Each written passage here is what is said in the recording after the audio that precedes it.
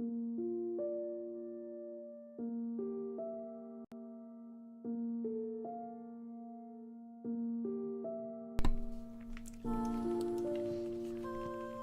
there and welcome to the stream. And hi there Deb, it's good to see you. I'm sure you will break all EXP records today.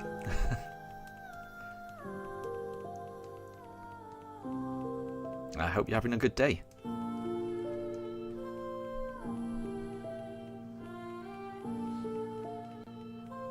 So this feels like an early start for me.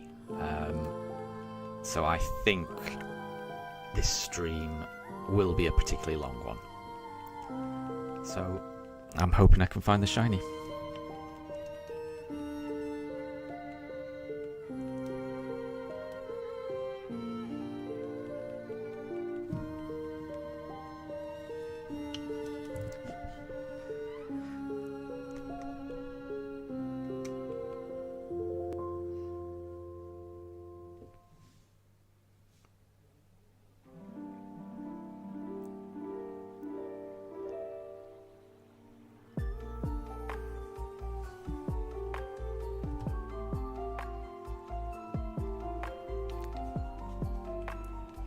Well, the first encounter wasn't shiny.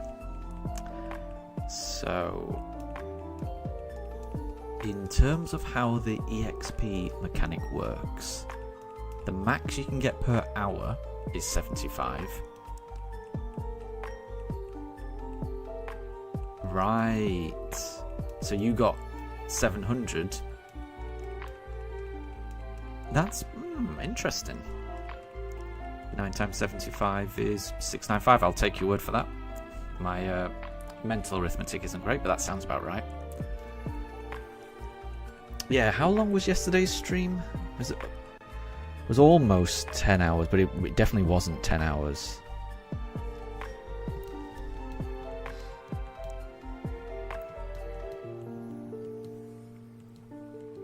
Nine hours 50 was yesterday's stream. So presumably then, if this one goes a little bit longer than that, then the XP could be higher. Right, we just did... I think we did Chimchar. No, we did Piplup. Ay. Well, we'll do Piplup again.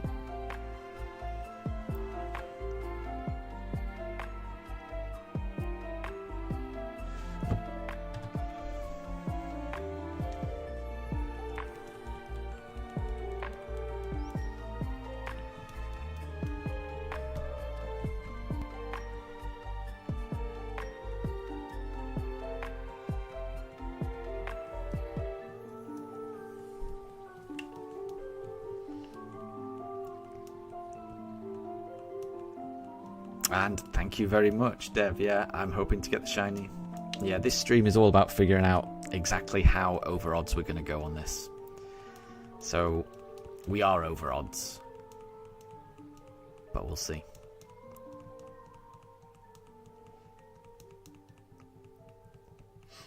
And yeah, I think you may end up with around 750 if you're able to stay until the end. I think the stream is going to go on for longer than 10 hours today, because I think I'm streaming about an hour earlier than yesterday. And I'll probably be finishing around a similar time. Okay, right. We definitely did Piplup last time, so we'll do Turtwig this time. But yeah, I would love a shiny. It's been a long journey.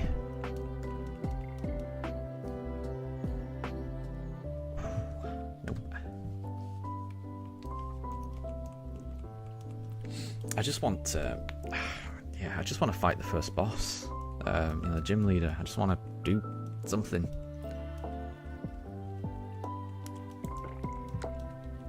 I've had enough of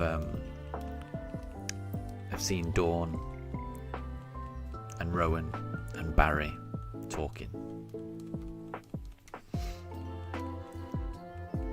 And yeah, do not worry. Take as many breaks as you need to, Deb. Don't worry about that.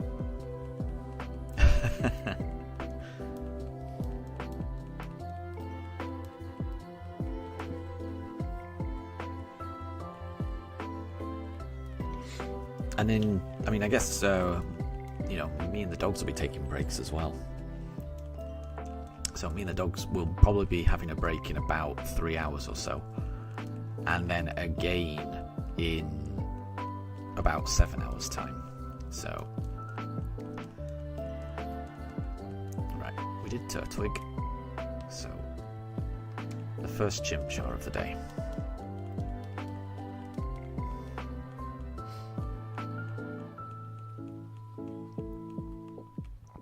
Oh, very cool, Deb. You've got a game of Among Us planned for 3 PM. Good luck in that. That sounds fun. That sounds really fun.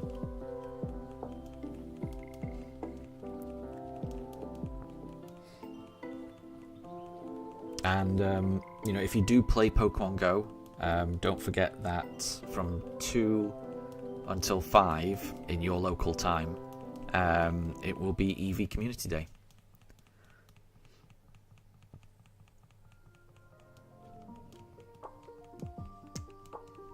Because I'm going to try and remember, because when it gets to 2 o'clock here, I'm going to open up my Pokemon Go and catch a few more EVs. I managed to get 6 yesterday. I was very happy with 6, but I will always take more shiny EVs.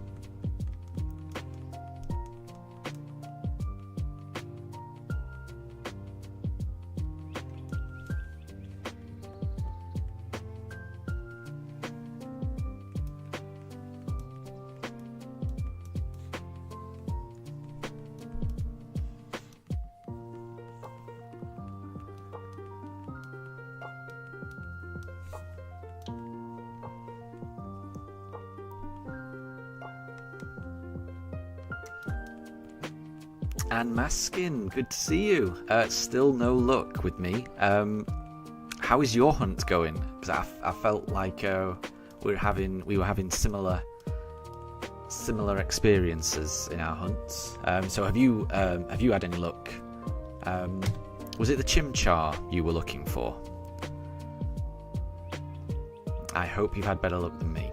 But I've got a good feeling about today. I'm hoping to get it today, personally. I reached full odds yesterday, so I ended yesterday's stream on 4,096. So anything beyond that point, anything now, it's just all about how far over odds I'm going to go. No shiny for you either. Well, really good luck. Yeah, I really hope you get it, because it's gonna be great when you finally do get it.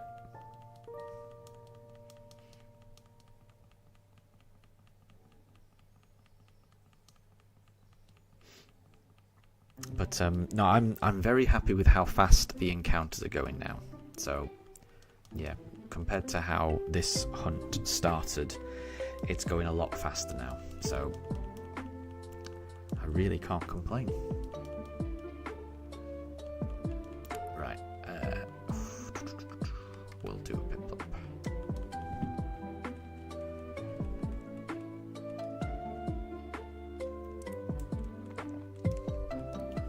And thank you very much, Maskin. Thank you.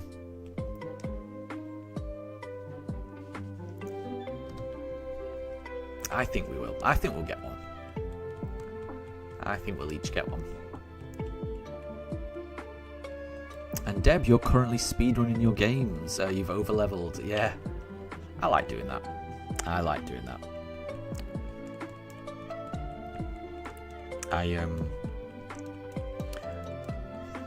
I don't look at it as overleveling. I look at it as, you know, you're spending more time training and bonding with your Pokemon. That's how I see it. So, you know, it's not my fault if my team is really high level. That's just a natural consequence of having a strong bond with my team.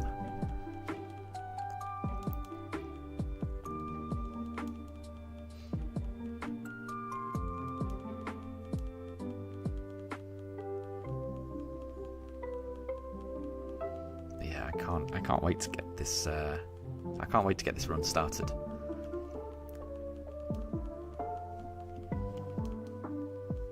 Okay, right. I did Piplup, so we'll do Turtwig. Because I've got a feeling the whole run is gonna, you know, change, and it's gonna be different, you know, based on which starter I get, based on which random shinies turn up. There's so many variables on this run. I have no idea how this run's gonna go, so I'm very curious about it. Deb, your Pokemon are level 25 and your rival is 14. Wow, yeah, that's gonna be a nice quick battle, I would say.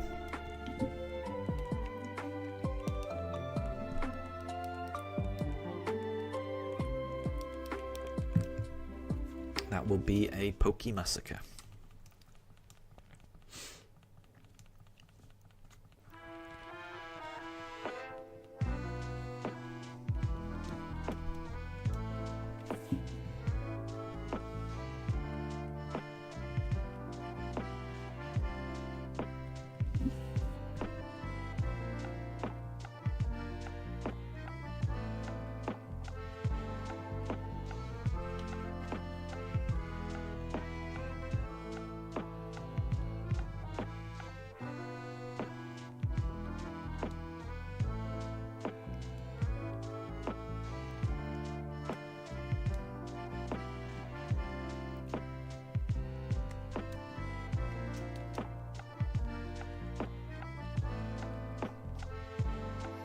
Yeah, I can imagine. Yeah.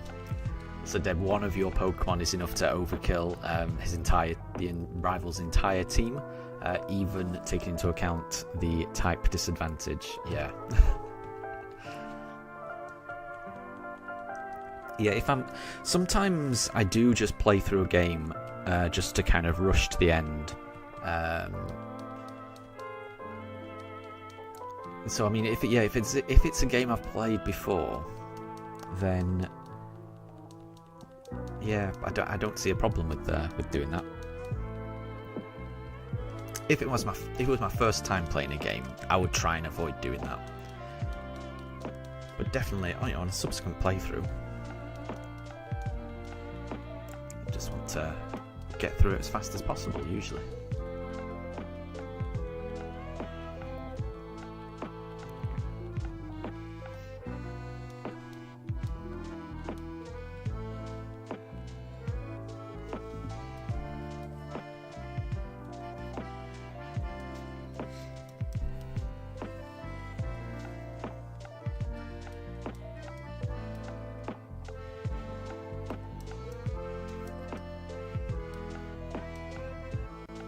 Oh, and it's your first time playing? Oh, well, yeah.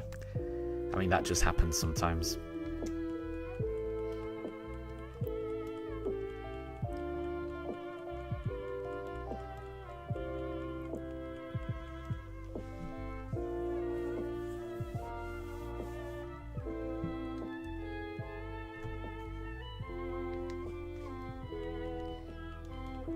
So, I don't actually know what Pokemon Soars is. Does SORS, does that stand for something? I've been trying to think what it could stand for and I haven't been able to figure it out.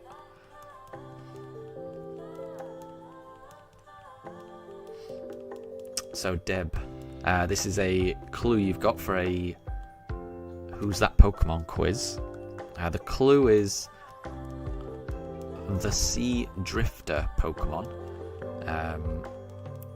So that's like the species name, the couple of word description of what the Pokemon is. For example, Nidoran is often known as the Poison Pin Pokemon, or Mankey is known as the Pig Monkey Pokemon. It's a type of thing that if you used to watch the anime, when Ash would point his Pokédex at Pokemon he'd never seen before, the Pokédex would always say, you know, the name of the Pokemon and then a few words, and then it would give some facts, and it's those few words that come after the name. That's what the clue's in relation to. So, the clue is the Sea Drifter Pokemon. I would guess Lapras. That sounds like something. I mean, Lapras is very all about, you know, ferrying people across the water. Drift kind of makes sense a little bit. But yeah, my first guess would be Lapras. And Pokemon Source is just the name, it doesn't stand for anything. Okay, interesting. So it's not Lapras. Right, what else? So it's clearly a water Pokemon. What else would drift in the ocean?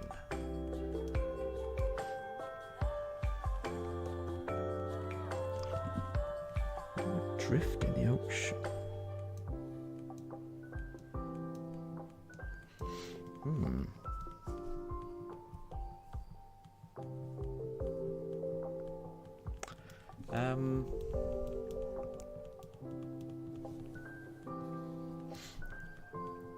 I mean, jellyfish kind of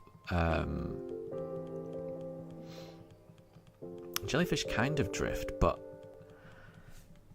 I can't imagine that Tentacool or Tentacruel would just be called a sea drifter Pokemon, but jellyfish do kind of drift in the ocean. I'm gonna kick myself if I don't go for it, but so I'm gonna at least go for it, but I'm not optimistic. I'm gonna say Tentacool, but I'm not optimistic with that guess. But just because jellyfish do kind of drift through the ocean, I feel like I've got to at least guess that.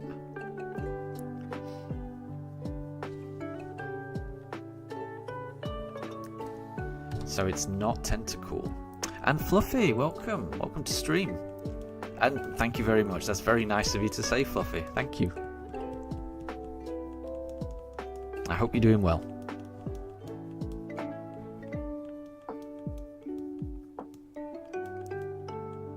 We're still looking for the shiny starter. And Ledisman, good to see you as well. Sadly, no shiny just yet. We did reach full odds in yesterday's stream. So I ended yesterday's stream at encounter 4096. But no shiny.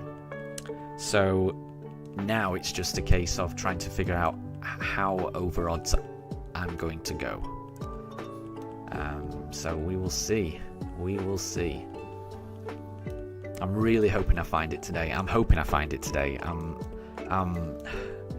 got a good feeling about it. This is going to be another long stream, so it's going to give me a chance. I've got a chance of finding it. Right. I think I did Turtwig, so we'll do Chimchar this time.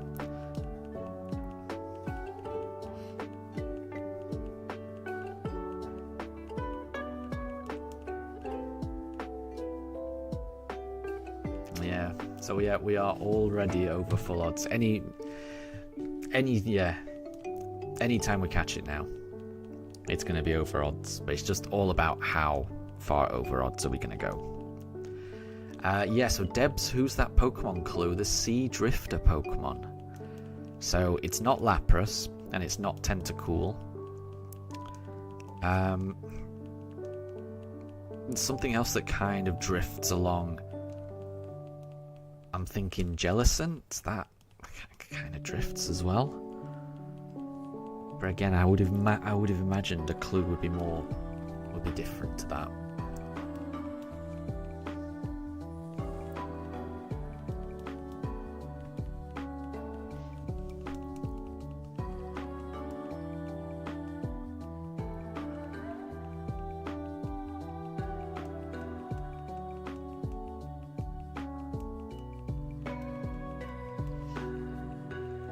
So Ledisman, how would I feel if after every attempt the denom would go -1? I'm not sure what you mean by denom. Do you mean the encounters would go down?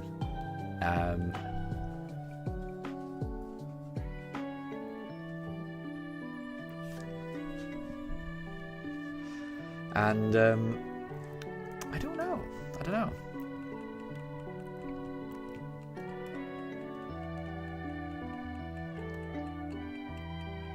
I mean, it's all about how many times I have to open the briefcase in order to find it. The denominator. So do you mean like the encounter counter?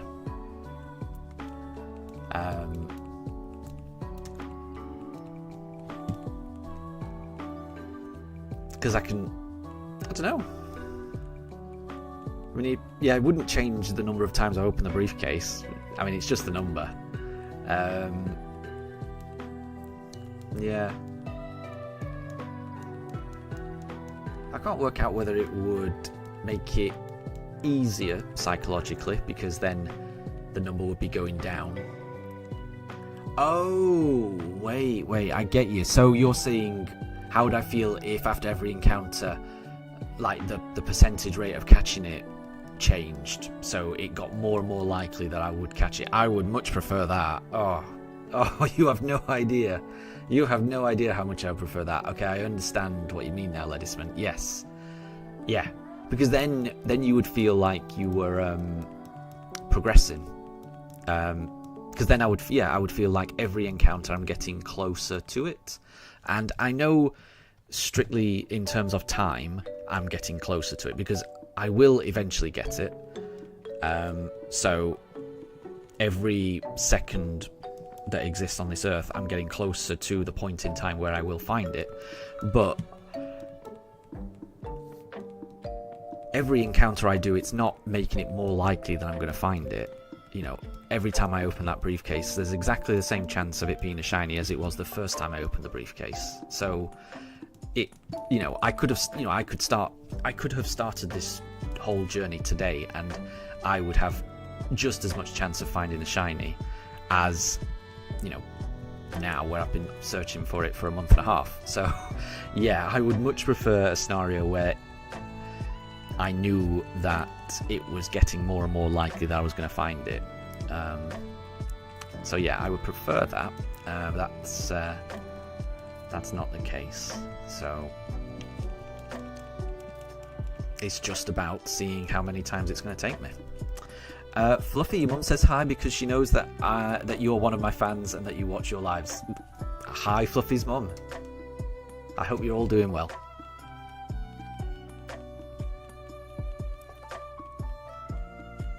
That's very nice of you. Thank you, Fluffy. And Fluffy, you bet that I'll get the shiny. I've got a feeling I'm going to get it today. Who knows? There's no way of knowing. But I hope you're right. I really hope you're right. I'm very much looking forward to actually playing this game properly. I've been resetting this for a long time. And I just want to play the game.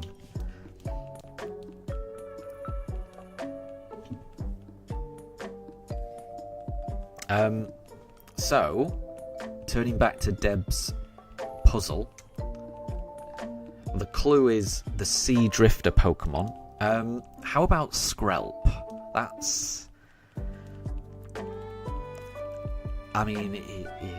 It's kind of like a seahorse, but it's kind of also like seaweed, and seaweed kind of like drifts with the tide. Doesn't, it's rooted to the ground, but it still drifts back and forth. How about Skrelp, Deb? And if it's not Skrelp, I may need a clue.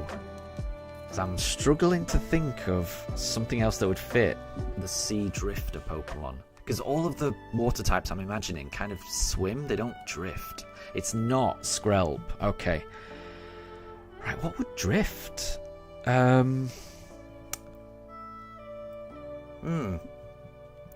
That's a tough one. That is a tough one. Because like I say, every water type that I'm imagining, it swims, it doesn't drift. Ledisman says Delmise. Yeah, that would not swim, would it? That probably would drift. That's a good guess. I like Delmise as a guess.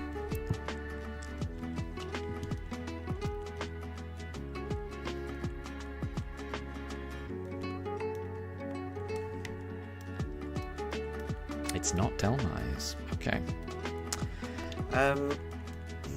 How about Mantine? Because it's got those big wings that it could just stop swimming and it would probably drift along.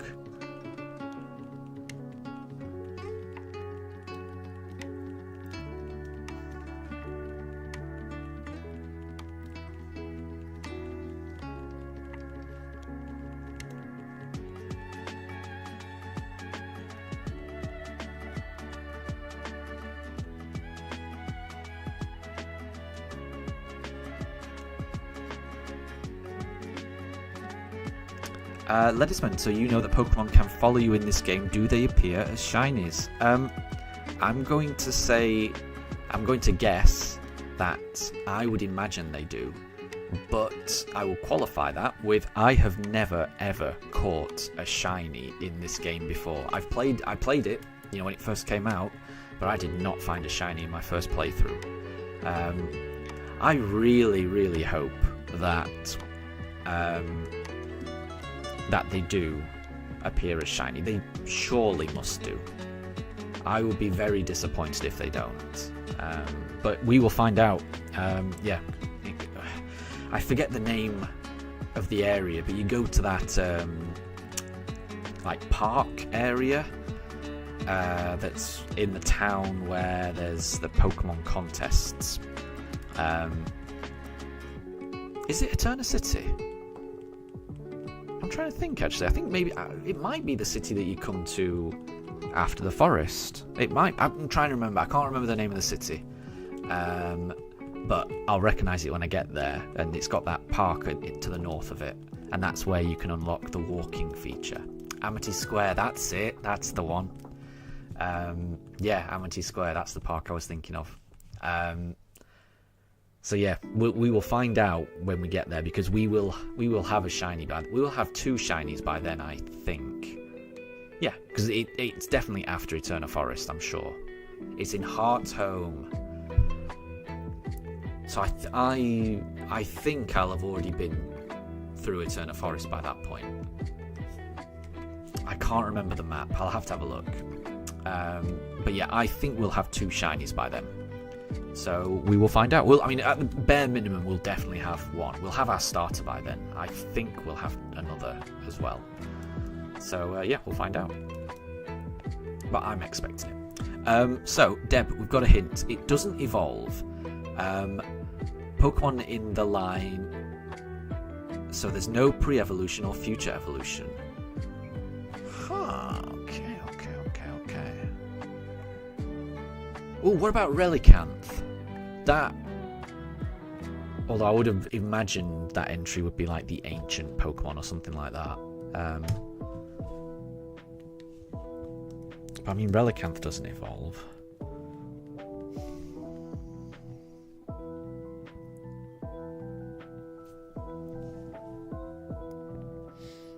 That's I mean, it's a good clue, Deb, because there's not many water types that don't evolve or have a pre-evolution. Oh, it falls under either rare or mythical or legendary, so it's not just the normal Pokemon. Ooh, right, okay. Ledisman guesses Manaphy or Fione. Yeah? Interesting. The Sea Drifter Pokemon. What kind of mythical, legendary, or rare could that be? Yeah, I like the idea of Manaphy or Fione.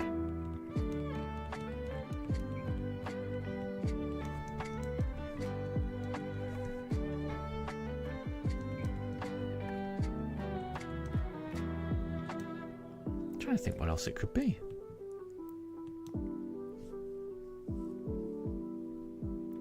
Well, if it's not that, maybe Tapu Fini? I don't know too much about Tapu Fini's like backstory, but I know it's a water type. Right, let's go Turtwig. So Manaphy is the seafaring Pokemon. Oh, what about Fione?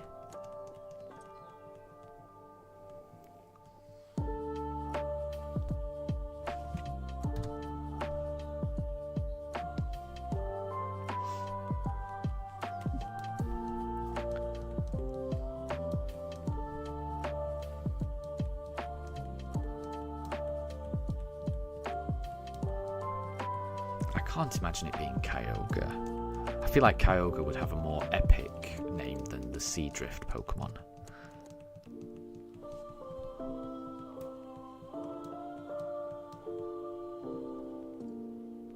And Fione is a Seadrifter. Well done, Ledisman. You got it. You got it. Well done. I couldn't get that.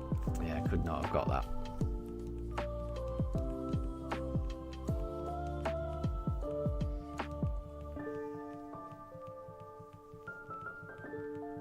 Oh, I didn't even notice Shinx has been knocked down. Shinx did not last long. Mifa is currently in the bed, so I would imagine Mifa is the guilty party there. I think Mifa's knocked over Shinx. Oh, I didn't even see it happen. The Gratitude Pokemon. Let's do Chimchar.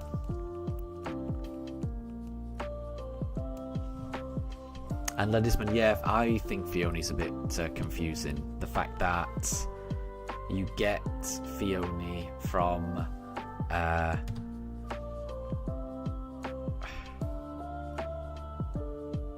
actually, I'm a bit confused. Do you get Fione from breeding a Manaphy, but then it never evolves? There's definitely some kind of egg relationship there. I forget what it is actually.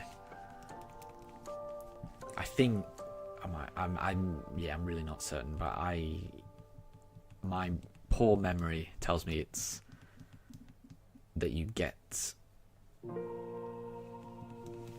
the Fione from breeding the Manaphy, but then Fione never becomes the Manaphy. So the Gratitude Pokemon, Ledisman guesses Shaman, and Shaman was right. Well done, Ledisman. I would have gone for Delibird, because when I think of Gratitude, I think of kind of like presents and things like that. But it's Shaman. Well done. The Alpha Pokemon.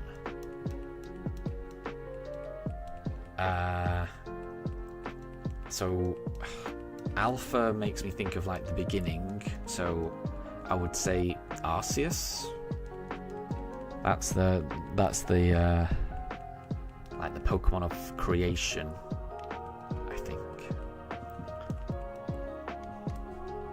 Okay, right. I did Chimchar last time, so let's do Piplup this time.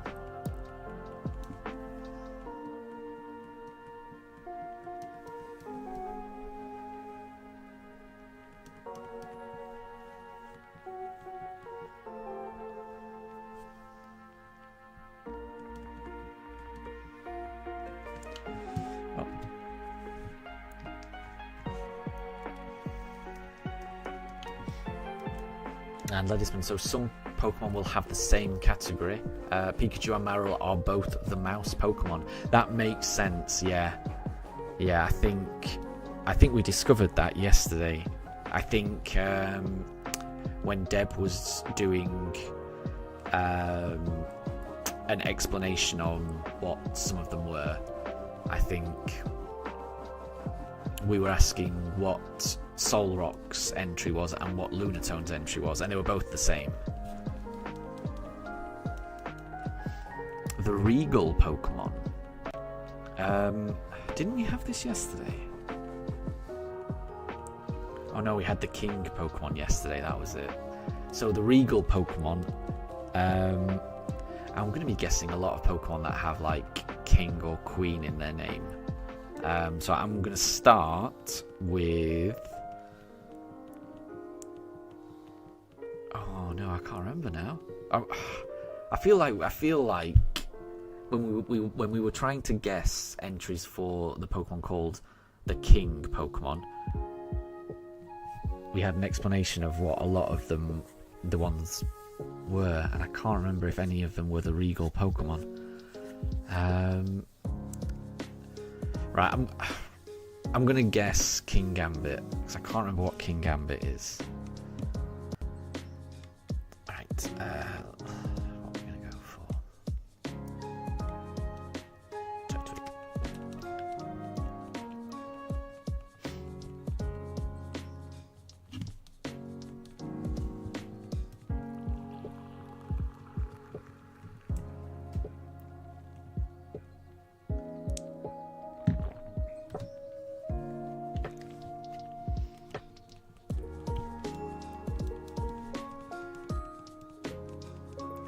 Oh, Lettuceman is guessing Kingdra. That could be it. Ah, King Gambit was the big blade Pokemon. Yeah. Yeah, I can't remember.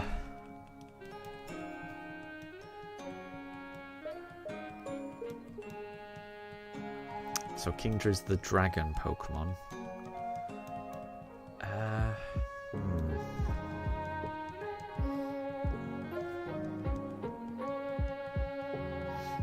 And it's not Nidoking or Nidoqueen, because I remember you saying that those were the drill Pokemon, both of them.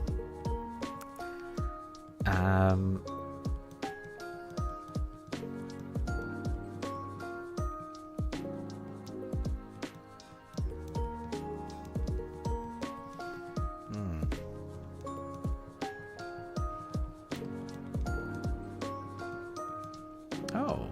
Ledisman's going for Silvally, which is a bit of a left field one. I don't know too much about Silvally.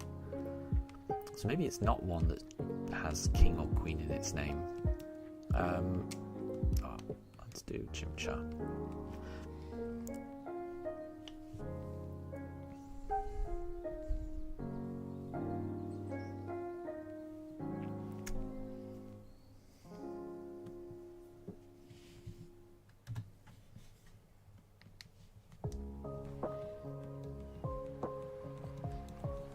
Yeah, I can't think of many more that have King or Queen in its name.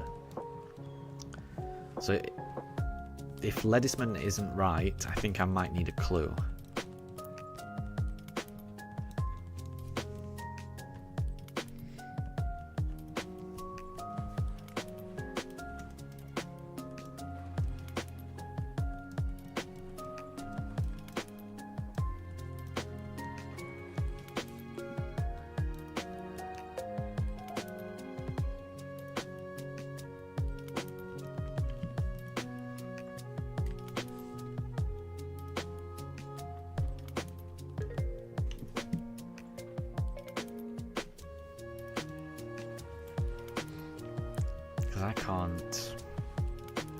I can't think of any more that have like King or Queen in its name. It's a starter Pokemon. What? Oh wow. Okay, what could that be? I'm surprised about that. I'm very surprised about that. Alright, let's just go through them. It's definitely not one from the first generation, because I would have heard that. I don't think it'd be Chikorita. Don't think it'd be Cyndaquil. I don't think it'd be Totodile. None of those seem regal to me. Samurot's a good shout. I could kind of see Samurott. I could kind of see Poplio as well, actually. I'm going to guess Poplio.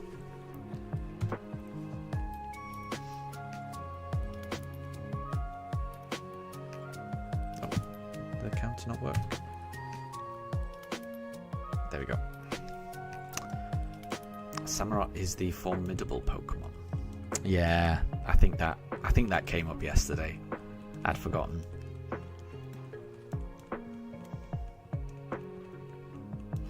Yeah, what about Poplio?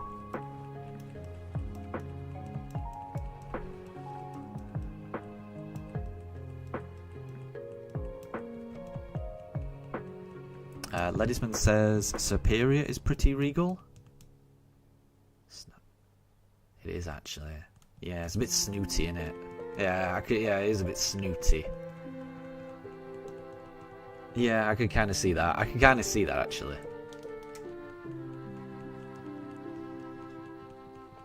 Yeah, Snivy is a bit snooty. Ah, Poplio was the sea lion. Right, it's not. Oh, it is Superior. Well, oh, nice. Well done, Ledisman. Yeah, I don't think I would have got that, or it would have taken me a very long time to get that. Well done. That was a tricky one. So good question, Deb. That was a stumper. The clue helped. The clue helped. That would have been a. I wouldn't have guessed it was a starter.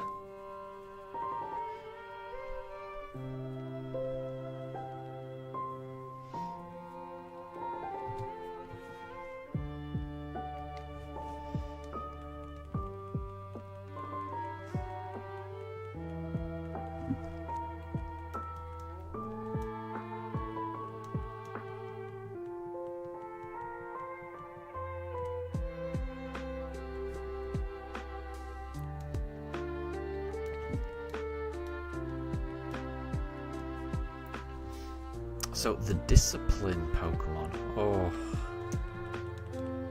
discipline. It's got to be a fighting type, surely. That's my thoughts.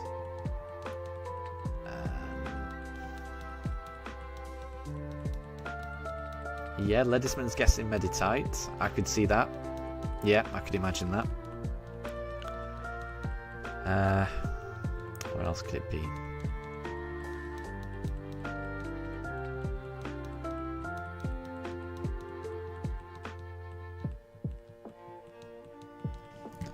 Maybe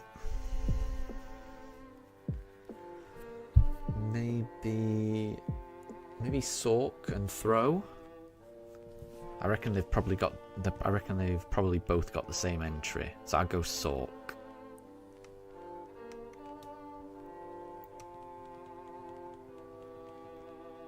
Ah, okay. Meditite is the meditating Pokemon. That makes sense. Yeah, I agree with Ledisman. This sounds like it's going to be a fighting type.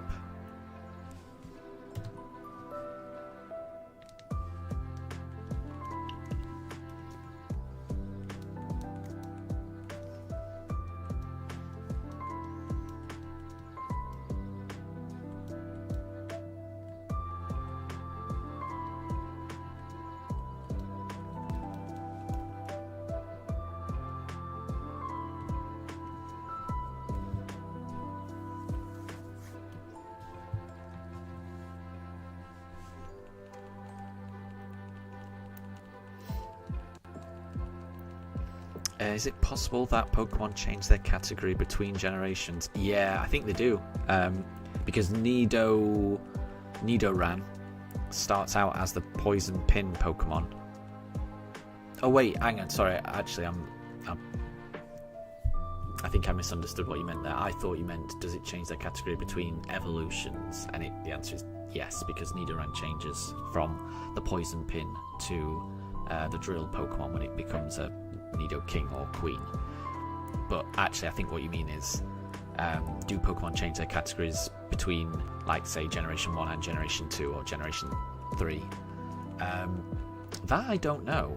I think all of the Pokemon that I remember from Generation 1, the way that they were described and categorized, it seems to be the same.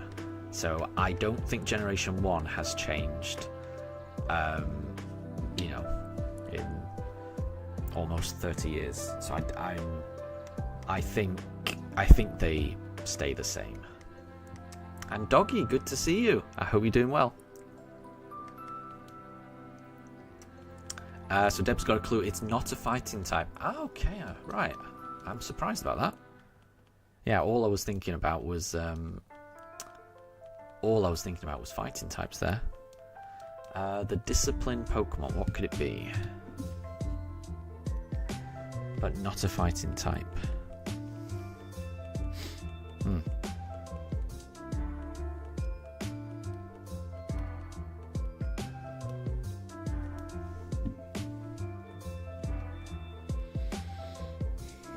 Ooh.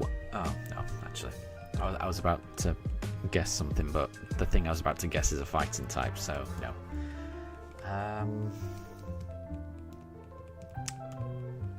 Discipline.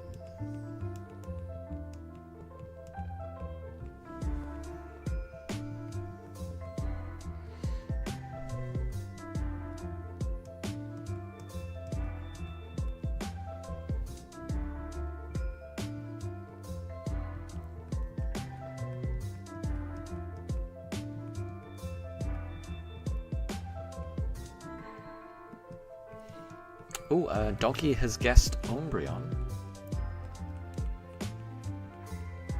But it's not Umbreon.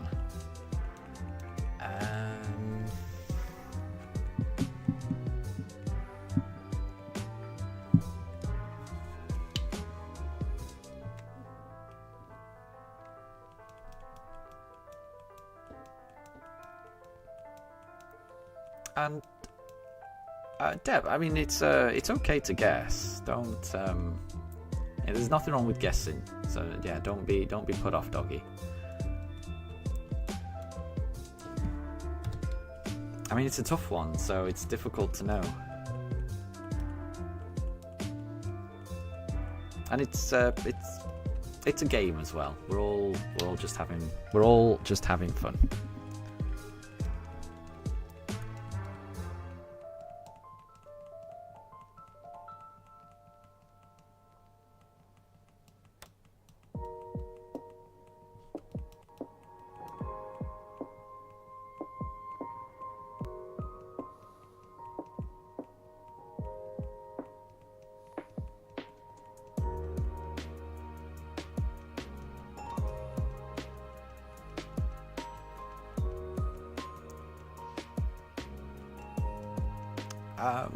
And Deb, you know, some of these, some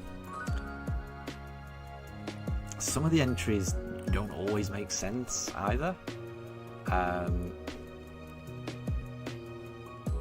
And I can kind of see the logic of Umbreon. You know, it looks like a little dog, and how do you train a dog? You kind of train a dog through discipline. I can see the logic behind Umbreon, honestly, or anything that looks kind of like a dog. I can kind of see the logic. But yeah, when they're difficult questions, so yeah, I don't want anyone to be put off from guessing. That's all.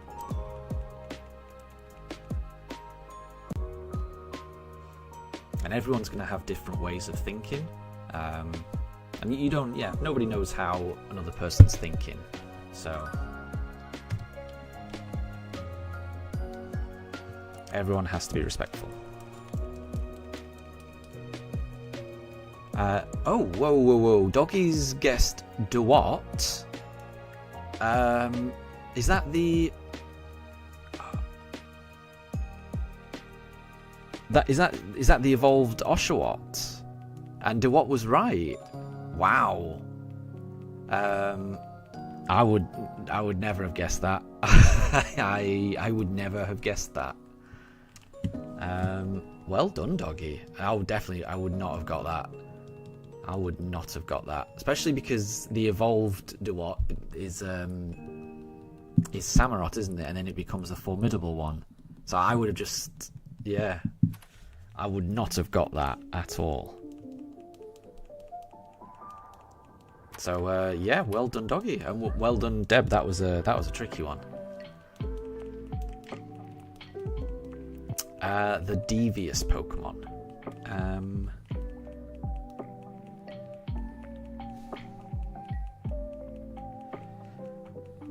Right, so all I can think are tricksy ghost types. I'm not saying it is, you know, that's just what's going through my mind at the moment. So maybe Misdreavus. I mean, that Misdreavus, the name Mischief is almost there, and that's, you know, a synonym for being devious. So I'm going to go Misdreavus. Legisman, no, I haven't had a chance to watch it, sadly. I think I did find it, but I just didn't have a chance to watch it. So I will get around to watching it, because what is it? Because when I found it, because I did find the video, but when I found it, it was like when I'd already gone to bed, and when I'm in bed, I can't kind of watch things with the volume on. So I think I had the subtitles on, so I could watch. So I watched a little bit, and it seemed to be. It was about like the theory, like the lore of what represents a shiny and what represents the shiny charm, which sounded really interesting. And when I realised what it was about, I was like, actually, I think I'd like to listen to this. But like I say, I was already in bed and I couldn't really listen. You know, I didn't want to wake up my wife, so I kind of paused it, and I'll watch it later. But yeah, I did manage to find it, and it looked interesting. It definitely looked interesting.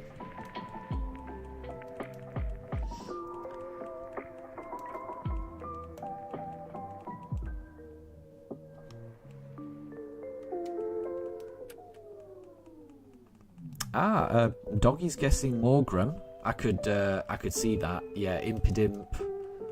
That, yeah, those are kind of those look mischievous, don't they? Devious. And yeah, that was the thing. Yeah, I got the impression that the subtitles weren't perfect. All I could get was just a rough idea. So yeah, I think when I realised that the subtitles were not the best way to watch it, yeah, I just kind of paused it, and it's something that I'll come back to when I can actually watch it with audio.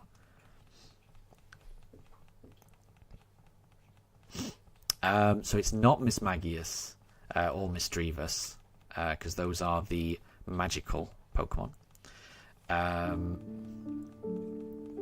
Ledisman is guessing Scraggy. Yeah, I could see that. And Doggy's also guessing Purloin.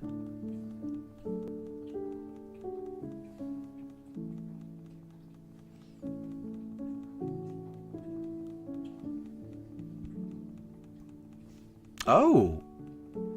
And Purloin and Morgrem are both correct. Wow, well done, Doggy. I can definitely see Morgrem and Impidimp, both of them. They yeah. That definitely fits. I'm not sure I would have got Purloin. Purlion. I don't know how you pronounce it. Purlion. But Morgrem and Impidimp definitely. Yeah, that works.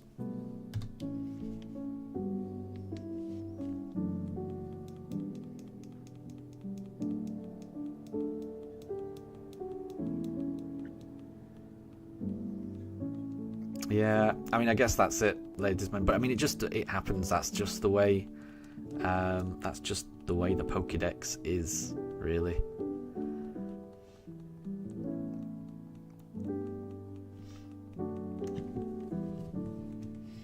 I don't think there's anything wrong with that. As long as one answer's right, that'll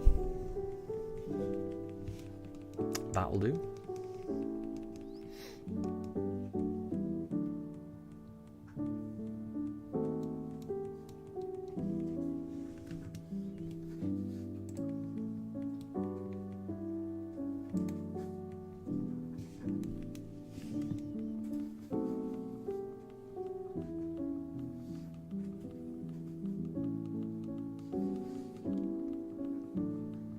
So you think the Pokédex should make each Pokemon unique with its own category?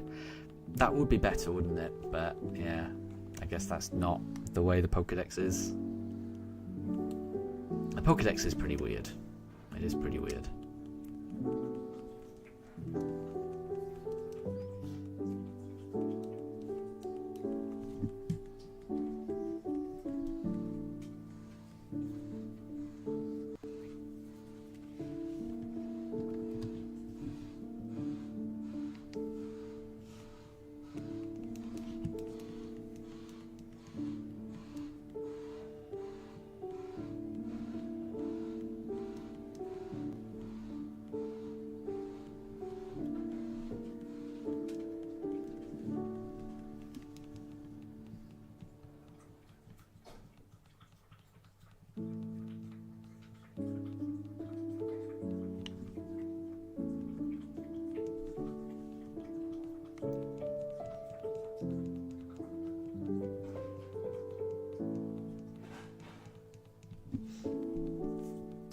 The cruel Pokemon.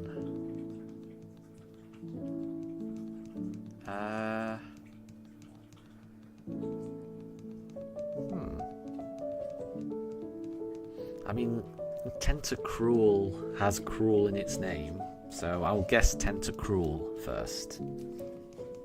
And Ledisman got some movement on the cams. Yeah, I think the poochers, I think Mifa just got up out of her bed to have a little drink. Daruk he's kind of dragged one of the beds out of range of the camera. I'm assuming he just wants some privacy. So Daruk is a little bit out, and yeah, Mifa has gone on the floor and she's out of range of the camera now. So yeah, Mifa, having knocked the Shinx out, has retreated to the floor. And Deb, your PC's lagging, but you won't let your crown go away. Yeah, I think your crown is safe.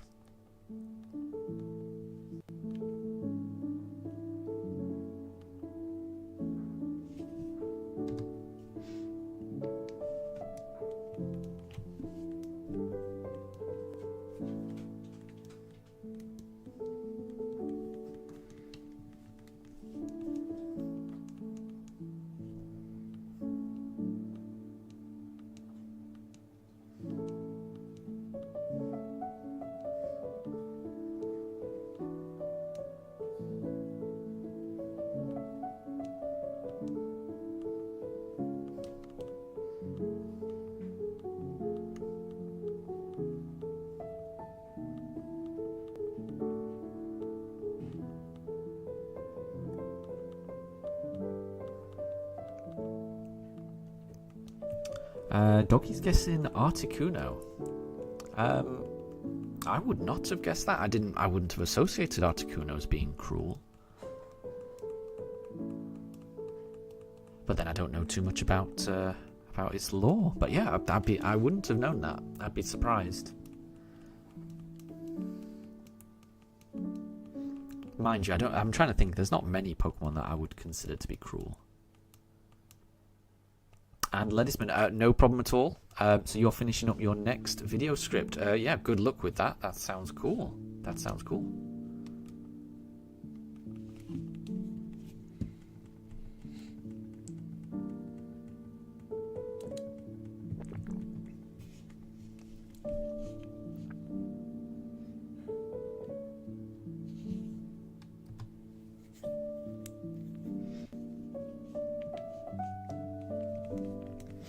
So yeah, Deb, my guess for the cruel Pokemon was, it was just Tentacruel.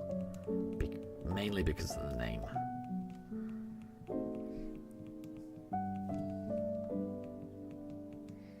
And no problem at all, Ledisman. No problem.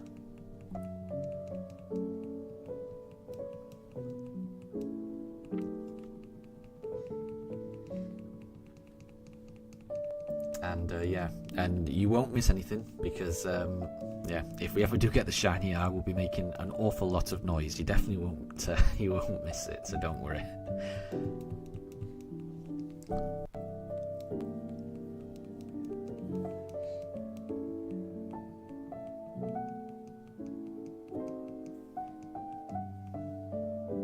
And no problem at all, Deb. No problem. There's no rush.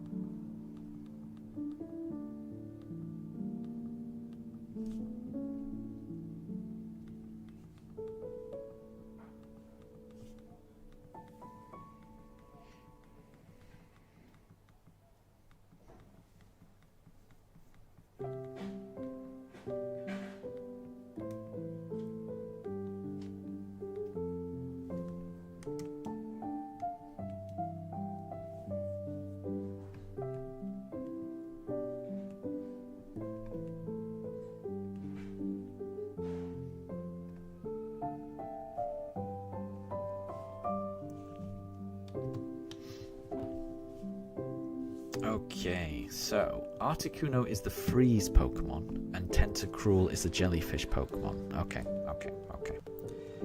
Right, so what else would be cruel? Must be a dark type, surely.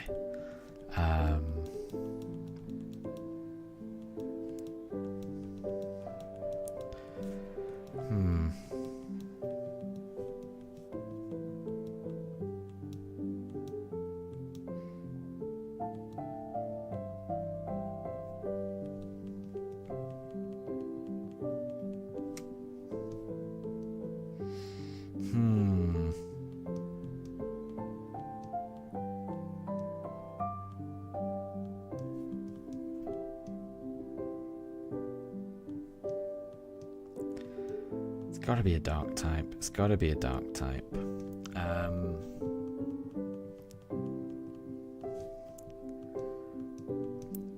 So Deb says it's a dark type. I mean, that makes sense. Yeah, that does make sense, it being a dark type.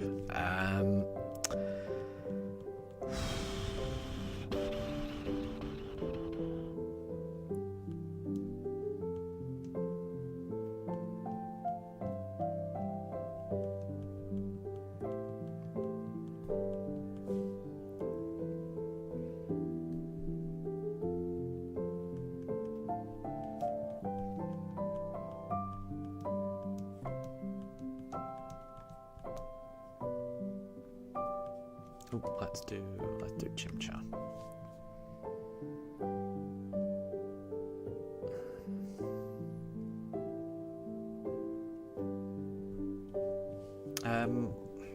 Is Absol cruel? Yeah, I'm gonna go Absol. That's what I think of when I think of dark types.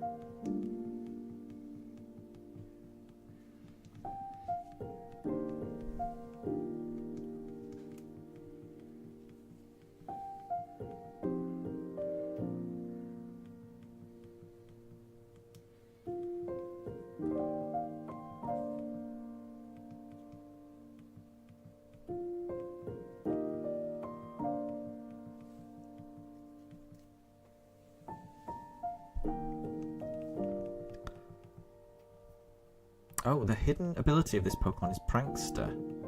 I mean, in that case, then it's the evolved Morgrem. What's it called? It's the final evolution of it. That's Prankster, and it's a Dark Fairy. The fully evolved Impidimp is... I can't remember what it's called. It's annoying. What's it called?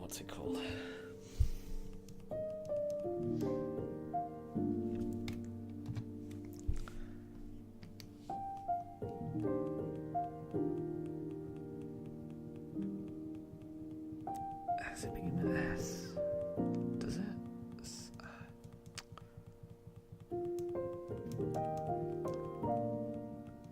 Oh, it's pure dark type. Oh, that's... Okay, that's not what I was thinking.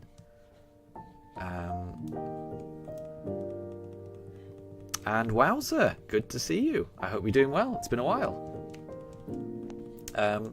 We're still trying to find that shiny starter, so not a whole lot has changed.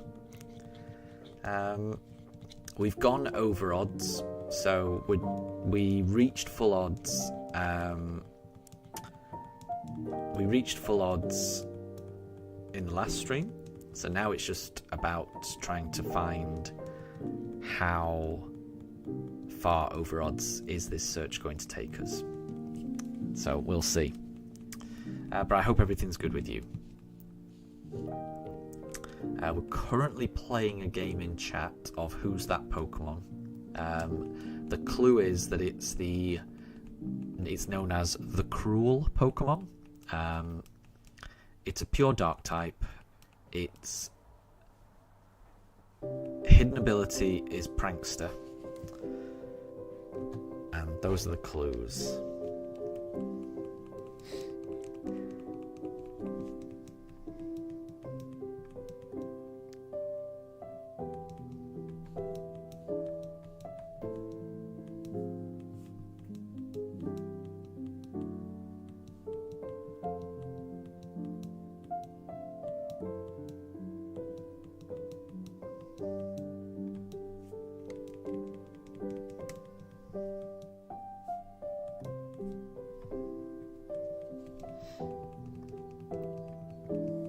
So Wowzer, you were enjoying a vacation, and you were busy with school. Do not worry. And like I say, you've not missed anything.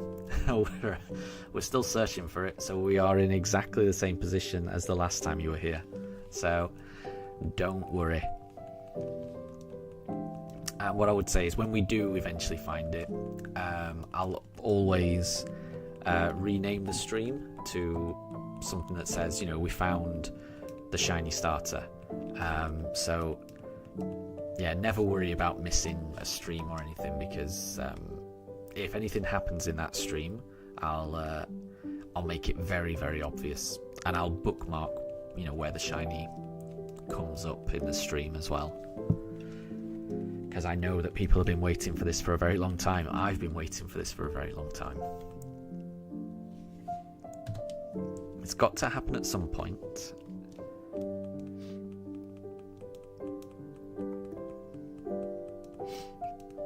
And Wowzer, you're having breakfast with some British white cheddar. Very nice, very nice.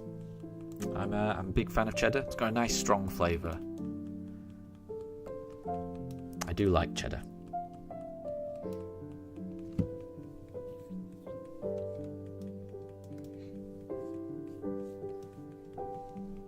Although recently, not for breakfast, but recently I've been having more of the like soft cheese, like brie. I'm really enjoying having some brie with some crackers, for lunch or something like that. It's very nice.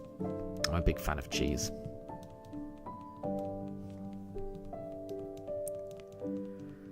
Right, so this cruel Pokemon that is a pure Dark type, and its hidden ability is Prankster. Because when I heard Prankster Dark type, I was thinking of the evolved Impidimp, but I still haven't been able to remember what it's called. Because that's got Prankster, because I used to use one for raids, because it can set up screens really fast, because of the Prankster ability. So Grimmsnarl, that's just come to me. So yeah, I thought it was Grimmsnarl, but it's not, because it's a pure Dark type.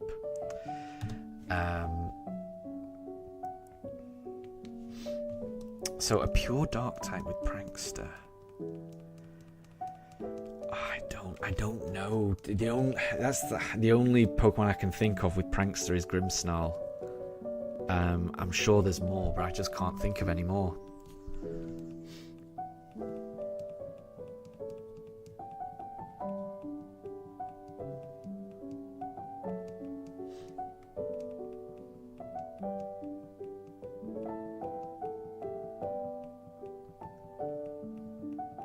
And I should go to France for the cheese. I'm a big fan of French cheeses, and I've been to France quite a few times.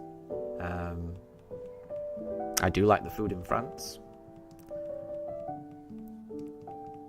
Oh, the answer was Lipard. Oh, I didn't think it... Yeah, it does seem pretty cruel. Yeah.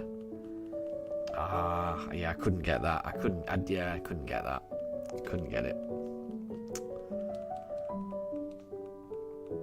The Dream Eater Pokemon.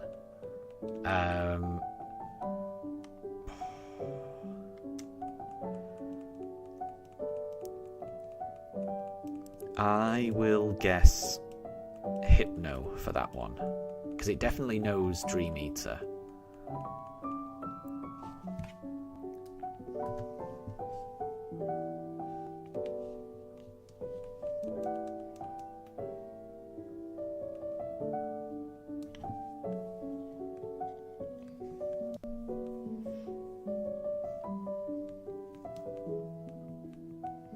And wowza, you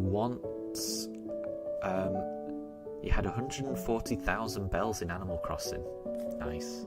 I haven't played Animal Crossing in a while. I'm very, very much looking forward to the next Animal Crossing that comes out. I want to start a new playthrough of Animal Crossing, because I do enjoy it.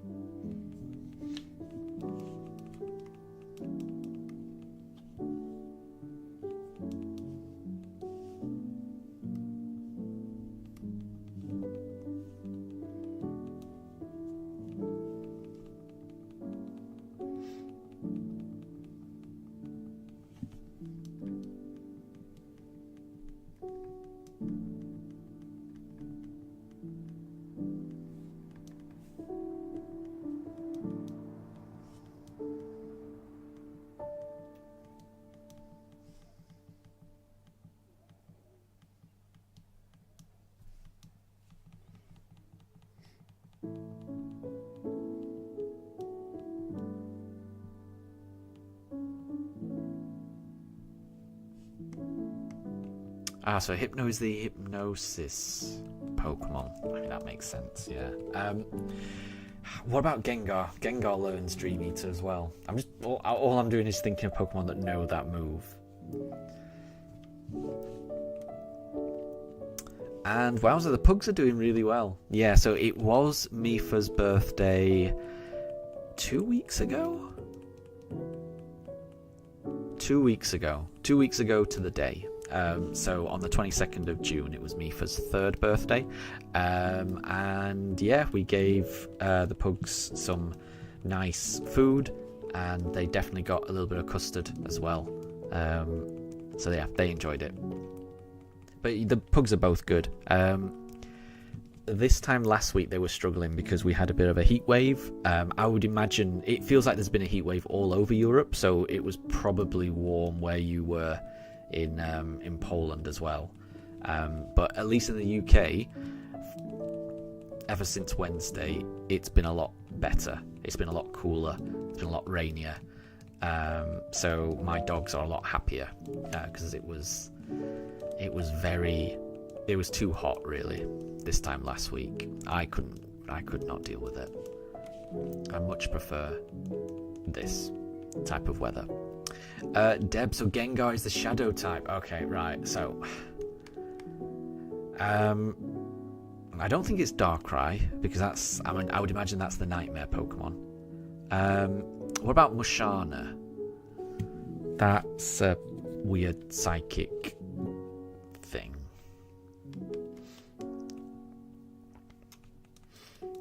So the Dream Eater Pokemon, it's not Hypno and it's not Gengar. And wowza, you're going to London this vacation. I hope you have fun. London is a cool place. London is a very cool place to visit.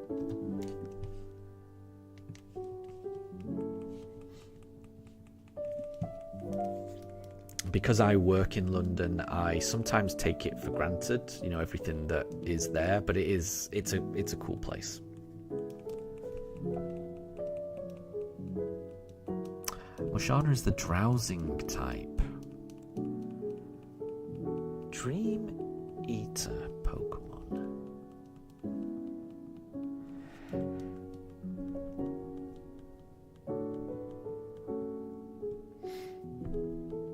Yeah, I didn't think it was Darkrai. But whenever it's like dreams or nightmares, I think of it. Right, what Pokemon learn it? I'm trying to think now.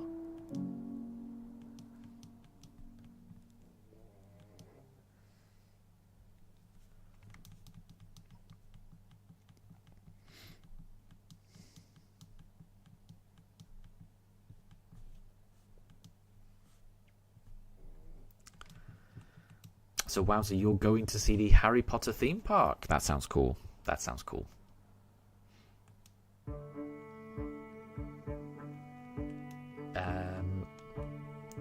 And you're going to buy an Android soon, but iPhones are not safe in London.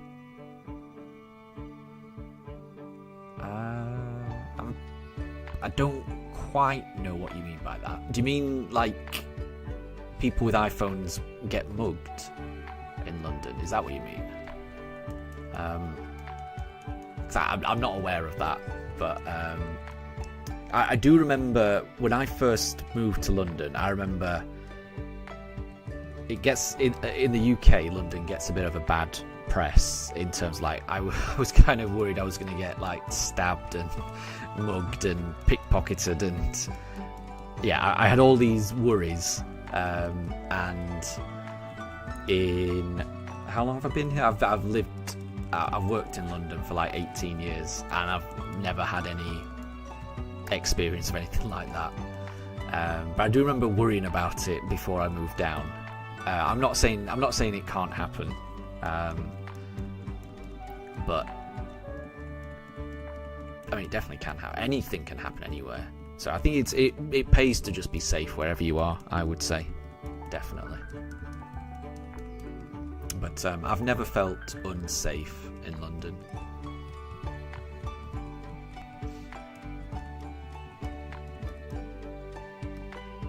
Right. Let's do Piplup.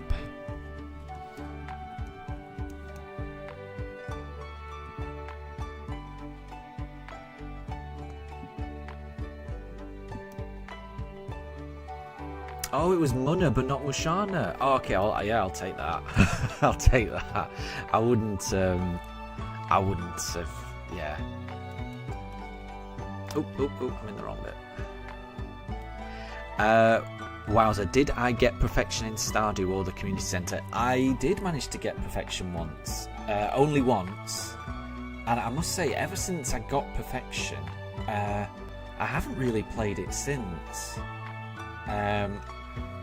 But there's been all these updates that happened last year that, you know, have completely changed the game. But I haven't played it since the updates came out. So I do need to play it again, so I can play all that new content and get perfection again. But yeah, I love Stardew. I always love filling out the community centre. That's my favourite part of the game. I absolutely love that. Getting perfection, I've only ever done once. Yeah, because it involves, you know, keeping track of, you know, the golden coconuts that you're collecting and making sure you've got them all, and making all that money, and doing all the recipes as well. That took a while. And getting all the items, filling out the museum. Yeah, it's a real effort, and I absolutely loved doing it. And then you go up the mountain and you get that little cutscene. It's very nice. Yeah, I like Stardew Valley an awful lot. Yeah, I can't wait to play that again with all the new content. That is on my list of games I want to play.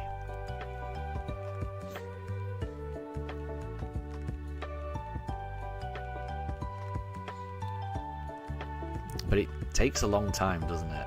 I forget how many hours I put into it, but the playthrough where I managed to get perfection, it takes a very long time. And Ledisman, congratulations! So you've just finished writing up the script for your latest video, which you'll be recording tomorrow. Well, good luck with that. That sounds awesome. I'm glad you've been able to do that.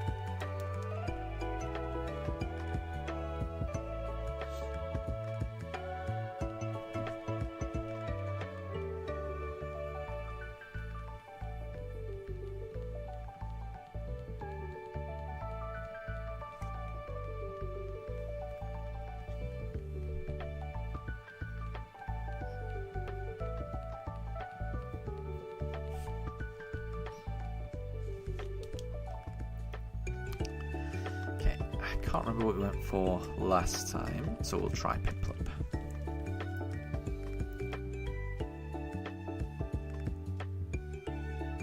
The pitch black Pokemon. And Deb thinks that's really easy. I don't think that's easy. Nothing immediate's coming to mind. The pitch black Oh, wait. Oh, I was going to say Umbreon. But Ledisman is saying Zekrom. Yeah, so I'm thinking Umbreon because it's like the pitch black of night. And it can blend into shadows and things like that. But Zekrom could be. I don't know too much about Zekrom, but it definitely could be. Yeah, my guess is Umbreon.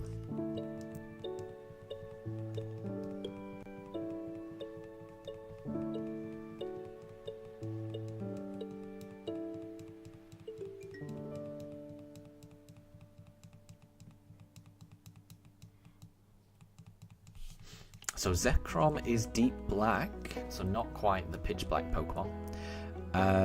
Do people say pitch white? Yeah, I've never seen that. I don't know what the... I don't know what the equivalent is for white. Right, let's do Turtwig. Umbreon's a moonlight Pokemon. What Pokemon is completely black?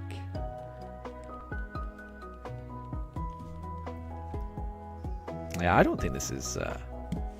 I don't think this is too easy. So, I mean, if it's known as the pitch black Pokemon, then it surely must... Its typing must be the dark type, surely.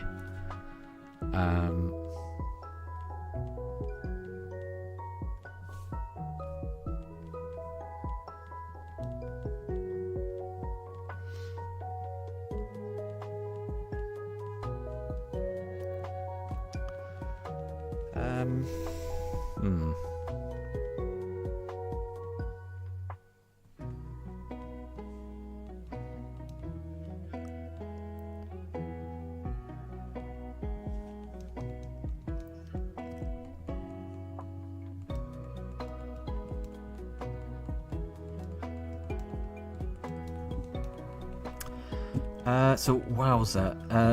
Do I think with Year 3 close, 75% done of the community centre, 5 hearts with around 8 people, with no Ginger Island, is that okay? I think so. Definitely think so. It takes a long time. The Pokemon's name was already in chat, but nobody answered it. It was in chat, but nobody answered it.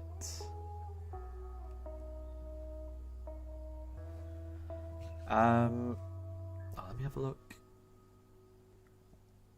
What? Darkrai's in the chat. Darkrai? I mean, it is black, but I would have thought that would be like the Nightmare Pokemon or something. I'd be surprised if it was Darkrai, because, like I said, I would have thought that would have been the Nightmare Pokemon. Right, let's do Chimchar. But yeah, after 3 years, I would say that's good. Definitely.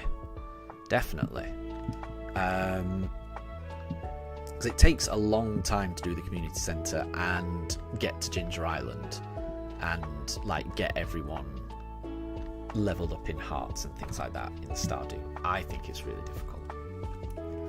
Wowza, you always go for Abigail as a spouse, and you give Pam a beer before going to the desert. Before you give Pam a beer before she gets in the bus to drive you to the desert. That's dangerous. And Wolf, good to see you. I hope you're doing really well. And no, we didn't get it. We haven't got it yet. We reached full odds in yesterday's stream. So we streamed up to 4,096 and we didn't get it. So now we are over odds. So we're officially unlucky now. Now we just need to find... Now we need to find out how unlucky we're going to be. So we'll see. So... Wolf, what did you miss? You haven't missed anything. So we're in exactly the same position we were the last time you were here. We're still opening that briefcase. One of these days, when we open the briefcase, we're gonna select a Pokemon. We're gonna say yes.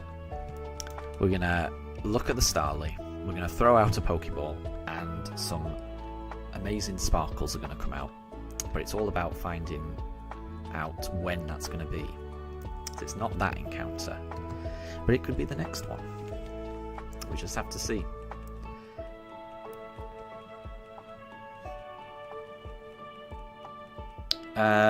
Deb, fun fact, we're closer to 2050 than 2020 as of now.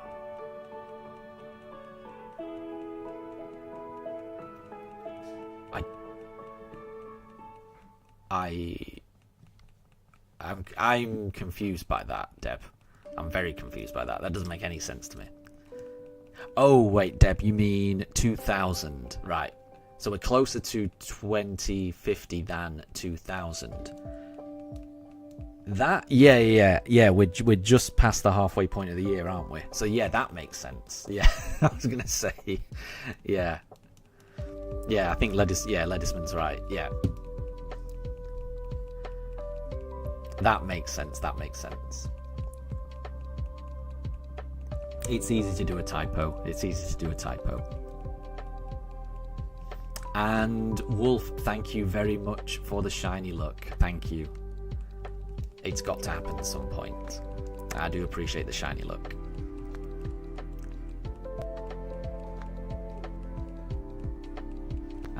So, wowza, you were a vile one in a particular Stardew game. You married Emily, then divorced her, then married her sister, then divorced her, then married Sebastian, then divorced him, and then wiped their memories. Wow. But, you know, you play the game how you want to play the game. I think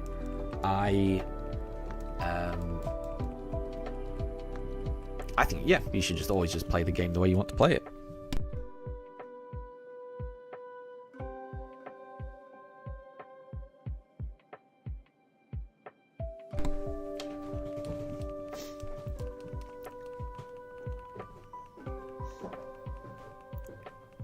And wowza, Abigail gives bombs to stay safe, but she doesn't know what happened to George.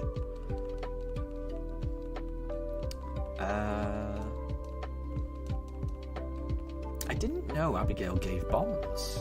Because, yeah, some villagers give gifts, don't they, if you're married to them. I can't remember. And I don't know what happened to George. But don't tell me, because that might be something that happens in the update that I haven't seen. So, if possible, don't give me any spoilers for anything that happened in the recent update. When I say recent, I think it's over a year now. So it came out like early last year, but I haven't had a chance to play it, which is crazy. But yeah, ideally, I don't want any spoilers, if possible, for anything that was in the update, because I do want to play it eventually.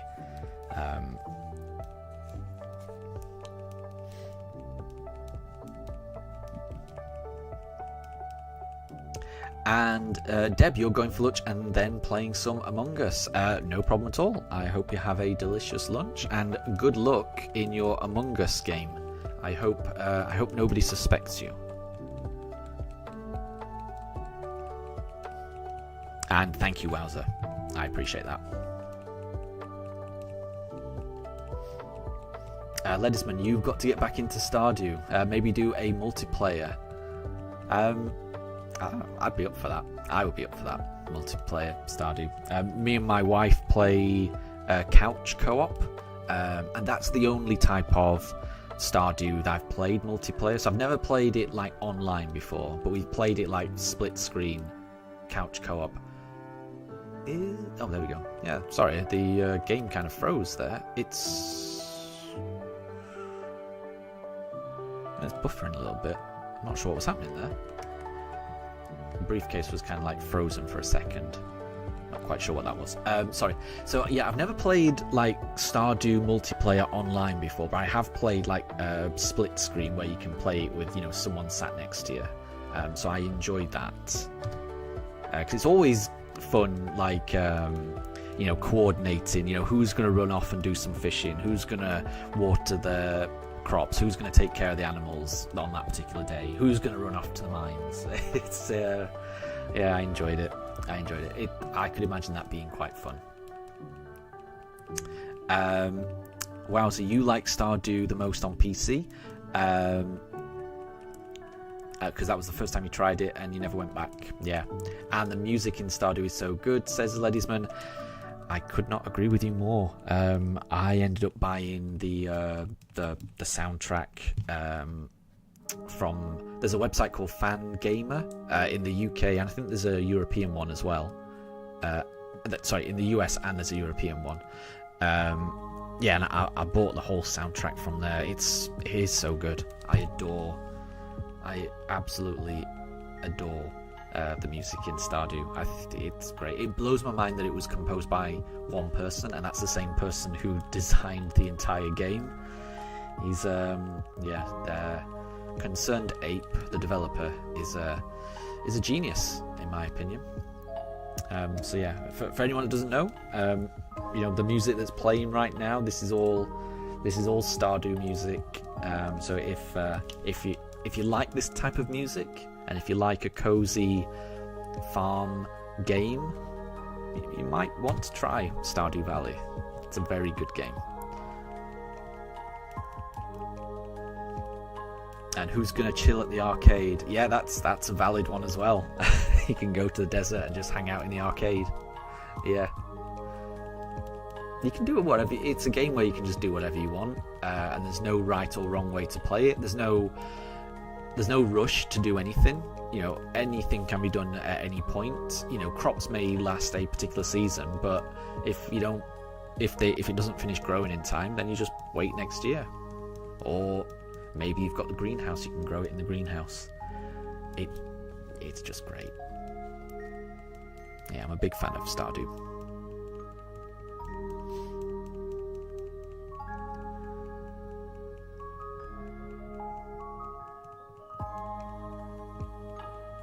And wowzer, you bought Minecraft to play with friends, and one of your friends became admin, but became tyrannical with power and said that the latest version was garbage and then left.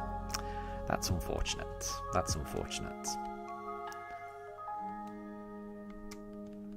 And Ledisman, you think that Concerned Ape should be known as Busy Beaver, given how much effort he puts in? Yeah, I completely agree. Yeah, it's so crazy how hard that guy works on a game that is 9 years old, you know, and all of the updates that he does, it's all free. He doesn't charge for any of these updates, all these massive bits of content. And I can remember playing the game like 8 years ago, and the game is completely different to what it is now. I mean, if you look at it, yeah, it looks, on the surface it looks the same, but there's so many more mechanics that he's added to the game. Like there was definitely no co-op when I first started playing it. There's many more changes. You know, huge areas, huge bits of music that just didn't exist, and he's added layer upon layer upon layer to that game, and he keeps doing it for free just because he loves the game. So yeah, I've got a very high opinion of him. Wow, so you'd be gambling your life savings away at the arcade. I can imagine that.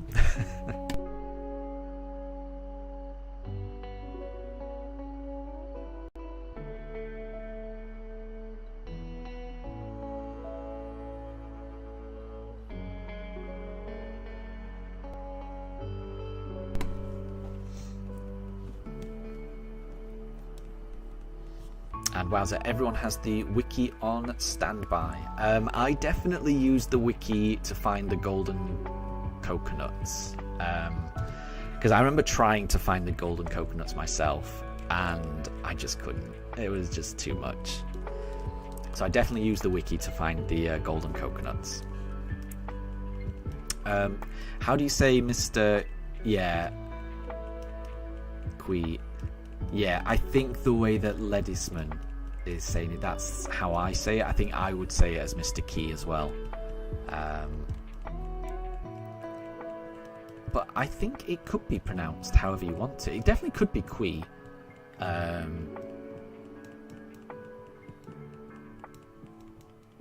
don't think there's a wrong way of saying it.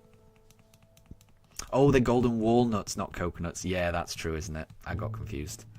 Because you can find golden coconuts, but those are a different thing, aren't they? The golden coconuts contain like an artifact or something.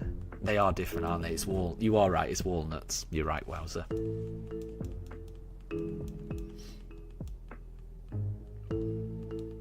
That's interesting, Wowzer. So the updates to Minecraft mean that sometimes Minecraft doesn't actually feel like Minecraft anymore. But the updates to Stardew always feel like Stardew. Interesting. Yeah, I mean, I definitely feel, yeah, you know, I haven't played the latest update. So again, yeah, I apologise because I haven't played the latest one. But I played everything up to that. And yeah, you know, like Ginger Island, that feels completely natural. You know, because I don't know what update that got introduced in, but it definitely wasn't there at the start. But Ginger Island, it doesn't feel like a different game. It feels like, you know, it feels like it was always part of Stardew, because it kind of, well, it's well written and it feels natural, but it also ties in really nicely to the characters as well. You know, especially Linus. I like what Linus chooses to do at the end of the Ginger Island storyline. It's nice. It's just nice.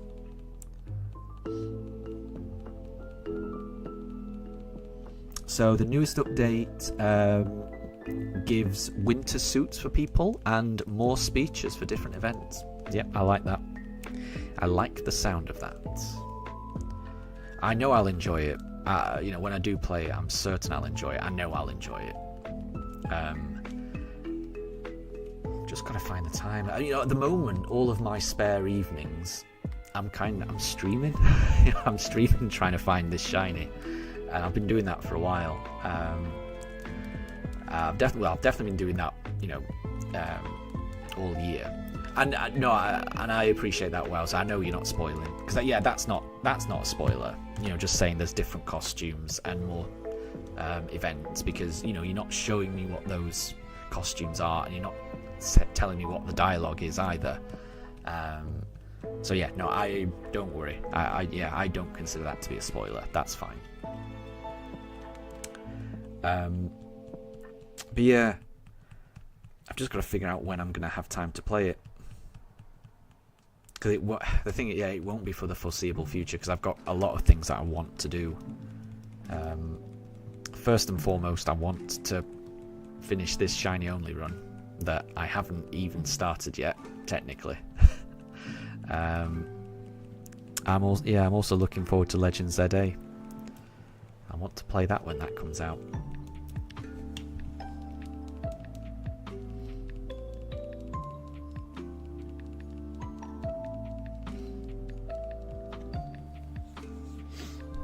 And it definitely sounds really cool, Wowzer. I'm looking forward to playing it. It's a very chill game, you know. Well, I say it's very chill. You know, sometimes when you get really far into the mines, it can get a bit intense, but it's always your choice to be down there. So, you know, it's never something you have to do.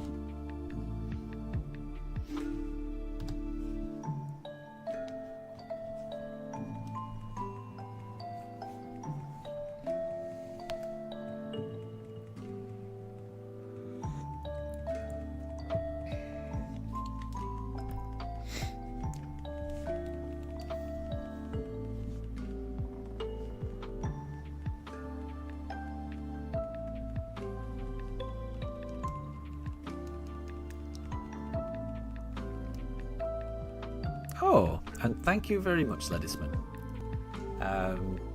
So in order to speed up this run, Ledisman is predicting that we get the shiny within 10 encounters, and Ledisman is willing to offer up some of their shiny luck to help us, which I definitely appreciate. Thank you, Ledisman.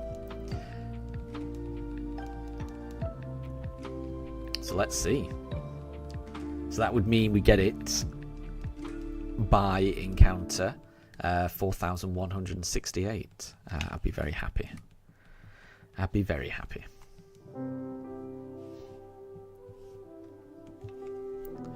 Okay, we'll do Chimchar.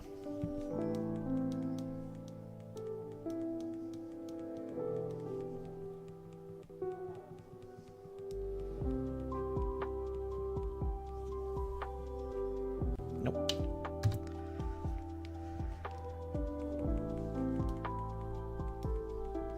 But you're not wrong, though. It is going to take a long time. I mean, even if I get it the next encounter, this run is going to take a long time. But I might be being naive, but I do think this is the longest part of it. I do think that every other shiny hunt I do next should not take this long. I'm not saying that the number of encounters won't go higher than this, because it definitely could do. But what I mean is, each encounter in the subsequent hunts that we do, I don't think will take us as long to, look at each encounter. So I'm planning on doing a soft reset hunt for Palkia late on in the run, but that's not going to involve all of this dialogue with these NPCs. So those Palkia resets are going to be faster. So yeah. And Ledisman, if you're right, I've got to name a Pokemon after you. Yeah, I'm happy to do that. If anyone guesses the encounter that we get it on, I will name the Pokemon after them, definitely. I don't normally name Pokemon. In fact, I don't think I've ever named a Pokemon before. I think I've mentioned this before, but the way that I like to play Pokemon is very influenced by the anime.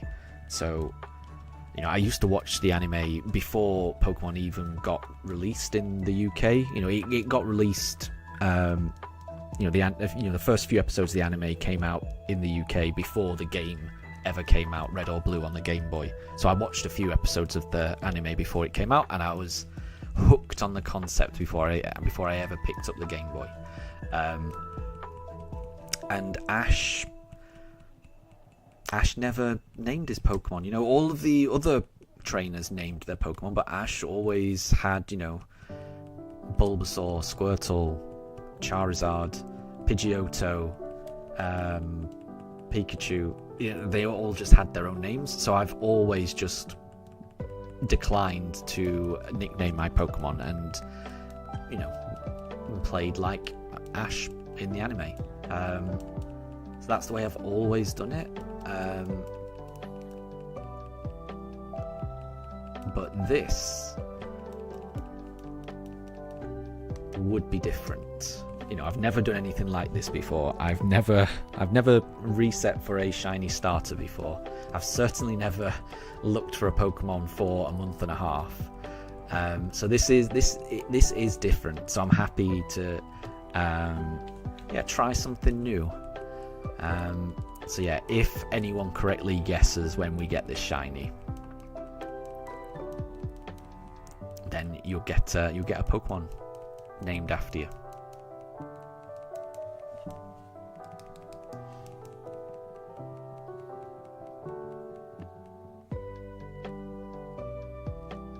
And Ledisman, that's quite an interesting. That's quite an interesting way of thinking about it. Because I'm not sure. Are the Pokemon named after the noises they make? I would imagine so, because most of them do say their own name. So I would imagine when someone was filling out the very first Pokédex, if they encountered a Pikachu and a Pika said Pika Chow, then they probably would have just named it Pikachu. So yeah, I would imagine that the Pokemon are named after the noises they make. in most instances on the Pokédex. That's how I would imagine it would have gone down. But you're right, not every Pokemon says their own name. I'm trying to think of one that doesn't in the anime. And again, I can only really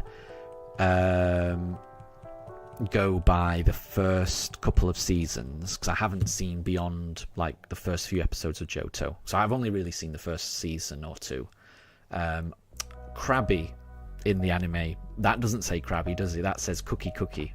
I don't know. That always confused me why Krabby says Cookie Cookie in the anime. At least in the English dub. So yeah, you're right. Not all Pokemon say their name, and I don't know why some say other random words. Who knows? It is odd. But I think I briefly touched on this yesterday. But I do wish the games. I do wish the games had Pokemon saying. I wish the games had Pokemon noises that reflected the anime. That's what I really wish. Like they do with Pikachu. Because whenever you encounter a Pikachu in the modern games, it sounds like it's from the anime, and I wish they'd do that for all the Pokemon. Ledisman, Charizard. Yeah, it sounds... It doesn't say Charizard, does it? It just makes just makes grunting noises, I think. Yeah, I think you're right.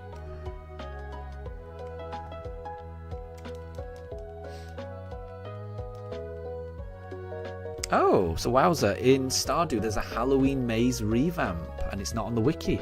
I didn't know that. So I know the Halloween maze very well, how it used to be. But yeah, if that has changed since the update, then yeah, I wouldn't know about that. So Ledisman, so Pikachu changed its cry in Generation 6. I didn't know that. I assumed it was something that happened in the Switch. Because, I mean, I missed Generations 5 to 7. So I played all the way up to Generation 4, up until Soul Silver. And then I fell away from Pokemon. And so I didn't play Black and White, never got a 3DS at the time, so didn't play X and Y or Sun and Moon. And it wasn't until Let's Go came out for the Switch that I was like, that seeing Kanto again in glorious colours just made me really nostalgic and wanting to play Pokemon again. So it's only when the Switch came out that I got back into Pokemon again. So I completely missed Generations 5 to 7. So, yeah, and when I started playing Let's Go, I realised that Pikachu was the only one that actually had the voice acting. All the others just had, the exact same noises that I remembered from the Game Boy, which I was a little disappointed at, to put it mildly. But yeah, so I assumed that they introduced the Pikachu noise for those games, but apparently it happened earlier than that. Interesting. So Wolf, Charizard basically roars and grunts? Yeah, yep. And Ledisman, you think it's pretty weird in terms of world building? I would not disagree. Yeah, I think you're right.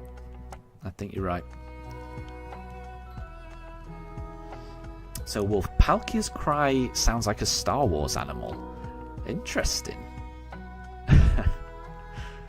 And that's from the anime, not even from the game. And Ledisman says that the Palkia noise is an edited sound from like a dog or a dingo. Wow, I had no idea about that.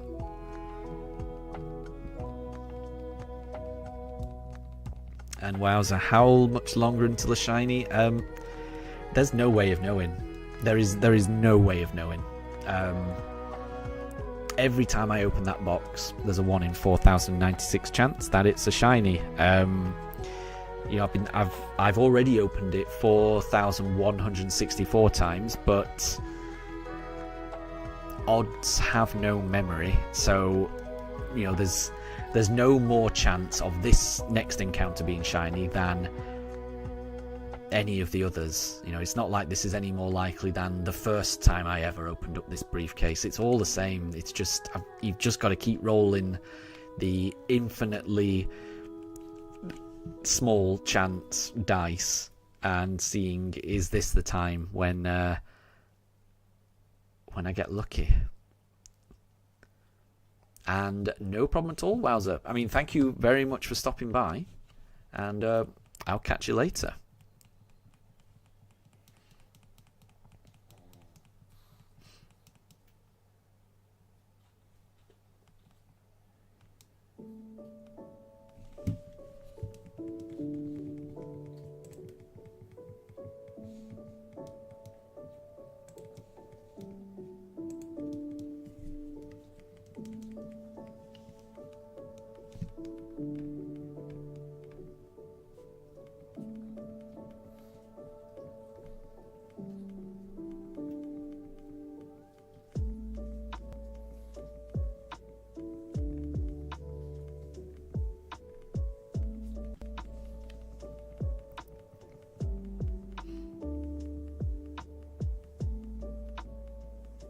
Oh, interesting. So Palkia's Cry, there's been a comparison video that kind of compares Palkia's Cry to a lizard creature from Star Wars, and it's very, very similar. Interesting.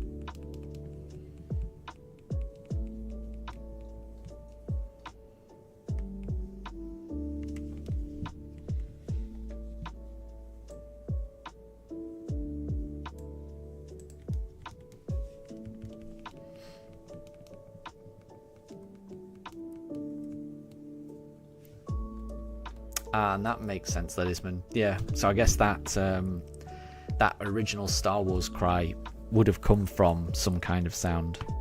So it's got to come from somewhere. Who knows? Who knows?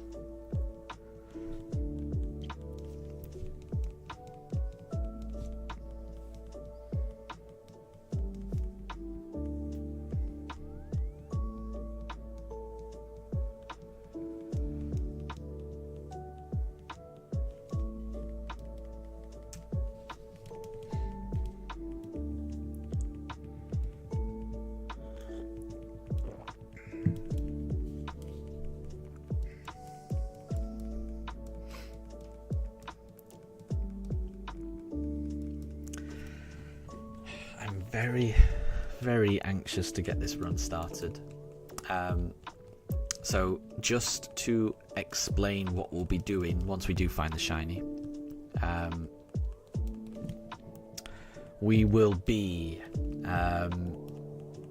progressing the story, getting our first gym badge with the shiny starter, then heading to Eterna City, where we'll go through Eterna Forest, and then we'll be finding our second shiny there. So those are the next steps once we've found the shiny. But we need to find that shiny first.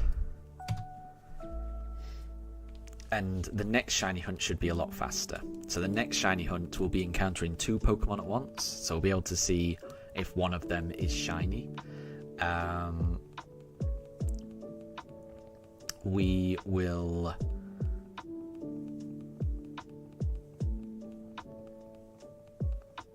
I think the whole process is going to be a lot faster as well, because we're not going to have to reset, so we're not going to have to deal with loads of loading screens or anything like that. We'll just be able to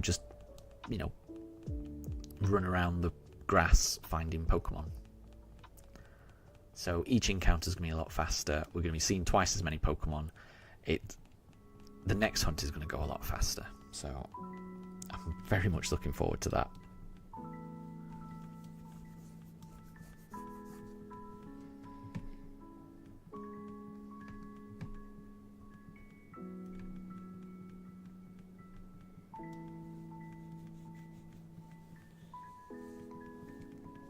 And Ledisman, your prediction is very close. And you can have more than one prediction, just so you know. Not that I'm not, not that I'm discounting the chance that this could be shiny, but we'll see. Let's see.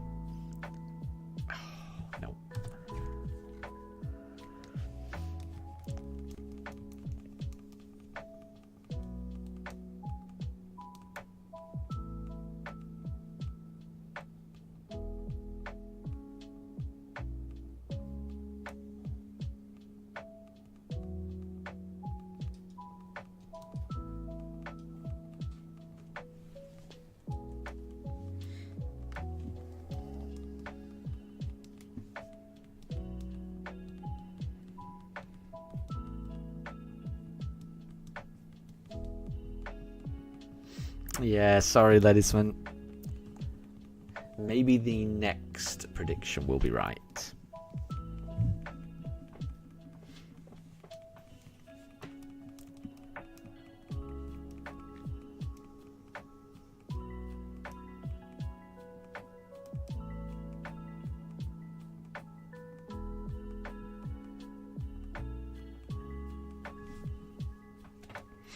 And what I may end up doing is,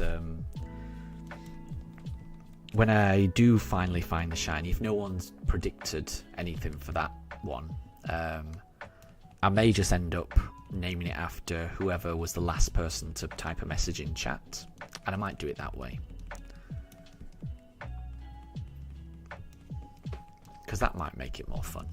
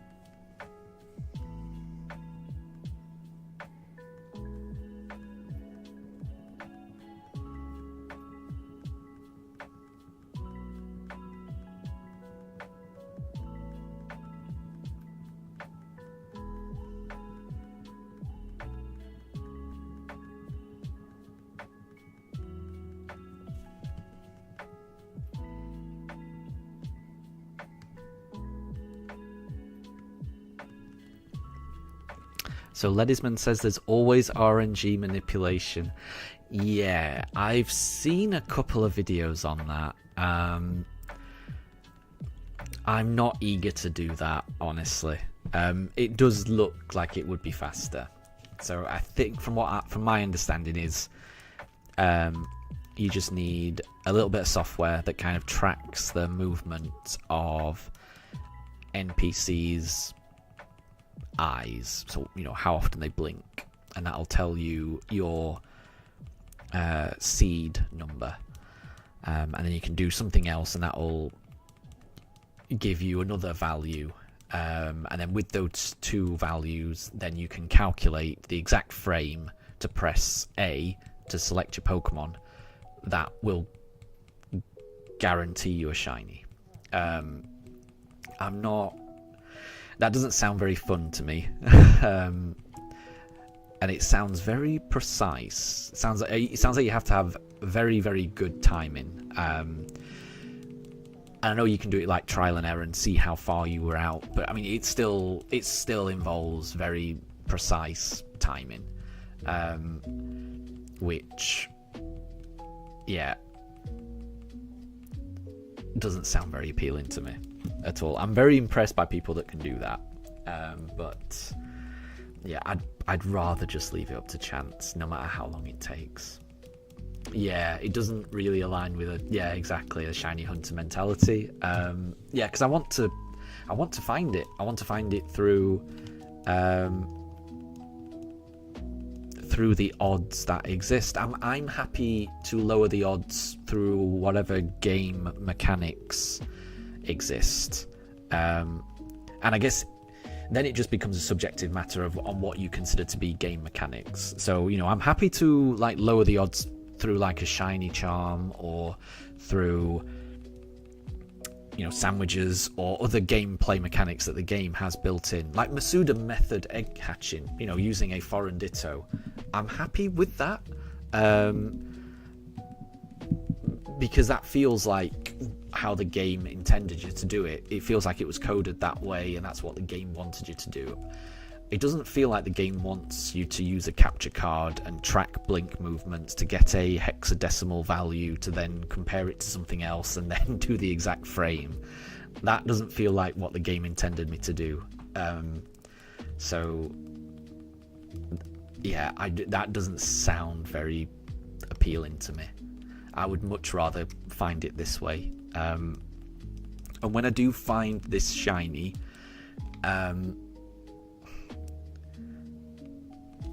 it's going to mean an awful lot to me. And the reason it's going to mean an awful lot to me is not because it looks different, it looks cool. It's going to be because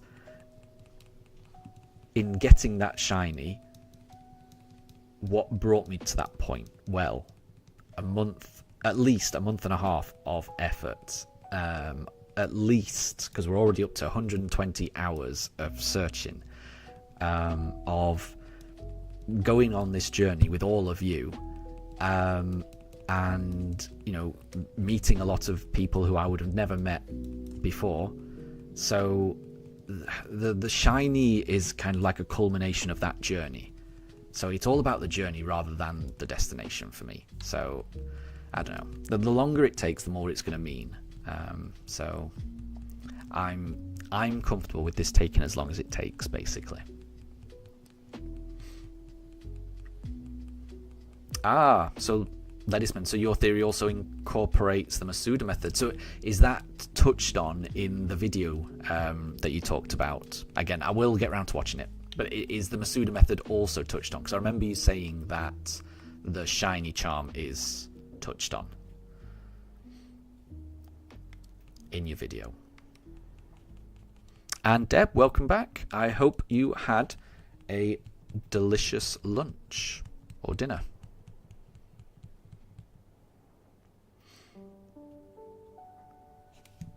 And have you played Among Us yet? How's that gone? Because I remember you saying that you wanted to play some Among Us.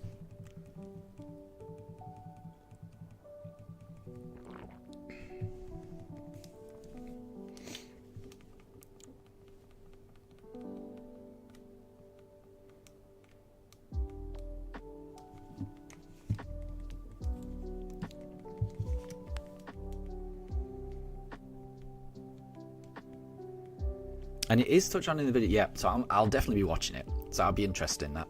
I will be interested in that.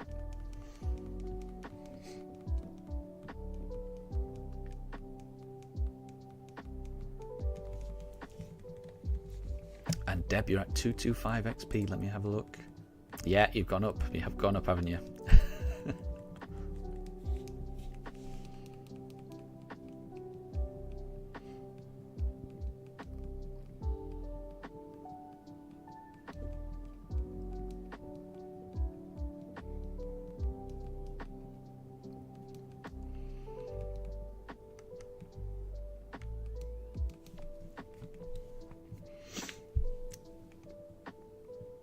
So I don't know if I've mentioned this before, but when we finally do find the shiny, I will be celebrating by ordering a plushie of whichever shiny we end up getting. It won't be a shiny plushie because the Pokemon Center don't do... Oop, that didn't reset, did it?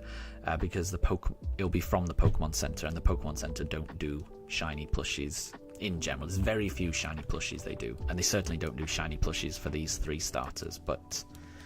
yeah, whichever, if we get a Piplup or Chimchar or Turtwig, whichever one, we'll be getting that corresponding plushie.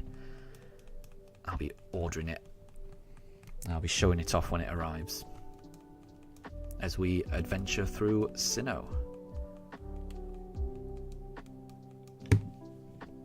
Because I quite like my shinies. I may even get like a plushie for each member of the team, and then what I could do is I could put them as I catch them. I could get rid of the Dratini, Magikarp, Caterpie, Riolu, Sinistcha, Eevee, and there's a little Pikachu peeking out behind there that I've got in the background of the Pooch Cam, and I might replace them with the growing roster of the Pokemon that I've got for my team. Ledisman thinks I should go for a Turtwig. It's very dog-like. It is the most dog-like of those 3, isn't it? Yeah. Yeah. I do like Turtwig. I like Chimchar and I like Piplup. I like them all. The thing I like about Turtwig is, yeah, it stays on 4 legs as well. I like that. I like the fact that it starts on 4 legs and stays on 4 legs, you know, just like Bulbasaur. And Bulbasaur's one of my favourites as well. So I do like that. Seems to be a common theme for grass starters. Because Chikorita's like that, isn't it? Starts on 4 legs and stays on 4 legs. Bulbasaur, Turtwig, Trico less so, but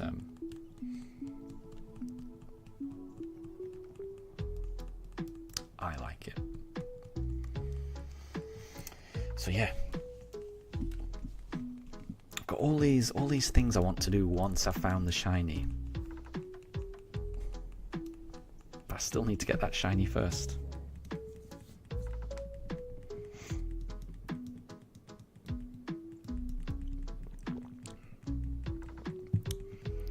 Snivy actually loses legs, so it's not even that Snivy... Yeah, because some Pokemon, they just kind of stand up on their hind legs, don't they? They start off 4-legged and then stand up, you know, like Litten or Sprigatito. But Snivy actually loses their legs. I didn't realise that. Well, I've done Piplup. Right, we're going to do Turtwig this time.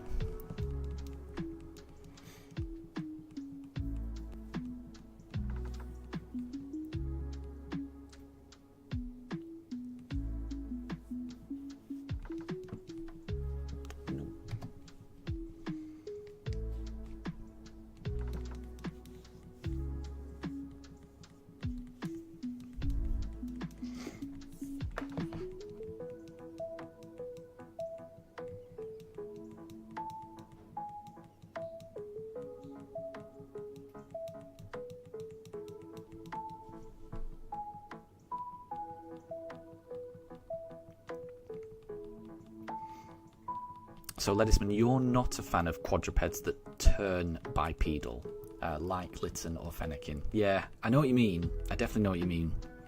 Because they kind of feel different to me, that's the thing. Because there's a big change when you go from, like there's a big change from, like, Sprigatito to Florigato. And it's... Yeah, I know what you mean. And yeah, the same for, like, yeah, when Litten turns into Incineroar, or Fennekin turns into, is it Braixen? I don't know how you pronounce that one. But yeah, I know what you mean. I definitely know what you mean. Because I definitely think all of those are cuter in their starter forms. I absolutely love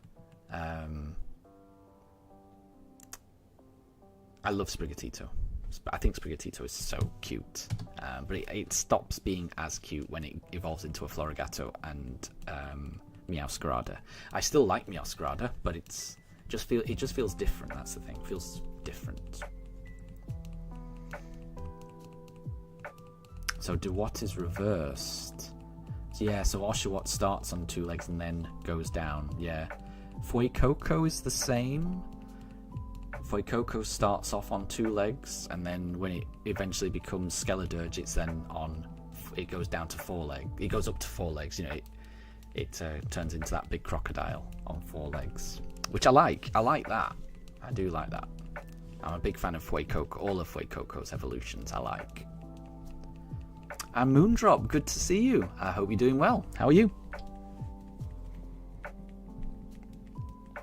We're still searching for the shiny here. We're over odds now. We've just got to figure out how far over odds are we going to end up. Because we are going to keep going until we find this shiny. But how long is that going to take us? That's the question.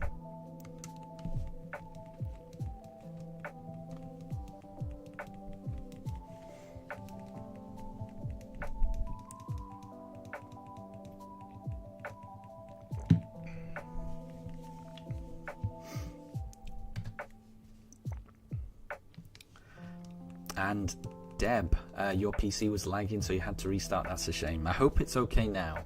And I hope it's okay for you to play. Yeah, so hopefully it's not too bad.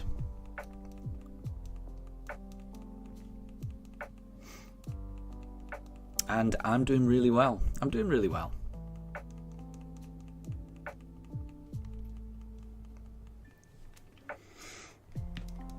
We've had an early start to the stream. I've already been streaming for, you know, a couple of hours now. So we've managed to get through about 80 encounters so far. So not bad, not bad. But I will be streaming for quite a while, probably for another 8 hours, I think. That's the plan, which is a long time. But I just want to give myself the best chance of finding this shiny. I am very, very eager to play this. The longer this goes on, the more I want to play the game and just get started. So I'm very eager to start this journey. So Ledisman, you think that Grumpig should be on its tail like Spoink? Yeah. Spoink's a cute one. I like how Spoink bounces around.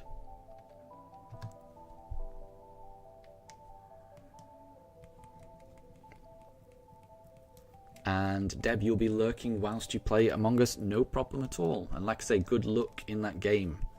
I hope you're able to find out who is the traitor. And I hope that no one suspects you. So I hope it goes well.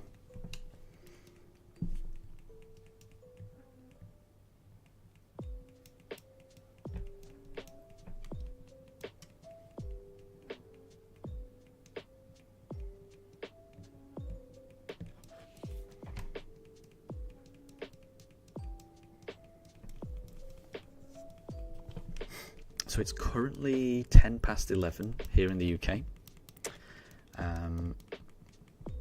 The poochers had something to eat. They had their breakfast at around 8 o'clock in the morning. So they'll probably be hungry again in about 45 minutes. So I'll probably have to take a break in about 45 minutes to give them their lunch. But I will let everyone know when that happens. It will likely be when the poochers start to get restless. But at the moment, they're very calm and snoozy. I'm assuming you can't hear that, but the little one, Mifa on the floor, she is snoring.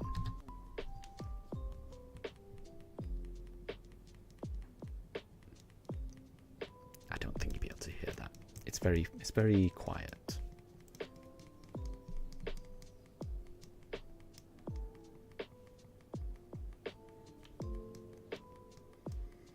And they are sleepy puppers, and yes, yeah, they have a very set routine. If it gets to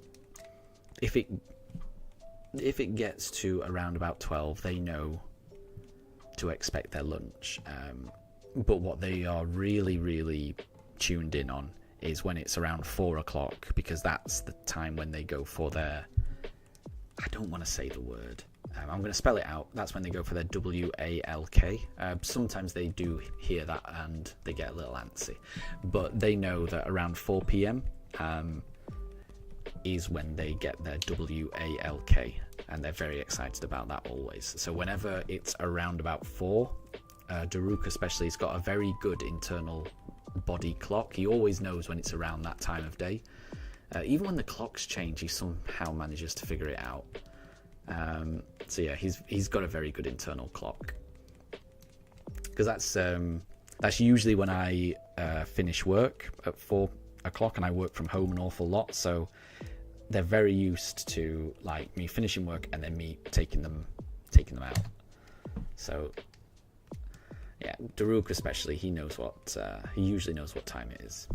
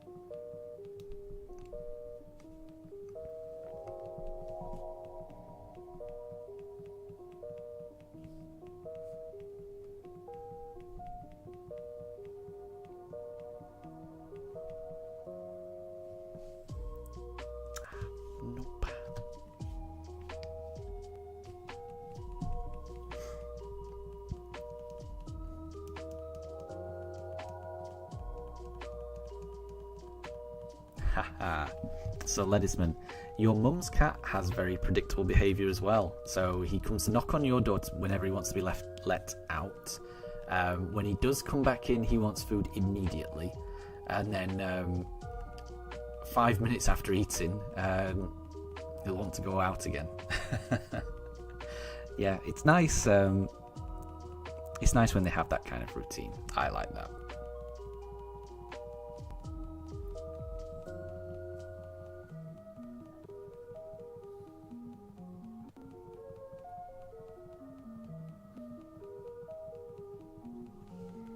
It also just breaks up the day as well. Just having a pet, it's nice. Couldn't imagine not having a pet now. And Deb, you need the XP. I think you're already good for the XP. You're already ahead. I think you're fine. I don't think you have to worry. Okay, we're gonna go for a Chimchar. I don't think the XP does anything. 'Cause I think it resets each time. I think it just awards XP based on the number of messages you send in chat. And apparently there's a cap each hour. So you can only get so many per hour. But I think it's just cosmetic for the number 1, number 2, number 3. I think that's what it is. And Ledisman, so the cat is a deterrent for mice. That's very good. We had a problem with mice here, and it's not particularly rural here. We had a mouse that was in. So I had to put like a trap down, which didn't really do anything. I just feel like the mouse has just gone somewhere else now.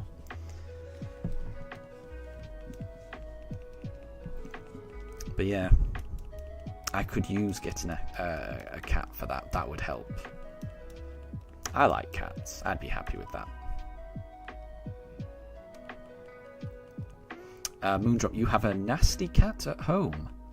But when you were a kid, you used to have a black Labrador. Oh, Labradors are nice. They're definitely a lovely type of dog.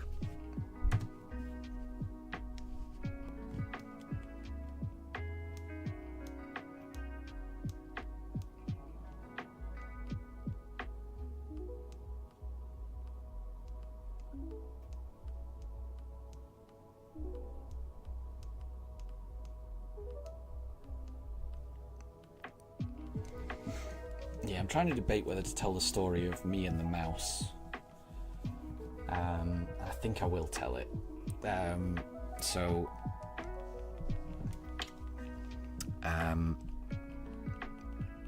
once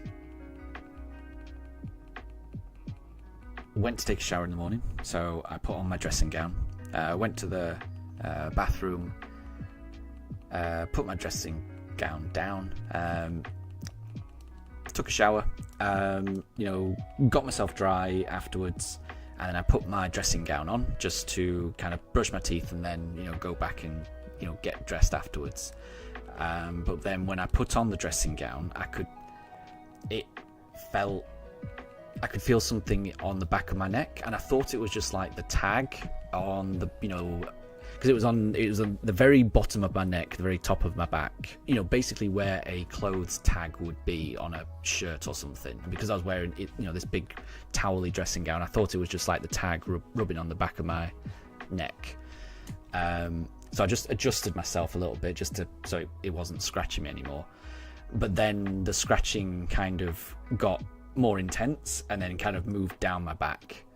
And then at that point, I thought it was a spider, and I'm really scared of spiders. So then I really freaked out because I thought, oh, there's something in there. It's a spider. And then I, jumped out of the dressing gown, threw it on the floor, expecting to see a bug or a spider or something. And it was not a spider. It was not a bug. It was a mouse. So there was a mouse crawling down the back, and that freaked me out more than what I was expecting it to.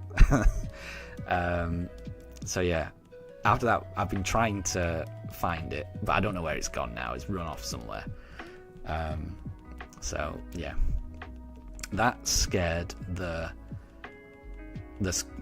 crap out of me, honestly. So now, anytime that I put on my dressing gown now, I shake it just to make sure there's nothing in there, because it really scared me.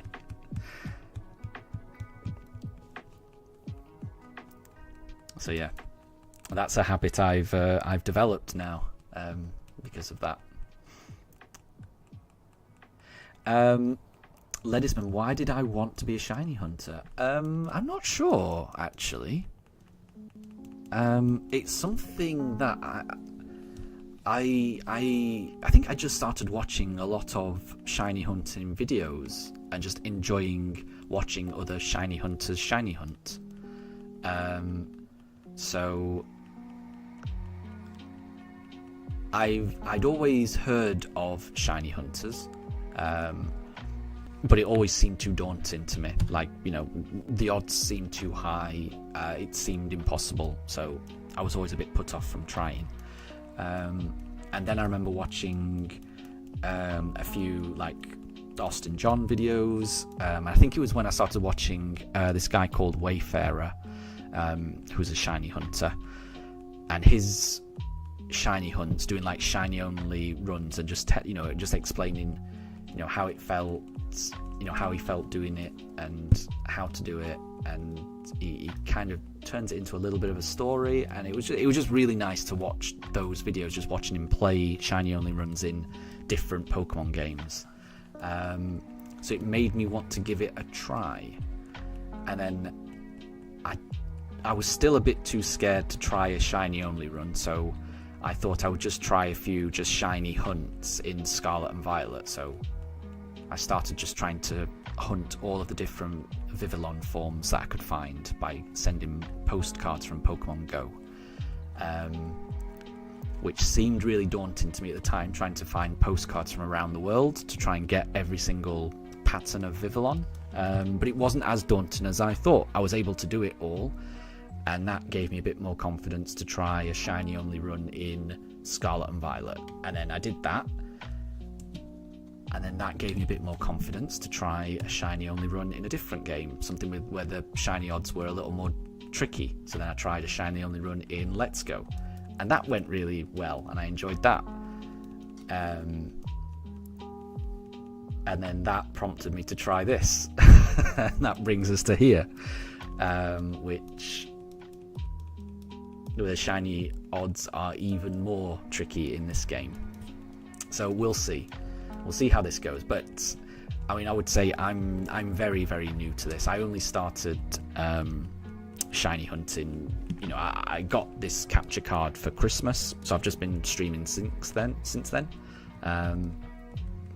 And yeah, it's just because I've enjoyed watching other shiny hunters just go about their game. It seemed more accessible, so I've enjoyed it. Cool dude, good to see you. I hope you're doing well. And yes, yeah, it was some story wolf. Yeah.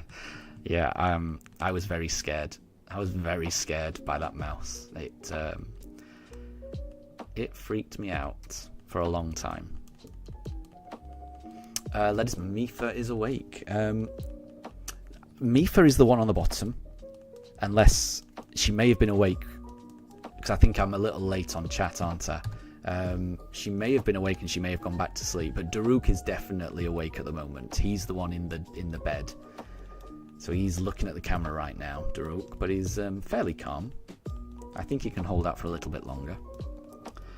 And I'm doing very well, thank you, cool dude. I'm doing very well indeed. We're still searching for that shiny starter, so we'll see. How did a mouse end up in my clothes? So it definitely was not in my dressing gown when I went to the bathroom.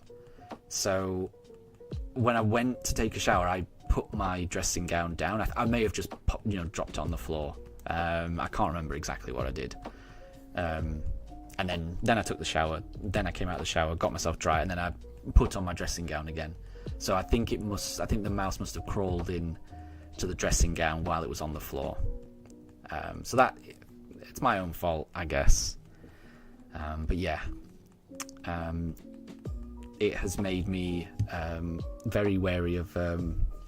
It has made me very wary of putting on that particular dressing gown again, even though I know it's not going to happen again. But still, it scared me. Deb, I need to revive the Shinx. Yeah, it got knocked down. I didn't see when it got knocked down. But when it got knocked down, Mifa was in the bed. So I think it was Mifa that did it. I'm blaming Mifa. But I did not actually see who did it. So it could have been Daruk. But yeah. Moondrop, you're making a custom fusion design. Very good. I will look forward to seeing that. And Deb, you're going to make a new drawing as well. Yeah, please, any drawings you want to share, please share them in the Discord, and I'll have a look. I'll be interested in that. Ledisman, you got them mixed up. Yeah. So yeah, Daruk is the one. Well, the Daruk is the one who's just got up out of his bed and he's now just gone and sniffed Mifa. So he's woken up Mifa. So now they're both awake now. And I can't revive Shinx at the moment. I will be reviving Shinx when I take a break.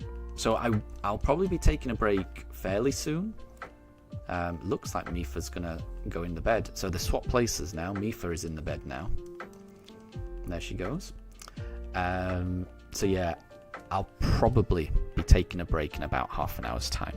So I will revive Shinx then, and then Shinx will be back. What did I go for last time? When in doubt, always pick Piplup. That's the motto.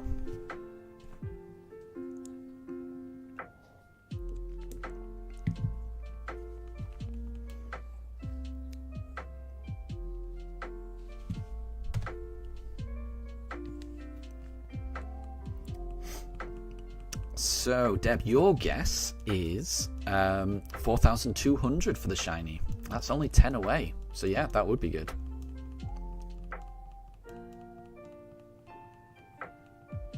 And Wolf, I think that's very, very true. I think it is a good idea to always thoroughly check your clothes before you put them on. Yeah, because you don't know.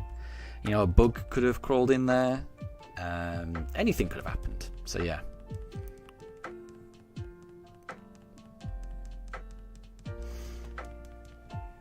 So yeah, I'm the same now. I never used to be, obviously, but yeah, that incident made me a lot more cautious. I will also say, so when it happened, I screamed. I don't know exactly what noise I made, but I think I screamed like a little girl, and it happened. It happened while my wife's family was here visiting, so I had, my wife's parents, my father and mother-in-law, were looking at me funny when I came down afterwards. Why was there this huge scream in the house? I didn't go into detail. I just said, that I got scared because I didn't want to explain that I just had a mouse crawl all over me. I screamed. Yeah, I did. I definitely did. It freaked me out. Because I could feel claws going down my back. And I just got out of the shower. I was butt naked. It was a horrible feeling. It was horrible. So yeah, I definitely screamed. So Ledisman, do they normally swap a sleeping position, or is it usually just one of them? They seem to have struck a deal for their nap times. They are quite predictable.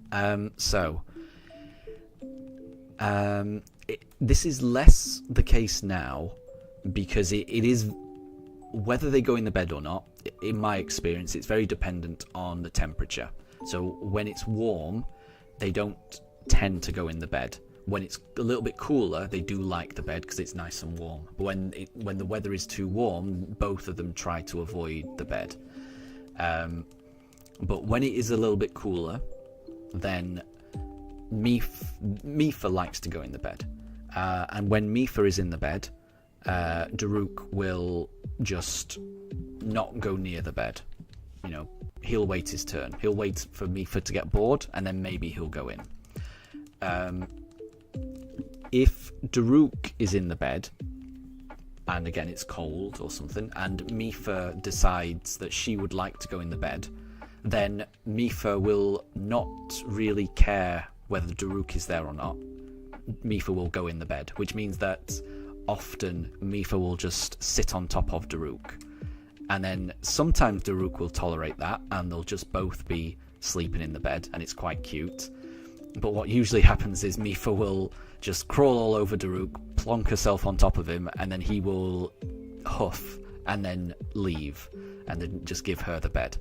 So, like, if Daruk wanted the bed now, he would just wait and be patient.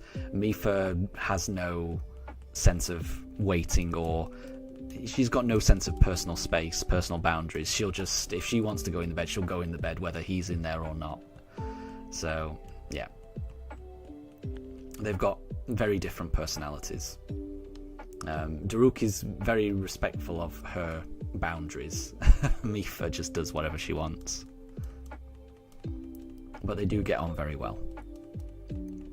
And Deb, let's get the shiny. Yes, thank you. I'm hoping I do.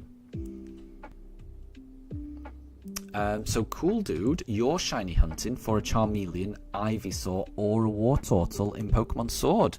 Good luck with that. So I'm assuming you're doing like an egg hunt. So yeah, good luck. Good luck in hatching those.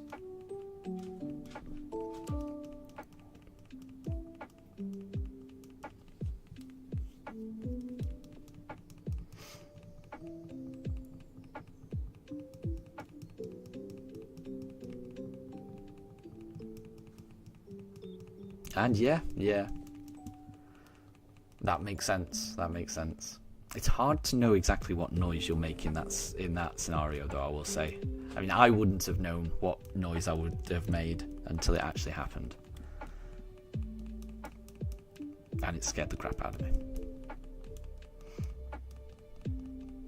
And yeah, I'm hoping to never have to make that noise again.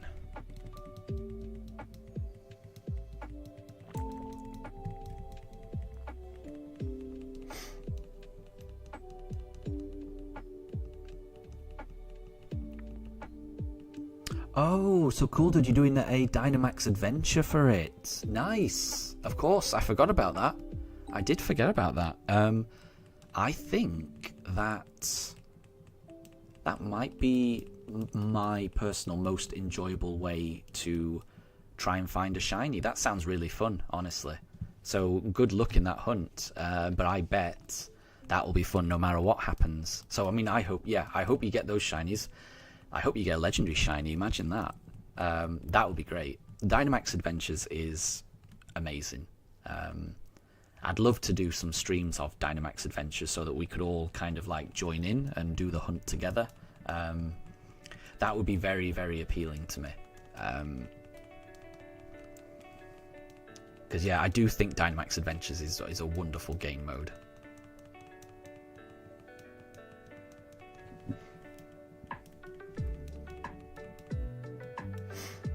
And Ledisman got to make that Palkia sound. It could have been a Palkia noise. Not sure, actually. I could have ended up making that noise. And yes, yeah, me and the mouse, yeah, we both went our separate ways. Neither of us wanted to be anywhere near each other. Yeah, the mouse wasn't trying to get me or anything. It was just trying to get out of there. So yeah, it didn't bite me or anything like that. It was just trying to, you know, it had just been picked up. It was in a nice, warm, cozy towel-like dressing gown, you know, bathrobe type thing. It was just chilling there. I picked it up and put it on, and then it's where it doesn't want to be and it wants to get out. So yeah.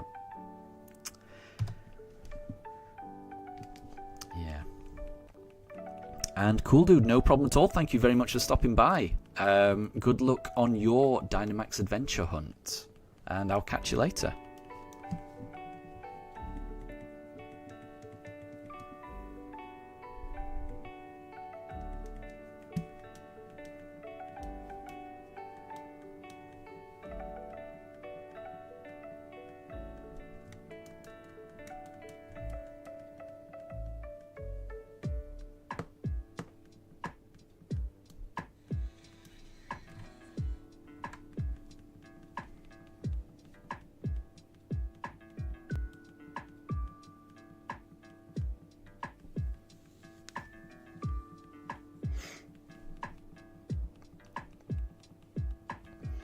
And Ledisman, you have another theory about the Pikachu clones. Incorporates some science as well. Interesting. That's very well timed, isn't it? Because I think there's an event going on in Scarlet and Violet where there's a increased shiny chance, and there's mass outbreaks for all of the Pika clones. So like you can find Pawmi and Morpeko and Plusle and Minun, and I forget what the others were, but I think there's I think there's an event going on at the moment in Scarlet and Violet. I haven't had time to actually do any of those hunts, which is a shame. But I always like those mass outbreak events.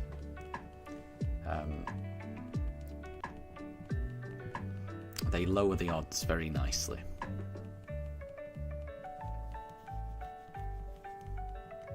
And yeah, exactly, they're all mice Pokemon, aren't they?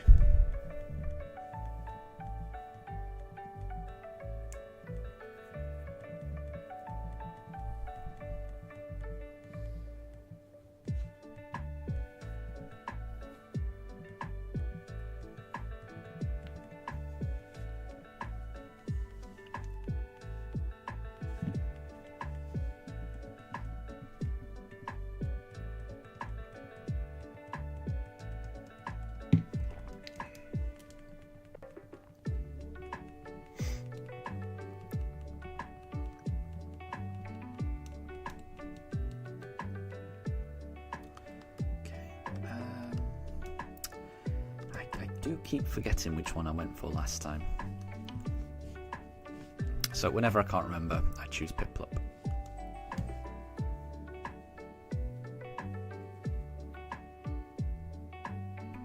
Nope.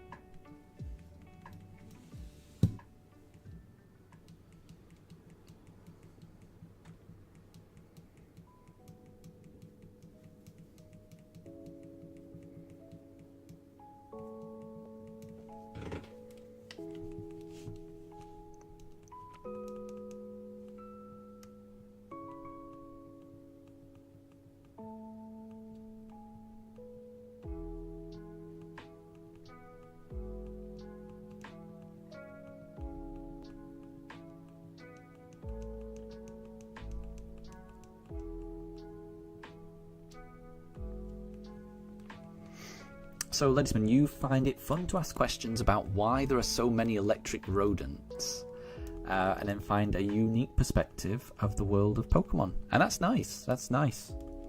I've never thought about things like that, and I've never seen anyone talk about things like that. So that sounds like an interesting, thing to do. So yeah, I like that. Wait, I definitely did Piplup last time, so I'm going to do Turtwig this time. Yeah, and it's it's nice to think about how the world of Pokemon operates. in terms of, you know, its history and its mechanics and things like that, and trying to figure it all out. Because I've seen quite a lot of YouTube channels that delve into the lore and the history and the world of, say, Zelda. So I watch like Monster Maze and Zeltic. They're both YouTubers that make videos on like the history and the lore of Zelda. But I'd never really considered it in terms of Pokemon before. So it does sound interesting.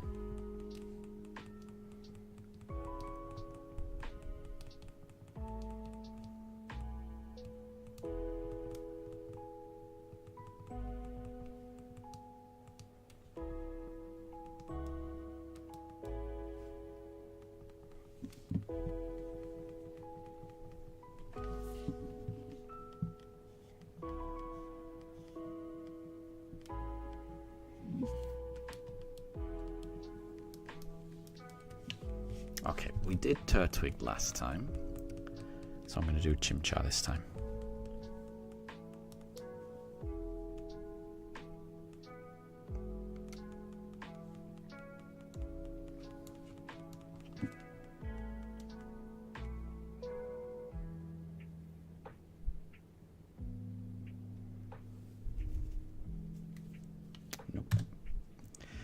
Okay, so we'll do Turtwig for encounter 4200, which I think was Deb's guess, I think.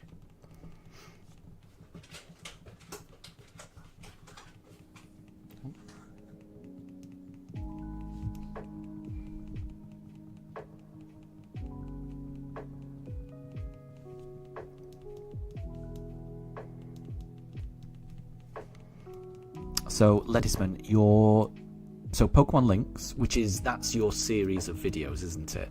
That's the name of your series of videos.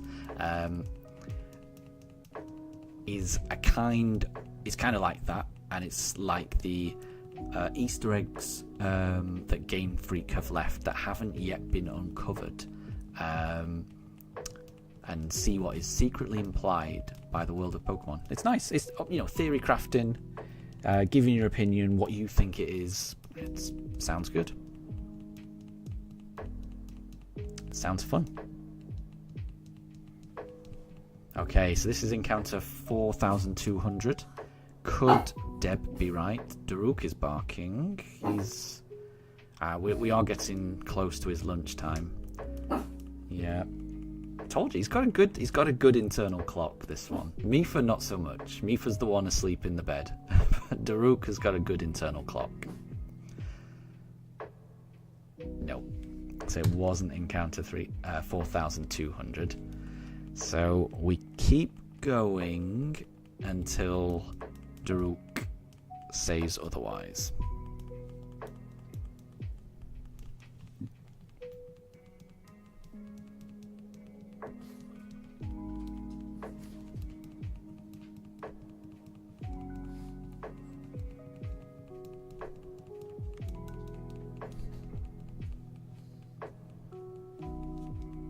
He is getting a bit more restless, though, I can tell.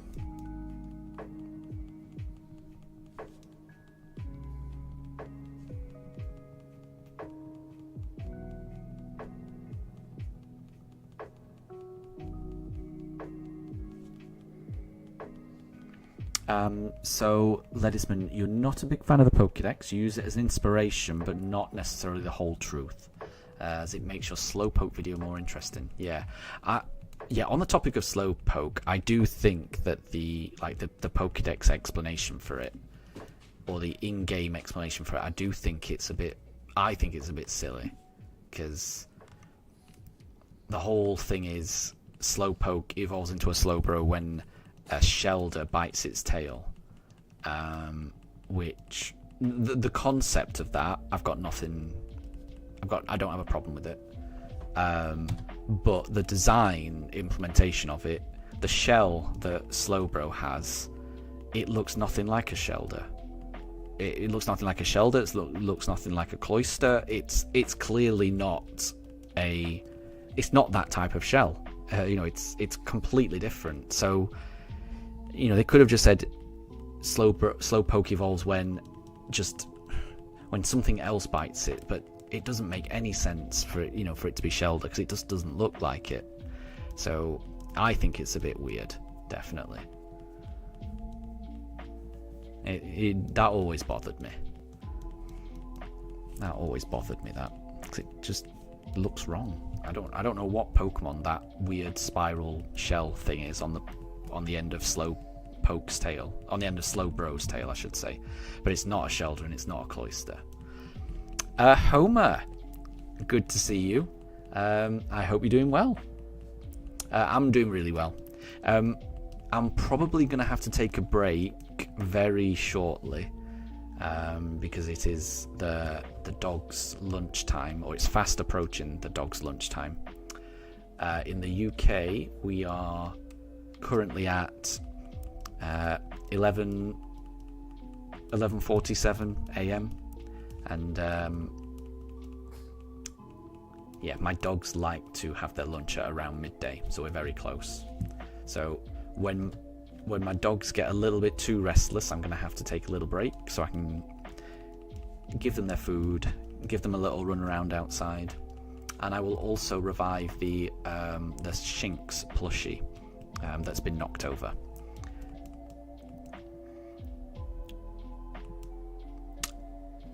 Corin Achu, hi there, welcome to stream. Thank you very much for joining. So close to searching for a shiny starter yourself. Oh, that's great. Really, really good luck in that journey. I hope you get it really fast. Because these shiny starter hunts can take a while, but when you do find it, I would imagine it will be amazing. I've never found a shiny starter before. This is my first time trying to find a shiny starter, and I can't wait to find it. So I hope you're able to find yours very soon.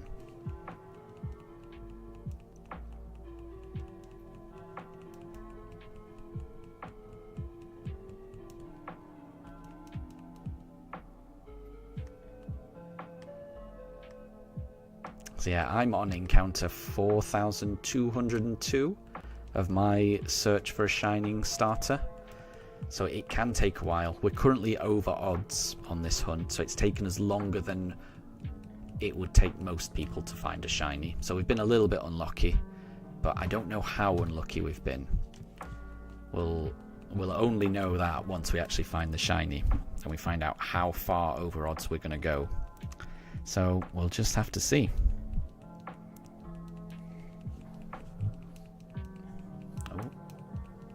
Oh, Daruk is making a bit of a weird noise. Right, I don't know if you can hear that. He's making a very odd noise.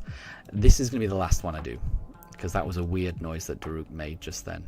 I think that was his I'm peckish noise. He's huffing and puffing. Yeah, Daruk is the one on the bottom of the camera, kind of looking up every now and again. Mifa is the one who's in the bed, and she's just chill. She's fine. But Daruk clearly is a little peckish. So this will be the last encounter, and what I'll do is I will take a 30-minute break, so it shouldn't take too long. I'm going to get them fed, I'm going to give them a run around, I'll make myself a nice fresh hot cup of tea, and then we'll be back. Right, so I think I did Turtwig last time. So I'm going to do Chimchar this time. So like I say, we'll pick this and then I'll take a half-an-hour break. Oh, and Mifa's just woke up. She started looking in the camera. Oh, there she is. Oh, Chimchar is not shiny. Okay, right. So I'm going to take a pause there. And I will be back. So yeah, I'll be back in 30 minutes, I think. So we're now at 11:50, so I'll be back by 12:20.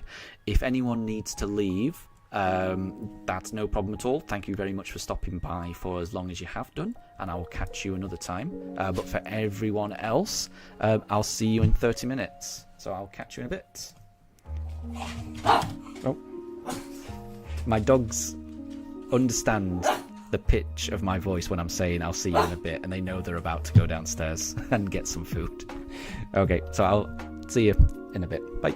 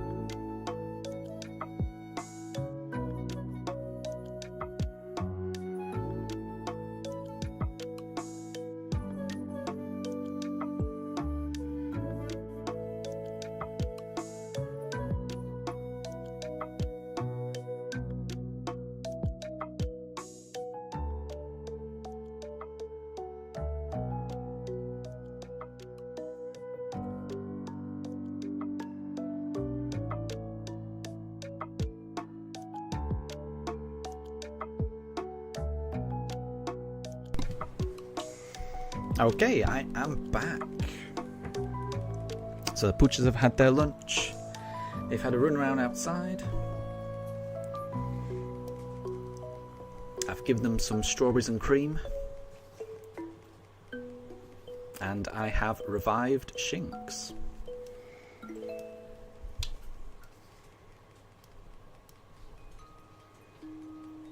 So I hope everyone's doing well.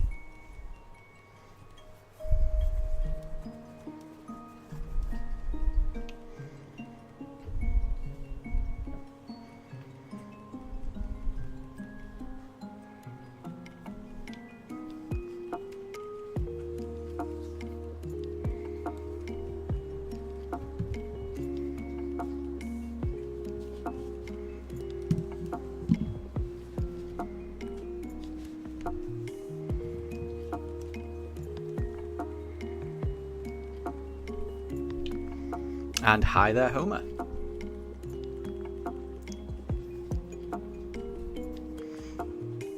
So Deb, you're already on 300 XP. You just need 400 more to get to the amount that you reached yesterday.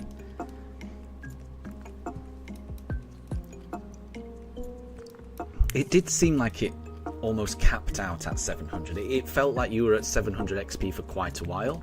It may be that is just the most that you can get. But we will find out. Because I think today the stream will be a little bit longer than yesterday. Because I've started earlier today than I did yesterday. So we'll be getting through more encounters than yesterday, I suspect. Which means there's more opportunity to get XP. So Deb's written the playful Pokemon. So what's known as the playful Pokemon?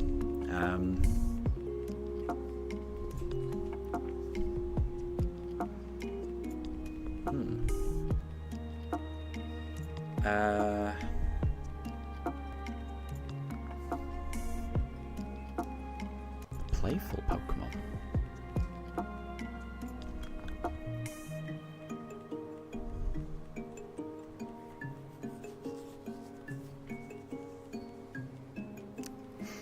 I'm not sure.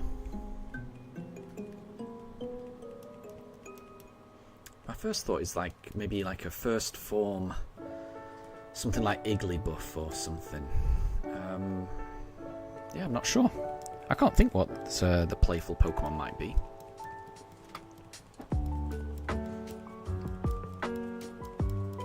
It's gotta be a cute one. It's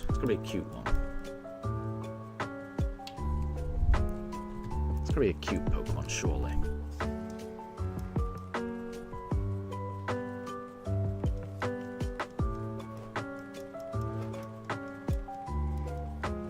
So, thank you for the welcome, Moondrop. And Deb, your plan is to get 750 XP. Well, we'll have to see. We will have to see.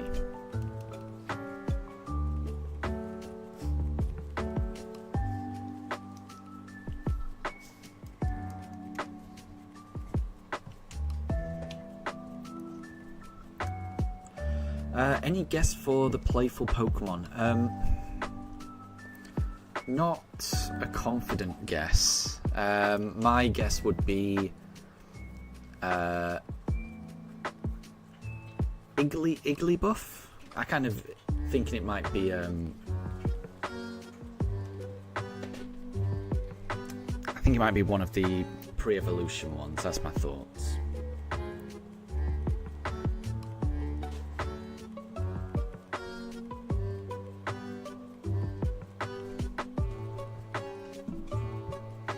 And Moondrop, you have posted the custom fusion that you finished and posted the shiny version of Sabno. I think I saw that. I think I gave that a like. You posted that on your channel, didn't you? I think I remember seeing that, and I think I've already liked it because I recognise the images from the ones that you posted in the Discord, and they were really cool.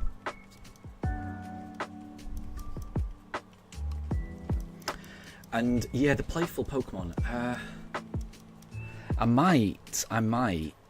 All of Igglybuff. It's all balloon type, so Igglybuff, Jigglypuff, it's all right. I'm trying to think of what is a playful Pokemon.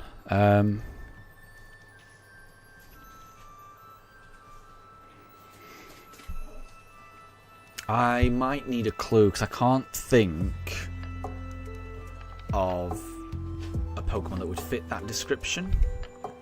I mean, well, a lot of Pokemon would fit that description in my mind, but it's just all of the ones I'm thinking of. Like, my first thoughts are like, yeah, Jigglypuff, Igglypuff, but I know that's the balloon Pokemon. Then I'm thinking Clefairy, but I know that's the fairy Pokemon. Yeah, I would think of like Marill or something, but again, that's the mouse Pokemon. So everything that I'm thinking could be playful. I know it as something else. So Goldeye. Goldeye.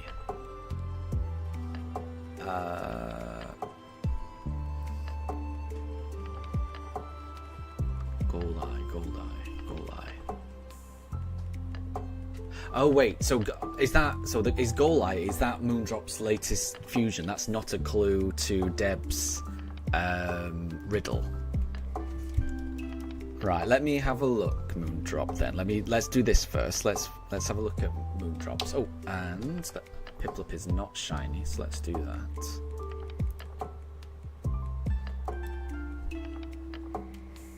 Let me have a look. Oh yeah, no, I've not seen Goldeye. Yeah. That is new. So that's like Sableye and Golden Go, right? That looks kind of cool. I like that.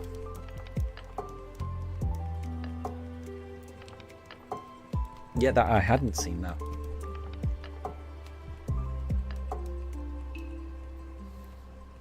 And then I'd seen Sabno. I remember seeing Sabno. Yeah, I think. Yeah, I'd missed the... Yeah, because you posted Sabno. Oh, you've done a different version of Sabno, actually. Because that's a different colour scheme. Ah, okay. Oh, and Mifa has just knocked out Shinx. Did you see that? She knocked out Shinx then.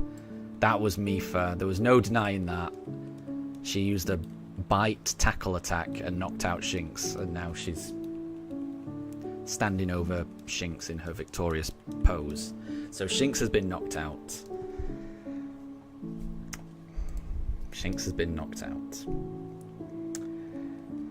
Moondrop. So it was Mega Sableye and Golden Go. Right. So Deb, it's a starter again. So that must be the clue to your playful Pokemon, right? Okay, that makes sense, because I think there's quite a few starters that fit that playful Pokemon description, if that's the case. So it's not Generation 1, because I'd know it if it was Generation 1. I don't think it'd be Chikorita. I don't think it would be Cyndaquil. And I don't think it'd be Totodile. I don't think it'd be Torchic. I don't think it'd be Mudkip.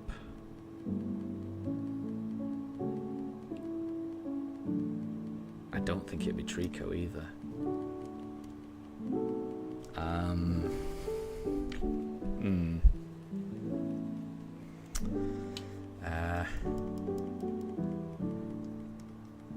Oh, Capperman says Poplio. Yeah? No, wait. We've already had Poplio, and it was... Oh, what was Poplio? Was it playful?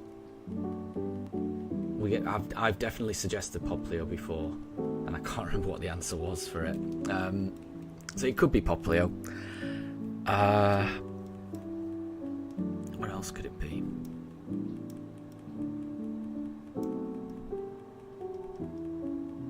Sea Lion, that was it. Yeah. I don't think it.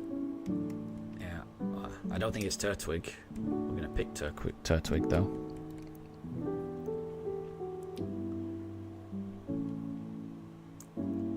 Let's see if Turtwig's shiny. Nope.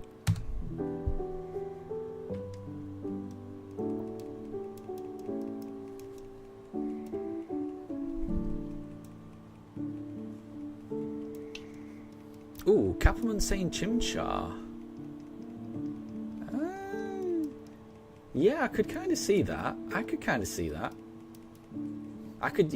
Chimchar, or I could see Fuecoco as well. Or Grookey. I could see it being Grookey. Chimchar is the chimp type.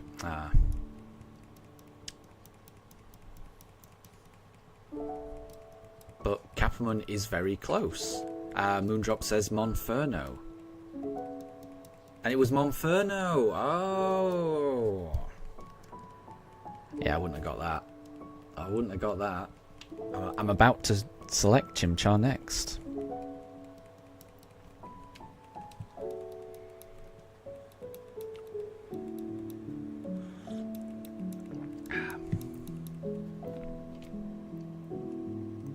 Okay, let's go for Chimchar. Because then we would be getting a playful Monferno if we can get this as a shiny.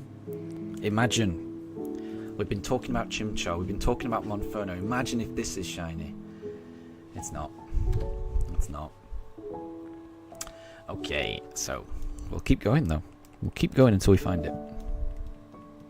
The Emperor Pokemon. That's got to be Empoleon, surely. He's an Emperor Penguin. Capelman thinks Empoleon. Moondrop thinks Empoleon. I think we're all on board with Empoleon.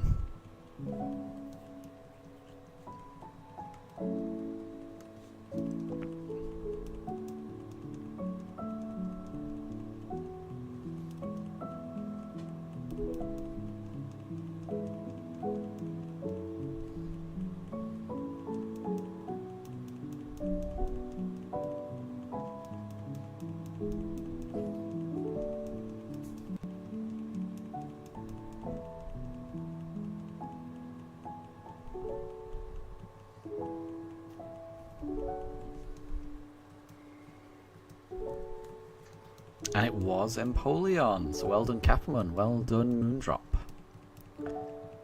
The Starling Pokemon. It's got to be Starly, surely. It's got to be Starly. Because Starly looks like a starling. Yeah, that guy. That guy who's on screen right now. Capelman agrees with Starly. Moondrop agrees with Starly. And Deb agrees that Starly is correct. But this Starly wasn't shiny. Neither was the Piplup. So we'll go again. The Predator Pokemon. Predator Pokemon. Predator Pokemon. Interesting.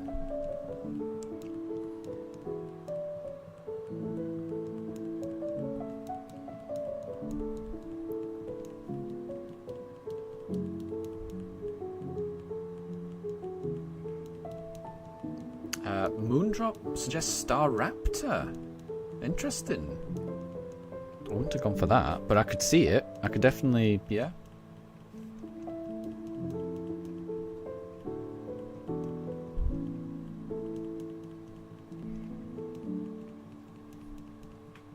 I'll go for maybe Nickit. That's like a fox. That seems like a predator to me. I'm gonna go Nickit. A lot of Pokemon could be the predator Pokemon, I feel. Oh, what did I go for? I think I went for Piplup, didn't I? I'll go Turtwig this time.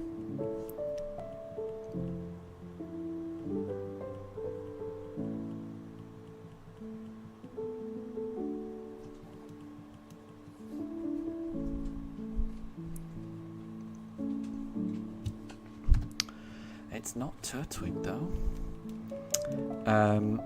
Moondrop, you used Staraptor before and you remember seeing that. It was Staraptor. Well done. Well done, Moondrop. Good knowledge. Good knowledge.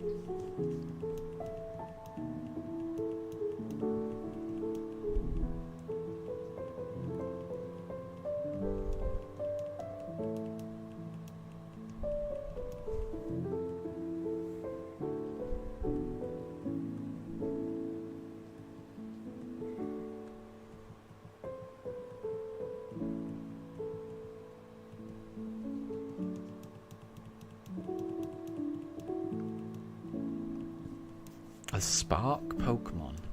Moondrop saying Shinx. Capamon saying Shinx. I mean, it's got to be an electric type. I'll go Rotom. It's got to be an electric type. So it's not Shinx.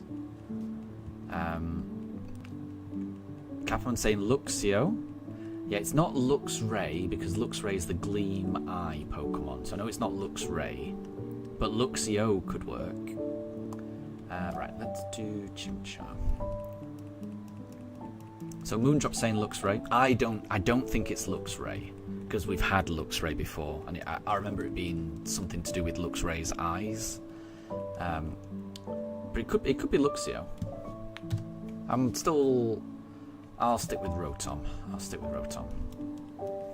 It is Luxio. Well done, Capamon. Well done.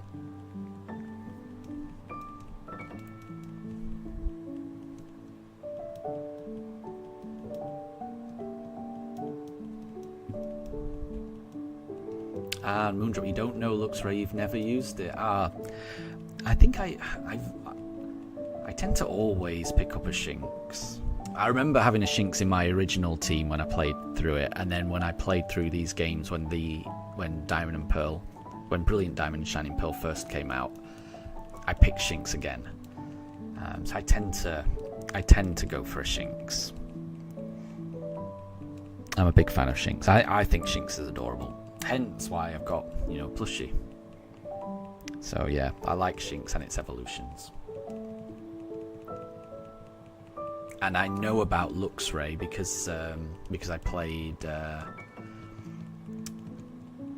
Detective Pikachu on the Switch, and there's a Luxray that you find and you partner up with in that game. It's kind of fun.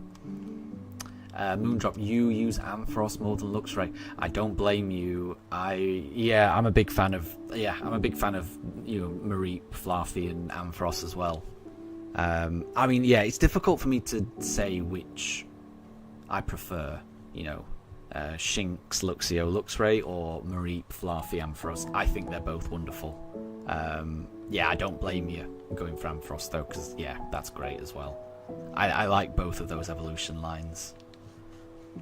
And both of them, Mareep and Shinx, both of those two are up there with like my favourite shinies. That both of those would get in my top 10 favourite shinies. So I do hold both of those evolution lines very similar.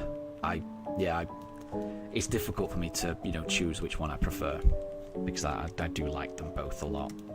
The Blimp Pokemon, that's got to be Drifblim, right?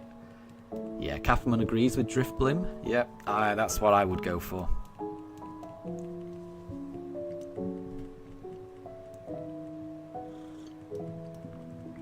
Moondrop agrees with Drifblim. And it was Drifblim, so well done, Capamon.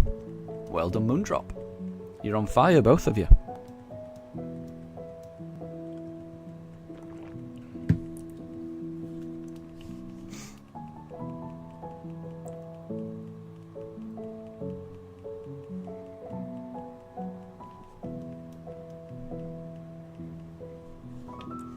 Okay, what did we go for last time?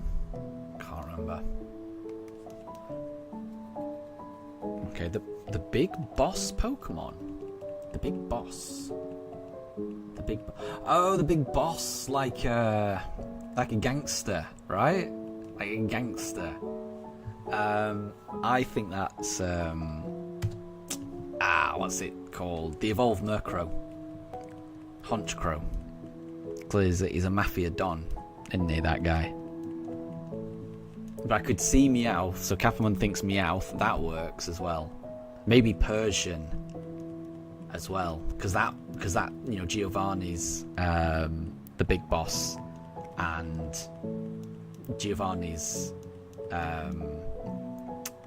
Pokemon is the Persian, so I could imagine it being Persian. Moondrop saying Persian as well. I'm gonna stick with Honchkrow, but I think Persian works as well.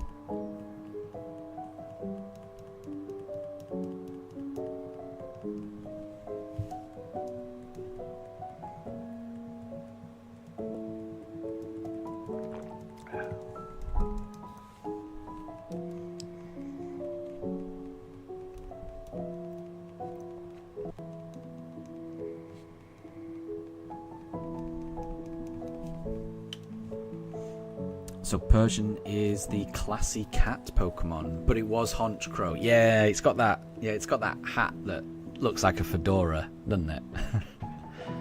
Makes it look like a 90s, 50s mobster.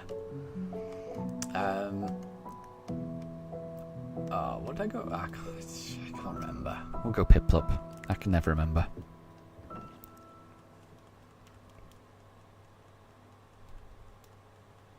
I feel like we're working our way through the Sinnoh Pokédex. The Tiger Cat Poké. Okay, actually, I'm going to dip away from Sinnoh. Tiger Cat, that's got to be Litten, surely. Yeah, I'm going to go Litten for that one. Let me have a look at this. No, you're not shiny. So Piplup is not shiny. Capamon says Perugly. Interesting. What? Perugly? The Tiger Cat Pokemon? I would never have gone for that. I would never have gone for that. I've never associated a Perugly with the tiger.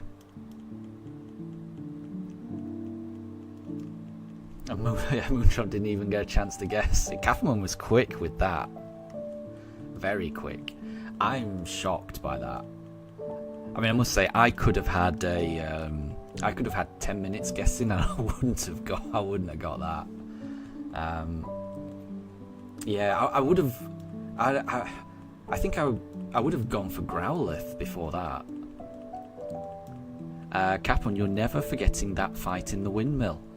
I don't know what. Do you mean the Valley Windworks? There is one of the Team Galactic bosses has got a Perugly, don't they, in the Valley Windworks? That does ring a bell. And I do remember that being a bit of a pain. That does ring a bell, actually. I'll have to. I'm not that far away from it, obviously. You know, once I've got the Starly, that's pretty early on in the game, isn't it? If I'm remembering it right.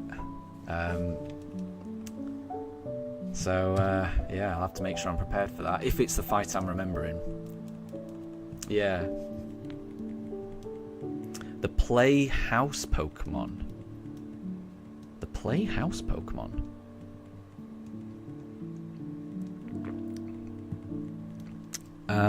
Is that...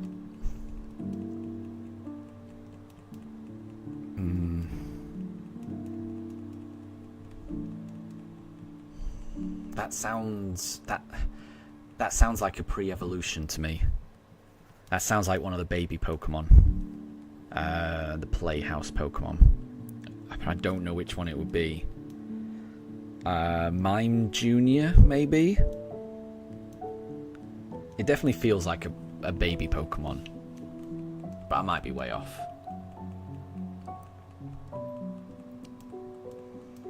Right, what did... Again, I've already forgotten what I selected last time. Ooh, Moondrop thinks Mime Junior.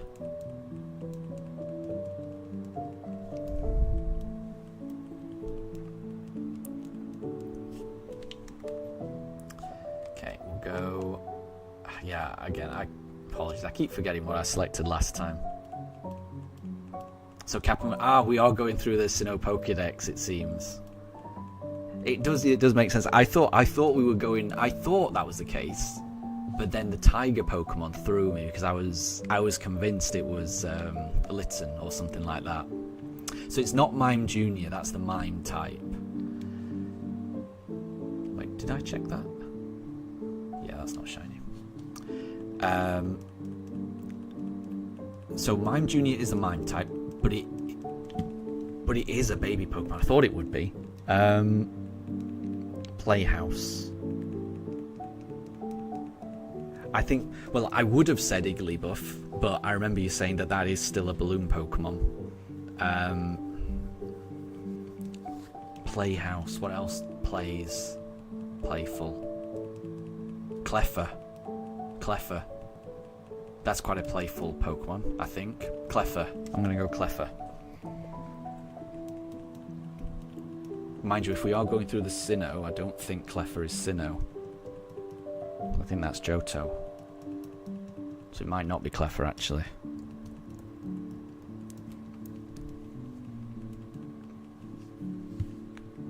I'll go for it anyway. I'm not 100% certain.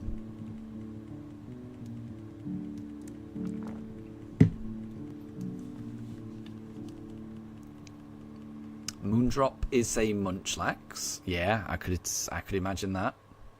And Homer, welcome back. Welcome back. So I think I did Piplup last time. So we're going to do Turtwig this time. And Homer, we are currently playing Who's That Pokemon? We're trying to guess which Pokemon is the Playhouse Pokemon. Which Pokemon is known as the Playhouse Pokemon. And I think it's... And the clue is that it's a baby Pokemon. And we've already guessed Mime Jr. But it wasn't Mime Jr.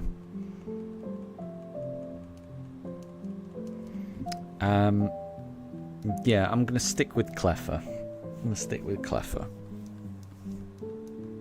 Ah, Cleffa's Star type. And Munchlax is the Big Eater as well. Okay. Oh, but what about Riolu? That was Munchlax. That was Moondrop's suggestion. Maybe... Oh, Capone said Happiny. That kind of works, I think. It could be Happiny. I think that does work.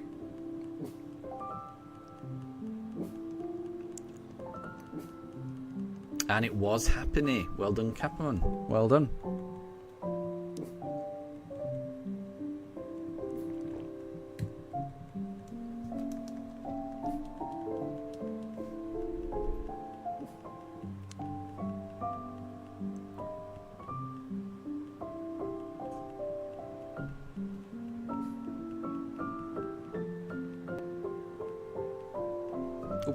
Right, so I think I did Turtwig last time, so we'll do Chimchar this time.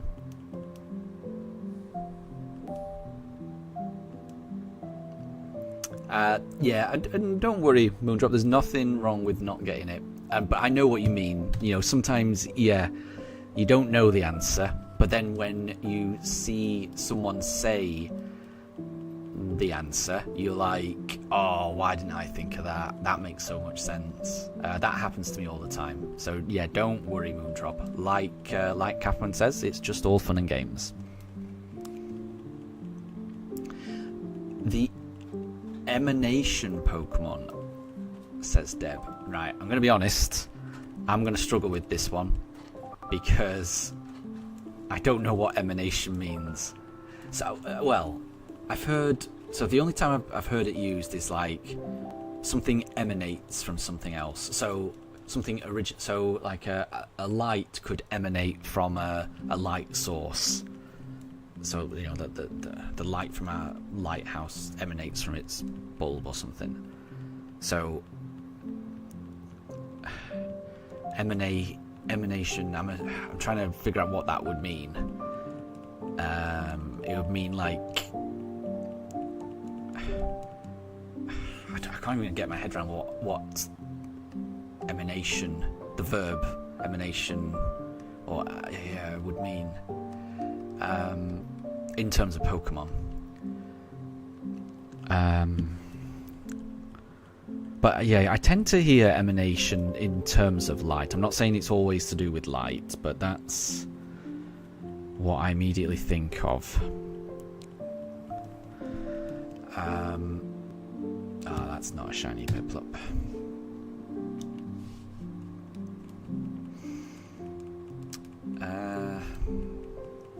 Emanation.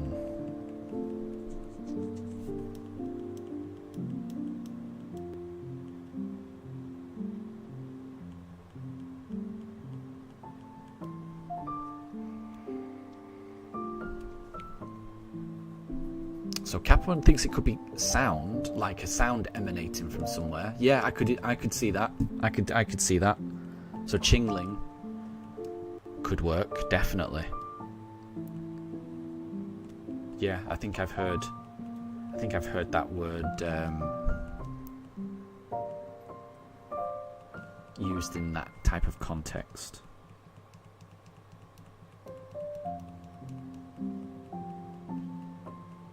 Ah, Chingling is the bell type.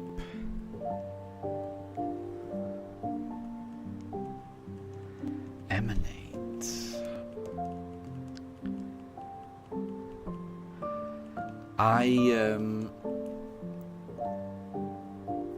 I think we might need a clue, Deb, because it's quite a vague description that the Pokédex has chosen to give that Pokemon. So it does make it a bit tricky to guess.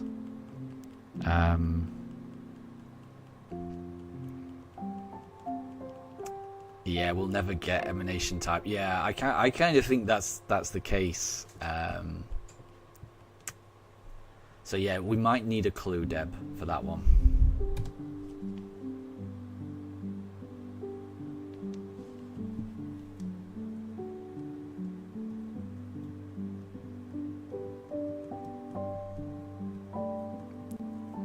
And Homer, you've got one, which is categorized as the Mystic Pokemon. We might have to just wait until we've got Deb's and then we can do yours. Because it can get a bit confusing if there's two going on at once in chat. But Deb, I think we might need a clue for your one. Or I think I'll need a clue. Because I can't think of what the emanation Pokemon could be.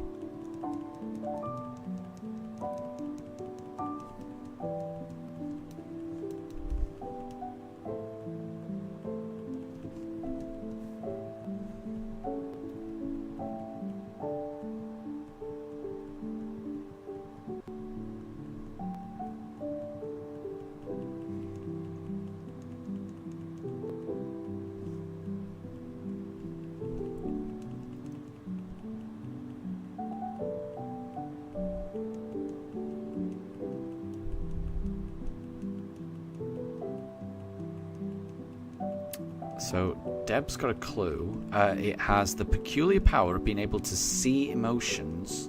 Oh, what am I selecting here? Yeah, we'll do Turtwig, why not? It has the peculiar power of being able to see emotions such as joy and rage in the form of waves. Oh, I don't know that one. Moondrop says Golden Go. Interesting. Capamon says Lucario. But and Homer says Riolu. I don't know this one. Deb's given another clue. That it is a Sinnoh Pokemon. Because yeah, we do seem to be going through the Sinnoh Pokédex. I still can't think of what it would be though. Oh, Homer's right, it is Riolu. So Capamon was very close. Capamon basically got it with Lucario. I think if you're in the evolutionary tree, you've got it. So well done, Capamon, and well done, Homer. And don't worry, Moondrop, don't worry. But Moondrop, it does seem that it does seem like all these are from Sinnoh. So I would try and try to guess Pokemon from the Sinnoh Pokédex if I were you. I don't know if Deb's going to change it, but it does seem to be very Sinnoh based at the moment.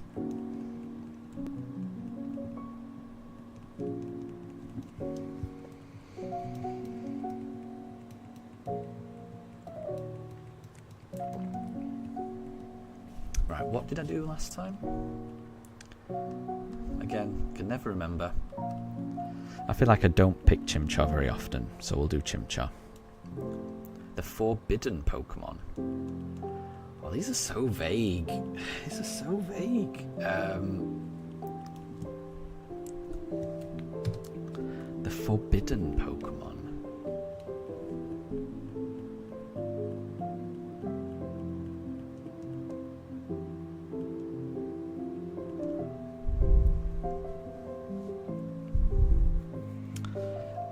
Ooh, Capamon says Spiritomb. I could imagine that. Homer says Spiritomb as well. Moondrop saying Wormadam, yeah. And Deb will let us know. So it sounds like it's going to be Sinnoh for the foreseeable until Deb says otherwise. Spiritomb makes sense. And Spiritomb is right. So well done, Capamon. Well done, Homer. Yeah, that is a good one. That makes a lot of sense, that one. That definitely makes sense.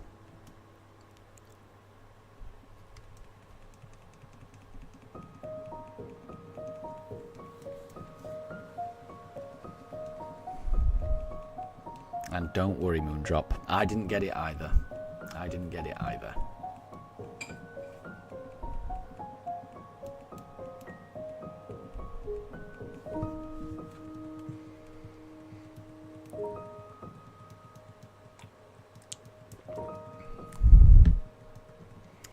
The cave Pokemon. The cave Pokemon. What do you find in a cave?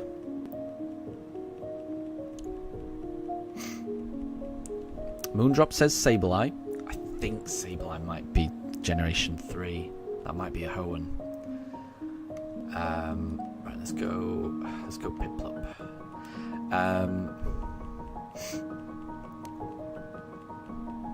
So it's not Sableye. What do you find in caves? And it's not Drudigan. I mean, you find a lot of legendaries in caves, don't you? But I don't want to say that.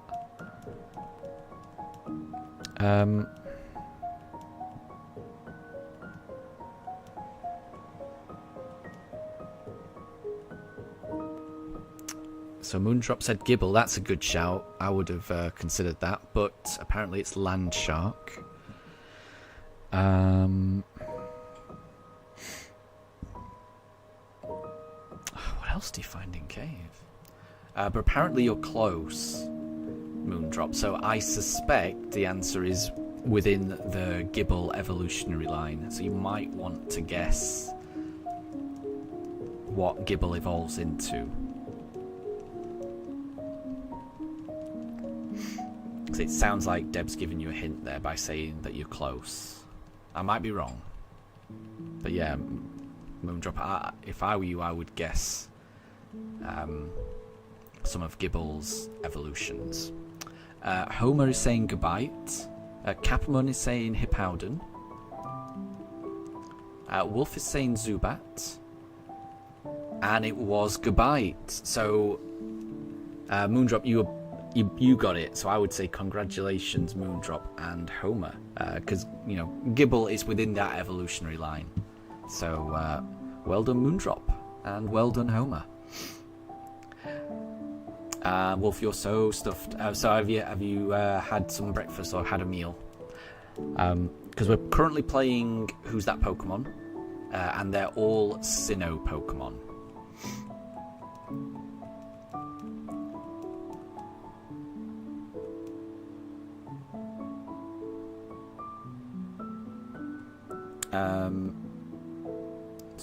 Well, no, Moondrop, you said Gibble. I saw you say Gibble. So I think, yeah, you were close with Gibble. And you basically got it. The Mac Pokemon. So I would go Garchomp with that. Capamon agrees with Garchomp. But yeah, I would go Garchomp on that one.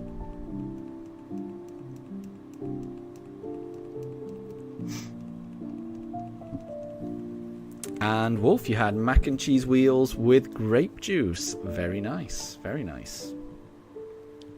And it was Garchomp. Well done, Capamon. It was.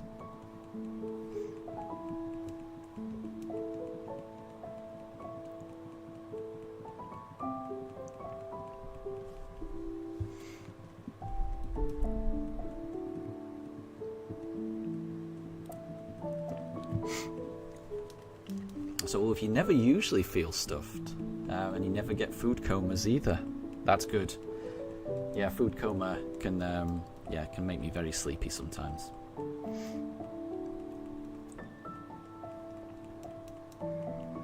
And don't be put off, Moondrop, don't worry. It's all just guesses.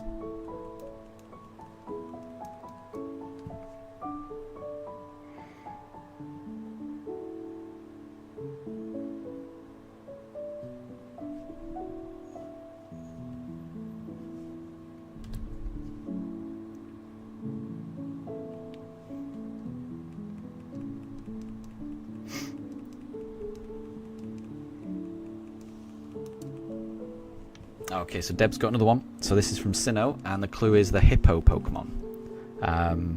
So I would go for Hippopotas is what I would go for that one.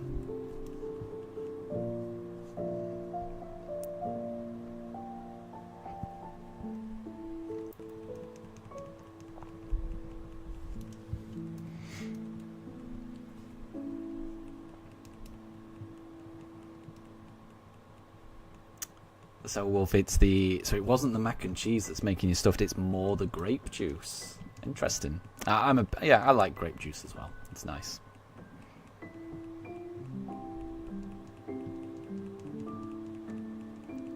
So Homer's guessing hippopotas as well. So Homer agrees.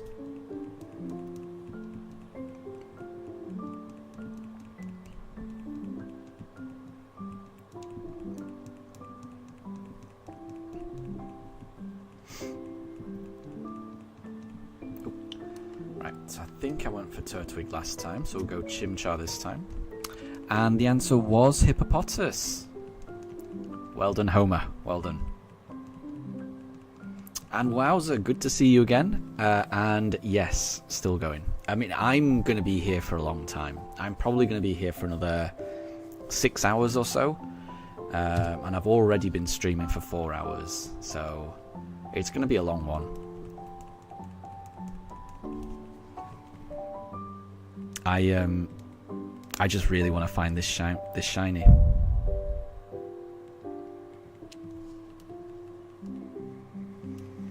The toxic mouth Pokemon.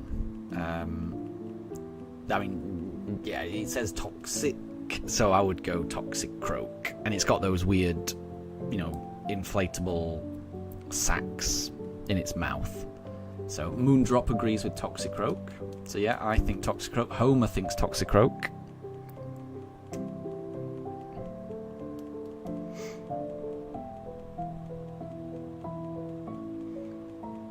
But yeah, wowza. I'm going to be here for a long time. I'm very eager to find this shiny.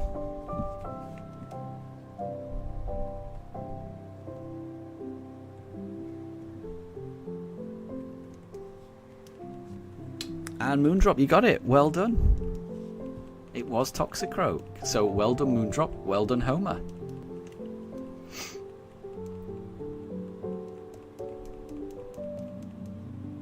Okay, we'll go Piplup this time. So, Wolf, a couple of minutes ago, it felt like you were about to burst. Does anyone ever feel like that? It's definitely happened before if I've eaten too much, but I do try to just avoid it. It can definitely happen, but I just try to avoid it by stopping myself from eating too much. But that can definitely happen to me. It always happens to me at Christmas. I feel too full, I can't move, and just have to lie down. The winged fish Pokemon. So Moondrop's saying Finian. That makes sense to me.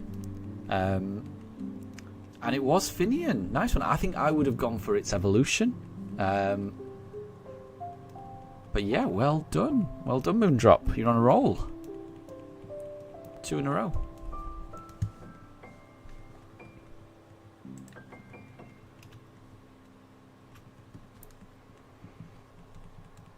So the kite Pokemon. The kite Pokemon. Ooh, that's a tricky one. I don't know what that would be. And it's probably from Sinnoh as well.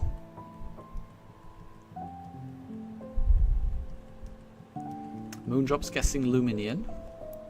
I would have guessed that for the last one. So it's not Luminian. Right.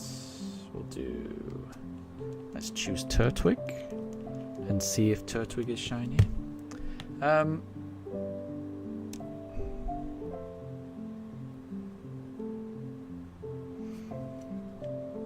So Moondrop's guessing Wormadam. Yeah, I could see that. It's kind of shaped like a kite, isn't it? Capman saying Mantine. Yeah, could be.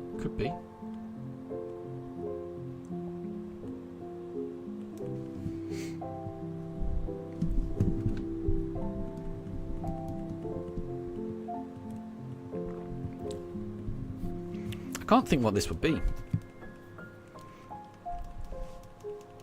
Moondrop saying Mantike. It's close. Close to Mantine, yeah.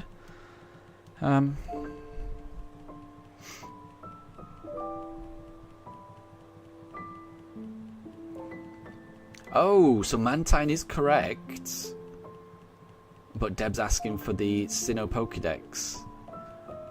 So, yeah, well done, Capman. And well done, Moondrop. You both got it. Well done. That's a tricky one. I wouldn't have associated that with kite. But I guess they do kind of jump out of the water, don't they? Interesting. Yeah, I wouldn't have guessed that.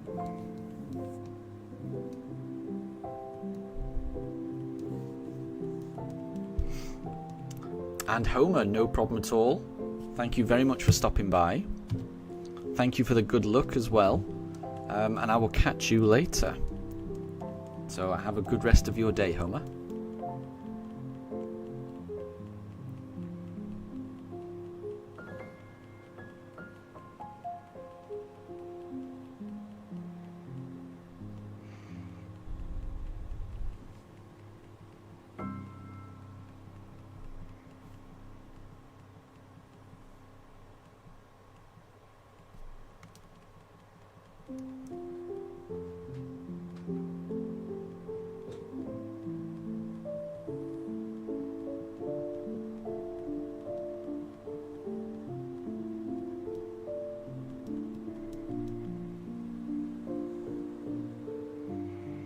And Capman, you've already reached 1,000 Aron encounters. Good luck on your search. And I really hope you find an Aron or a Sableye. And I hope you don't find a Zubat.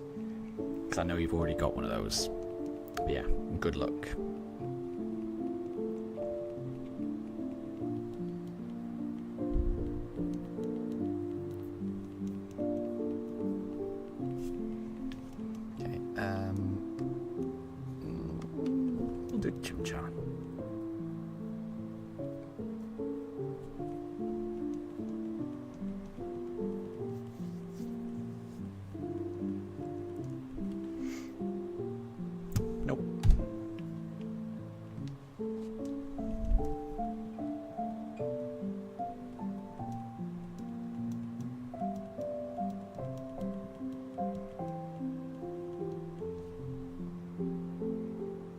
Ooh. Capman, I've just seen the Pokemon card you've just pulled. The Kangaskhan one, where the little baby Kangaskhan is reaching out to the... I want to say Clodsire, but I know it's not a Clodsire. The evolved Wooper. Swampert. No, it's not Swampert. It's the evolved Mudkip. Quagsire. Where the little baby Kangaskhan is reaching out to the Quagsire. That's adorable. I like that. That is a nice card. It's a very nice card, that. I love full art cards. I absolutely adore full art cards. They're the best. They are the best. So yeah, congrats on that pull. That's a nice one. The Vine Pokemon, and this is Sinnoh only. Yeah, so I would have definitely gone for Tangela, but since we're in Sinnoh, I'm going to go Tangrowth for that one. Right, we'll do Piplup this time. So yeah, my guess would be Tangrowth for that one. Deb?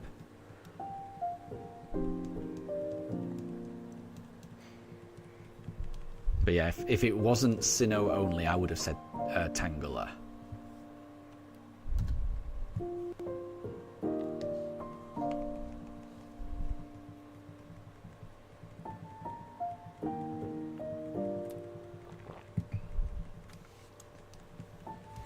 Moondrop thinks Wormadam.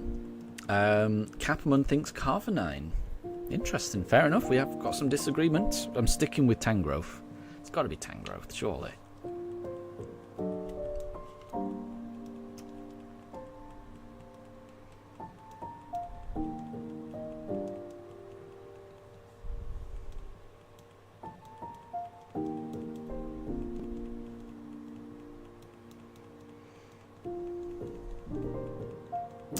Tangrowth was right.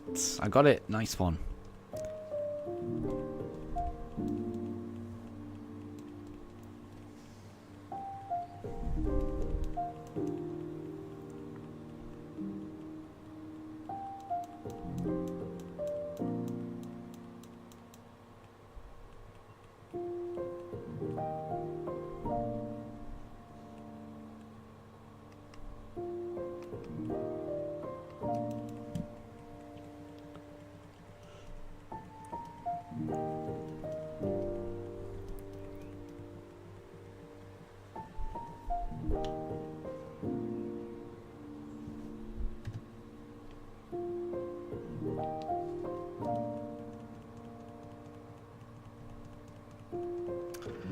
The Jubilee Pokemon.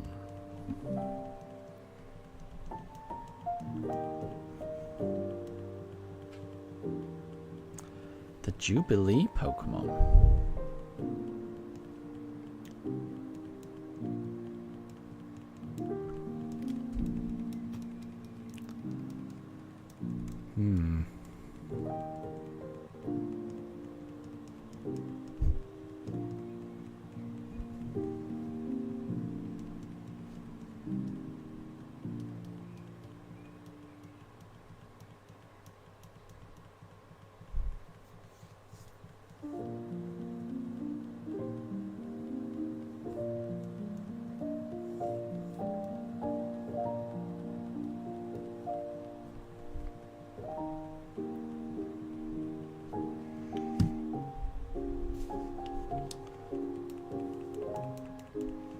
And Wolf, I certainly know your favourites.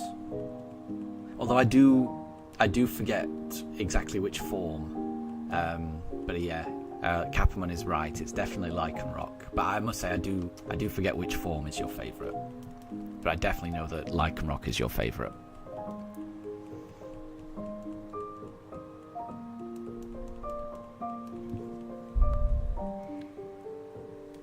So I wonder what... Yeah, I don't know what the Jubilee Pokemon is.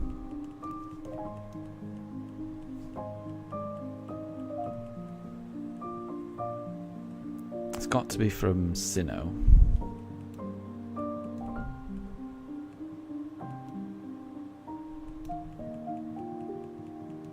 Ah, so Wolf, your favourite is the Dusk form, Lycanroc. Gotcha. The rarest of the forms. Very cool.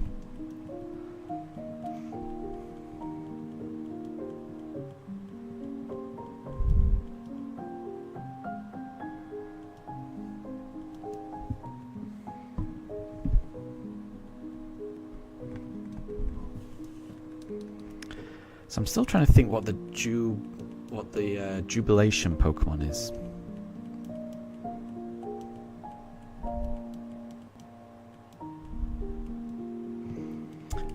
Capamon. What's Capamon? I'm not sure I do know what Capamon's favourite is.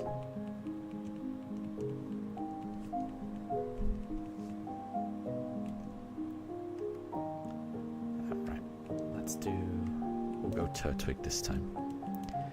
The Jubilation Pokemon, what could that be?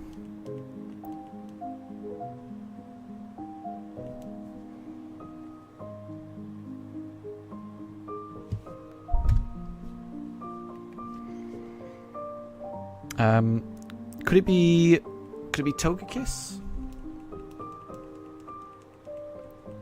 Just thinking of the Sinnoh Pokemon.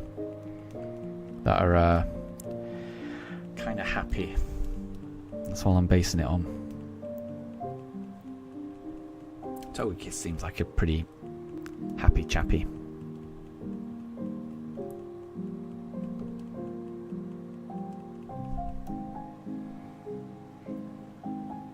Ah, Cappelman, you like Meltan. Nice one.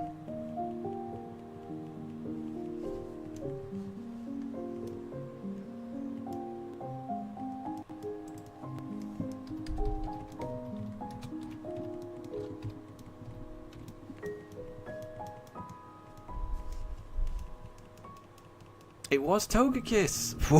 Whoa, that was a guess. Nice one. I wasn't sure about that. Nice one, Deb. Oh, what? Yeah. I was just trying to think of happy Sinnoh Pokemon. And there's not too many. A lot of them look quite angry. Right, so we did Turtwig last time, so we will do Chimchar this time.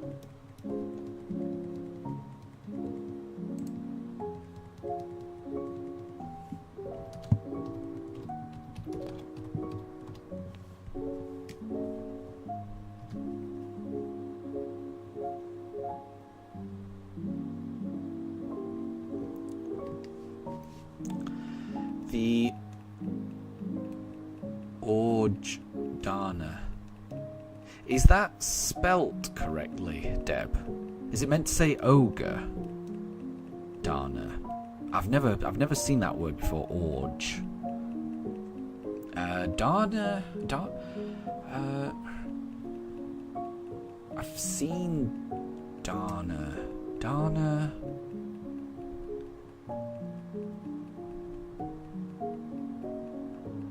Is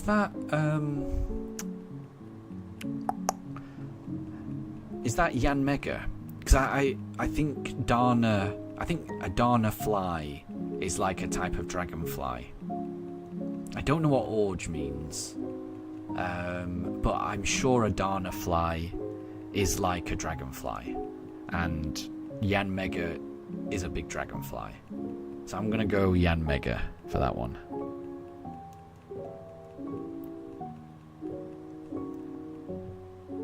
Wolf thinks it could be Yanmega as well. So Wolf agrees. I'm feeling better about my guess.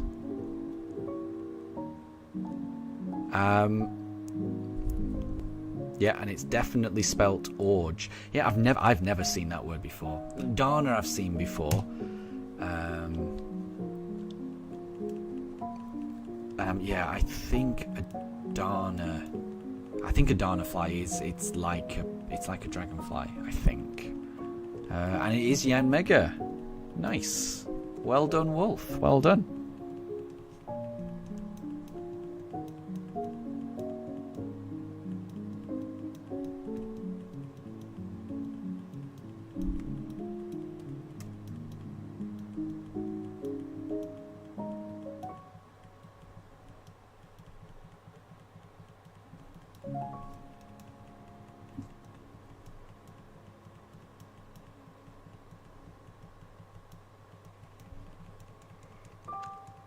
The verdant Pokemon. Verdant. I think of like green meadows. Verdant green meadows. That's what I think of. So, could that be Shaman?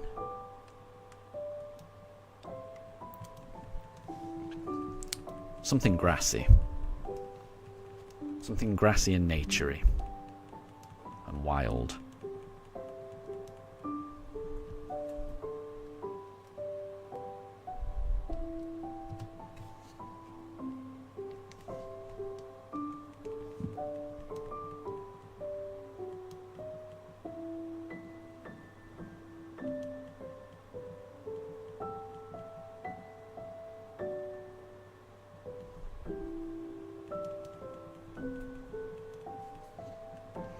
It's not Shaman, okay.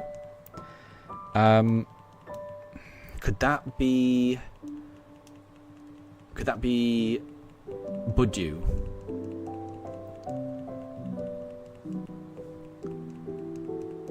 So Moondrop's saying Wormadam again. I think Deb said that Wormadam is the bagworm Pokemon. So I would say, unless Deb's clue is the bagworm Pokemon, I don't think Wormadam's going to be the answer, Moondrop.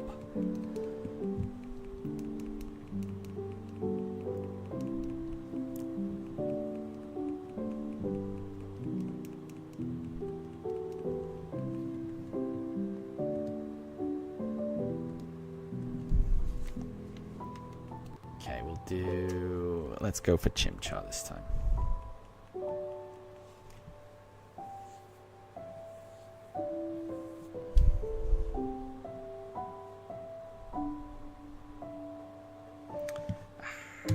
Not Chimchar. Not this time.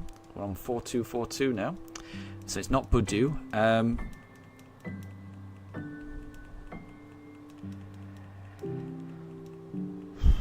Other grass types are there? So I mean, it's not Tangrowth because we've already had that. What other grass types are in Sinnoh?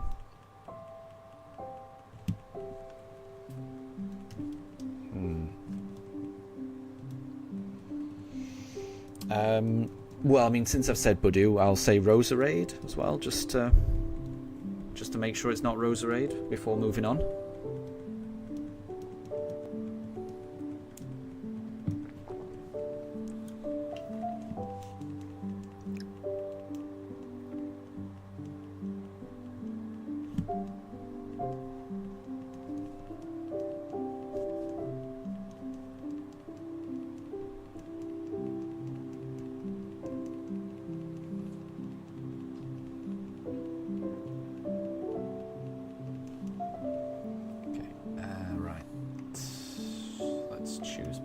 This time.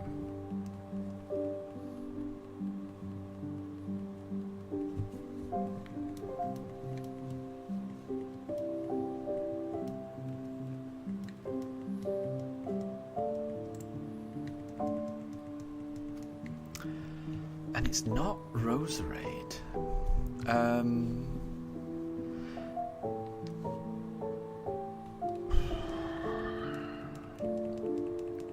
Yeah, I can't think of another grass type. Unless anyone else can think of another grass type from Sinnoh. Because I think that it's definitely from Sinnoh. And Verdant makes me think of grass. I might be wrong on that. But I can't think of another grass type from Sinnoh. I've run out, sadly.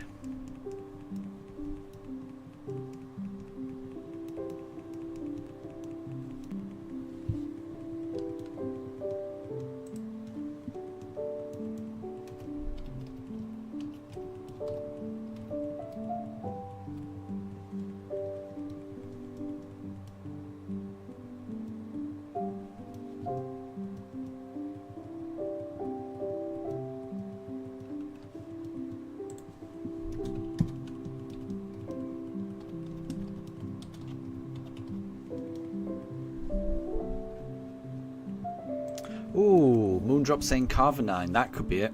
That could be it. We haven't had Carvanine yet. I forgot about that. It could be Carvanine. That's a good guess. I like that.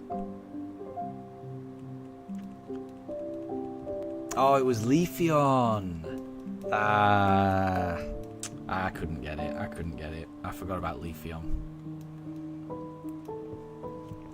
Yeah, don't feel bad, Moondrop. I couldn't get it either, and I had a lot of guesses. I couldn't get it. Yeah, I forgot about Leafeon. I forgot about Leafeon. Yeah, that makes sense.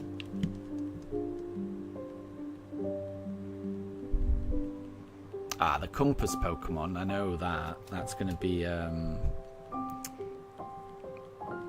Probopass, because it always points north, right?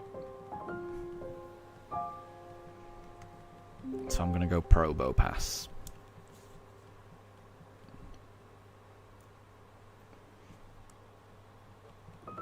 Did I say Carvanine? It's Carnivine. Probably, yeah. I will mispronounce a lot of Pokemon. I'm certain I will. Carnivine, yeah, I guess like a carnivore. Makes sense.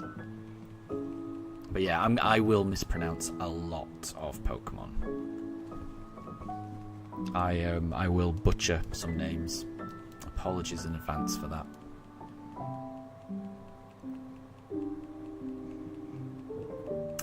Capman says Nose Pass, but it was Probopass.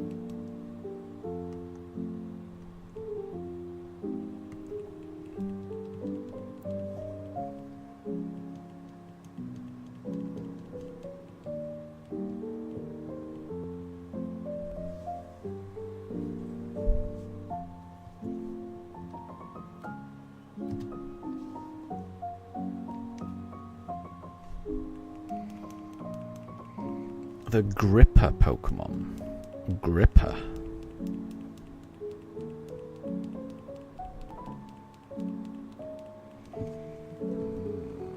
Not sure I know the Gripper Pokemon. But Wolf, you're right, yeah. Some Pokemon are really hard to pronounce, yeah. Yeah,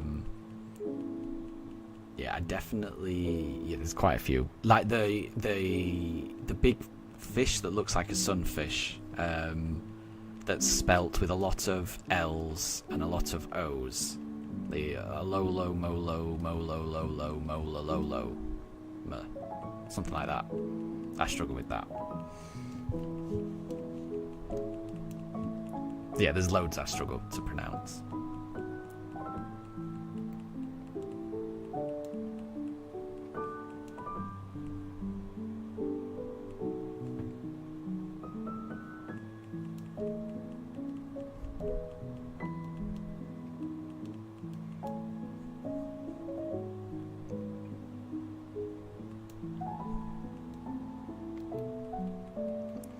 Alolomolo. Yeah, I can't say it. I don't. Alolomolo. Alolomolo. Alolomola. Yeah, I will always struggle to say that one. There's too many O's in it. I can't figure it out. Alomo. Yeah, I can't. I can't. I'll give up. So if ever that Pokemon comes up in a playthrough, I may give that Pokemon a nickname rather than, because I don't know how to say that.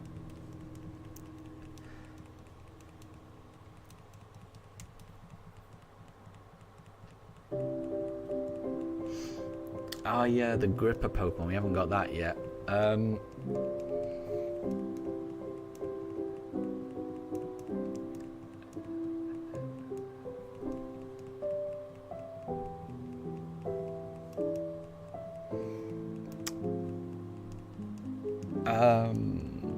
Could the Gripper Pokemon be Gliscor? That's got kind of like pincers for its claws. Is that one like trying to say anemone? Yeah, I struggle with that as well. I struggle with that. That's the real life word. That's a real word that I struggle with. So yeah. Yeah, I do sometimes butcher words.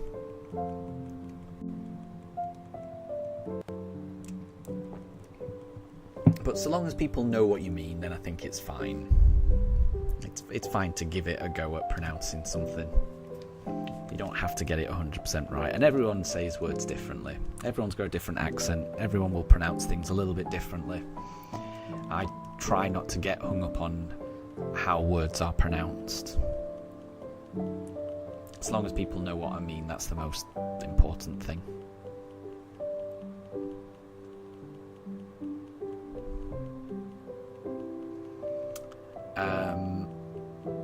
So Moondrop guesses Dusknoir, and Gliscor is not right. So Gliscor is not the Gripper Pokemon. Moondrop got it. It was Dusknoir. I would never have got that. The Gripper. So I guess it doesn't mean grip as in... Yeah, I guess grip. I guess he's got hands, so he grips it in his hands. I was thinking... I don't know why I was thinking like a claw with a grip. Yeah, I was thinking it'd be Gliscor. Interesting. So, Deb, it's like... Oh, that word. Yeah, I remember that word. It came up in chat. I'm not going to try and say it. But it is similar to that word.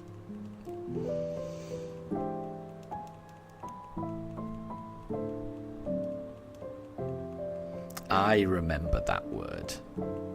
I still haven't learned how to say that word, but I remember that word.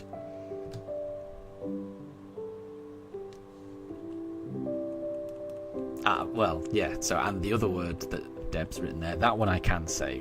Supercalifragilisticexpialidocious. That one I can say. And that one's not a real word, but what's that from? Is that from Mary Poppins or from Bedknobs and Broomsticks? It's Mary Poppins. It's from Mary Poppins, isn't it? You see, if a word has been in a Disney movie, then I've got a chance that I know how to say it. That pneumo microscopic silicovolcanoconiosis, that has never been in a Disney movie, and hence I don't know how to pronounce it. You know, stick that in Moana, then I might know how to pronounce it.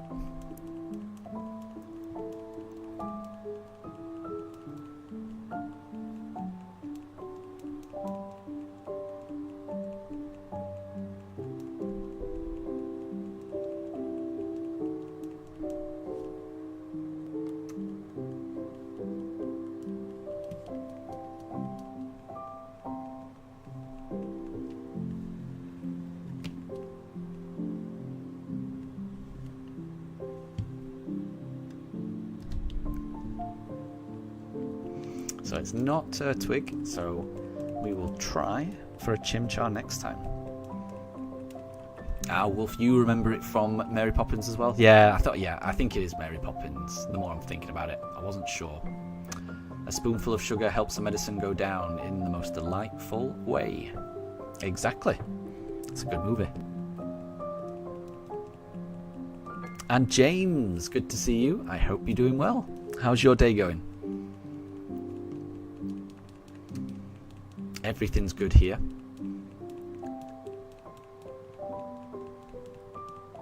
I'm still searching for the shiny starter. We've gone over odds now, so we've been a little bit unlucky. I don't know exactly how unlucky I will be until I find it, but we'll have to see. And we're playing a game of Who's That Pokemon? The clue at the moment is the Snow Land Pokemon. I'm going to go Abominous Snow for that one.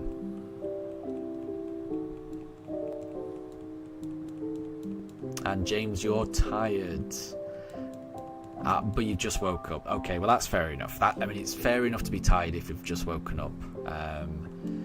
I would say just take your time, ease yourself into the day, and I hope the day is not too stressful for you.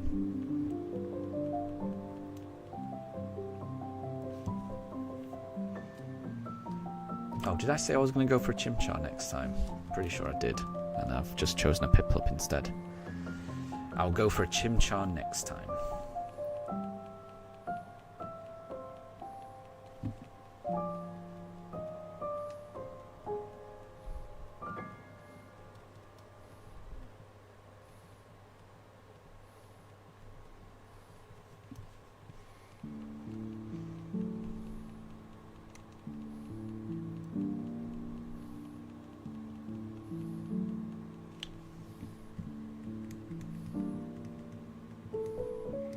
So James, you go back to work tomorrow. Okay, so you've got the day off today. Yeah, I hope you have a very enjoyable and chilled out day in that case, so that you're well rested for the working week ahead. I've got tomorrow off. So some of my friends are visiting from America. And they're going to be spending the day in London, so I've taken the day off so I can hang out with some friends that I've not seen for... Ooh, when was the last time I saw them? Be over a year, I think. So yeah, I've got tomorrow off. So there won't be a stream tomorrow because I'm not sure what time I'll be back. But yeah, I'm back to work on Tuesday. Right, Chimchar. That's it, Chimchar this time.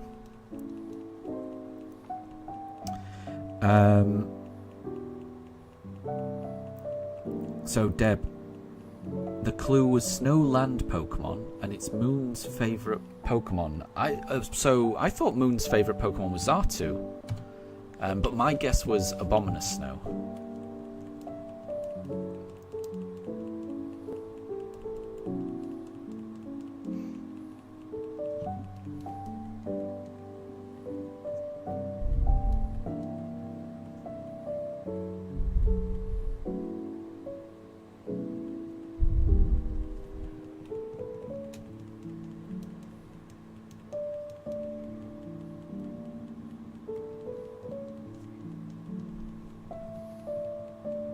Oh, Moondrop's guessing Frostlass.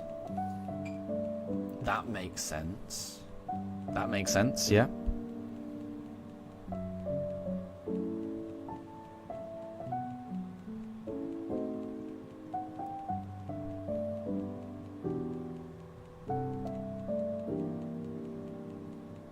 And it was Frostlass. Well done, Moondrop. And well done, Deb, for knowing. That's good.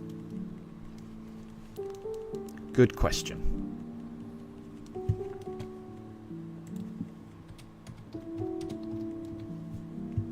Okay, let's go Turtwig this time.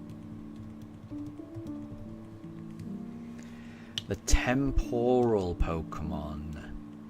I always forget which is which, but that's gotta be Dialga or Palkia. Is Dialga time and Palkia space? Temporal is to do with time, so I'm going to go Dialga.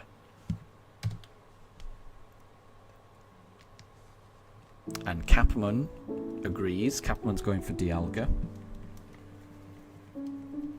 So I'm feeling good about the guess. And it was well done, Capman.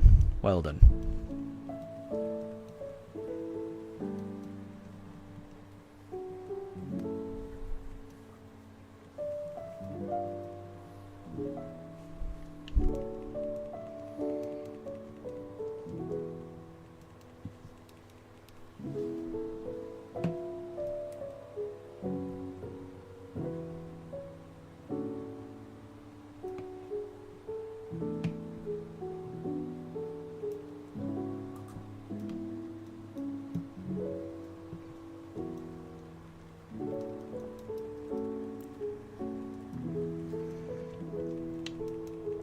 And Kenji, welcome to stream. It's good to have you here. I hope you're doing well. You have a riddle for us. Yeah.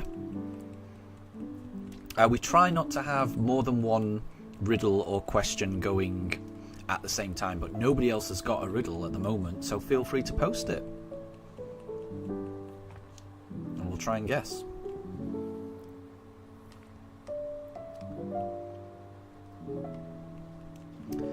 Imagine you are in a dark room. How do you get out?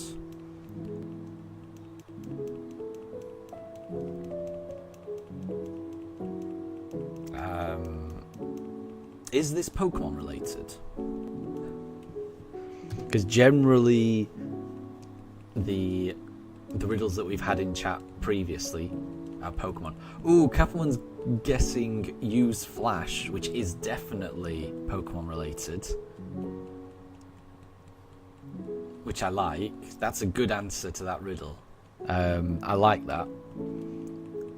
Use Flash does make a lot of sense. And it's very Pokemon related, isn't it?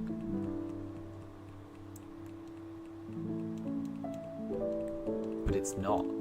Okay.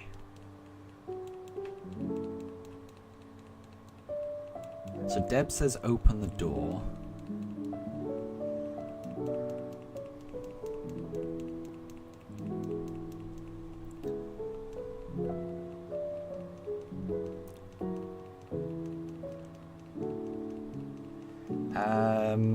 I'm not sure. It's hard to know.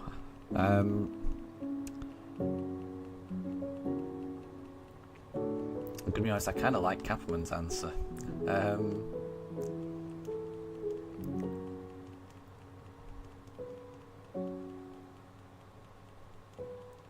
Yeah, I don't know the answer. I don't know the answer, Kenji. So you may have to either give a hint, or we may have to pass.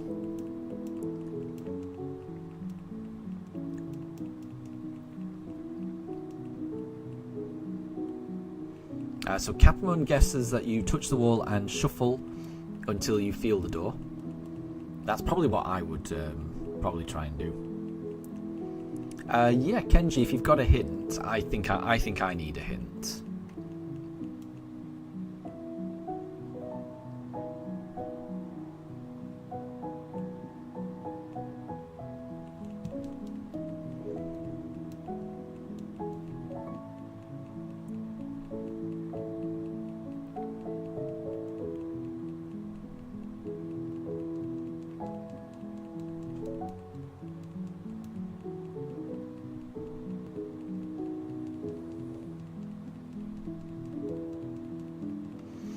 Reread the riddle.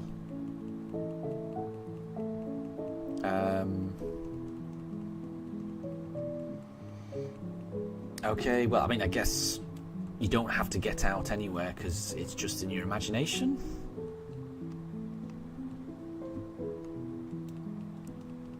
Yeah, Deb says something similar, just come out of your imagination. Catherine says turn on the lights. James says stop imagining it. Yep.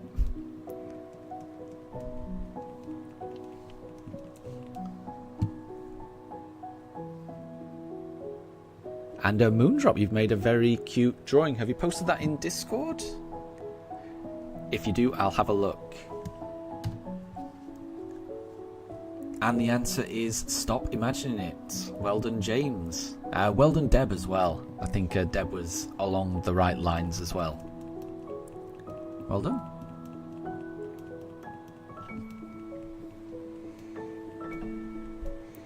I think it's better to keep the questions Pokemon related, given the stream is mainly about Pokemon. I would try and keep the riddles like related to Pokemon, but that is a good riddle. That is a good riddle.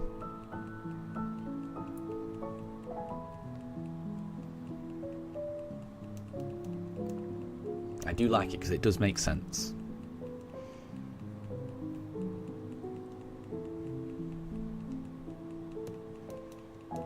So Deb has posted a quiz, which is a who's that Pokemon, based on the description. So the category, the species of the Pokemon is the rushing Pokemon, and this one is from the Hoenn Pokédex. And no problem at all, Kenji. Thank you very much for stopping by. That was an interesting riddle, definitely. Have a wonderful rest of your day as well.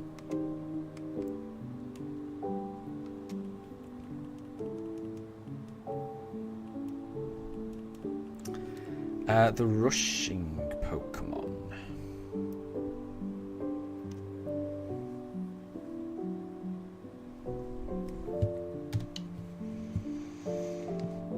Rushing Pokemon.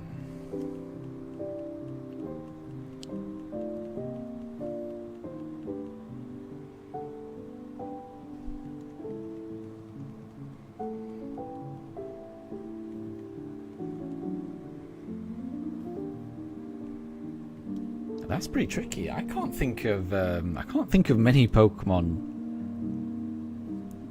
from Hoenn that would rush. I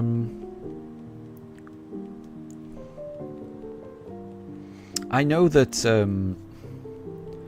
Swellow is really fast, but I wouldn't say it's a rushing Pokemon. So James is saying Tauros. Wolf is saying Cranados or Rampardos. But the answer is from the Hoenn Pokédex. So it's from Generation 3, Ruby Sapphire generation.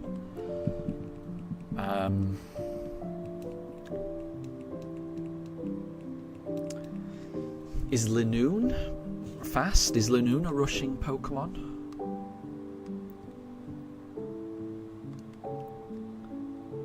Right, let's go Turtwig.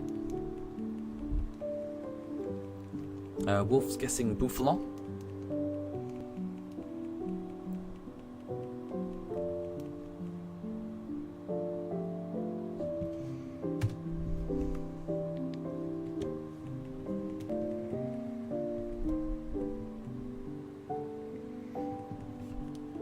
Wolf's also getting Latios or Latias. Yeah, those are very fast, aren't they? And they are from Hoenn. So it could be Latios or Latias.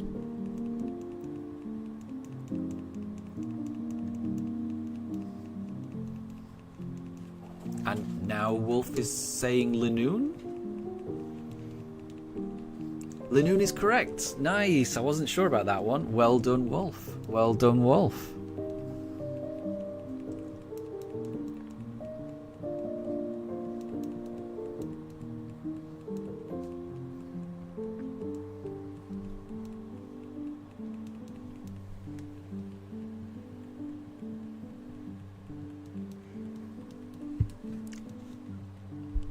Ah, James, you had to Google but didn't want to answer. Yeah, if you've had to Google, yeah.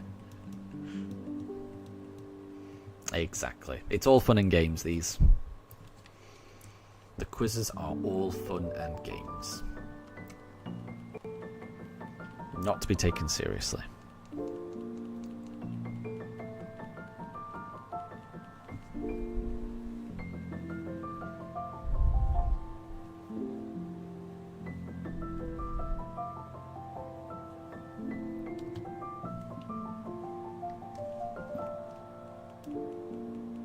And yeah, no, I understand, James. I understand. Nothing wrong with looking up an answer if you're not going to actually pop it in chat. That's nothing wrong with that.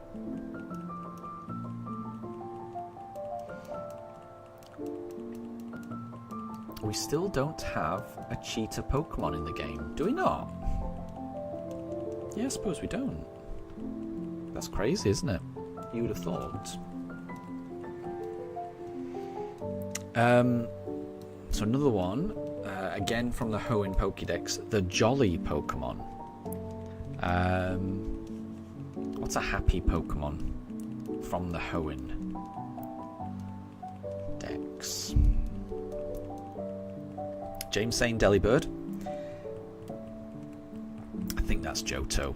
I think that's from the generation just before.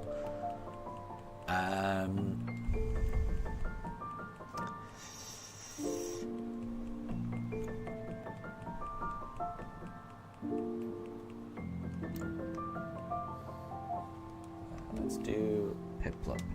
So Deb's clue is that this Pokemon looks sad, but its name is the Jolly Pokemon. Okay, because I was thinking maybe I was gonna say Ludicolo because that's really happy and is always dancing.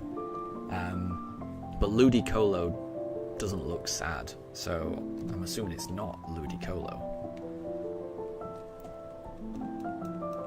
Huh. A Pokemon looks sad, but it's called the Jolly Pokemon. That's strange. Why would it be called that? So we've got domestic cats, tigers, lions, cougars, lynx, jaguar, and mythical cats, but no cheetah. Yeah, that's crazy. That is crazy. That's got to be in an upcoming generation, right? They must be saving it for an upcoming generation.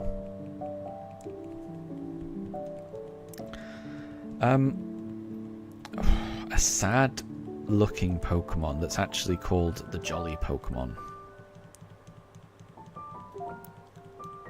Oh, this is really tough. Ludicolo is carefree, but I am close. And Draven, good to see you. I hope you're doing well. I hope things are good with you.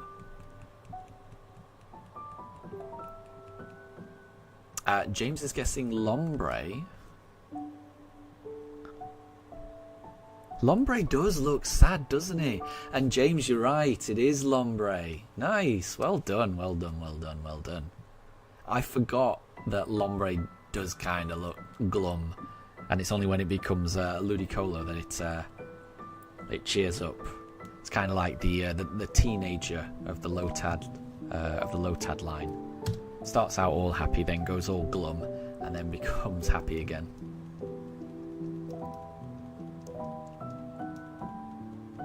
So well done, James. And Draven, you're doing good, but you're just heading to work. Well, have a good day at work. I hope it's stress-free and productive. And have a good day. The wily Pokemon. Wily. So I'm thinking sneaky, cunning, devious, tricksy. I'm thinking Wile E Coyote. What's a sneaky, wily Pokemon from Hoenn? Let's think about this.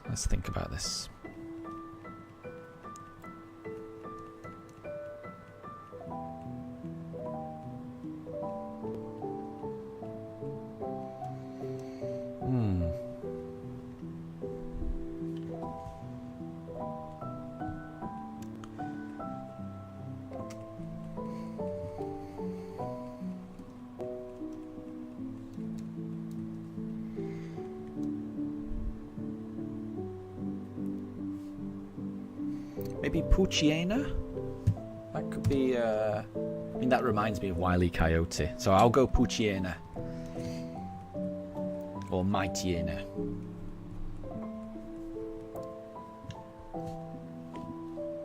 That would be my guess for the wily Pokemon.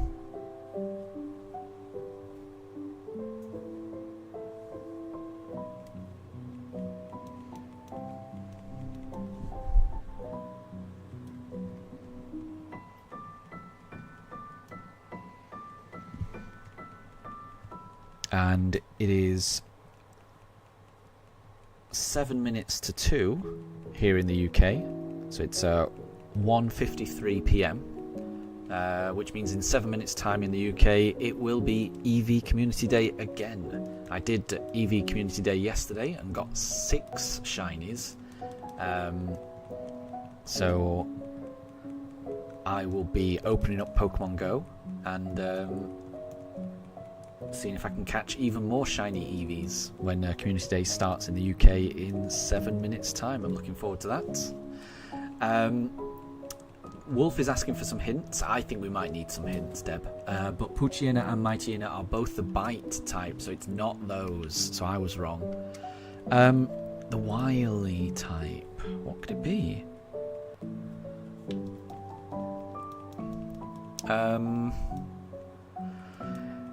Yeah, I think we either need a hint or we may need to pass. Right, so it's not Chimchar, so I'll go on to the next one. And Pranjul, how you doing? How did I not get the shiny? Yeah, we didn't get it yesterday. So yesterday's stream we streamed all the way up to encounter 4096, but we didn't get it. So we have now officially gone over odds. So we're officially a little bit unlucky, and we will find out exactly how lucky I get when it finally does. It finally does appear. We'll never know. Well, we will know eventually once I find it. But yeah, there's no telling how long this search could take. It could be over in the very next encounter, or it could be encounter 24,000. There's no way of knowing, sadly. And Wolf, yeah, you're right. It's because it just takes forever. Yeah, Dev, I think we may have to pass then. I can't think of what it would be, the wily Pokemon for this one. It's a tricky one.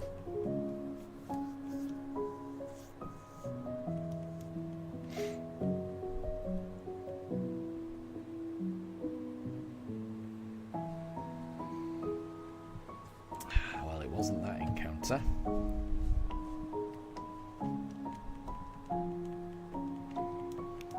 But, I mean, I am getting through the encounters quite fast. So, you know, I can't complain too much. I'm getting through the encounters far quicker than I was at the start of this search. So that's something to be thankful for. And Deb, yeah, I think we may need to pass on this one. I can't think of anything else that would fit for Wily in Hoenn. The answer was Nuzleaf. Oh, I wouldn't have... Nah, there's no way I would have got that. I wouldn't have got that. But it is a kind of... yeah. I can kind of see it. It is kind of like a mischief Pokemon. That was tough. That was tough. But yeah, I wouldn't have got that.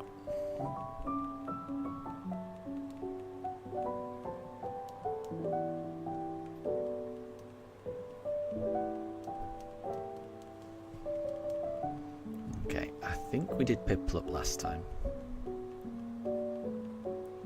Let's go for a... yeah, we'll go Turtwig. Yeah, Wolf, it is a dark type. I think it's the dark type that's done it. Yeah. So the feeling Pokemon. So Wolf is saying Sylveon. I think these are all from... oh, well, it's not a Turtwig. I think all of these are from Hoenn. So maybe...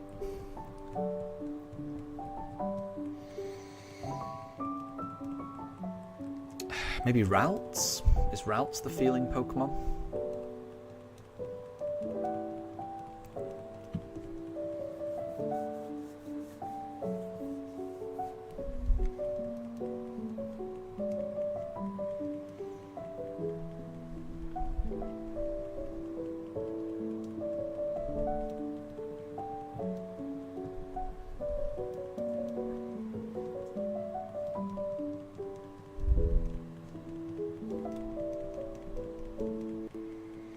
So I did Turtwig last time, so I'll do Chimchar next time. And then who knows? It could be shiny. I can't wait to find the shiny. I can't wait to start this hunt.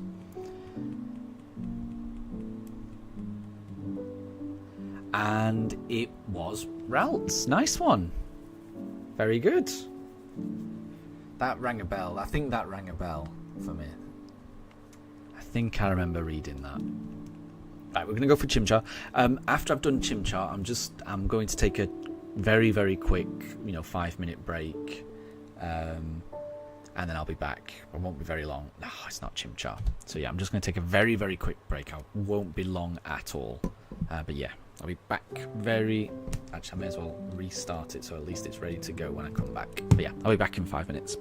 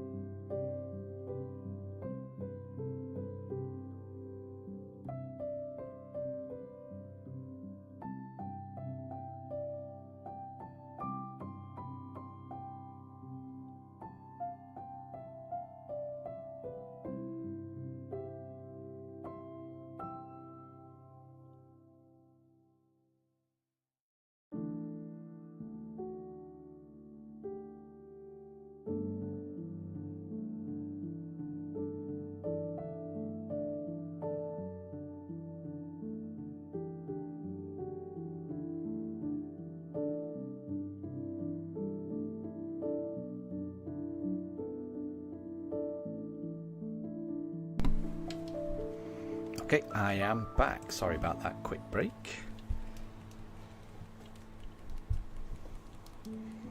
So I've revived Shinx. So Shinx is back. Don't know for how long. Pranjal, you've got to go. Your exam is tomorrow. But thank you for the shiny look. I hope I can get it before 4,300 as well. But yeah, best of luck in your exam. Hope you do really well. And I'll catch you later.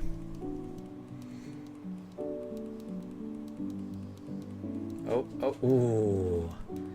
Mifa used Tail Whip on Shinx, but Shinx stood firm.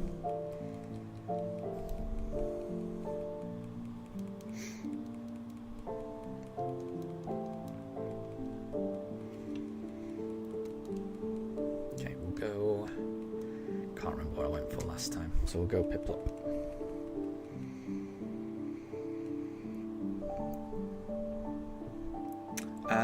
So, Deb, you've got a clue, which is the interwinning Pokemon. Interwinning? I've never heard of that word before. Generation 6. So that's... yeah, I will struggle with that. I don't think I'll get that.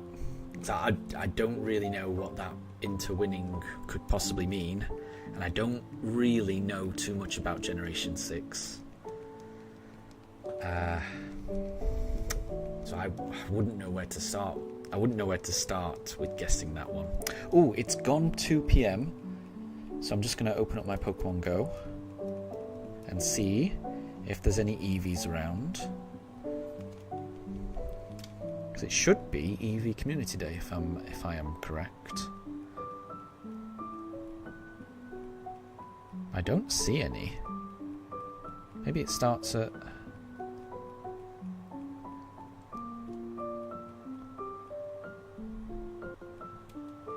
Let me see how long my incense lasts. That's usually a good indication. Nope, incense is lasting 3 hours, so it must be Community Day. But there's just no EVs around. But yeah, Community Day must have started. So Community Day has started in the UK. So let's see if I can find a shiny Eevee.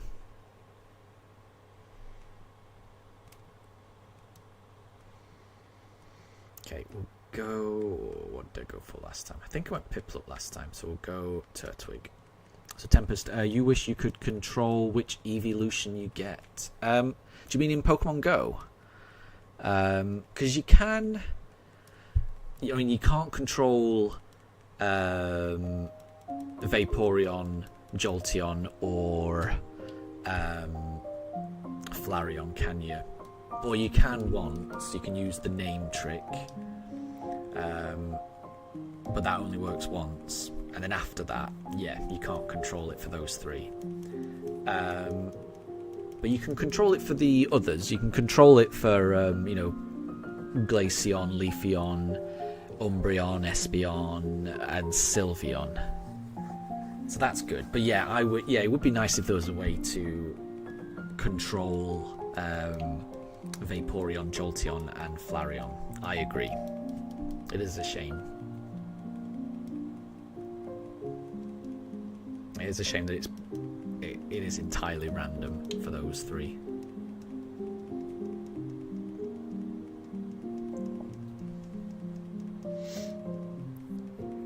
And yeah, I haven't got a clue on that one, Deb. I really don't know. I really don't know on that one. And Tempest was thinking it could be Victini, but that's more likely to be the victory Pokemon. Yeah, I could understand why you'd go with that for that clue, because interwinning, you know, winning is all about victory. But yeah, I've never heard of that. The answer is Sylveon. Yeah, I wouldn't have got that. There's no way I would have got that. Sometimes you hear the answer and you think, oh, that makes sense, yeah. Maybe I could have got that eventually. And sometimes you hear the answer and it's like, Okay. I would never have got that.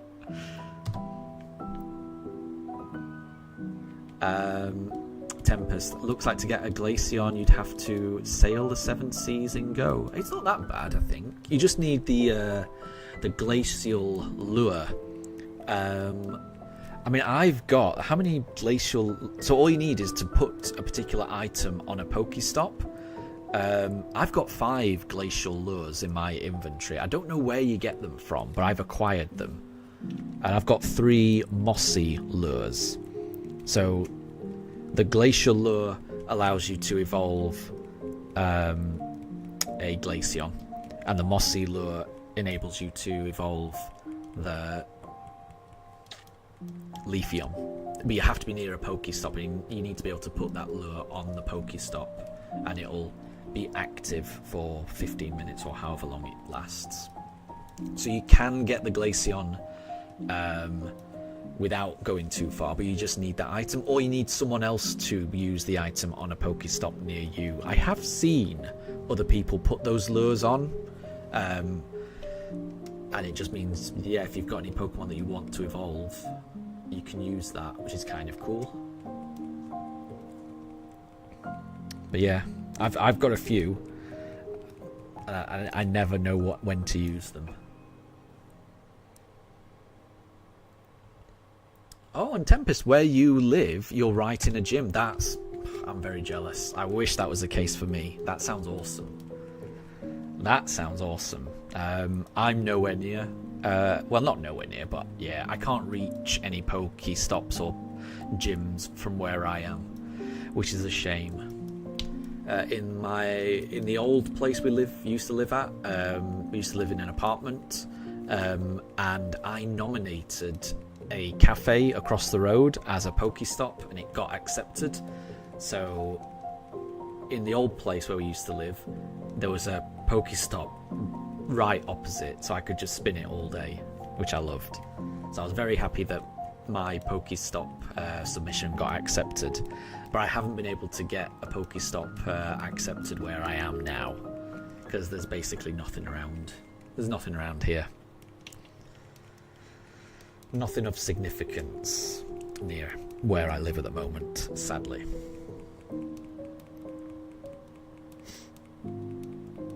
Oh, and you can't put lures on gyms. That's a shame. I didn't realise that.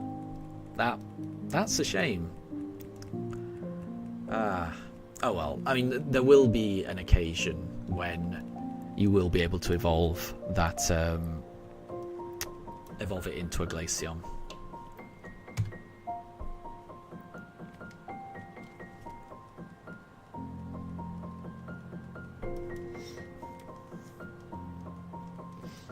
So Deb, the ball Pokemon.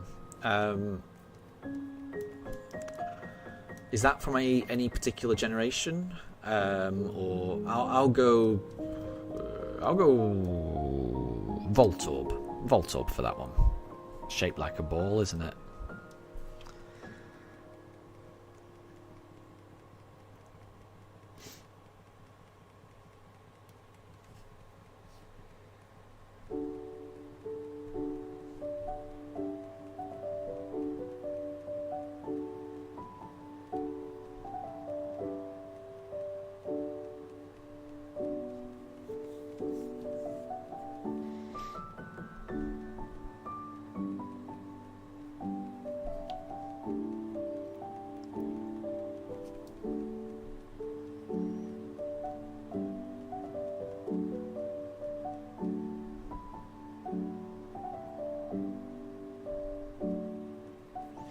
So it's not Voltorb.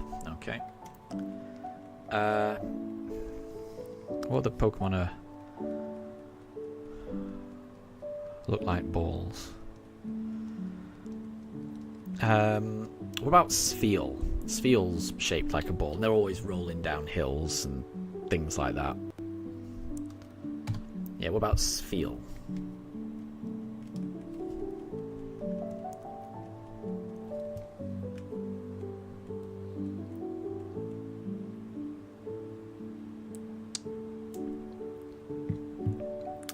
It's Masquerain?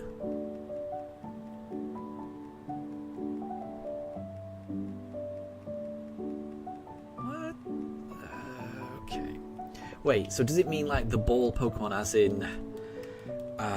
as in you go to a dance and that's called a ball? And then Masquerain, maybe you'd wear a mask to go to a ball. Because when I think of the ball Pokemon, I think of a ball shape. But I guess ball can mean like a dance, a formal dance, I think. Feels like a stretch though. I would never have got Masquerain with the clue, the ball Pokemon. I would never have got that. Lazy Pokemon, that's got to be Slackoth. That's got to be Slackoth, surely. Right. Where did I go? I can't remember what I went for last time. So we'll go Piplup.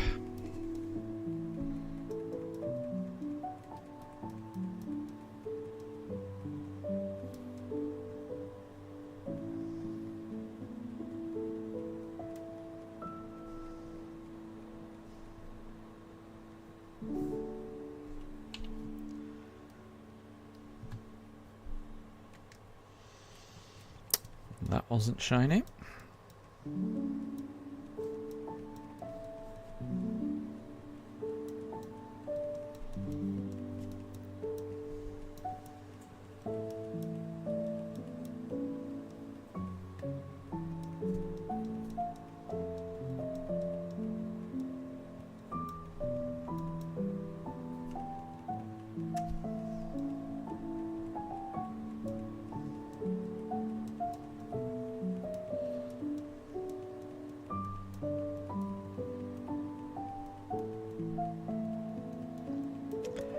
It's not Slackoth. Oh, well, it can't be the middle evolution because that's not lazy. That's where it actually becomes active. That's Vigoroth, so it can't be Vigoroth. Then it becomes lazy again, so slacking.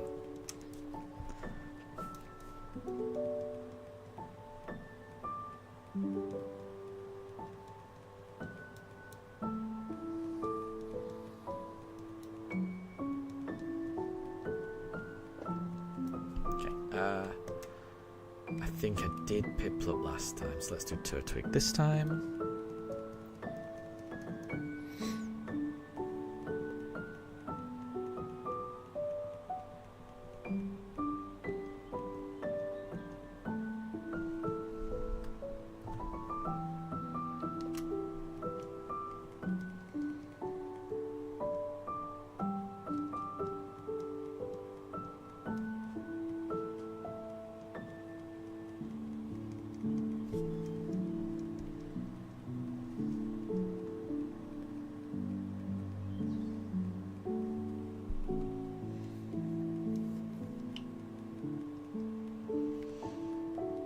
Okay.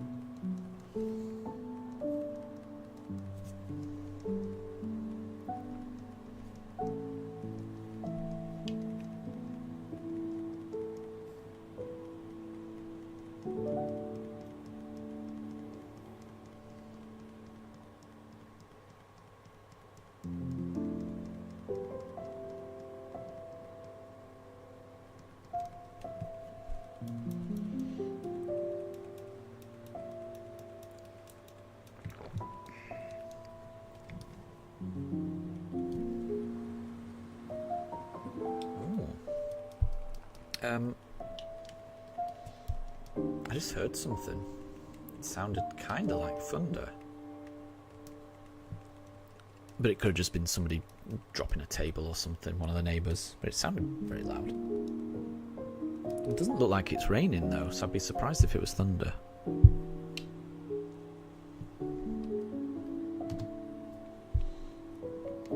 And the dogs would definitely start barking if there was thunder, so maybe I was mistaken.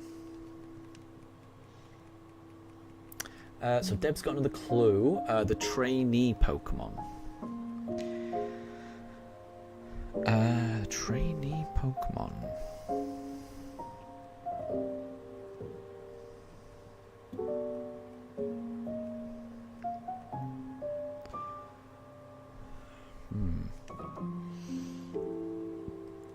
What could be a trainee Pokemon? I mean, he's got to be like a... I don't think it'll be a fully evolved Pokemon. I think it'll be something that evolves. So what looks like it's in training? I would have said Meditite, but I think we've had that already, and we've been told that Meditite is the meditating Pokemon. So I don't think it's that. How about Makuhita? Because that looks like it could be being trained by Hariyama. That could be a thing. Let's go Chimchar.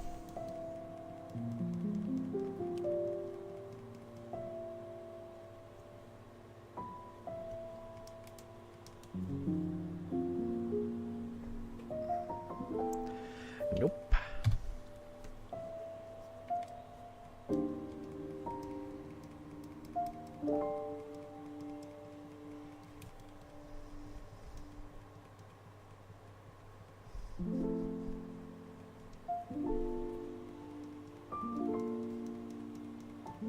Oh, looks like Mifa's gonna head to the bed. No? Is she having second thoughts? She's approaching the bed. Oh, now she's having a scratch.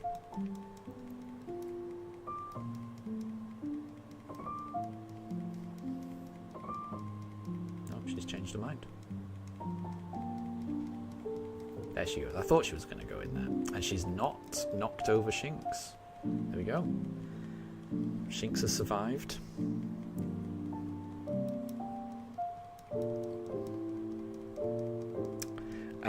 So your website crashed. Any answer? Ah, no worries. So my guess would be it's got to be a Pokemon that evolves. So I don't think it's a final evolution. So I'm going to go... my first guess would be Makuhita. Because it looks like the type of Pokemon that would be trained by Hariyama. Because I'm assuming that we're still in Hoenn. I might be wrong about that. If we're not in Hoenn, then I might guess Tyrogue.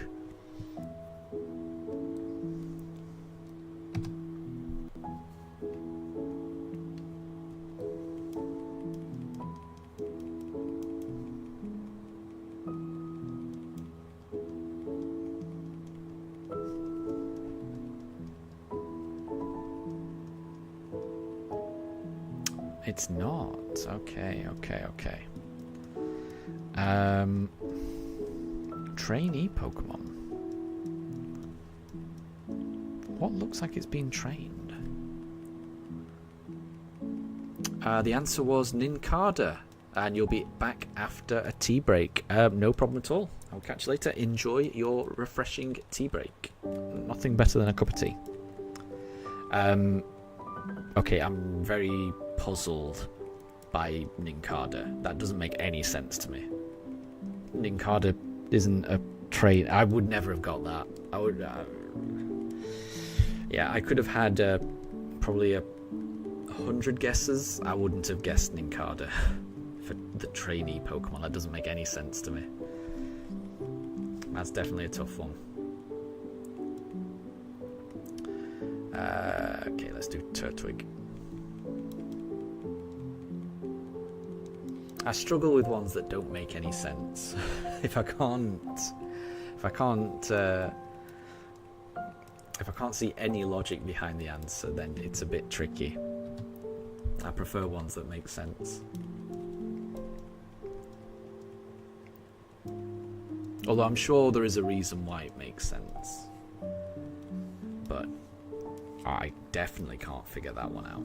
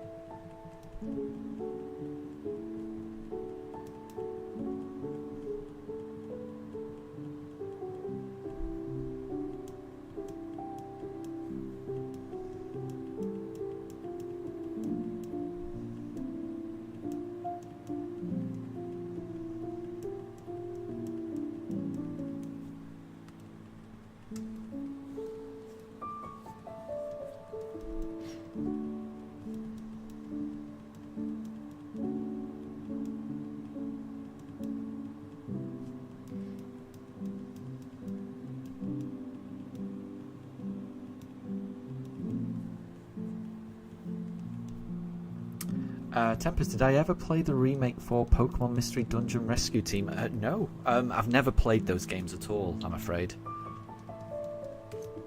So I've never ever played a Mystery Dungeon game. I'm trying to think of the Pokemon spin-off games that I have played. I've played Detective Pikachu on the Switch. I enjoyed that. I played Pokemon Battle Revolution on the Wii. That's the background to my I'll be right back banner that I put up when I take a break. But I've never played any of the Mystery Dungeon games. So I don't know anything about them. I don't know what the mechanics are or how they work. Yeah. Would you recommend those games? Yeah, because I don't know anything about them. I think those are the only spin-off games that I've played. Because I never played Pokemon Stadium. When that came out for the N64, I always wanted it but never got it. I never really had a GameCube, so I didn't have Colosseum or Gales of Darkness. Like I say, I did play Battle Revolution on the Wii.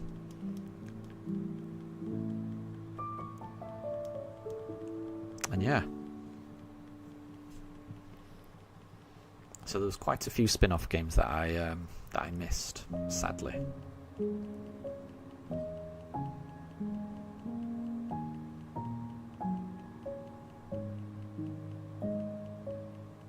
Ooh, interesting. The dungeons are randomly generated. Movement is grid-based. I like both of those things. I like both of those things. I love randomly generated stuff. And I like grid-based systems that suggests I can, take my time, and yeah, I like that. I'm a big fan of like the Fire Emblem games, and Advance Wars, and I'm a massive fan of Civilization. So yeah, I like grid-based tactical things. Movement is pretty grid-based. The remake has all 386 Gen 3 Pokemon, plus included newer generation evolutions all the way up to Sylveon. It does sound pretty good, actually. Right, okay. I don't know when I would find the time to play it, but I've got to be honest, I've never had those games described to me. But the way you've just described it there, that does kind of speak my language. That does sound good. What I might do is I tend to like keep an eye on eBay for like second-hand listings, and I'll gauge how much. If it's a game I want, I'll have a look at how much those games are selling for on average on eBay, and then every now and again I'll bid on one that's a little bit under there and see if I can get one a little bit cheaper than the market going rate. It usually takes me a very long time to find one that's at a price that I'm happy to pay. But then these are usually games that I'm in no rush to play. They're games that I'd like to play, but not in a massive rush. So I'll probably end up trying to pick that up, because that does sound cool. So it's not exactly like Advance Wars or Fire Emblem. That's more Pokemon Conquest. It's kind of different. You'll be able to show a video over Discord. Interesting. No, yeah. I wasn't expecting it to be exactly like it, or anything like it, really. I was just giving those as examples of games. Because I would imagine if it's grid-based, that would mean there's a turn element where you can so the reason why I like those games is not necessarily the combat mechanics, it's more the fact that, you can think about what you're doing, you can, think about what the next turn's going to be. It's less intensive button mashing. In my experience, when it's a grid-based game, in my experience, those tend to be calmer, turn-based affairs. So that's more what I'd be looking for. If it's like Mad Rush button mashing, then I'm not sure I will like it. But I mean, yeah, I don't think there's any need to post a video, because I can always have a look online on YouTube and just watch a preview or review video or something to get a gist of it. I'll be able to do that. But yeah, if it's a game that looks appealing to me, then I probably will try and pick up a cheap second-hand copy on eBay. Because I just like doing that. I find it quite fun just bidding on things on eBay and trying to get the lowest price possible. For something that I'm not in a rush for, I quite like that. Oh, and Tempest, the remake actually has a demo that you can play. Interesting. Yeah, I may end up just downloading the demo and giving it a go. Yeah. I mean, that's always better than than watching a video. So I may try that out. But yeah, they sound interesting. I mean, I'm a big fan of Pokemon, so I could imagine it being up my street, something like that.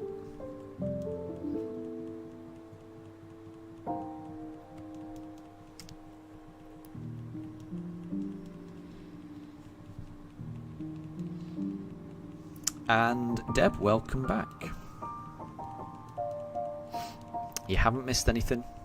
Still no shiny just yet?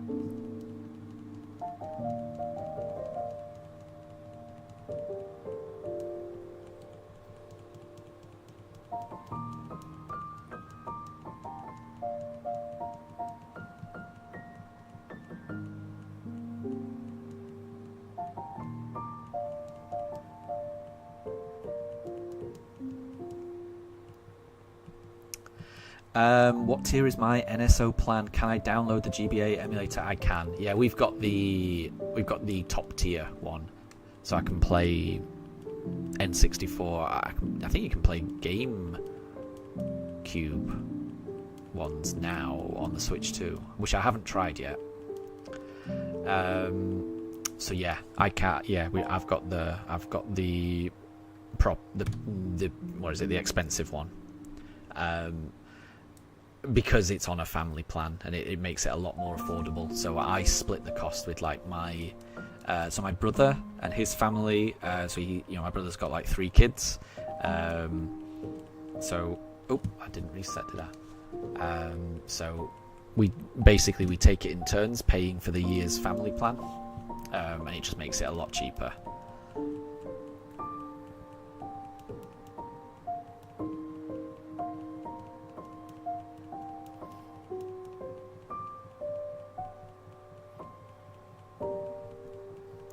And Tyrantrum, welcome to chat. I hope you're doing well.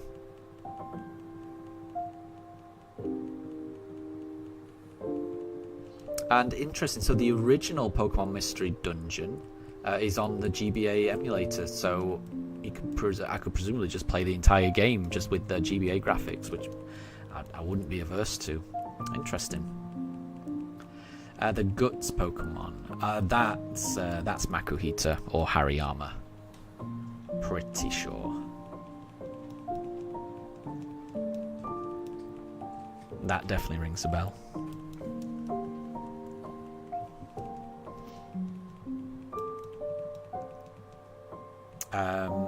Tyrantrum is guessing Gerda. I think so. Previously, Deb was doing clues that were all from the Hoenn Pokédex. I think that's still the case. And yeah, Pokemon Mystery Dungeon on the GBA. I've never played it either, but the way Tempest is describing it, it sounds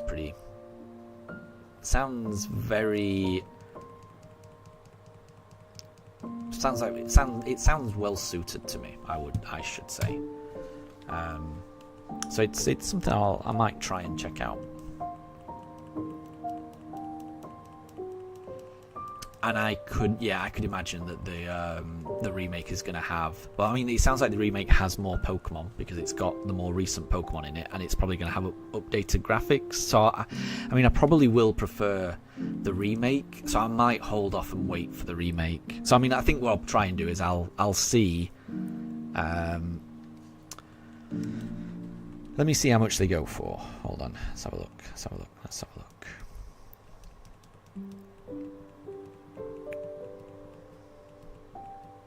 My wife might be mad at me for buying more Pokemon games. We shall see. Pokemon Mystery Dungeon. Is it DX? Let's have a look. Yeah. So how much do these sell for in the UK? So item location, UK only. Show me ones that have sold. So they typically tend to sell for... Ooh, one sold for £22. Well, with delivery, so £24. That's very reasonable. But they seem to go for more than that usually. Okay. Between £20 to £30, it seems. That's quite reasonable. Right, what we got? We'll go Turtwig this time.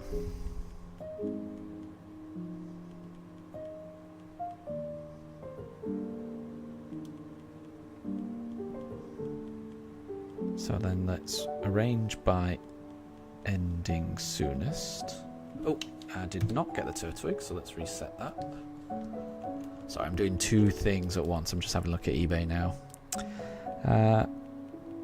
That ends in a week's time. So there's one that ends in a week's time, and it's currently at £15. I'm sure it'll go for more than that, but I will add that to my watch list. Yeah, looks kind of cool. Looks kind of cool.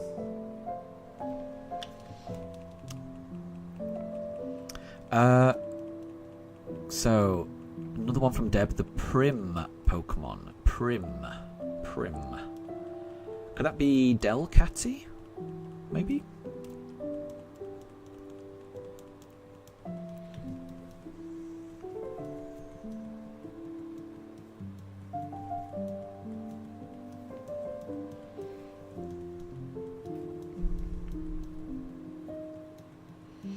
And Deb, yeah. So I tend to like playing games on... I like playing games on the Switch, and so I can play them on the TV. I don't like... It's difficult for me to play games on the PC. I used to play games on the PC all the time.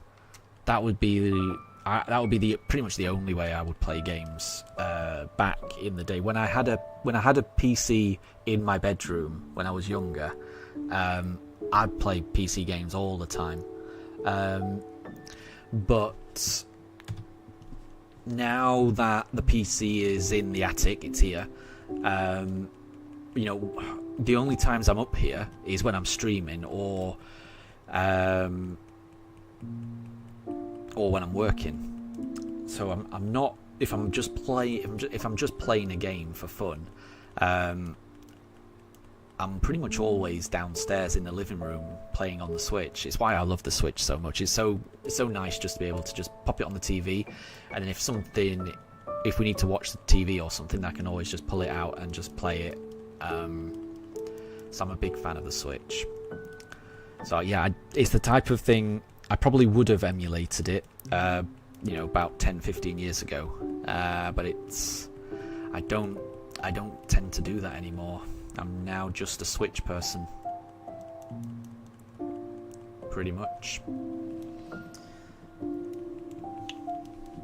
Which is a shame, because there are some games that are just better on PC. Like, I'm sure the latest Civilization would just be way better on PC than Switch, but I just know I'm not going to play it on the PC anymore.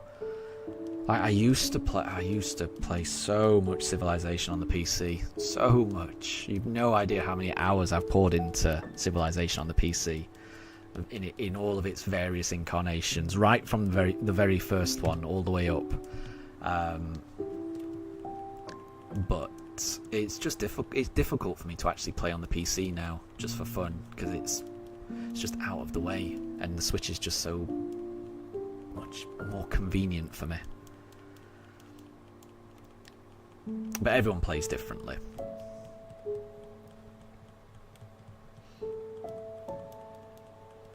Yeah, I definitely used to be a PC gamer, but I've moved away from that now, unfortunately.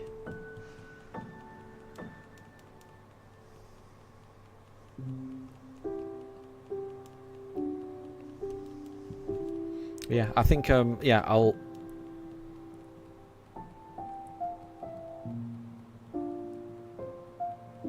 Oh, the one I'm sure it won't matter, but the one I'm looking at on eBay, the cheapest one, it's either in Dutch or German. I'm hoping that you'll be able to change the language to English. You usually can with a European game, right? You can usually change the language to English.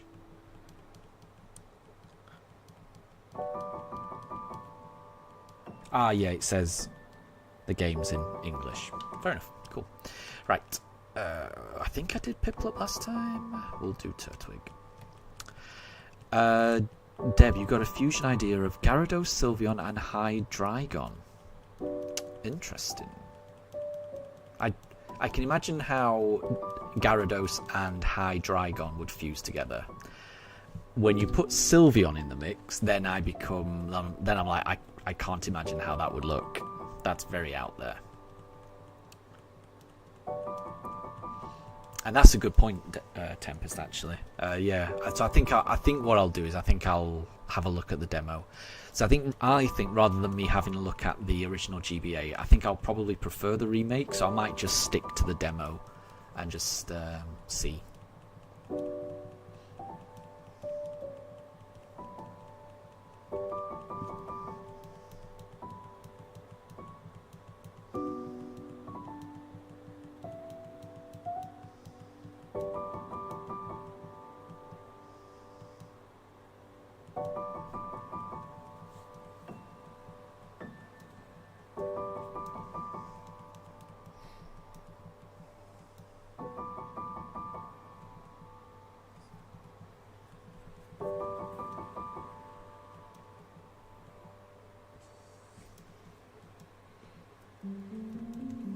Okay, let's go for Chimchar next. Why not? Why not? Oh, I haven't checked Pokemon Go for a while. Couple of Eevees. Oh my golly gosh. Look at this beauty. So, I found a shiny, but it's not a shiny Chimchar. I found a shiny Eevee. Can you guys see that? It's hard to see. It's kind of hard to see. Hard to get it to focus. Trust me, that is a shiny Eevee. That's the first shiny Eevee of this community day that I've got. I'm going to catch it in a Pokeball, hopefully. Right. So it wasn't a shiny Chimchar, I wish. Okay, right, that's my... yeah, got it.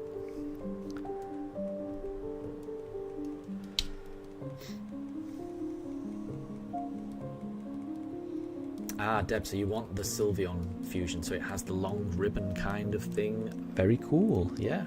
Yeah, I can imagine that being pretty cool.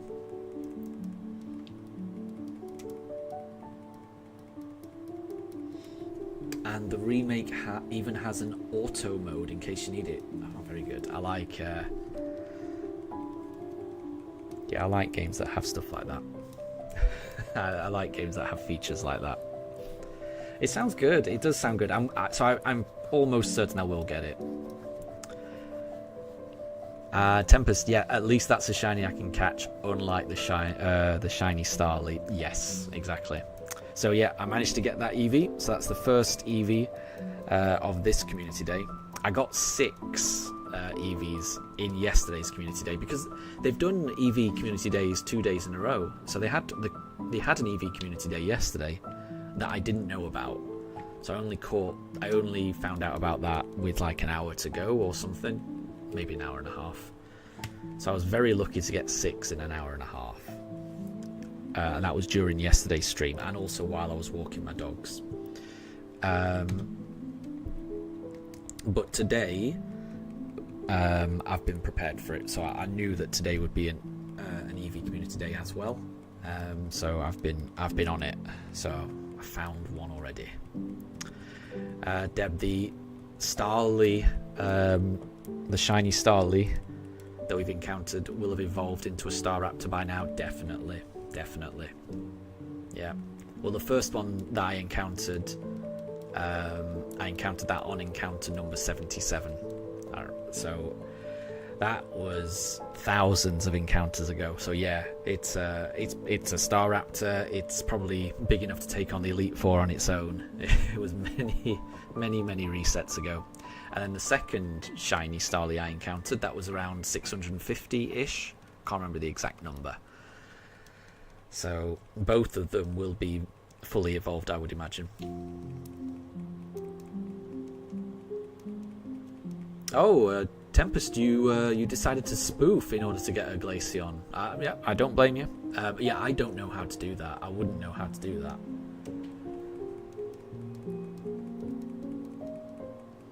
And yeah, don't worry. But yeah, well done on getting the Glaceon, I would say.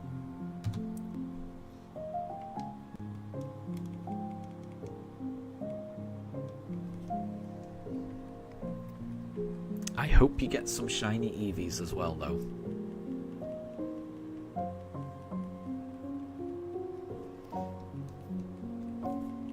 Because, yeah, I don't get too many while I'm, sat here at home. So I've got my incense going, which is helping, but I'm not getting too many encounters. Probably like one every 10 minutes or something.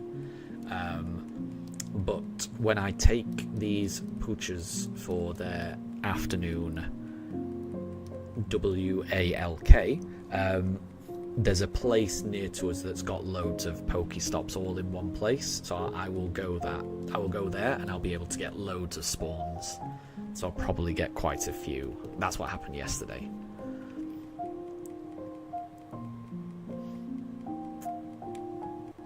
So, Tempest, you're not sure which evolution is your favourite, but Glaceon is on the list. Yeah? No, I like it. I think mine is definitely Umbreon. I'm a big fan of Umbreon. It's my favourite shiny of the evolutions. I think it's a really cool, subtle, but not too subtle. Changing the yellow to blue looks really cool with its, black body. So I think it's got the best shiny. But I just like using Umbreon. It's a very defensive Pokemon, so I've been using it quite a lot in the Terror Raids in Scarlet and Violet to, throw out taunts, put up screens. It's a nice supporting Pokemon. I'm a big fan of it, very big fan of it. So yeah, Umbreon would definitely be my favourite, but Glaceon is good as well.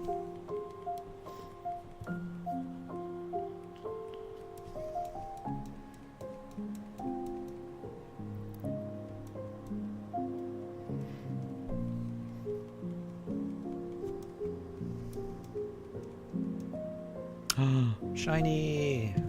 Again, not the shiny that we wanted, but another shiny Eevee. The second one. Oh, that's a lot clearer. You can see that, can't you? Yeah! Love it. 2 shiny Eevees. Let me catch. I've got to catch it first. Got it. There we go. 2 shiny Eevees.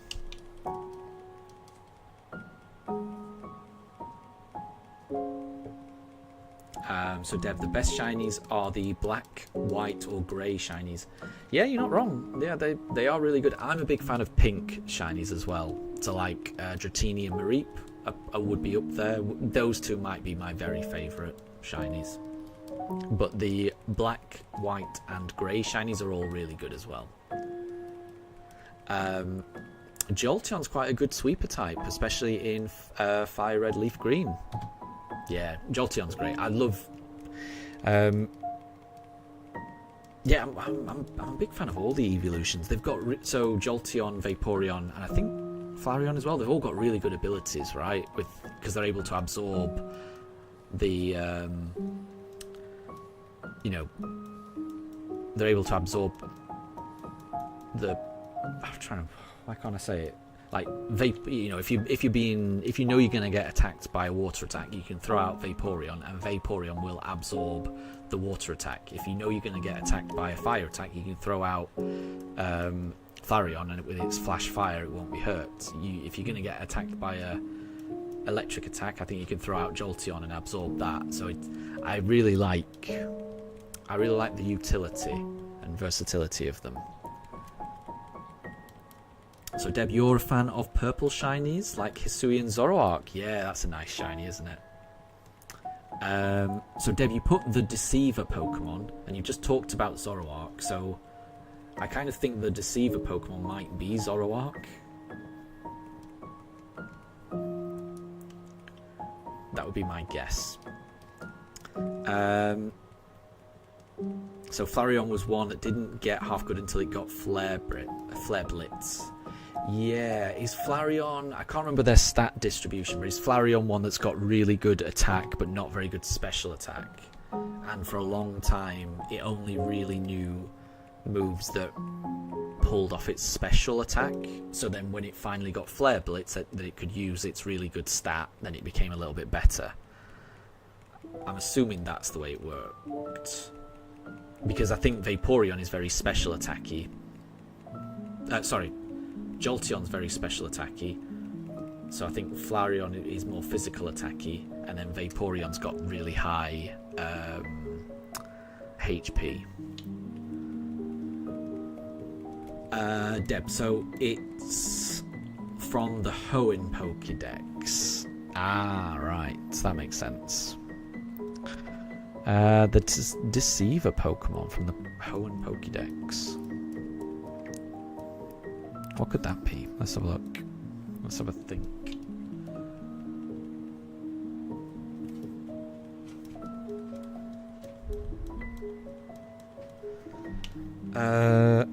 Could that be Mawile? Because it's got that big mouth, but that's not really what it is. Let's go Piplup for this one.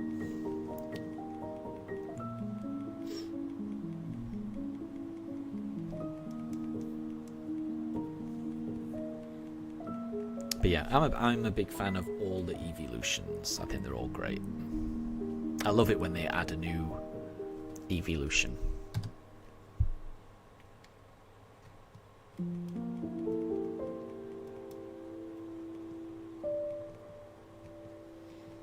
I'm hoping they add a new evolution in one of the new games.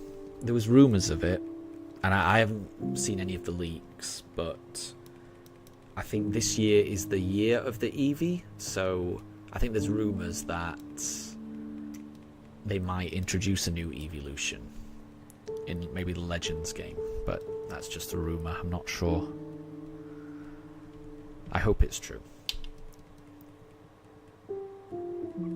And it was Mawile. But my logic was wrong. Okay, fair enough. Are you sure? Are you sure it's... Is it not because, the other thing on the back of its head looks like a mouth and it's not, that's not its actual body, it's on the other side? I always thought that's what it was. When is Eevee Day? I don't know. I'm not sure, Tempest, actually. I didn't know there was an Eevee Day.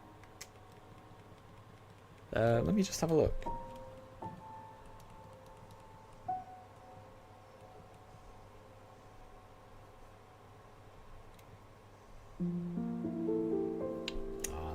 That's not a shiny Piplup, so we'll keep going.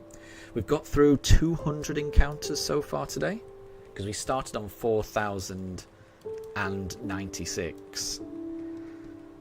So we've got through 200 so far.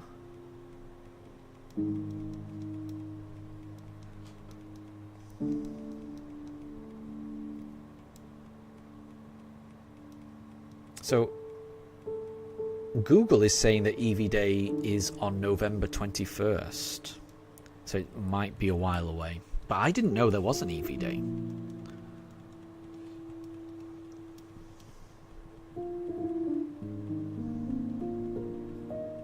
So that might be something to look out for later on in the year.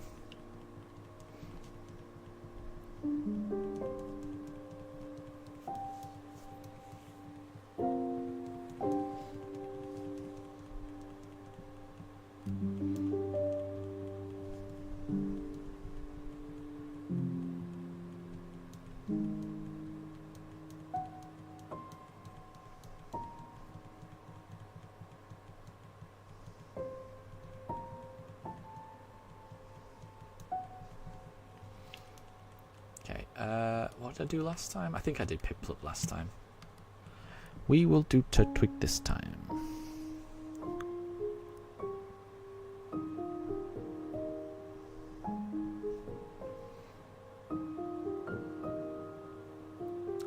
Nope.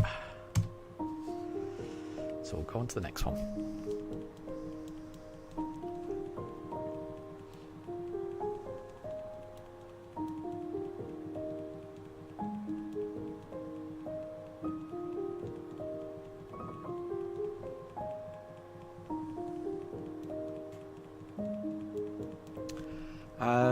So do we think that the Mighty Eevee raid might come back? Yeah, I think that's probably a good shout. You would hope so, right? So yeah, the Eevee with the Mighty Smart, they do tend to redo them sometimes. Like they've redone the they've redone the Walking Wake quite a few times. And they have redone some of the Mightiest Marks before, but not many, because I've missed a couple, so I do want them to do them again, because I do like the Mightiest Mark challenges. They are quite good. So you hope it does because you missed it. Yeah, this is it. I do wish they would redo those Mightiest Mark raids a little bit more frequently, because people just miss them, so it's easy enough to redo them. I feel like they should do, but yeah, I like them as well. They're a nice little challenge, and it's a nice little reward to get a Pokemon with just like a unique mark. I've got a couple of switches, so I've got a couple of different game profiles on each Switch. On one of my game profiles for Scarlet, I've still got the event saved for the shiny Rayquaza. So that event ran in December, that's just gone, and up until like the first week of January. And it was so cool because you could just, open your Terra Raid map up and battle a shiny Rayquaza and catch it. You can only catch one per game, but it's a free shiny Rayquaza. So what I can do is I can just start up a new game on a different Switch, get to the raid battle section,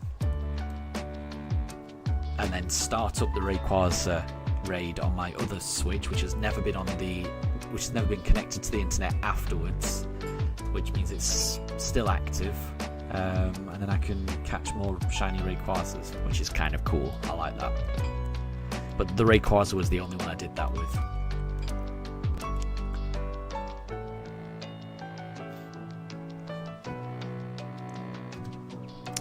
And Mello, good to see you. And you're going after Mewtwo for the third time.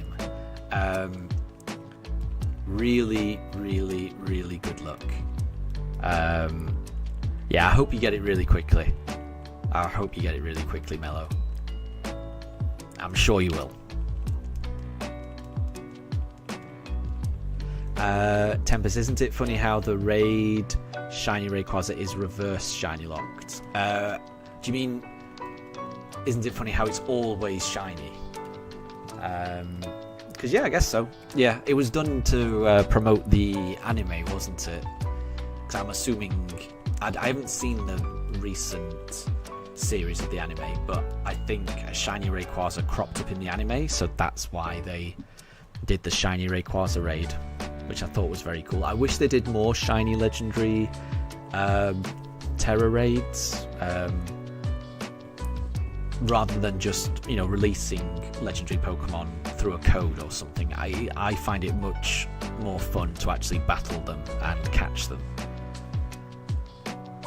So I'm hoping that's the way that they release the shiny Miraidon and Koraidon. Yeah, so yeah, I get what you mean, Tempest. It's just always shiny. Yeah, you cannot get a regular Rayquaza. Yeah, it is kind of bonkers. Yeah, so during that event, whenever you entered that raid, it was always going to be shiny. You could not encounter a normal Rayquaza.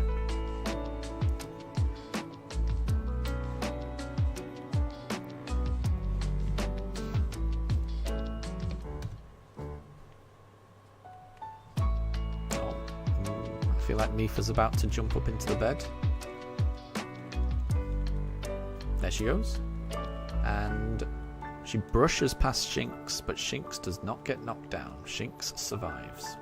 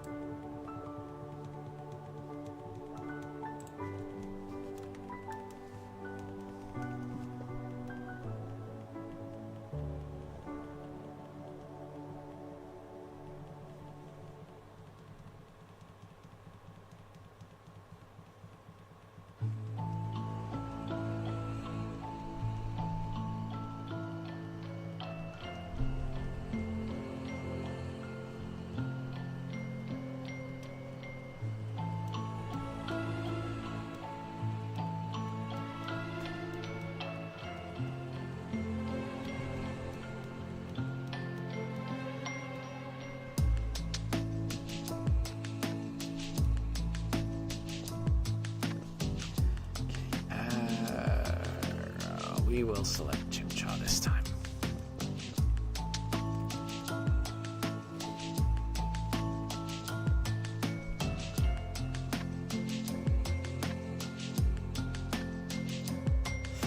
Nope, not that time.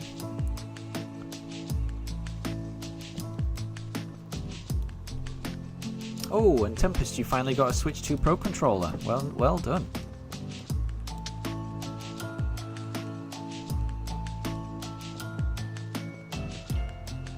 And oh no, you accidentally put it on your plate. Well, I'm sure after a good wipe down it'll be fine. Those, if it's anything like the Switch 1 Pro controller, they're fairly, they're fairly sturdy controllers. I really like the Switch 1 Pro controller.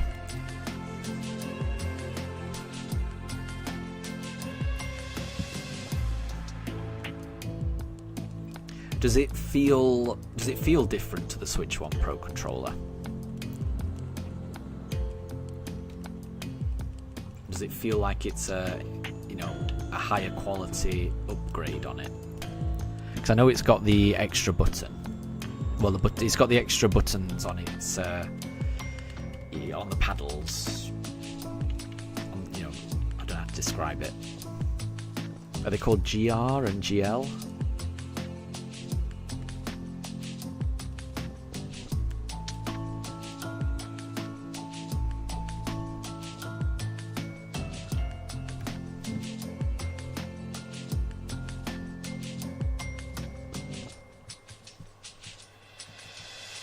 And yeah, that makes sense.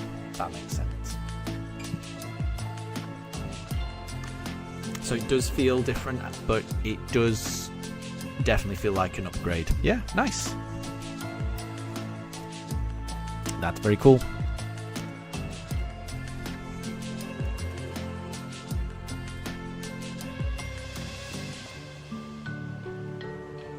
Yeah, I think if anything goes wrong with my Switch 1 Pro Controller, then I'll probably end up upgrading to a Switch 2 one, but as long as the Switch 1 Pro Controller works for me, I'm going to be keeping that. The only frustrating thing about it for the Switch 2 is that it doesn't wake the console, which is a bit annoying, and I'm hoping they patch that, but maybe they want to... Maybe Nintendo want to try and persuade people to upgrade to the Switch 2 one, but yeah, pressing the home button, even if you've synced the Switch 1 Pro controller to your Switch 2, so you can use it, but if the Switch 2 has turned off and you want to turn it on, you can't press the home button to wake it up like you can with, you know, the Switch 2 Joy-Cons or a Switch 2 Pro controller, which is a bit of a shame. That's the only quality of life failing I'm encountering at the moment with the Switch 1 Pro controller. But I can deal with that. So yeah, as long as my Switch 1 Pro controller works, I'm going to be happy with that. But if it ever breaks, then I may have to get a Switch 2 one. A Switch 2 Pro controller. Saying a Switch 2 one is a bit confusing.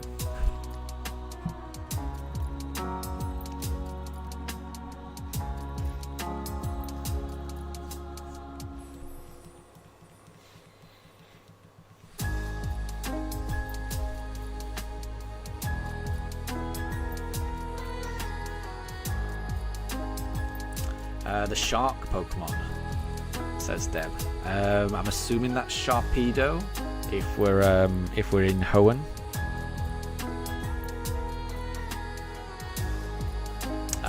Yeah, Tempest. So more than anything, it's just nice to have a controller that's not drifting. Yeah, I remember you saying that your Switch 1 Pro controller was drifting, which, yeah, I've never encountered that. I've had Joy-Cons drift. Yeah, we've got two Pro controllers, so we've got the standard one and we've got the Tears of the Kingdom one, and neither of those Pro controllers have drifted. They've been glorious. It's such a big improvement over like the Switch 1 Joy-Cons. But if it were to drift, yeah, I can feel, yeah, that would be really frustrating. I'd hate it. So I can imagine how you would have felt.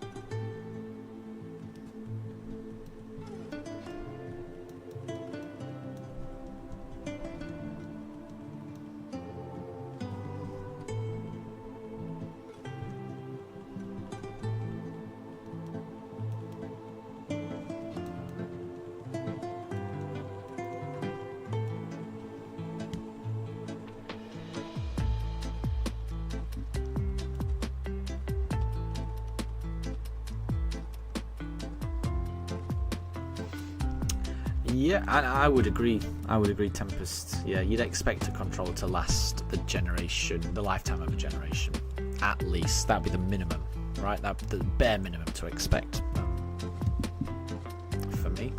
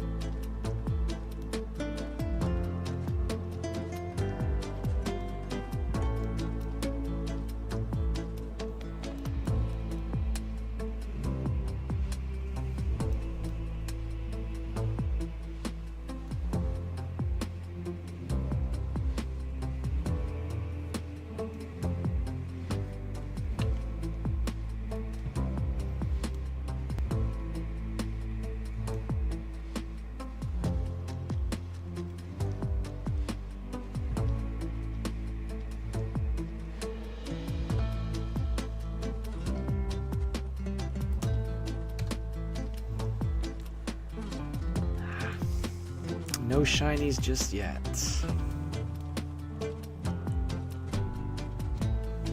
I'm really, I'm so hoping I can find it this weekend. We'll have to see.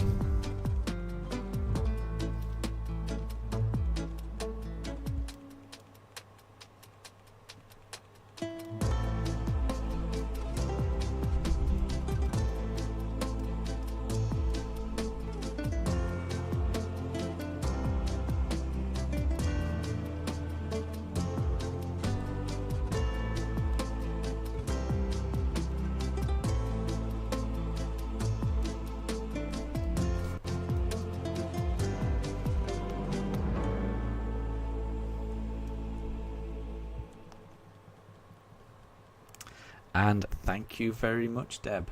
Thank you for the shiny look, the shiny manifesting. I hope the shiny will manifest itself. That will be. Mifa's got up. All right. So I did Turtwig last time, so let's do Chimchar this time. Tempest, I agree. I need to get this shiny so I can actually play the game. I know. We added up how long the streams have been up till yesterday's stream, and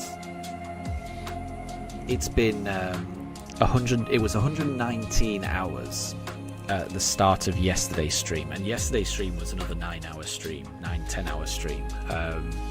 So we are well over 125 hours. We are well over 130 hours by now. Spread out across probably close to 2 months searching for this. And all I've done is listen to Professor Rowan and Dawn blather on, and Barry flapping his chops and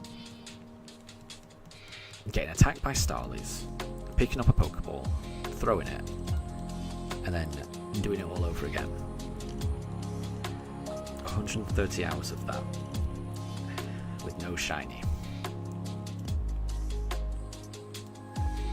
And yeah, absolutely, 119 hours.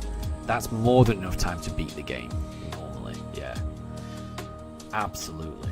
You could probably beat it a couple of times over, I reckon, in that amount of time. So yeah, I'm really anxious to start playing the game. I can't wait. I literally can't wait. I've been thinking about what I'm going to do. I'm going to run over to Auber City, fight Rourke, get the gym badge, head up to Floroma Town, get the gift Mew and Jirachi. Not use them because they're not shiny, but I can give them away. Do a shiny hunt in Eterna Forest, get my second shiny, and then after that I'm not sure, but yeah, I'm looking forward to that. This is by far, I think, the most difficult and time-consuming part of the run. All of the other shiny hunts will be difficult because most of them are going to be at full odds. Most of them are going to be, 1 in 4,096. So it's still going to be difficult to find them, but the amount of time it takes to encounter each Pokemon will dramatically go down. This is the slowest hunt because of all the dialogue and because you have to reset for each one. I'm only going to be doing one more soft reset hunt after this, and that will be for the Palkia when that appears. But that one you don't have to sit through a whole load of dialogue, and you don't have to open a briefcase, and so it's not as bad.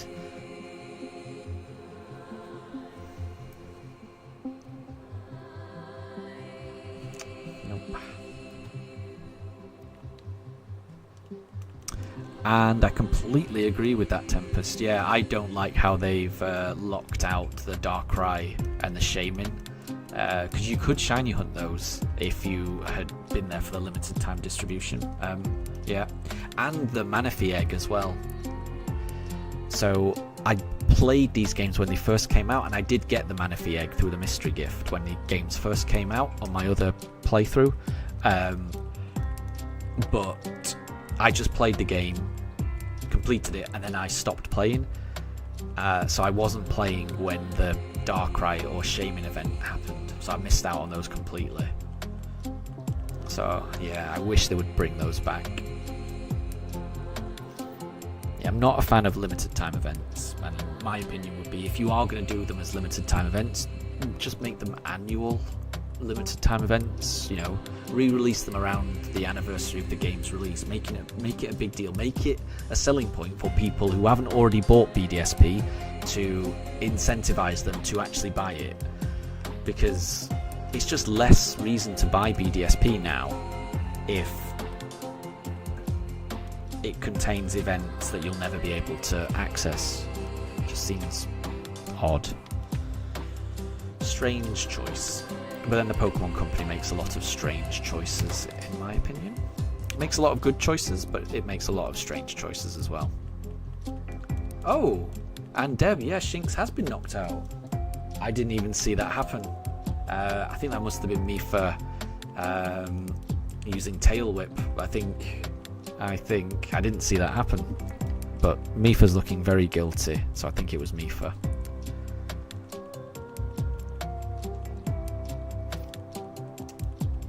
So Tempest, you don't remember which one of those you got or didn't get, and now you're too scared to find out. Yeah. And the Pugs have overleveled. Yeah, the Shinx just can't hang in there anymore. Sadly, it's been knocked out twice already today.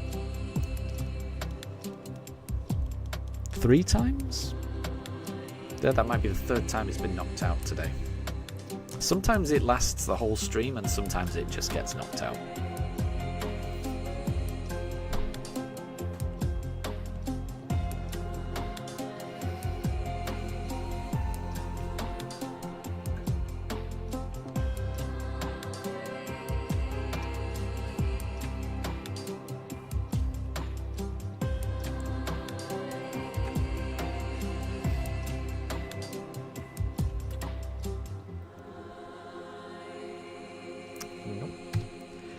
So we go again.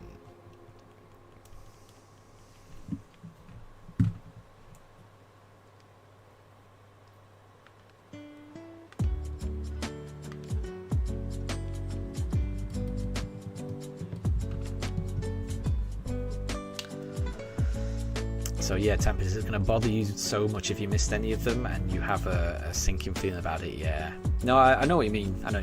Yeah, it annoys me that I've missed them. I never heard about them at all. Never heard about them. And I wasn't playing Diamond and Pearl, but I was playing, you know, I would have been playing like Sword or Shield or Arceus or Scarlet and Violet. You know, I was playing Pokemon games, and I was aware of events that were happening in Pokemon, but I didn't hear about any Diamond and Pearl events. I don't know how I missed it. Because if I had heard about it, I would have just logged on and got it. I've got my 3rd.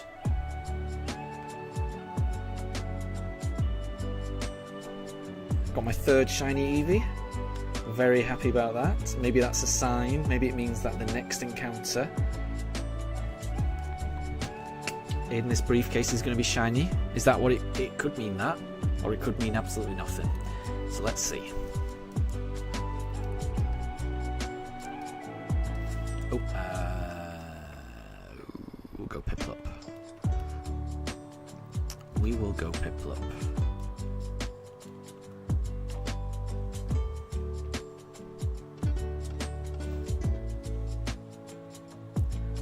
Oh, it's not shiny.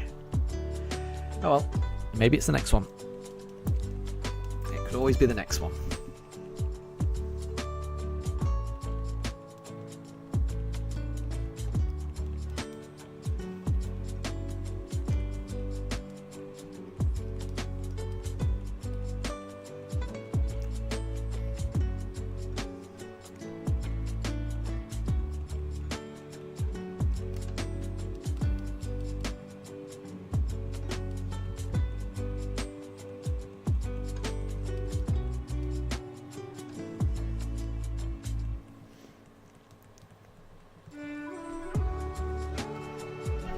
And Moondrop, welcome back.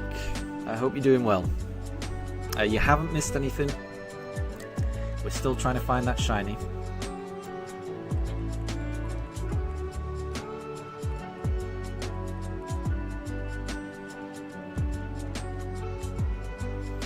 And yeah, I would say the Switch is worth it. I would say this, the Switch has been a really good console for me. I can't remember ever being as impressed with a console as I was with the Switch. And I know the Switch 2 is an improvement and it's faster and things like that, but the original Switch I still think is a really good games console. It just gives you access to so many different games, and it's portable and you can play it however you want. If you want to play it on the TV, which I frequently do, it's wonderful. Or you can play it on the go. It's just a really versatile system. I've been shocked at how impressed I've been with the Switch in general. But I am a big fan of the Switch 2 as well. Like, if it wasn't for this challenge that I'm doing right now, maybe I wouldn't be as impressed with the Switch 2. But it just makes such a big difference to load times. It's so noticeable compared to what I was having to deal with on the Switch 1. I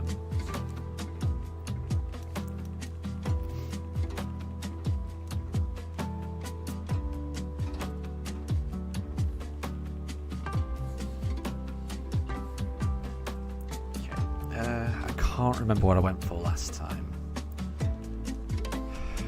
and that means I'm just going to go for a Piplup. And let's see. Daruk especially is getting a little bit restless. He usually gets like this around 4, and it's currently 20 past 3, so I'm hoping he can hold out for a little bit longer. But I probably will have to take a break within the next half hour, I suspect. So at some point in the next half hour, I think Daruk's going to get a little antsy.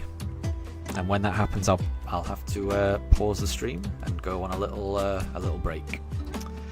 As a Tempest, Breath of the Wild and Tears of the Kingdom run butter smooth on it now. Yeah, I'll bet. I will bet.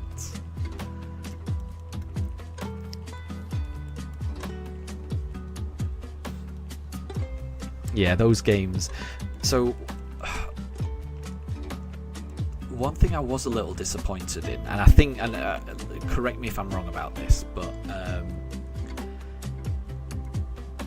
on the Tears of the Kingdom Switch 2 edition, they added a few things like Zelda notes and things like that, but one thing I don't think they did add, which I'm really surprised at, and I was really hoping and expecting, and I hope I'm wrong about it, but I don't think they added a master mode, did they?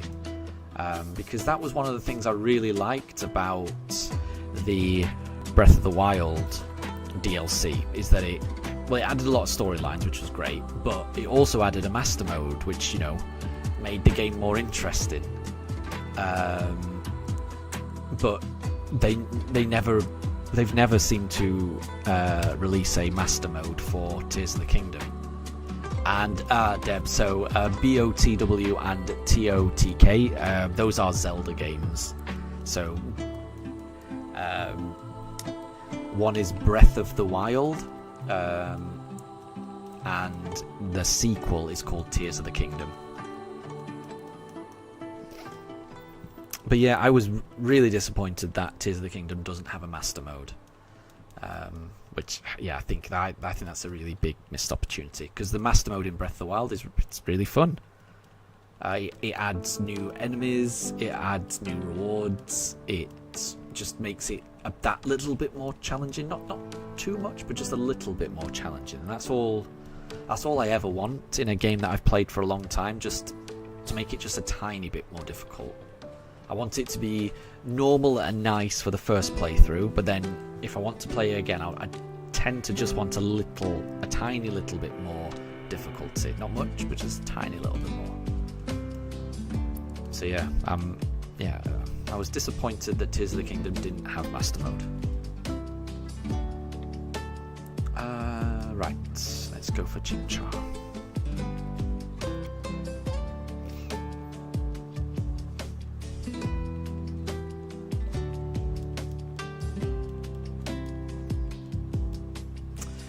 Nope. So we'll go on to the next one.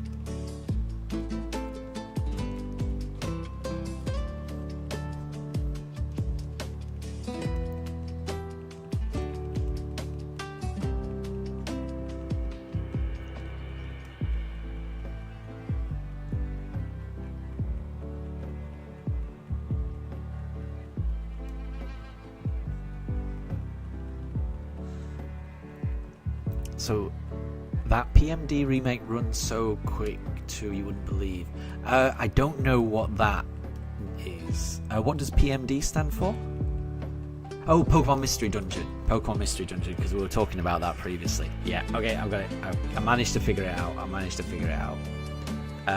That's good to know. That's good to know. So did Pokemon Mystery Dungeon get a specific update, or is it like these games, like Brilliant Diamond, Shining Pearl, where it just runs faster just because it's a more powerful system?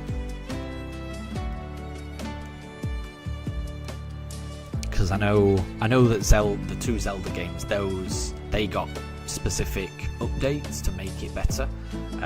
Scarlet and Violet got specific updates to make them better, whereas Brilliant Diamond and Shining Pearl never got a specific update, but just because I'm playing the game on the Switch 2, it now runs a lot better. So I'm wondering whether Pokemon Mystery Dungeon is like that, where it's just because it's on a more powerful system, it just runs better, which makes sense.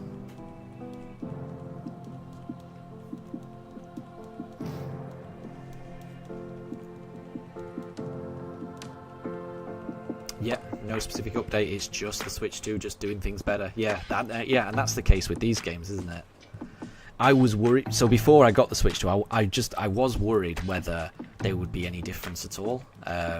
So I was very happy when I first got it and put this game in to see how fast it ran. I was very, very happy. So yeah, it's good that it just makes other games just run better. Even without a specific update, it just makes them run better, makes loading times just work better. Yeah, that is good.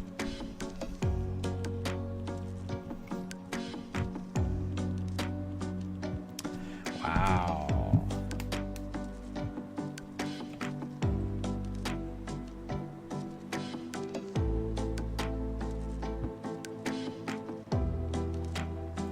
That is number 4.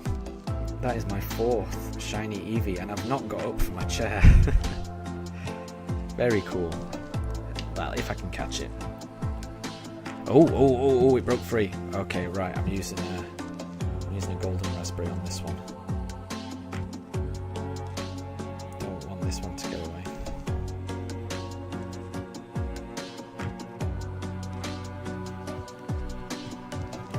Okay. Right, here we go. Got it. There you go. 4 shiny Eevees so far. Nice one. Very happy with that.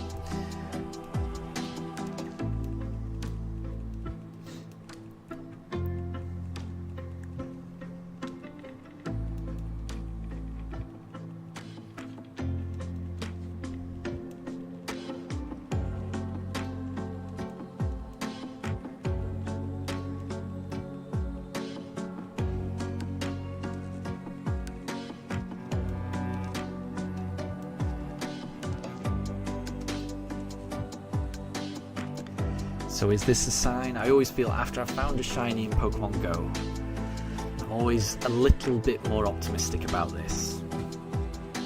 Could this be? No. Oh well. Maybe it's the next one. So, now both of my pooches have woken up. They're not pacing around just yet, but they're getting more active. We're getting closer to 4 PM, so we're getting closer to their the time of day where they like to go for a WALK.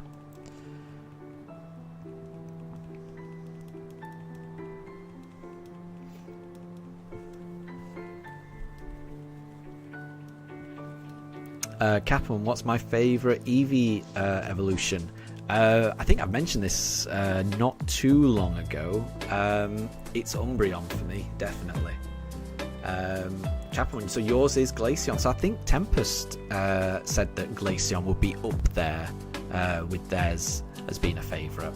And I do like Glaceon, but Umbreon's definitely mine. I think it's got the nicest shiny for me. I love, how it replaces its yellow stripes for blue. I think that looks really, really nice. But I also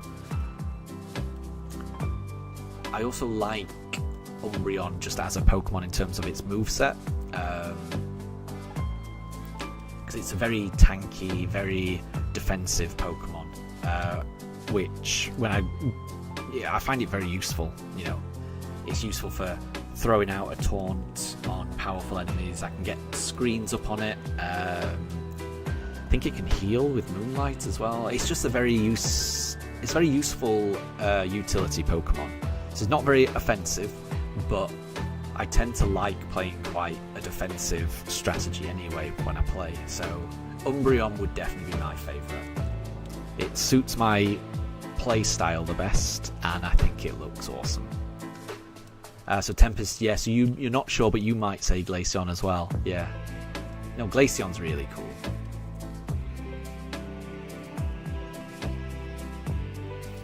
And Deb, you're currently drawing. Very cool. Be sure to share whatever you draw in the Discord, because I'd love to see that.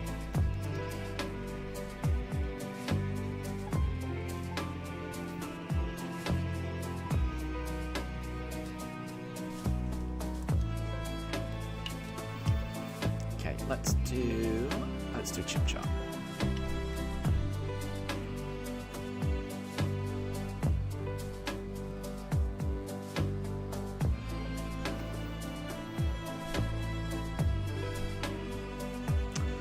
Nope. So we'll try for the next one. It could always be the next one.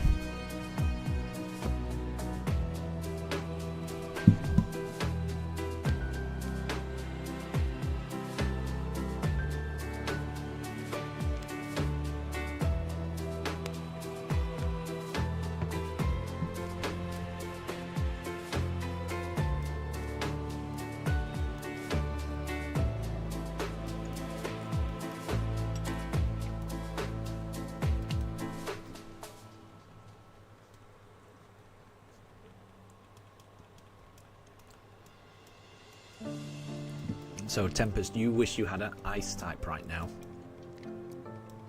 Like Glaceon, yeah. That would help in the summer months.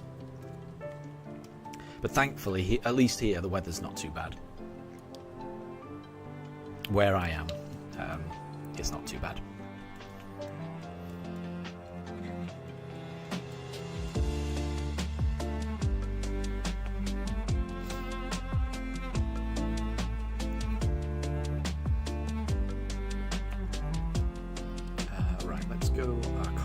We'll go Chimchar. Moondrop, does nobody realise that I realise? I don't know what you mean.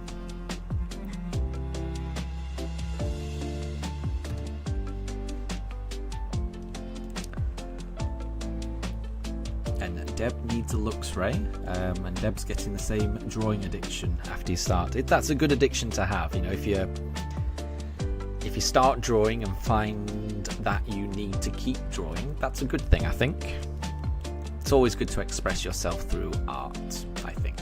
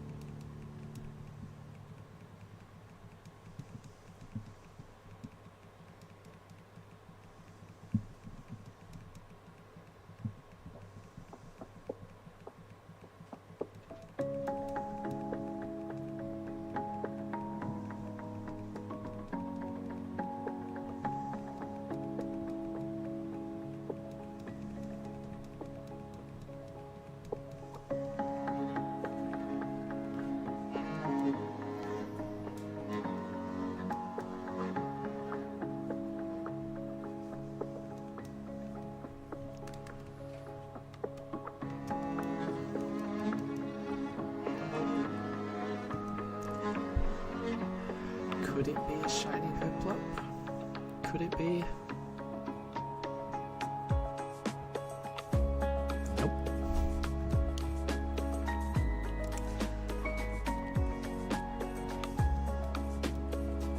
One of these days it will be. I just don't know which day it's going to be.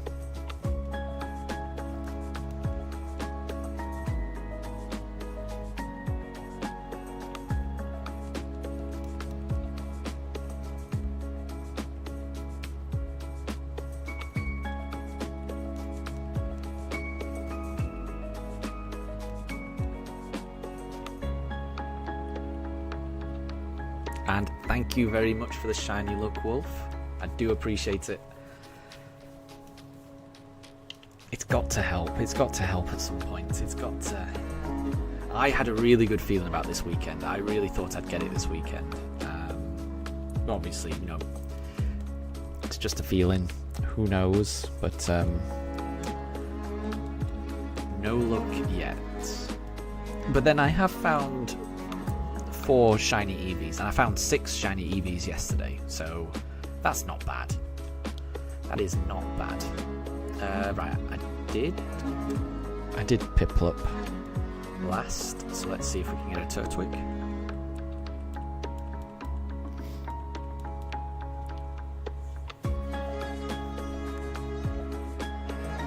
Nope, not that time.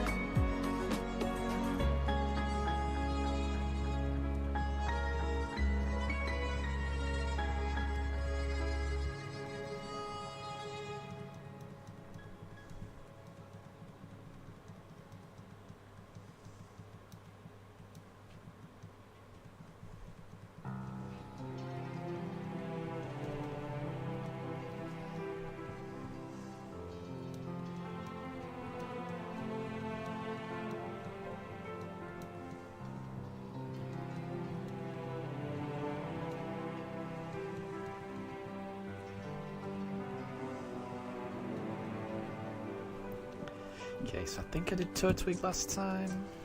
Chimchar this time.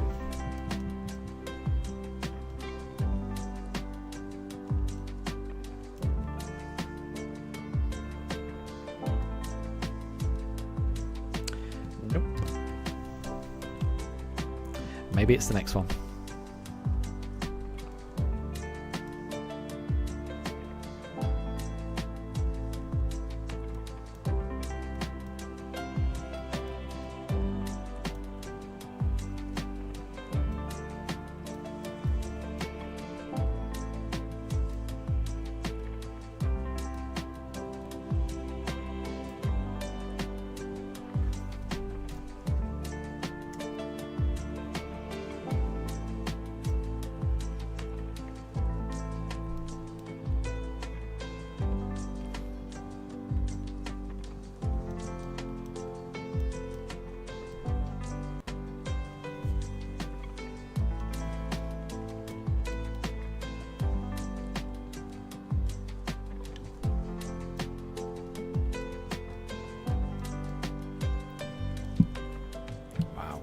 Huge. I found my 5th.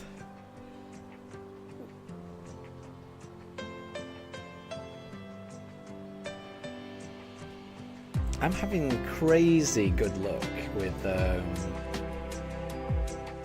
with shiny Eevees. That's 5.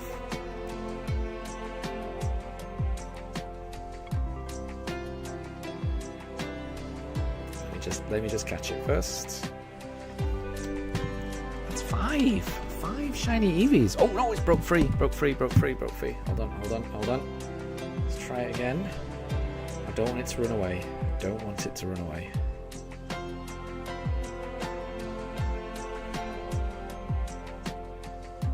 Okay, that should have done it. Okay, right, we'll go for the next one. Got it. Okay, so that's 5 shiny Eevees I've caught. I mean, that's really good luck, that's really good luck. Very happy with that.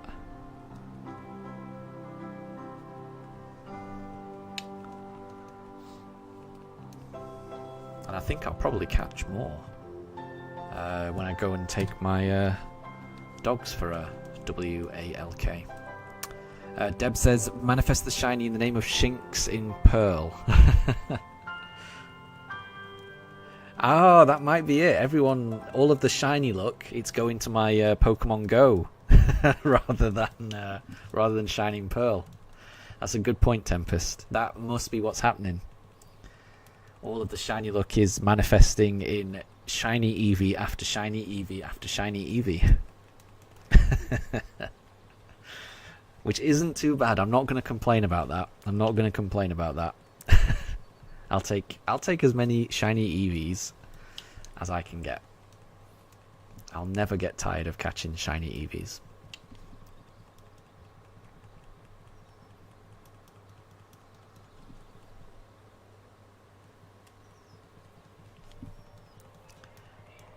But I'm not gonna lie, a shiny starter would mean an awful lot more.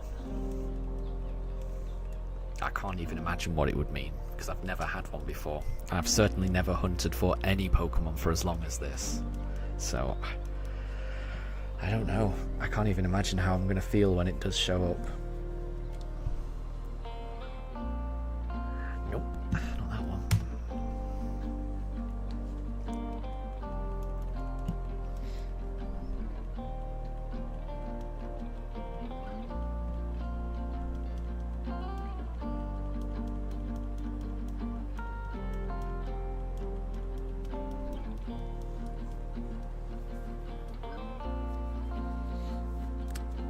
I'm surprised my pooches are not more active right now, but I'm not complaining. You know, the longer I can keep this going, the happier I'm going to be. A Tempest, exactly. A shiny starter would mean I can actually play the game. Yep, I agree. I haven't started the game yet. It's too early on in the game for me to consider this challenge beginning. So I mean, I don't feel like this challenge has started yet. It doesn't. Yeah, this doesn't feel. Yeah. I'm very eager to play this game. I was looking forward to playing the game before I started this hunt. It didn't occur to me quite how long it could take. But certainly the longer this hunt has gone on, the more, I don't know what the word is, the more I'm anticipating, the more I'm looking forward to the to actually just playing the game, to you know, seeing all the gym leaders again who I haven't seen in like 3 years' time. I'm really looking forward to playing the game. I cannot wait, and the longer it goes on, the more I can't wait. And Calamari, I hope you're doing well. And you're manifesting that I'll get it at encounter 4444. I like all of the 4s, and I will be very happy with that. I don't think I'm going to get to 4444 in this stream, but I probably will be reaching that tomorrow. Not tomorrow. I'm not streaming tomorrow. Probably on Tuesday or Wednesday. Tempest, is the Poké Radar still a thing? Yes, it is. I think you need to get the Pokédex first, which I probably will get by just transferring things from home, because I do want to do a Poké Radar hunt. Ordinarily, I think it's post-game, I think, because you need to catch certain Pokemon that only really appear post-game. That's my understanding. But you can, if you just get it from the Pokemon from home, then you can get the Poké Radar, I think, as early as maybe the second gym or something like that. Maybe the first gym, I'm not sure. And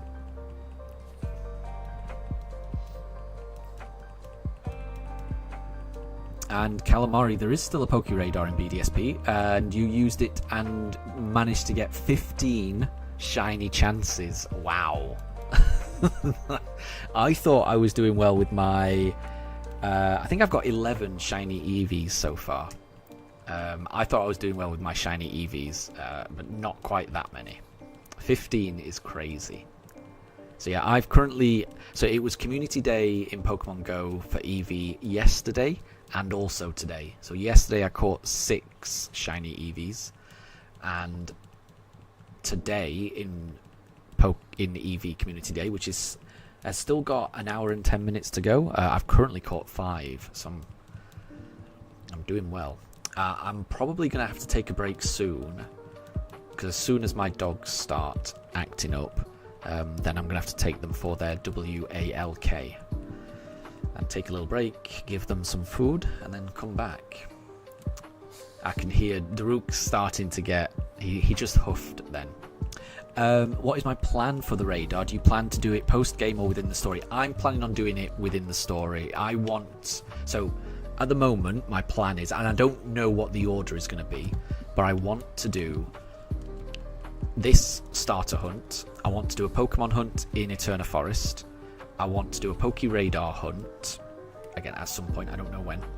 I want to do a Masuda method egg hatching hunt. I want to do a hunt in the Great Marsh. I want to do... Oh, there was another type of hunt I wanted to do. Daruk's definitely getting anxious. This is going to be the last one, I think. What was that? Oh, there was another hunt I wanted to do. Oh, well, I want to do the Palkia hunt when that comes up. So I want to catch a shiny Palkia. I think I'd like to do a hunt in the underground. So I want to run around the underground and find a shiny Pokemon there. I'm not sure how many hunts that is, but I want to do a hunt before each badge. So I think I'm going to end up with like 8. So that's the idea. But I don't know the order. I want to do like 1 hunt before each badge, but I don't know what order that's going to look like yet. So we'll see. Right, so this is going to be the last one I do before I take a quick break. And Oh, and Raiden Shogum, hi, welcome to stream. I hope you're doing well. I'm really sorry, I'm about to take a little break. I'm really sorry that you've joined just as I'm about to do that. I've got two pugs with me. The one you can see on screen is Daruk right there. Mifa is just to the right of camera, you can't see her. But they like to go on their walk at around about 4 o'clock, and it is currently 3:50. And Daruk is getting a little bit anxious, so I'm gonna pick this Pokemon here, see if it's shiny, and then I'm gonna take a little break. So it'll probably take me about 40 minutes to give them a walk, get them fed, get myself a little something to eat, and then bring them back. So I'll be back in 40 minutes. So I'm just gonna select this Piplup. I'm gonna see how it goes.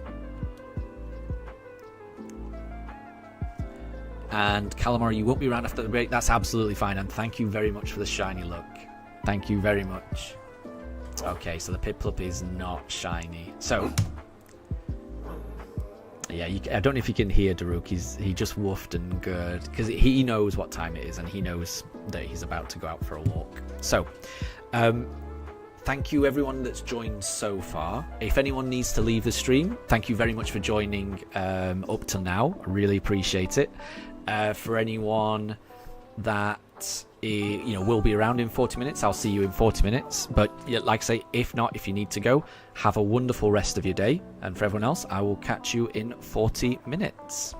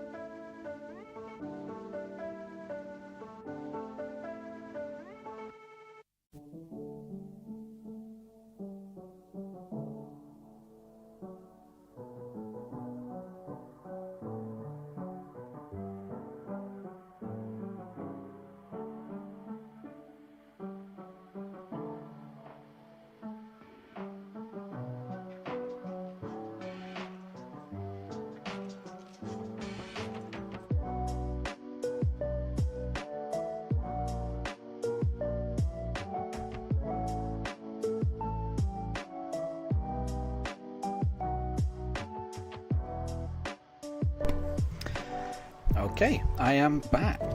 Just pop that in the chat. So yeah, the pooches have had a walk. We managed to find another shiny Eevee on our walk. So we found 6 shiny Eevees so far in this community day, and there's still 30 minutes left. So that's been successful. And they've had their evening meal. I've just given them a little dog treat, so they are all good.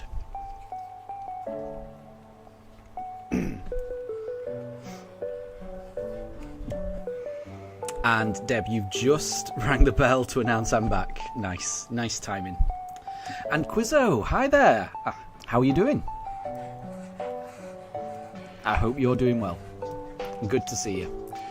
There's been a bit of chat since I left, hasn't there? Might take a while for me to catch up on all of that. So,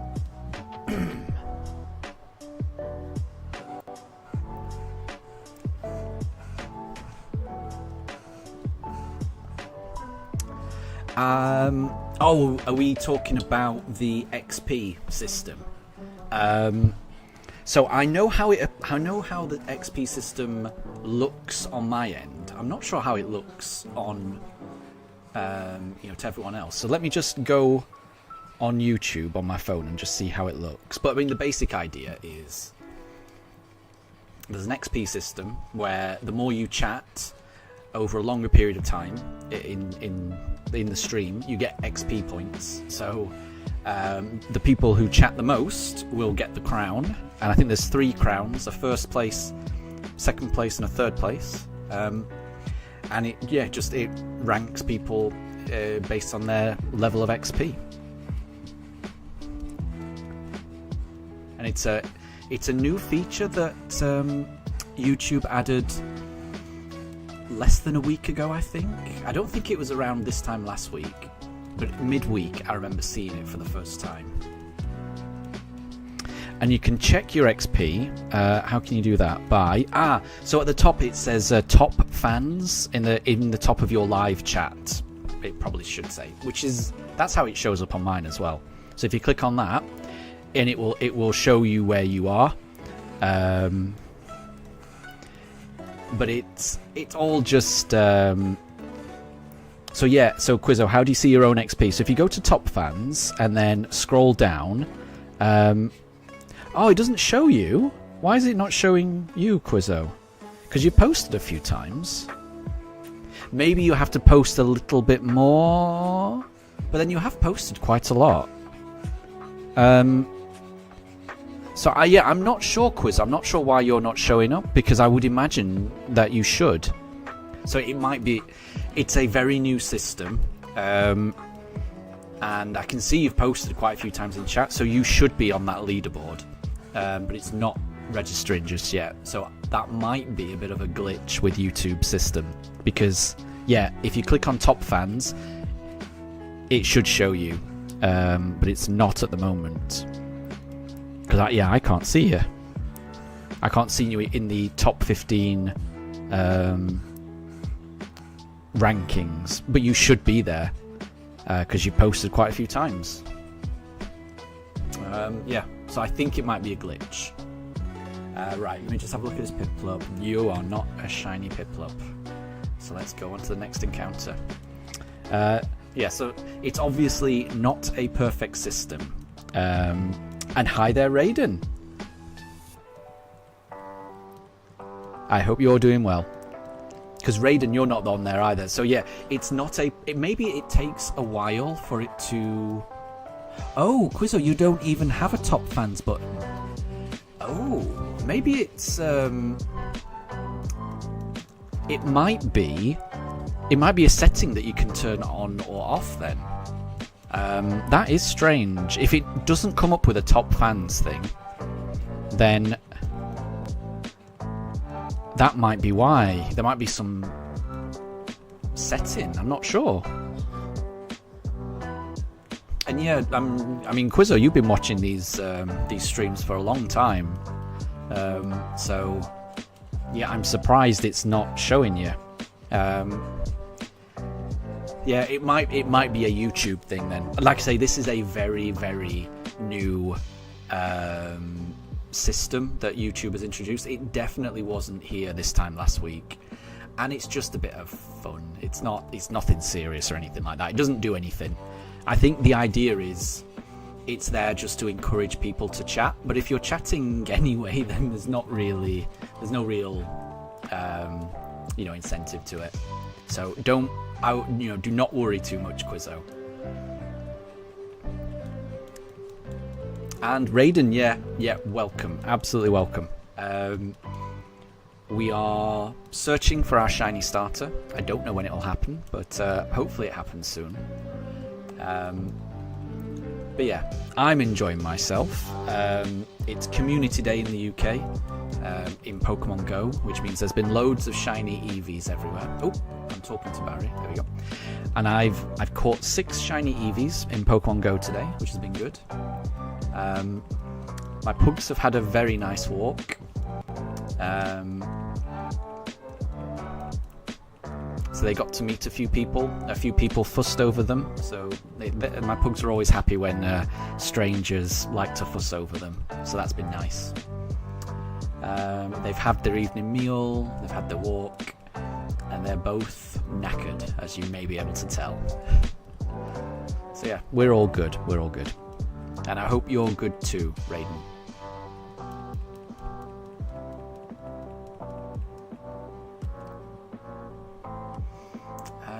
What did I go for last time? Let's go Piplup.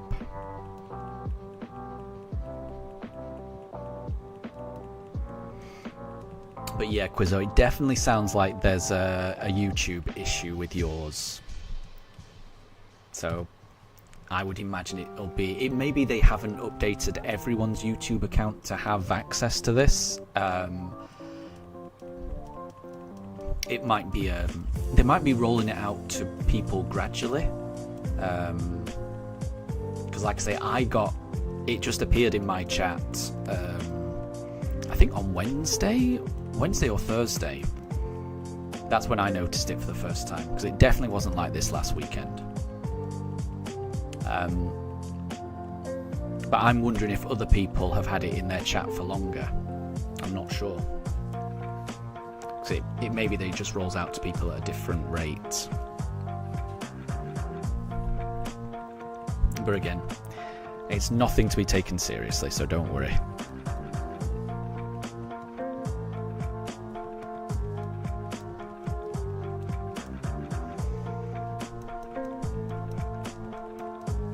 And I've revived Shinx, you'll notice. So I think this is the 4th time I've revived Shinx so far on this stream. Keeps getting knocked out by usually Mifa. It's usually Mifa that knocks over the Shinx. But Shinx has been revived again.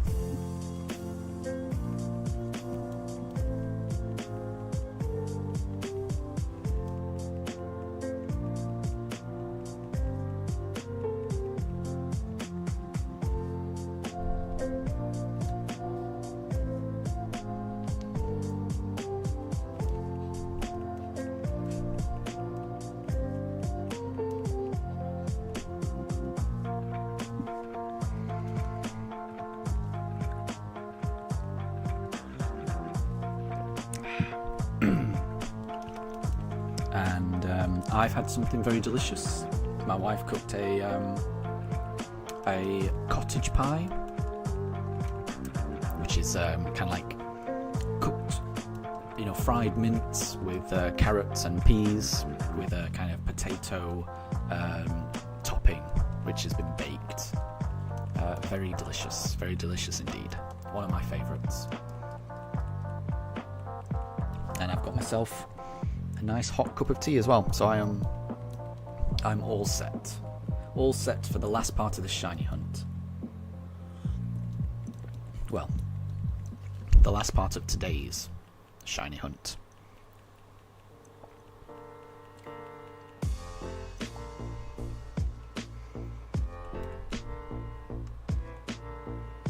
Let's go for a Piplup.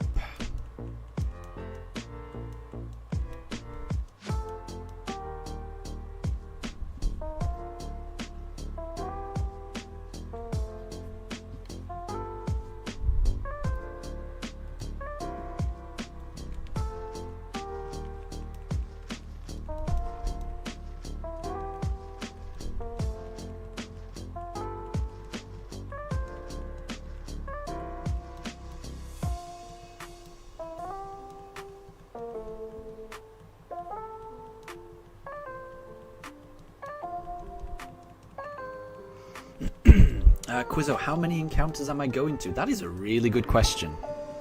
Because I do like to aim for an encounter number, don't I?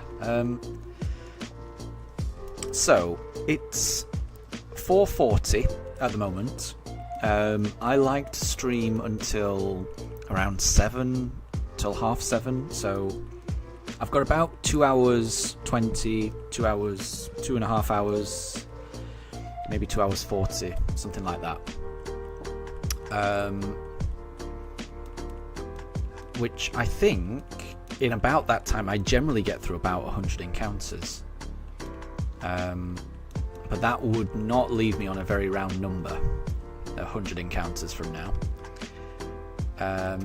So that's a really good question. So I mean, I would either end the stream probably early on 4,400, because I'm definitely going to get to at least 4,400 encounters, or I go a little bit later than normal and try to get to 4,450, or maybe 4,444, which is a couple less, but still that's quite a nice number, 4,444. So I'm not sure at this moment. I'm probably gonna make a decision closer to the 4,400 mark. I'll see what time it is at 4,400, and if I can get another 44 encounters in before 8 PM in the UK, then I'll probably go long, because I'm not going to be working tomorrow. I've got the day off. I'm meeting up with some friends in London, so I don't have to be up early in the morning tomorrow. So I might be able to, stream a little bit later than normal. And Quizzo, I won't get to 4,400 encounters if I get the shiny early. Absolutely, that's a very positive mindset. I like that. Yeah, I would love to get the shiny this weekend. We'll have to see. I don't want to jinx myself or anything like that, but I've got a good feeling. I had a good feeling at the start of the weekend. I've got through a lot of encounters. We've gone over odds, but there's always a chance. So we'll see. So Deb, are we ready for the final questionnaire? Okay. Yeah, we can try that. And Catherine, you were having a walk because of the community day. I hope you got lots of shiny Eevees. I've done really well. I don't know if you can see. So I've caught 6 so far today. Let's see if you can see it. It's a little hard to tell. So those top 6 are all Eevees, and the most recent Eevee I evolved into a Leafeon because someone had put a mossy lure on the Pokestop, which meant I could just evolve one of them into a Leafeon, which I was pretty happy about. And Raiden, you're currently trying to get the starters in Pokemon Violet. Nice one. You've got all the starters that you can get on Pokemon Brilliant Diamond. Congratulations. That's amazing. But yeah, really good. I wish you good luck getting those starters. I love catching shiny starters. There's something really special about that. So good luck on that. That sounds fun.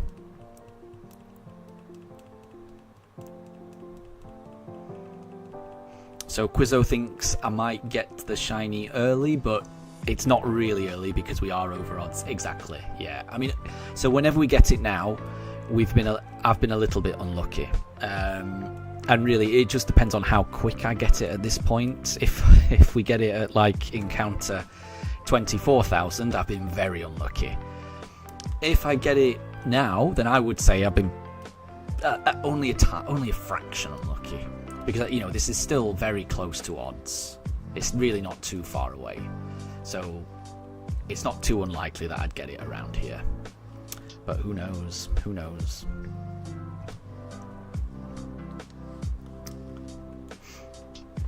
Deb's guess is 4,389, which is not far away. Another 40 encounters or so.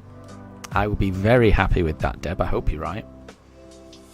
Quizzo, your guess is 44443. Wait, 4443. which would be very cool. I would like that. I think Calamari guessed 4444. So we've got a couple of guesses around that number. And Raiden, your favourite shiny Eevee is Sylveon. That's a great choice. That's one of the good ones, isn't it? With the blue ribbons, it's very cool. And Umbreon is your second favourite. Yeah, I think Umbreon might be my favourite. And I think mine are the other way around. I think maybe Sylveon might be my second favourite shiny evolution. So I think those would be my top two as well. I think that's I've got similar taste. Right, let's choose Piplup. Quizzo, so you think that Espeon is an underrated shiny? It is very striking, I'll give you that. It's a striking one.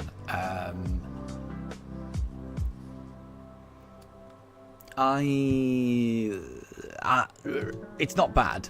I prefer it to Flareon, because at least it's not it's impossible to miss.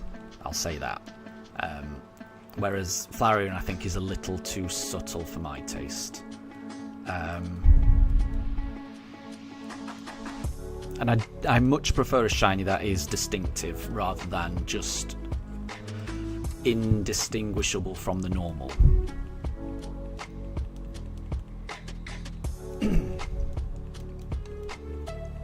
So Deb, you've got a Who's That Pokemon quiz, and this particular Pokemon is known as the Valiant Pokemon.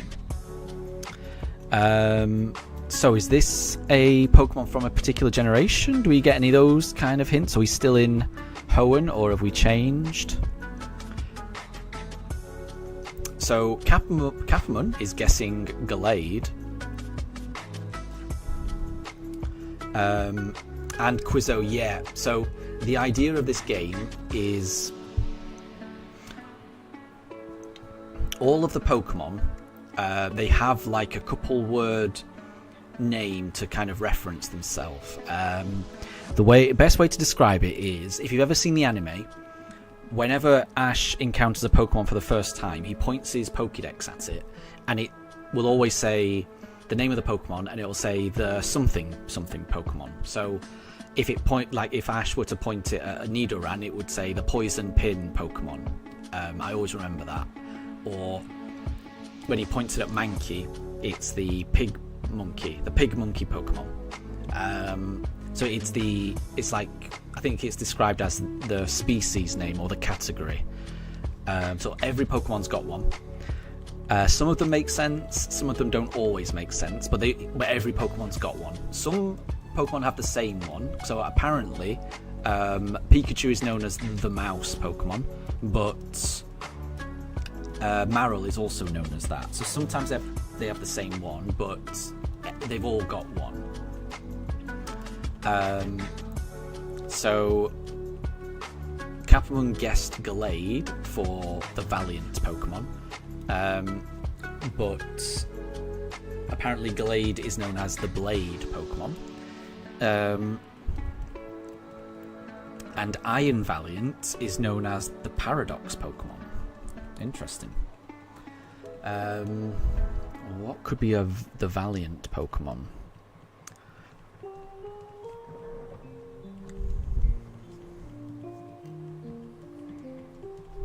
Because, yeah, Gallade and Iron Valiant do make sense. Obviously, Iron Valiant makes sense, because it's right there in the name.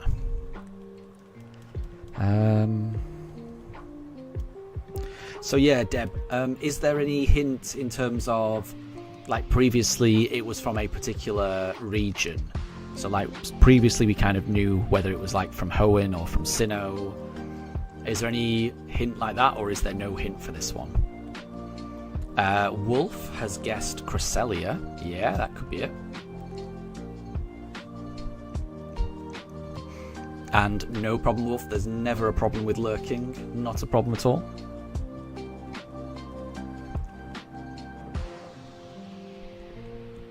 And sorry, I missed that message as well. And Raiden, so in the Pokemon TCG mobile game, you got the full art card of Sylveon. Very nice.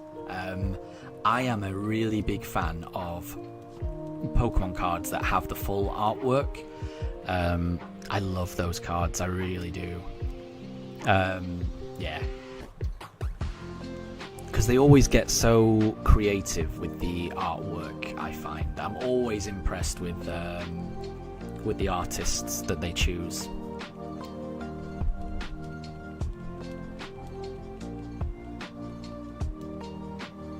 They all do a really good job with the artwork in those cards, I think.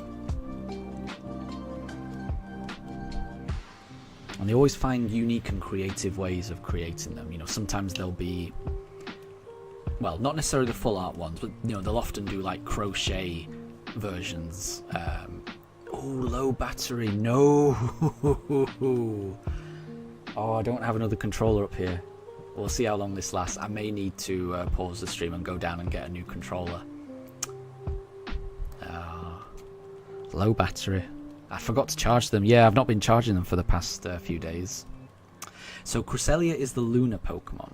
Okay. So there's no hint for this one. Okay, that's going to be tricky. So So what is a Pokemon that's valiant? Right, let me think. Okay, so that is not a shiny Turtwig. So we'll go for the next one. So it's got to be a fighting type, maybe? When I think of valiant, I think of like a fighting type. You know, a proud, noble, brave fighting type. Or maybe brave is what I think when I think of valiant. So, who could it be? Who fits that?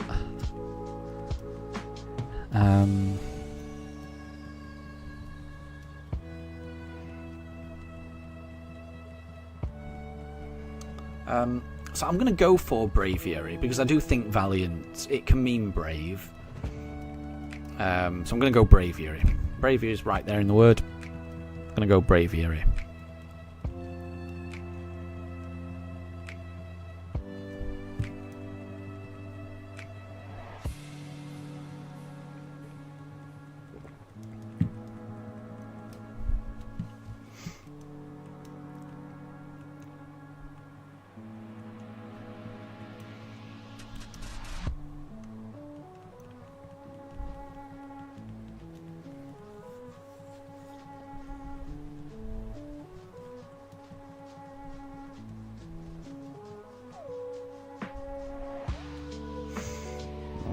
Well, wasn't Chimchar, so we'll try again.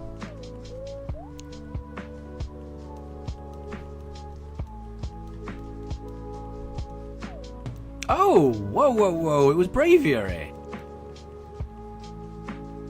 I am a bit shocked at that, actually. I'm really shocked. I wasn't expecting that to be right. I was expecting that to go on for a very long time. Okay, yeah. Sometimes they make sense. They don't always make sense. Okay. The diapered Pokemon. I think I know this one. The only Pokemon I can think of that I always think, is it wearing a diaper or not, is Vullaby. That always looks like it's wearing a diaper to me. Or a nappy. And Quizzo is saying Vullaby as well, so Quizzo agrees, which makes me feel better. I think Vullaby as well. I'm still a little bit shocked about Braviary, if I'm honest. I was trying to think of other ones as well. Because I was going to think of other fighting types. But just before I did that, just because Valiant kind of made me think of Brave, I thought of that. I'm very surprised about that. But there's been quite a few of these questions in the past where I've had an inkling it could be something, and then I've talked myself out of it and told myself, no, it's probably not that. And then I've gone on to think of something else, and it ended up being the one that I initially dismissed. So I'm trying to tell myself to just go with my gut instinct wherever possible. The Anteater Pokemon. Oh, I know that one. I just don't know what it's called. I can picture it. It's the fire type one. Heatmore. Yes. Quizzo. I agree with Quizzo. It's gotta be that one. Because it looks like an anteater, right?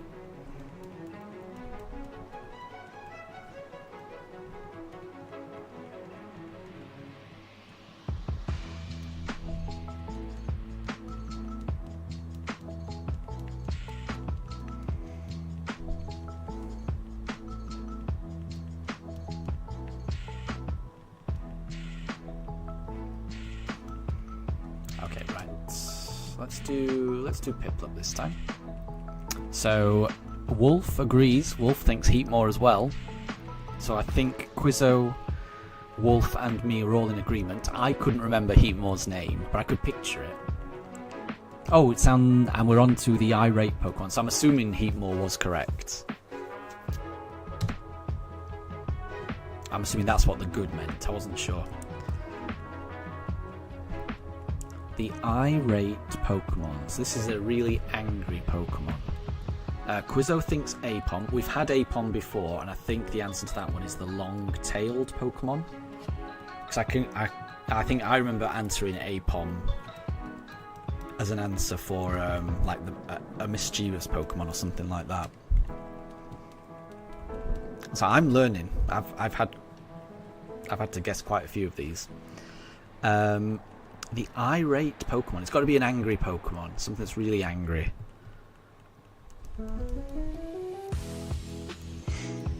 So Heatmore was correct. So well done, Quizzo. Well done, Wolf. You were both right.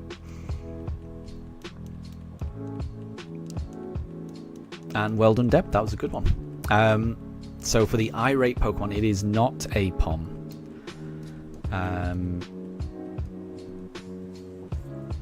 Not Apom. So what is an angry Pokemon? Let me have a think about this. Hold on.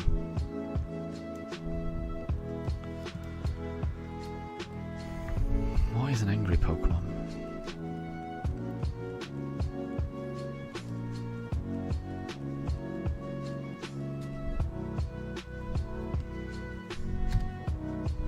Ooh. So Wolf has gone for Primeape, which is a very angry Pokemon. I think that's a really good guess. The problem is, I think we've had that recently, and the answer is and Primeape is still known as the pig monkey Pokemon, I think. But that is a really good guess because Primeape and Annihilate, they're both really angry, aren't they? That's there's a whole episode built around Primeape being angry and stealing Ash's hat and being really mean and angry. So I can see why you would have gone with Primeape because I think that fits it really well. But yeah, I think Primeape is the pig monkey Pokemon. What is Crocodile has the ability Anger Point, so that could mean it's quite an angry Pokemon. So I'm going to go Crocodile.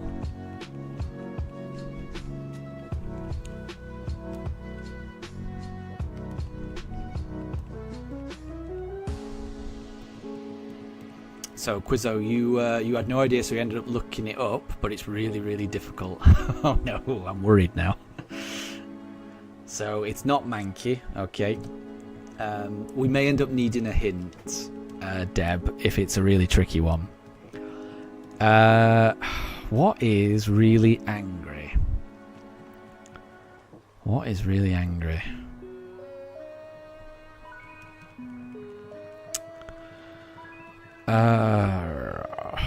I don't know what would be really angry.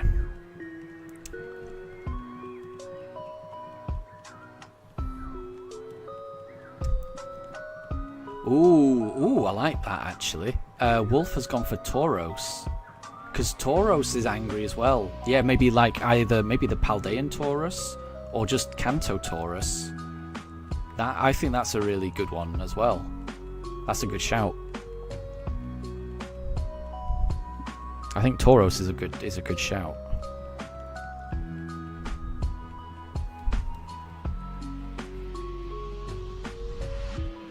So my guess would be Crocodile, and Wolf's guess is Tauros.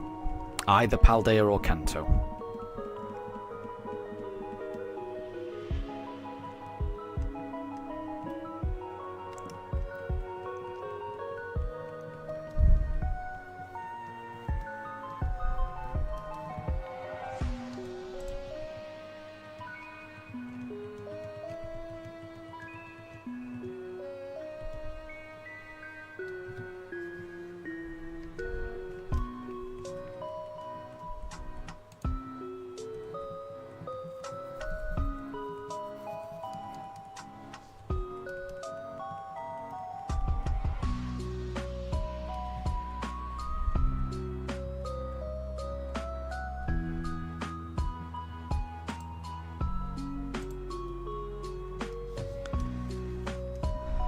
So Crocodile is the intimate Pokemon, and it's not Tauros. Oh.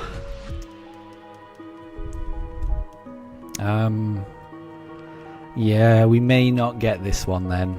I've got a feeling. Let me think.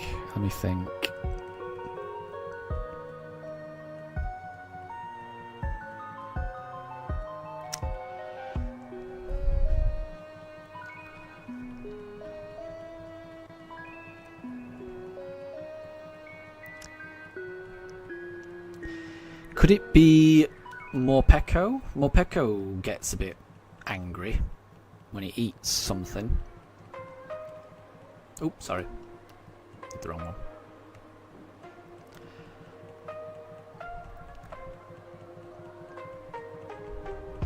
Raiden, what's my favourite Pokemon Generations original soundtrack? Yours is Ruby, Sapphire, Emerald. That's a good one. I think mine would be maybe Legends Arceus. I really, really like the soundtrack to that one.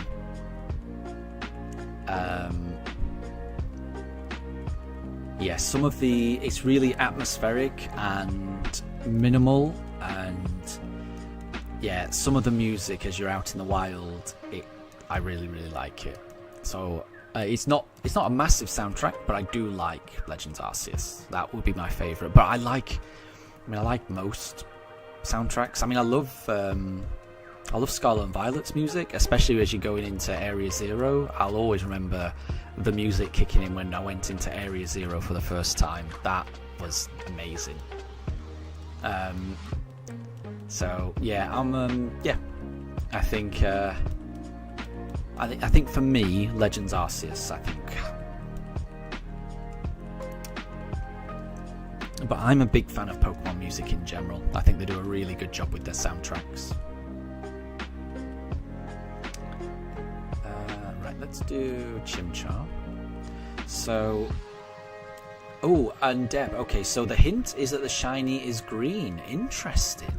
Okay, I missed that. So, based on that, Wolf guessed Hydreigon.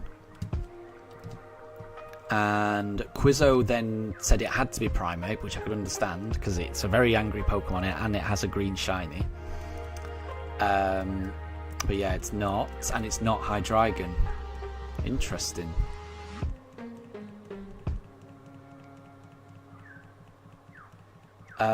Do we want to pass? Well, now that I know it's got a green shiny, irate Pokemon. I mean, I think we probably will have to pass. I can't imagine us getting it. If that's the only hint, yeah, there's a lot of green Pokemon that could be angry. Poliwrath. Poliwrath has a green shiny and is a bit angry. It's a fighting type. But yeah, I'm pretty much close to passing. Wolf might have an idea. Wolf is saying, wait, is it... What's your idea, Wolf?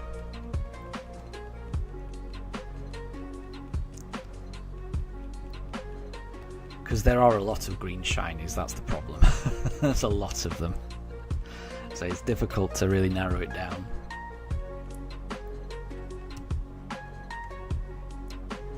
Ooh! Raiden's guessing Salamence. That does seem like a very angry Pokemon to me. Absolutely. So I could see it being Salamence. That's a good shout. That's a good guess.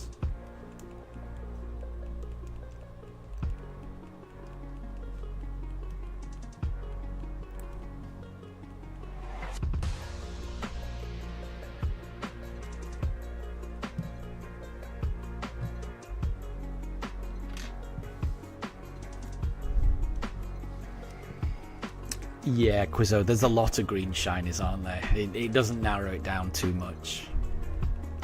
So it's not Salamence, and it's not Poliwrath. I think we may have to give up then, Deb. I think we're going to have to pass, I think. Wolf is guessing Dragonite. That is definitely a green shiny, isn't it? But I always think of Dragonite as quite friendly and amiable. If I had to describe one word to describe the temperament of Dragonite, I always imagine amiable is how I describe him.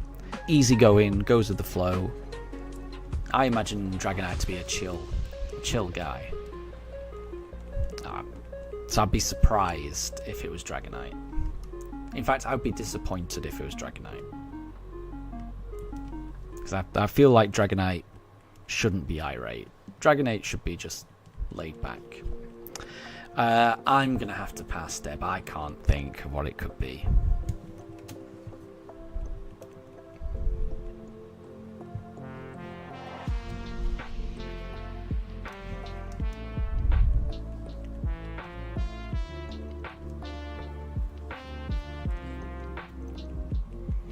And, I mean, if we're going to pass anyway, it might be a good idea for Quizzo to give a clue, to give a chance.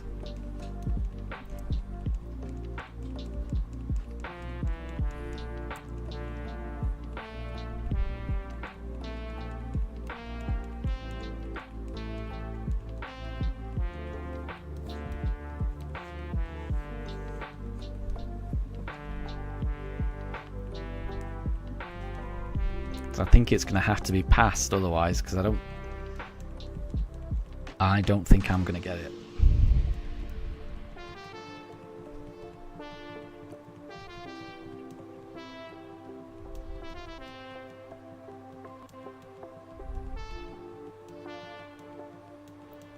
It's not a fighting type. Okay. Oh. I was hoping for something that would narrow it down more than that. Okay, it's not a fighting type. Oh, I'm selecting the wrong thing. Let's go Piplup. Right. What is angry? Which Pokemon would be angry? I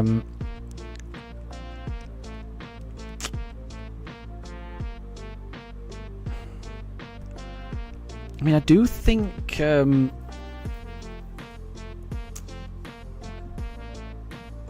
Larvitar is a bit angry.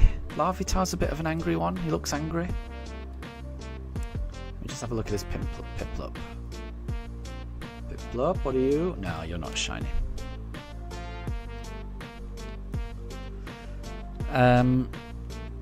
Yeah, Larvitar. Yeah, Larvitar looks angry. And well done, Deb. Oh, where am I? I'm frantically. The irate Pokemon. What is angry? What else could it be?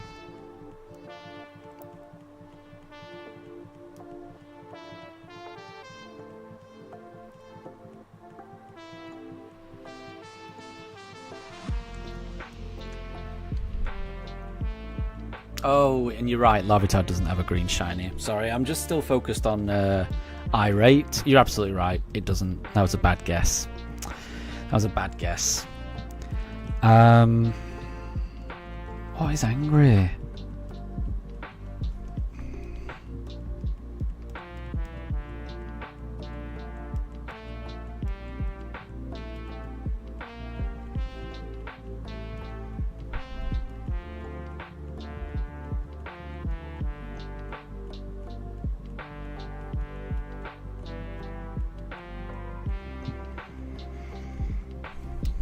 Yeah, I am going to bow out. I think I'm going to bow out. I'm not going to get it. I'm not going to get it. I'm not going to get it. Apparently Wolf was really close with Bouffalont. Interesting. But then Bouffalont doesn't evolve into anything, so... Oh, it was Dino. It was Dino. Oh, that. Yeah, well, I would say, Wolf, you got it right. Because I mean, for me, if you get it within the evolution line, I think you get it personally. So if I were you, Wolf, I would take that one. Well done. Well done. In my view, if you get it within the same evolution line, that's close enough.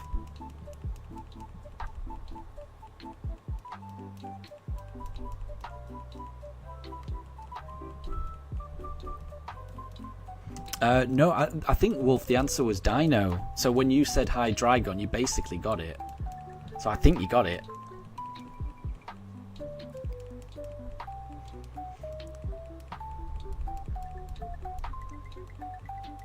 So Hydreigon is a brutal Pokemon. I know, but if the real answer is within the same evolution chain, in my opinion, I think that person's got it. I'm not saying that is, you know, definitely it, but that's the way I would play it.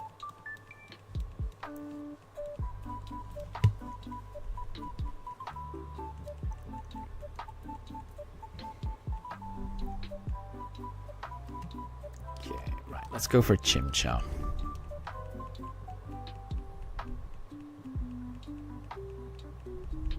Oh, I missed that. Sorry. Yeah, Quizzo, you've said the Sphere Pokemon. So Deb has guessed Spheal, which is what I would have guessed as well. But it's not. The Sphere Pokemon. It's got to be round. How about Voltorb? That's a nice round one.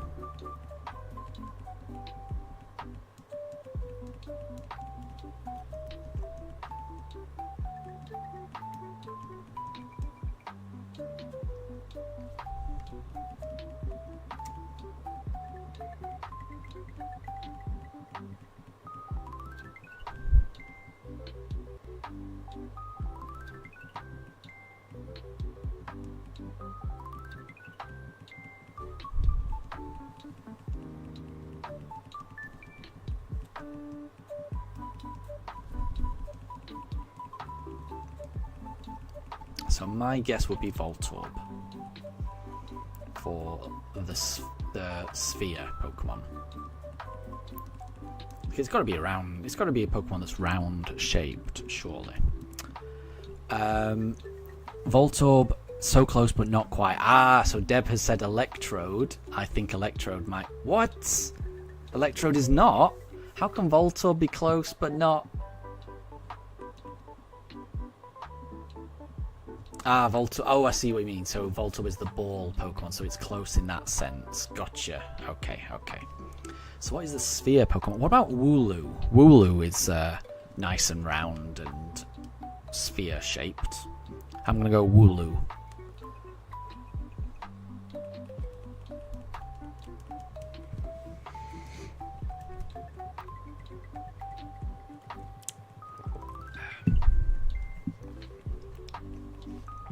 So it's not Voltorb, it's not Electrode, and it's not Spheal.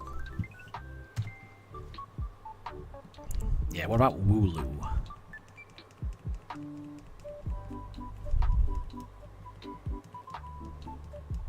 It's not Wooloo. Okay, What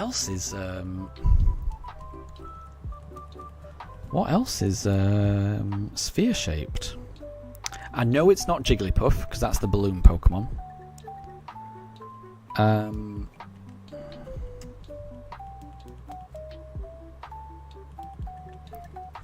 wonder if it's Golem, because that's a big round ball, isn't it? Ooh, Raiden saying Ghastly. Ghastly is definitely a ball, isn't it? So Wooloo is the sheep Pokemon. That makes sense. There's now I'm realising it. There's quite a lot of Pokemon that are round in shape, aren't there?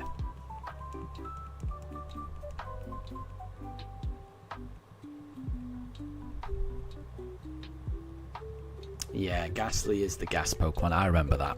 Yeah.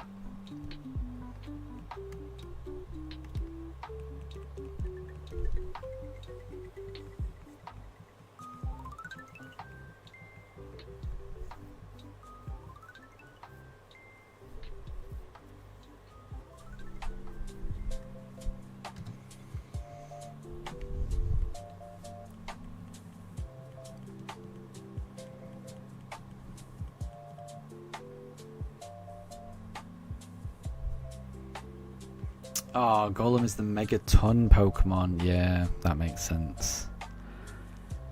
What else is shaped like a sphere?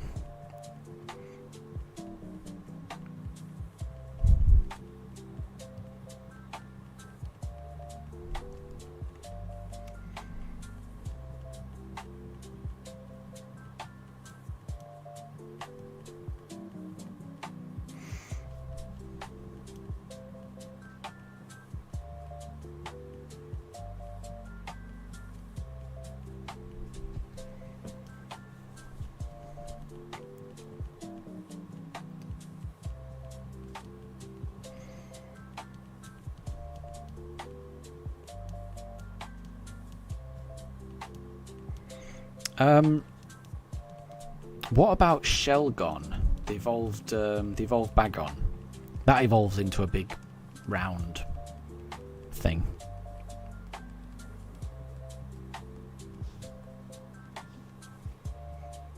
Okay, let's go for a Piplup. Let's see if we can get a Piplup.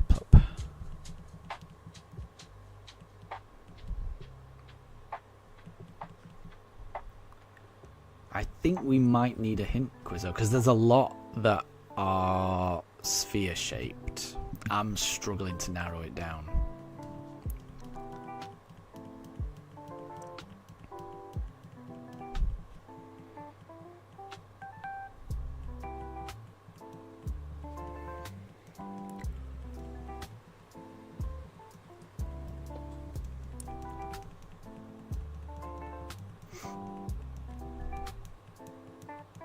Ah, Shelgon is the endurance Pokemon. So it's not Shelgon. What else could it be? What else could it be?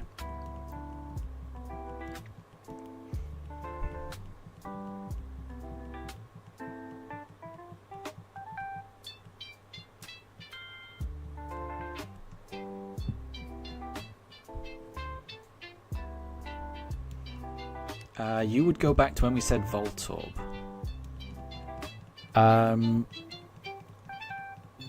Magnemite? Magnemite is kind of similar to Voltorb.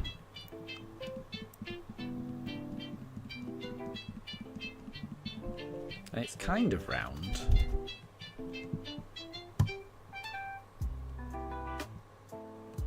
Deb's saying Hisuian Voltorb.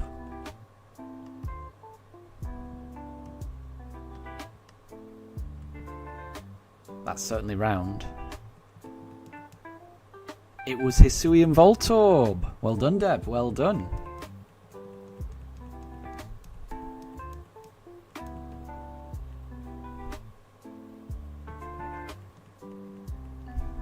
Yeah, you did say that that Voltorb was close, so that makes sense. I'd forgot about Hisuian Voltorb.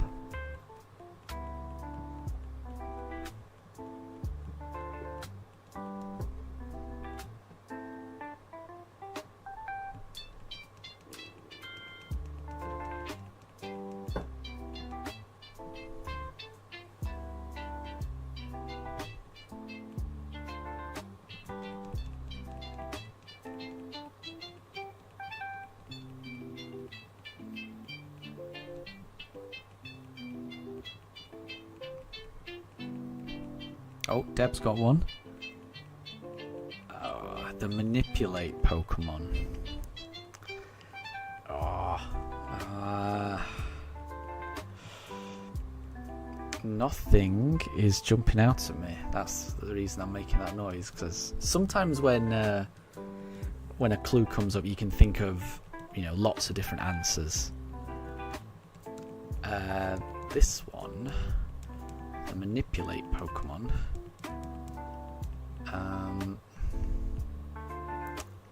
Oh, I'm getting a low battery warning again. Oh, I can see the ones flashing.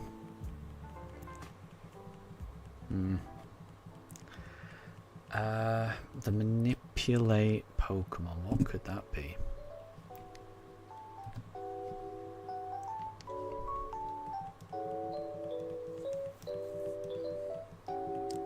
The manipulate Pokemon. How about Kadabra? Because in the anime, Sabrina's Kadabra kind of like controls other trainers and other people's Pokemon. So yeah, how about Kadabra? I remember that episode of the anime where Sabrina traps all of the gang in like a weird dollhouse type thing. It's kind of scary. Scary episode, I think.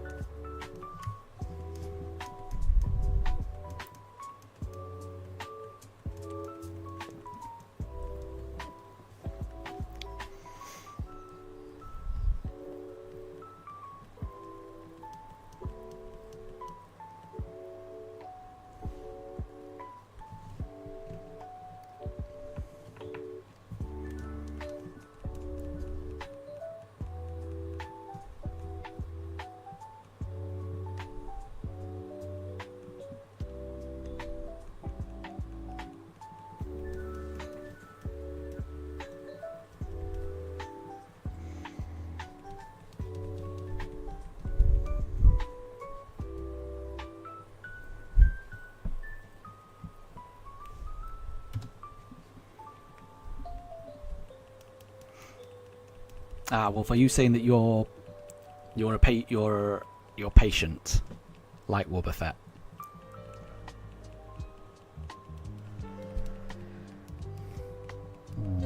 I don't know what the answer is to this one though. Yeah, my guess is Kadabra, but I don't know what the answer is. It's not Kadabra. Okay.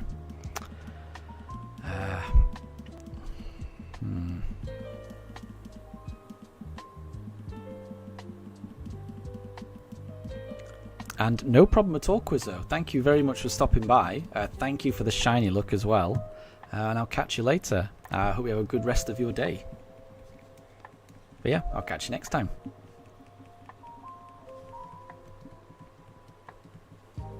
Oh, now the other side is saying low battery. Both of my controllers are saying it.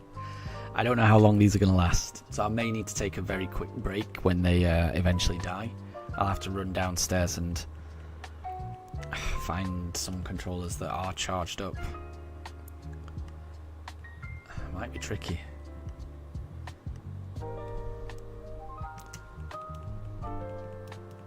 Oh, of course, because your name is Sabrina. Yeah, I see what you mean, Wolf. Sorry, that makes sense. Yeah, no, I was talking about the gym leader from Generation 1. I can see what you meant. Yeah. I think, yeah, you had mentioned that. I did know that because I think we've traded before, and your trainer name is Sabrina, I think. So I think I knew that. I just forgot. I forgot to make the connection between the. I forgot I'd been talking about the gym leader, the psychic gym leader, Sabrina.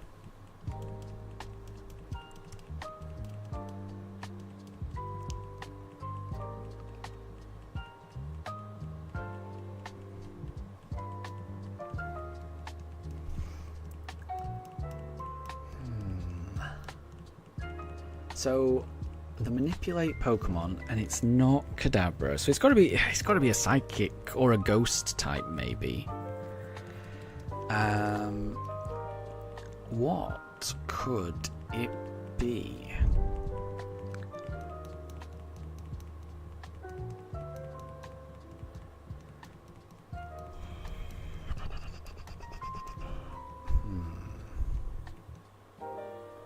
Yeah, in my mind, it's got to be a psychic or a ghost type. That's what I'm thinking.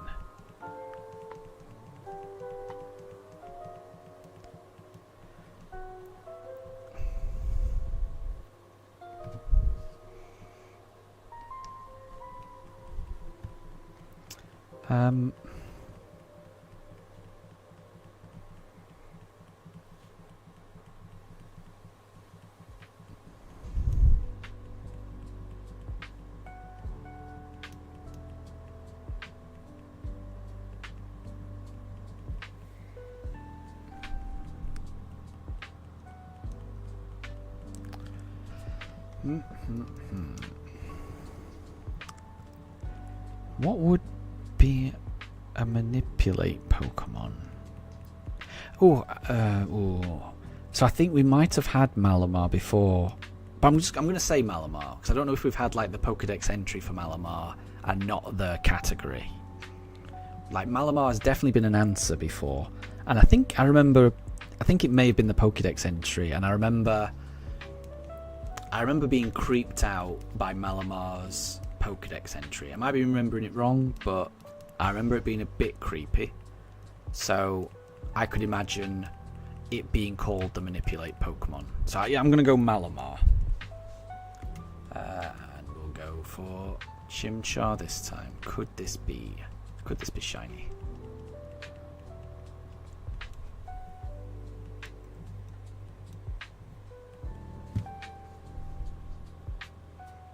Nope. Maybe the next one.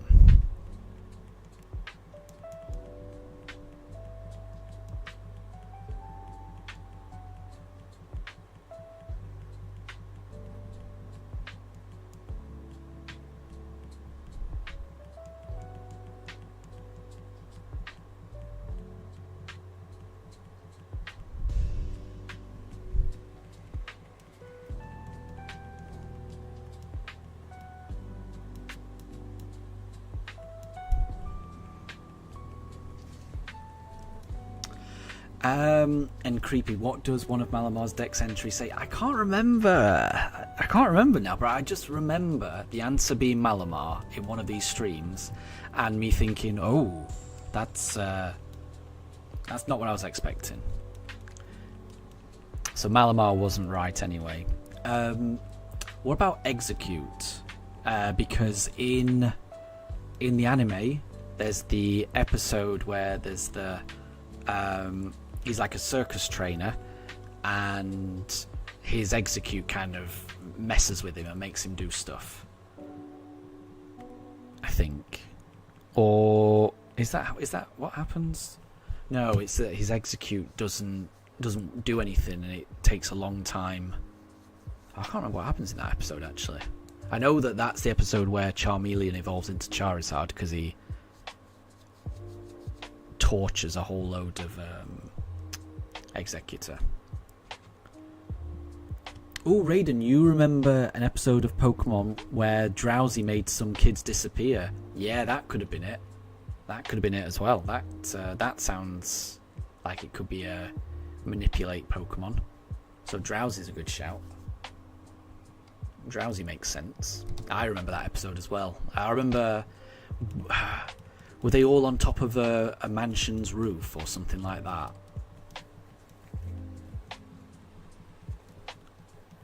I can vaguely remember it. But apparently it's incorrect. Have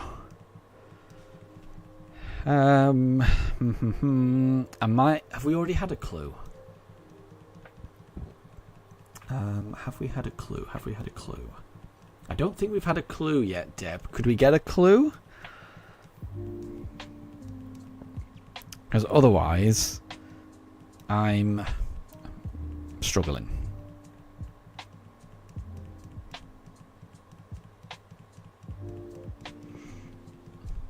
Catherine, you remember Tentacruel destroying buildings? That was in the intro, wasn't it?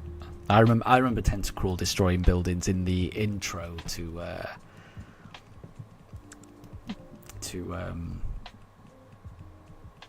the original anime.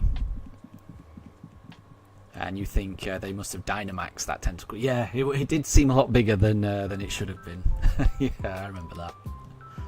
I forget what the explanation was, but there was an episode where it happened, so it wasn't just in the titles. I'm sure it actually happened in an episode as well. At least I think that's the case. But I can't remember what the backstory was. I'll have to rewatch these episodes.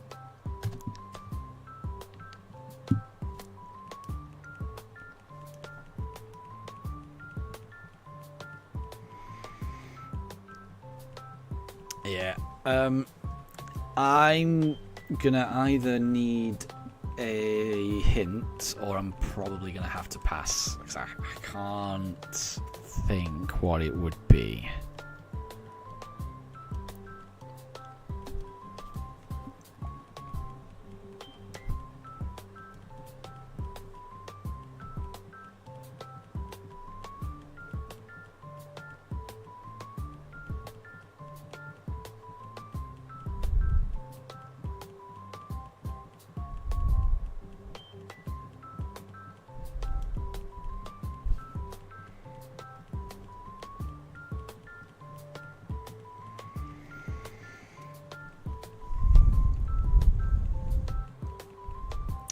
And Wolf, yeah, Misty was definitely part of that. Because I remember the episode, because I think Misty was saying that, I think on that same episode, that's the one where Misty was basically fawning over a Tentacool, saying how adorable this Tentacool is. But everyone else thought it was just an ugly jellyfish, but Misty really liked it.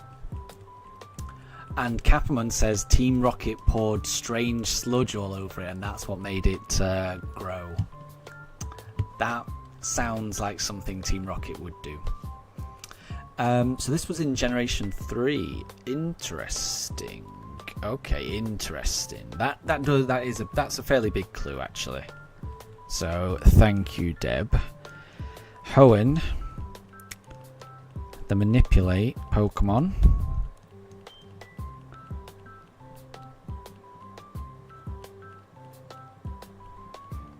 What type of thing might manipulate?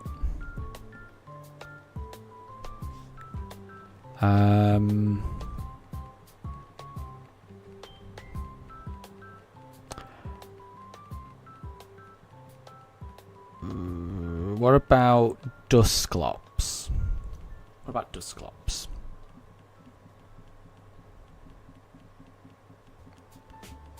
That seems like it might do something like that.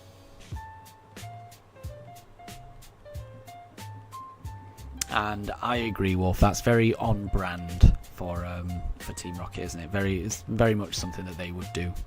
I agree.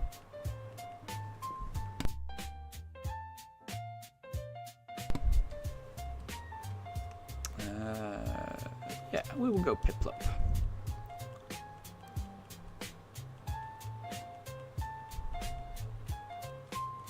Oh, and Catherine, the Tentacruel actually picked Misty up, kind of like King Kong.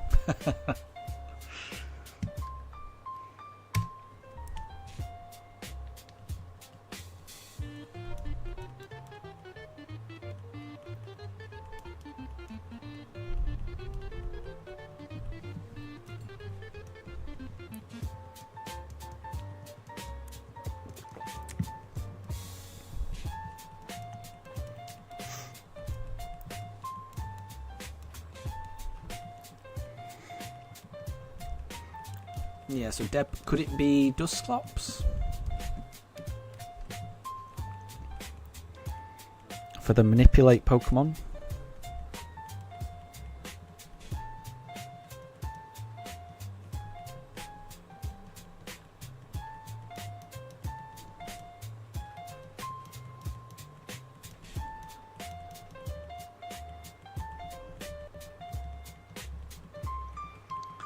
I'm wrong. Yeah, I think I'll have to pass. I can't think of any others that that would do something like that. I can't think of any others. Because the other, you know, creepy types, I was thinking it could be Banette or Shuppet, but we've had that before, and I think they're both like the puppet Pokemon or something like that, so I don't think it's either of them. Yeah, I am going to pass. I can't think. Can't think what it could be.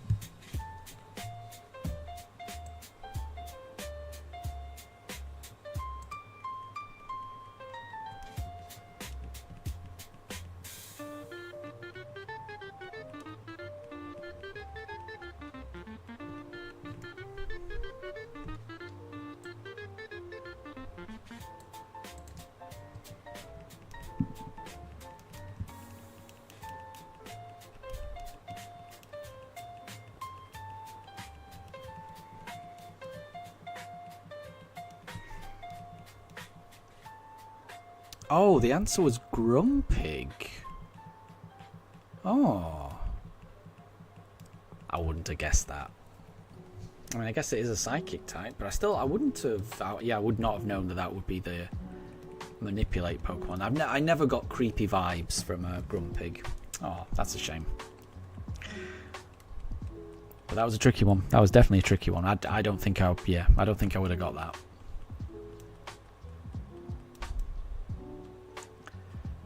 Right. We'll do... Let's see. How about Turtwig?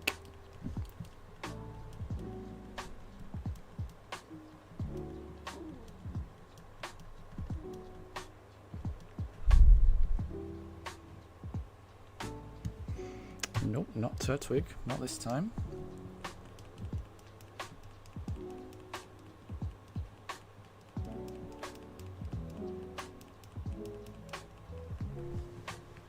Okay, so we're on 4,374.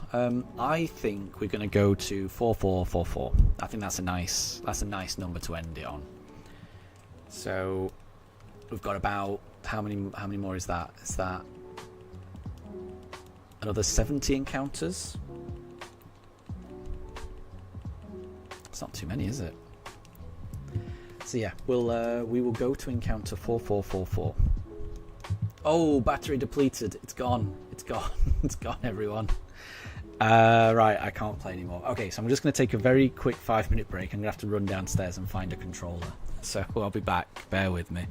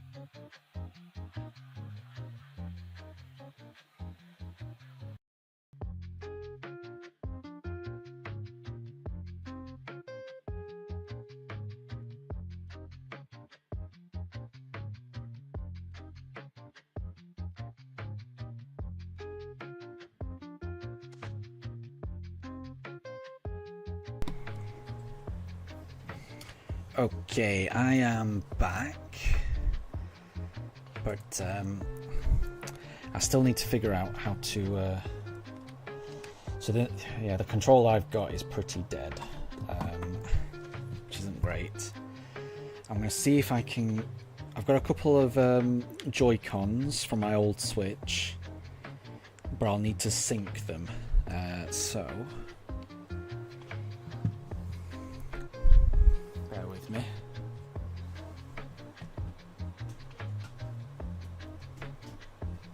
So for the past couple of minutes I've just been charging the old ones. So what I'm going to do is I'm just going to get through this encounter with the Switch 2 almost dead Joy-Cons.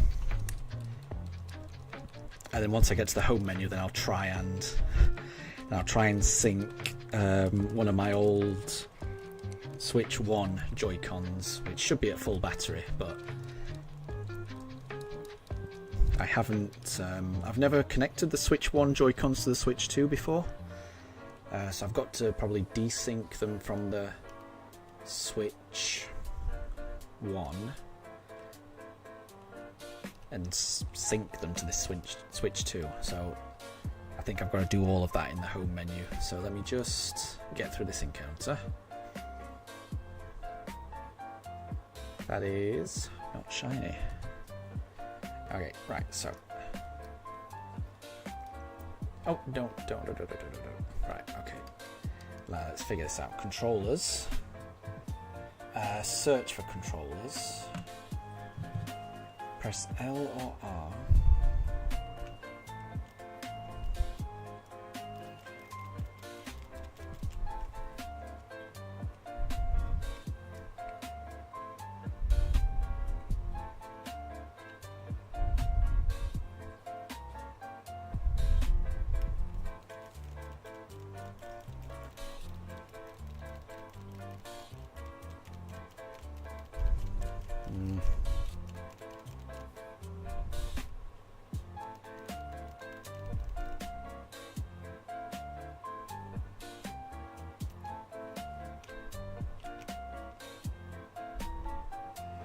I'm pretty sure it should work. Hey, it's not working at the moment. Maybe. No, what about this? Let me try this.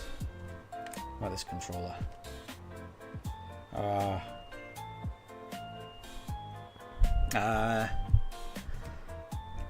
Okay, we may have a problem. I may have to end the stream if all the controllers are dead. That's frustrating.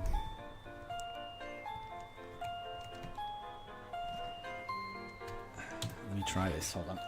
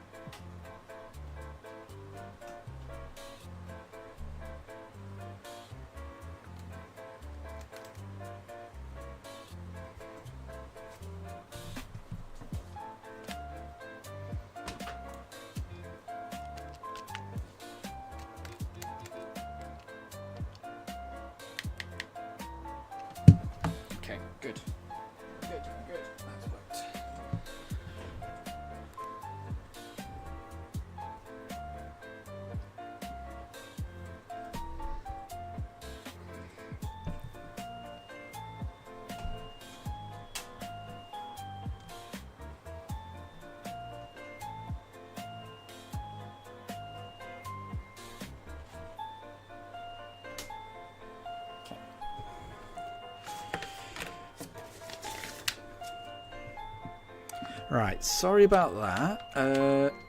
So the Switch 1 Joy-Cons didn't work. I'm sure they would have done at some point, but they definitely weren't working just then.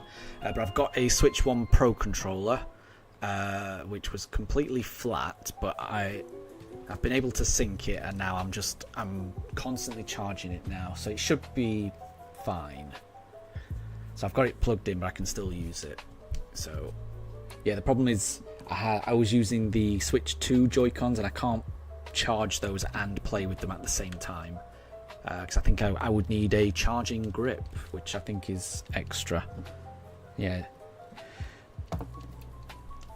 But the Switch 1 Pro controller seems to work just fine, so I'm just using that now. And Deb, you're about to go for dinner. Fair enough, fair enough. I hope you enjoy. Bon appetit. And Mega Gengar.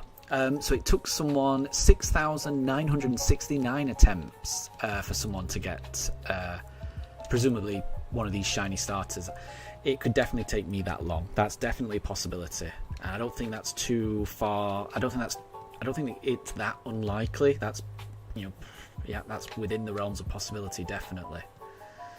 I hope I get it before then, but that's definitely possible. We will see. We're already over odds. I just don't know how over odds we're going to go. And Coco, good to see you. I hope you're doing well. We are doing well. I just had to quickly change controllers because one of my controllers ran out of battery, but we're all good now. We're all good. How are things? I hope things are going well with you.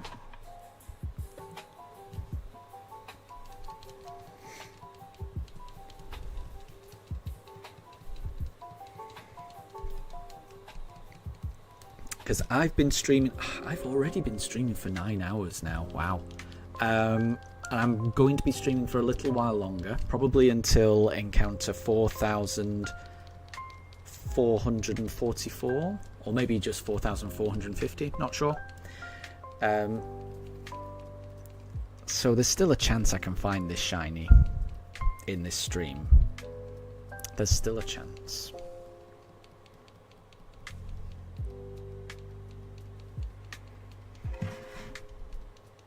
I'm an optimist. I think we can.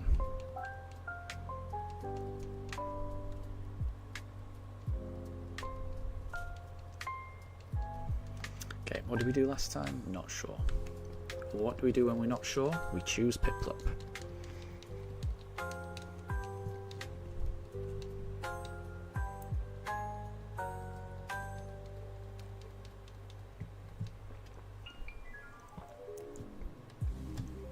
Wasn't Piplup that time. Maybe next time.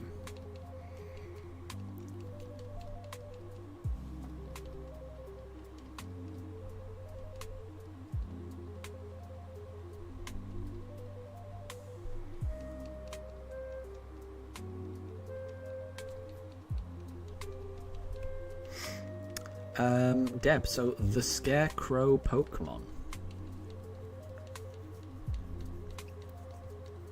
I don't know what that would be. So Coco, just so that you know, and for anyone else that's just joining, we've got a little gaming chat where someone says the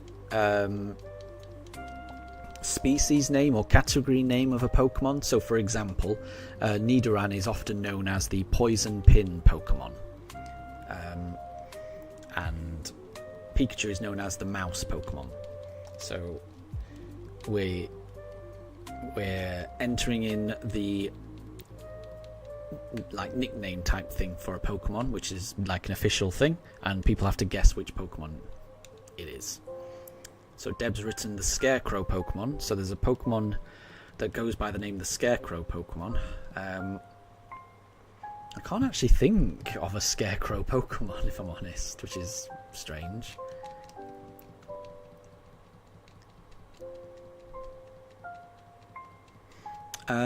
And Coco, you're trying to beat Pokemon Sword with a team of random Pikachu finds in Pokemon Playhouse. I'm a bit confused by that. I don't know what Pokemon Playhouse is. Is Pokemon Playhouse like a game or a mini game or something? I've never heard of that one. But good luck. You know, I hope your Pokemon Sword journey goes well. Sounds fun. Sounds like it's always fun to play a game in a slightly different way. So Gengar guessed Cacturn for the Scarecrow Pokemon, and it was. Well done. I couldn't think of that. I couldn't think of that. And no problem at all, Deb. Enjoy your dinner, and we'll catch you later. I'll still be here, definitely. I'm going to be here for a while yet. Yeah, let's do Piplup. So, ooh, Coco, the Spitfire Pokemon. I think the Spitfire Pokemon is Magmar, isn't it? And Pokemon Playhouse is a mobile game. I see, I didn't know that. I did not know that. So yeah, is the Spitfire Pokemon Magmar? That rings a bell to me. I thought Magmar was known as the Spitfire Pokemon.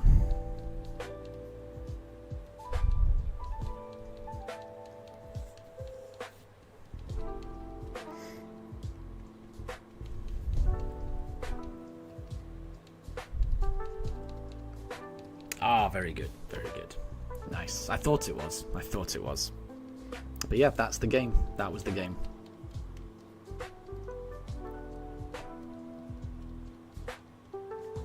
Oh, and Arcanine was the legendary Pokemon. I didn't realise that. Very cool. I didn't know that. That's a strange one for Arcanine. I wouldn't have guessed Arcanine's one.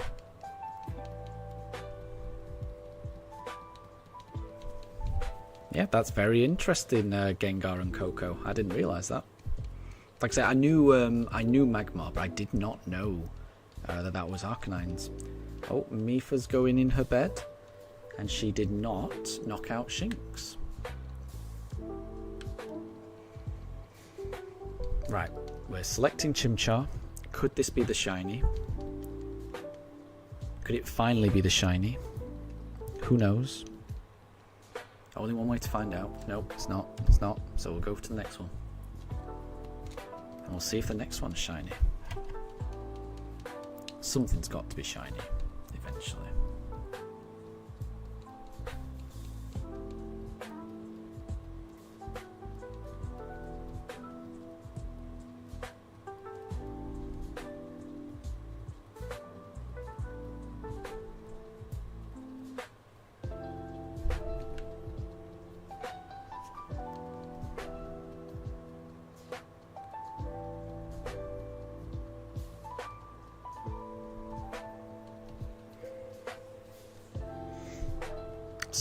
So Mega Gengar, originally Arcanine was going to be a legendary, but Game Freak changed it. I think I heard about that. Yeah, because is it the in one of the first episodes when Ash goes to a Poke Center for the very first time, there's a mural on the wall, and this mural has 4 images. You know, one of them is Articuno. The other one is Zapdos. The third one is Moltres, and the fourth one is Arcanine. Very clearly Arcanine, and it always confused me as to why is Arcanine hanging out with those 3 legendary birds. What was that about? But it makes sense if Arcanine was originally planned to be a legendary. That makes a lot of sense.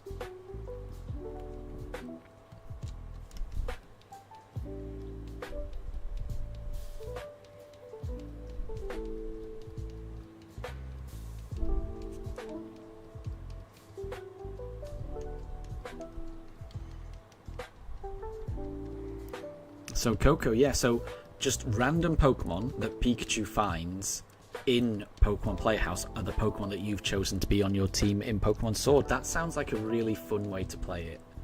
Yeah, I like it. Well, I hope you enjoy it because it sounds fun. That's I like not knowing who's going to be on your team in a playthrough. I always find that fun. It's part of the reason why I'm looking forward to this run so much, because I don't know who's going to be on my team. It just depends on who turns up. So, you know, which shinies appear, that's going to dictate this run. So we'll see.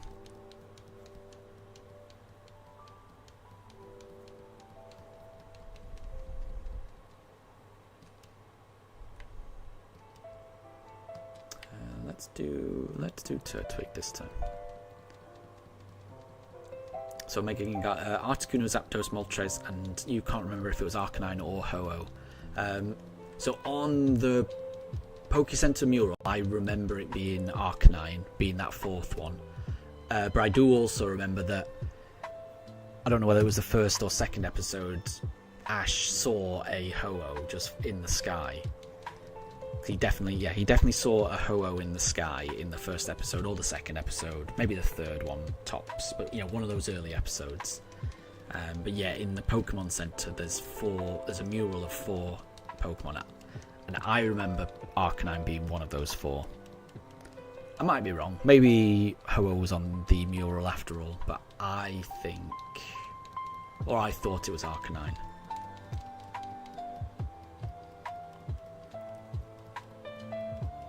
Oh, and Coco, you mean Pikachu as in your brother? Oh, of course, I get you. I understand.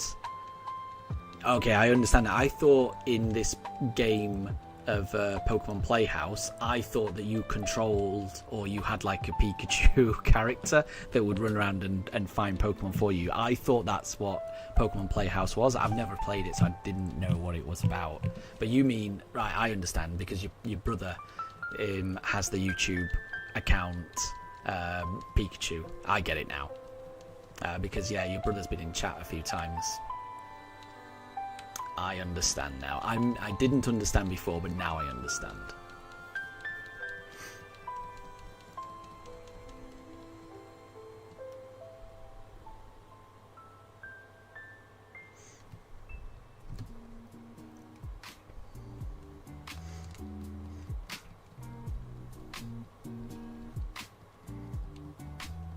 And Wolf, yeah, I mean, I didn't realise that Arcanine was known as the legendary Pokemon. But yeah, again, it is a bit confusing, isn't it? It's very confusing. You would think if they changed Arcanine to not be legendary, then they would also change that Pokédex entry, but it seems like they just left the Pokédex entry there, which is a bit weird.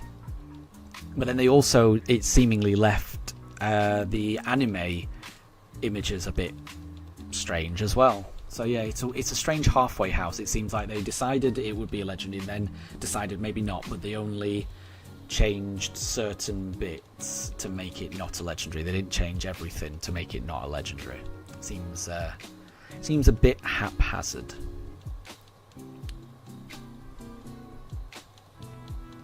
But everyone loves a mystery. At least I do.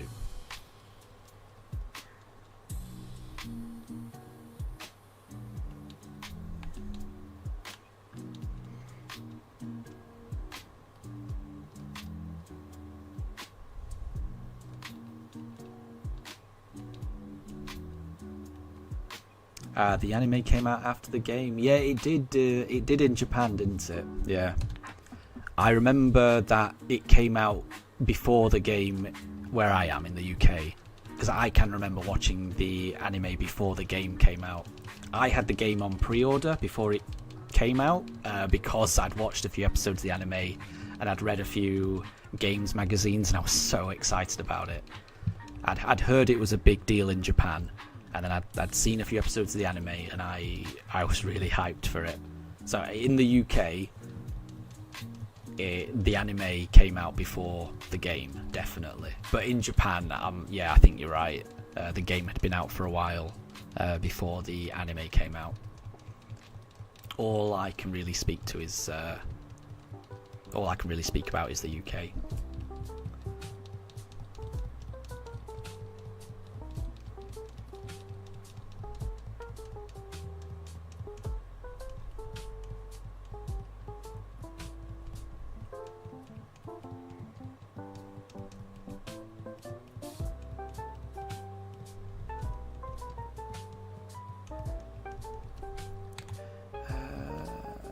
No, I did Chimchar last time. Right, let's go Piplup this time. So Coco, you think that legendary Pokemon... you don't think legendary Pokemon should evolve, so Pokemon like Kubfu or Cosmog shouldn't really evolve? Yeah, I can understand that.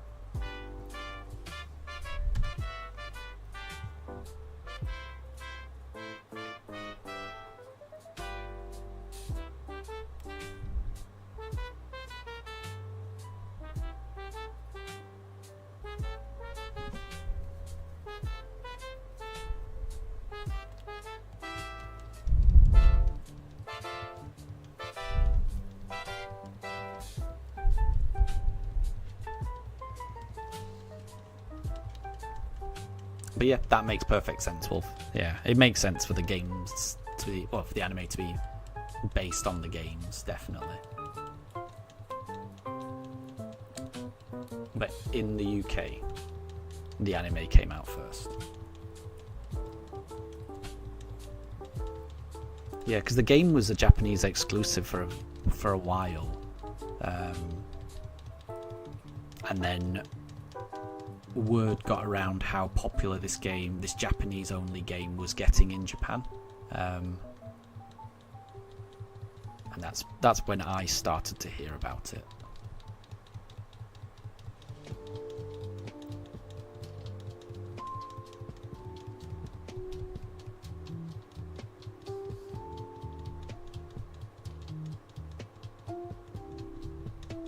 And there was a lot of scaremongering when it came out originally. I don't know if anyone remembers this, but because it was this huge sensation in Japan, when it eventually came to like the UK and the US and became really popular, a lot of people were a bit wary of it because it involved like battling animals, and people worried it was cruel and it was teaching kids the wrong things, and it's the usual people just being scared for no reason, because if you actually play the games or if you actually watch the anime, it's the most morally great, everyone should be respectful of everyone else franchise there is, but there was a lot of people who were very, very worried about it. There was lots of like religious groups who were worried about Pokemon corrupting the youth and things like that.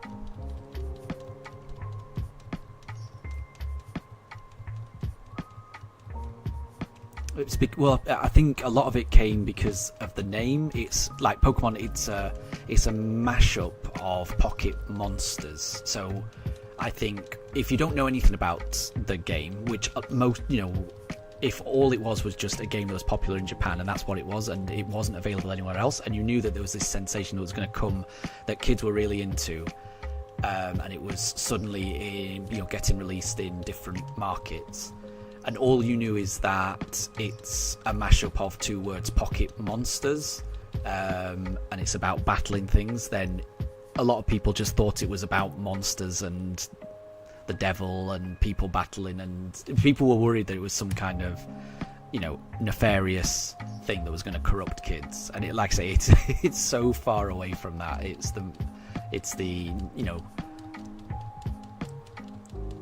probably the franchise that is most likely to turn out well-adjusted, really nice kids, really, because the anime is just always about people being treated in the correct way, and the protagonists are always trying to protect the Pokemon and treat them well, and the people that don't treat animals or Pokemon well are the ones that are always portrayed as the bad guys. So it's a really, it was strange. It was a strange time back then.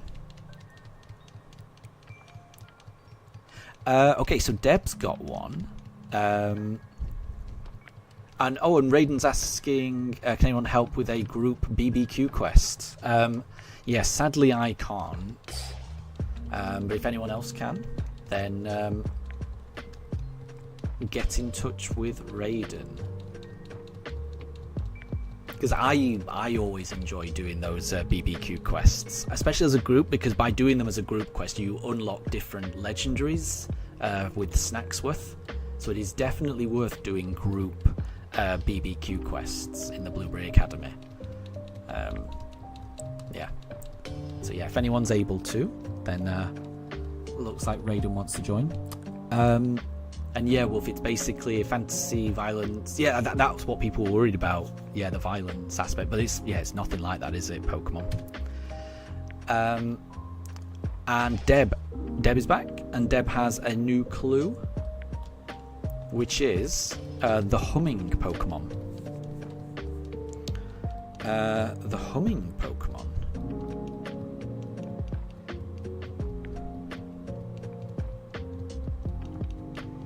I don't know what that could be.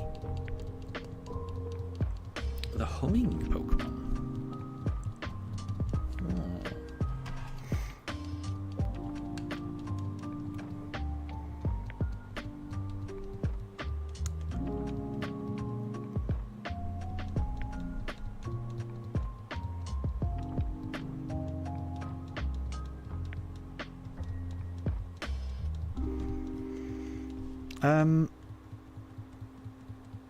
I might need a clue for that, because I can't think of any Pokemon that hums.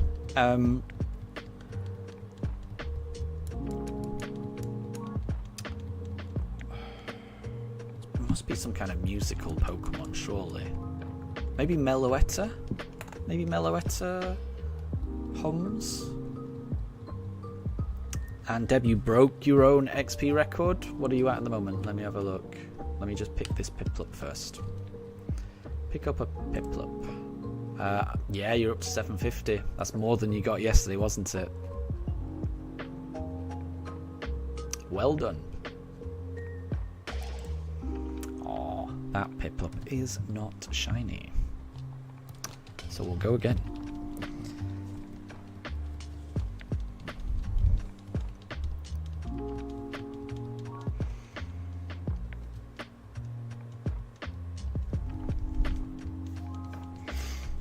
No clues, but it's from Hoenn. Okay, that does narrow it down. That does narrow it down. What is...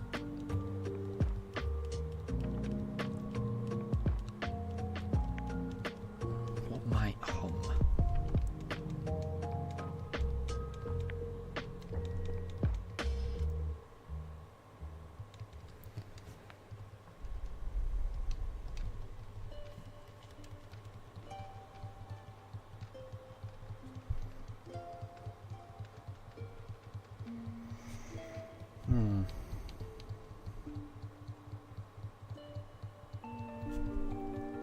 So Meloetta is melody. That makes sense, yeah. And it's not Hoenn, is it? So it wasn't going to be that. What about Wishma? That's all about sound. I mean, I didn't think it hummed, but it's all about sound. So yeah, what about Wishma? Or Exploud? Or Loudred? That whole line.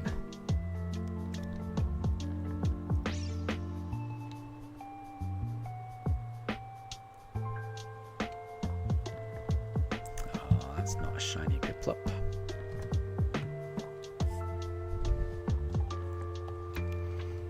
And Coco, you love the Hoenn region and you have crush on May. Fair enough. I always liked the Hoenn region as well. It's been a while since I played those games, but I did enjoy it. Lots of water, lots of islands. It's a cool place to explore.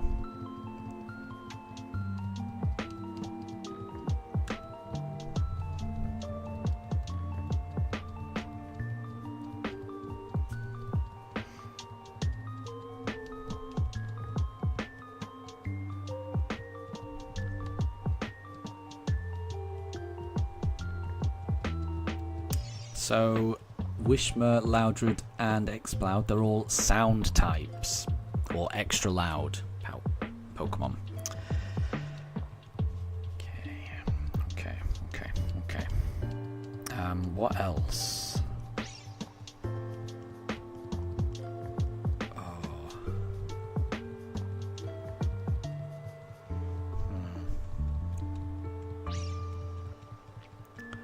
This is a tricky one. I don't think it's Chingling, because I think we've already had that, and I think we've established it's like the bell Pokemon. I'm trying to think of other sound type Pokemon from Hoenn.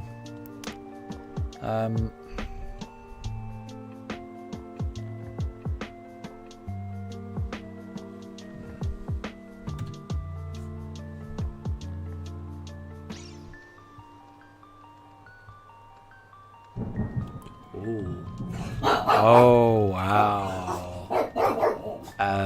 I don't know if you heard that. You'll have definitely heard my dogs barking. That was thunder. That was very loud thunder. So we are... And it is raining now, so we are in a thunderstorm at the moment. Wow. So my dogs don't like thunder. So, yeah, apologies if you hear my dogs barking. But, yeah, that was very loud thunder. Very loud thunder. Oh, and yeah, my dogs do not like thunder at all. Oh.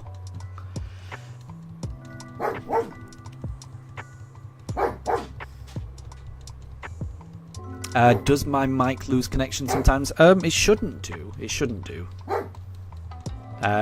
It's probably more likely my voice doesn't carry. Sometimes I mumble, things like that. I don't have the clearest of voices, so it's probably that. But yeah, so... Yeah, unfortunately I think my dogs are going to be barking for a while, because I suspect that's not going to be the last of the thunder we hear. So it's probably going to be more thunder. And whenever it strikes, Daruk's going to start barking, so apologies in advance for that. So yeah, there are thunderstorms in the south of England at the moment. I'm glad I'm inside.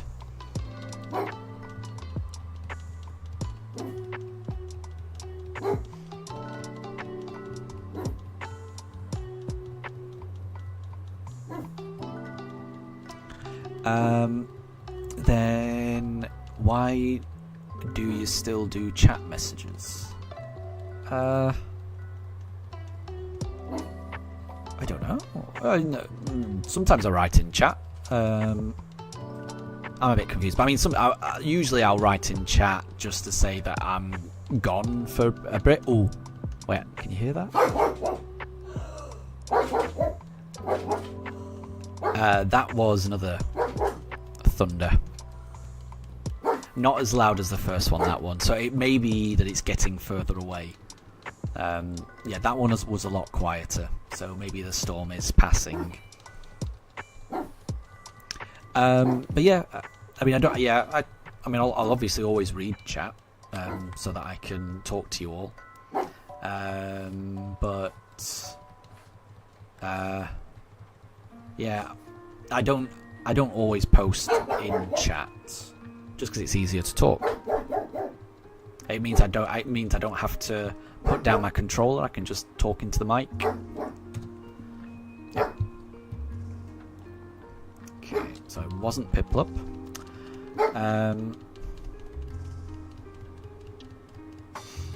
So Deb, you love the rainy season. It's the best season, you feel? Yeah. You might be able to hear the rain hitting the window as well. I'm not sure if the microphone picks that up, but yeah, we're definitely in the middle of a little thunderstorm at the moment, which I much prefer. It's much better than the heat wave that we had this time last week. And Coco, how do we spell our dogs' names? Exactly as Deb has written there. Deb has got that spot on. So it's Daruk and Mifa. Oh, and Deb, the answer was Altaria. Yeah. Wow, I would not have got that. Yeah, sorry, I got a bit distracted by the thunder then. Yeah, the humming Pokemon. Oh, it's like a hummingbird. Oh, Deb, that did me. That does make sense, doesn't it? I was thinking humming as in like making a noise, like making a humming noise. But it means as in the hummingbird Pokemon, because it looks like a hummingbird. Swablu and Altaria, they're based on hummingbirds. Oh, I'm annoyed about that. I should have got that. I went down a complete wrong way about thinking about humming. So that's annoying. That was a really good one because it completely tricked me. Because I can completely see why the answer is Altaria, but I could not. I was just thinking it was something completely different. So that was a good question, and it completely caught me out. So that does make sense. Altaria makes sense. Raiden, you went to the UK. Oh. That's another Thunderstrike. Apologies. So Raiden, you went to the UK a few years ago and you had fun. I am very glad to hear that. I'm glad that you had a good experience in the UK. I'm glad to hear that. I think there's some really nice places to visit in the UK. A lot of people just go to London, and London's nice as well, but there's other parts of the UK that are nice as well.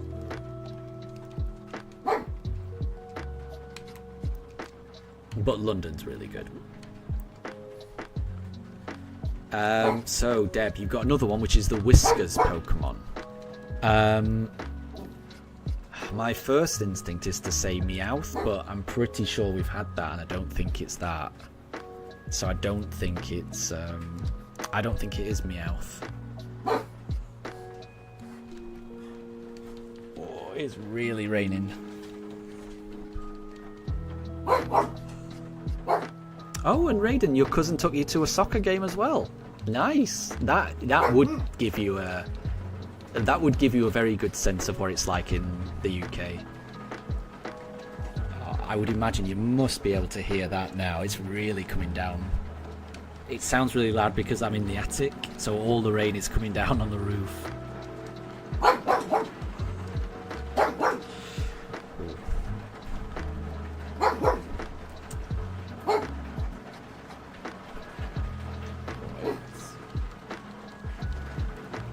It's really coming down.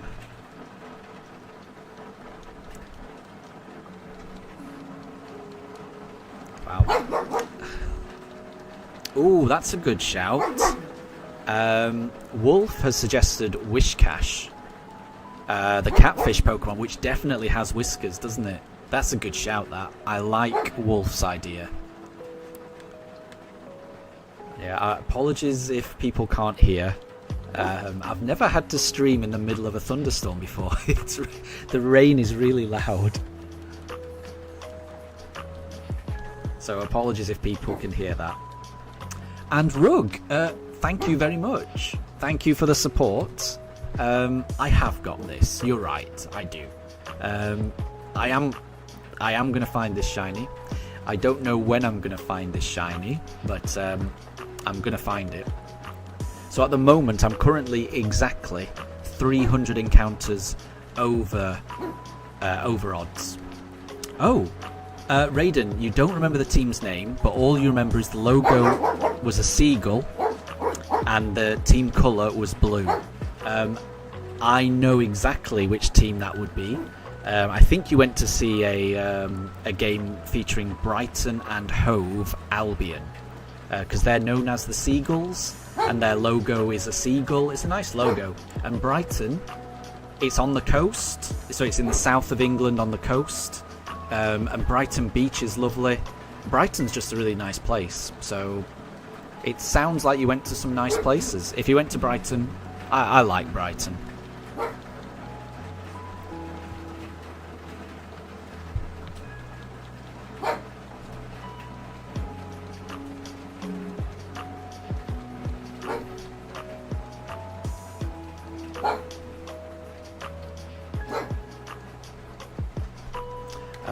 let's go. Let's choose Piplup. And Wolf, you got it. Wishcash was correct. Well done. That was a really good guess, that. All I could think of was, like, cats and things like that. So it was a good idea to think of a catfish, like Wishcash. It was a really good idea.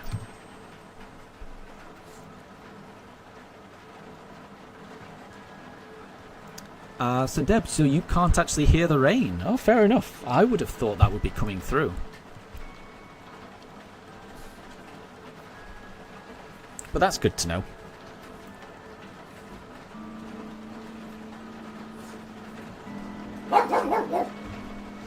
But I do think Daruk is getting a little bit stressed out, so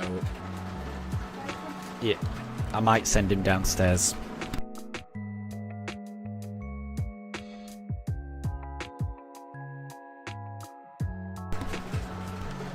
Yeah, I can just hear it. He's just gone downstairs now. So now it's just me and Mifa upstairs. So Raiden, you went to walk in London. You saw Big Ben and saw a big cathedral. Yeah, that was probably St. Paul's Cathedral, I would imagine. If you saw Big Ben, St. Paul's is pretty close to Big Ben, so you probably saw that at the same time. Ah, and Wolf, you can hear the rain because you've got headphones on. Nice. Yeah, it's very, to me it's very loud. Because it's right above my head. And there's a lot of rain. Right, let's go Turtwig. So Deb's got a new one called the Ruffian Pokemon. And Raiden, so when you saw Big Ben, you were literally standing in the same spot from the movie 28 Days Later near the beginning. Yeah, I think I know what you mean. I forget the name of the bridge where you can see Big Ben. But I know what you mean. I know the bridge you mean. I don't know Central London too well. Even though I work in London, I don't work in Central London. So I always forget the bridge names and things like that. But I know what you mean.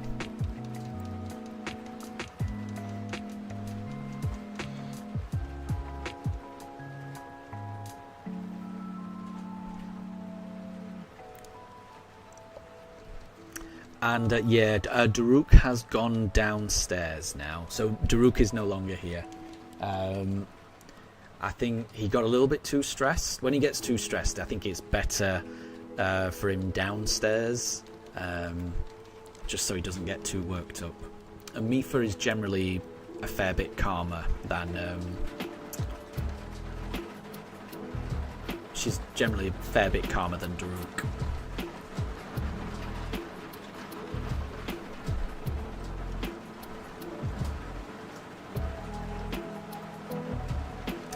And yeah, Rug, why don't I set up a macro?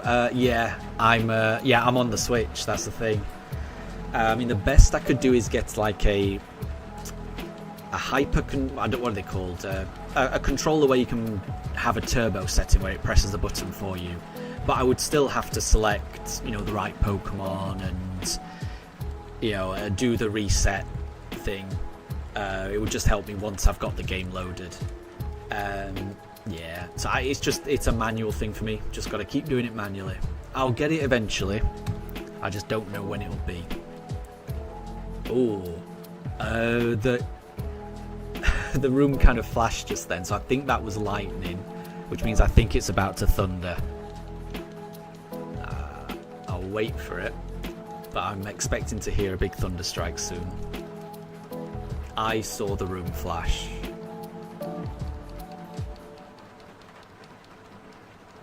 It's kind of cool being in the middle of a thunderstorm.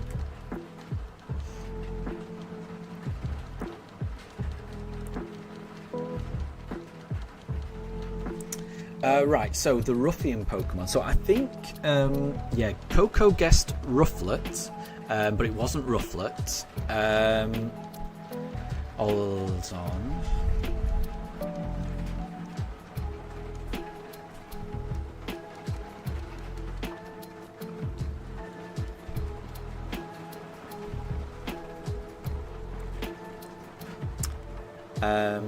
So Gengar, imagine I get another shiny Starly, but I also get a shiny starter. I would love that. Imagine if that was the case. That would be amazing. I mean, obviously I wouldn't be able to catch the shiny Starly, but it would still be nice to see a third shiny Starly. Definitely.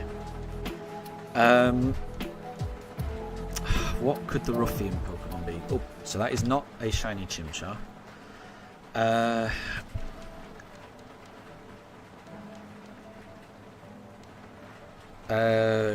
Could it be? Could it be Zangoose? Zangoose seems like a bit of a angry boy.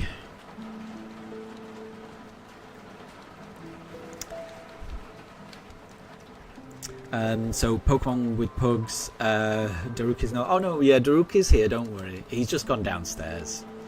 Yeah, so Daruk is a lot happier downstairs.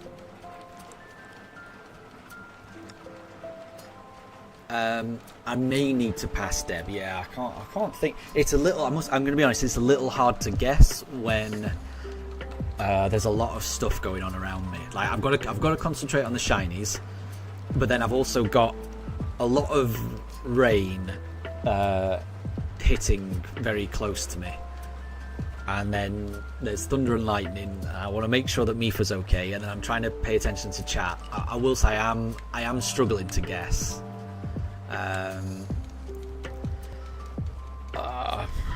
What could be a Ruffian?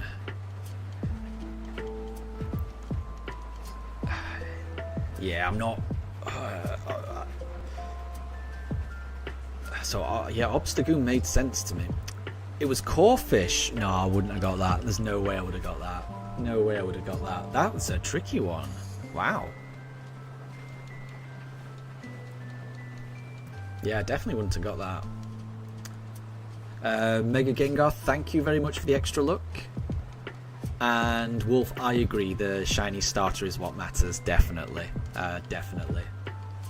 It would be really cool to get a Starly encounter and a shiny starter at the same time, though. That would be crazy. I can't imagine what the odds of that would be. But yeah, it's crazy that the Starly can be shiny, yet you don't have Pokeballs at this stage. It is a bit of a shame.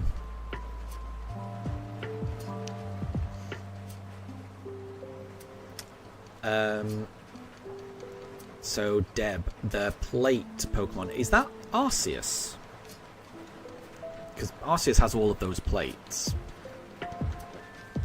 And Coco, no, these are not made up. So yeah, you can't make them up. Because the game is what is the official species or category name of a particular Pokemon. I think it would be too difficult to make them up.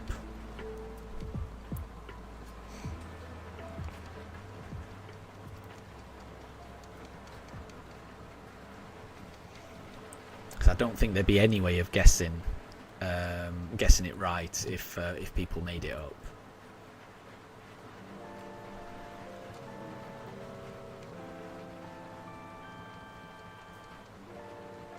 So it's not Arceus. Interesting. What could be a plate Pokemon? Something with really big scales, maybe.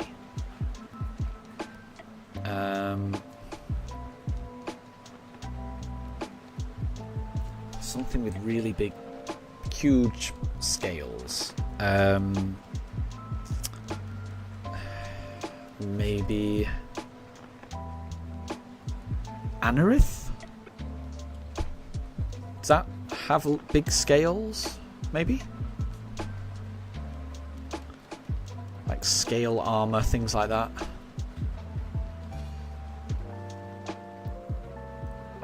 Oh, Arceus is the alpha Pokemon. Yeah, that does make sense. Yeah. It's just, it does hold lots of plates. I can't remember all of them.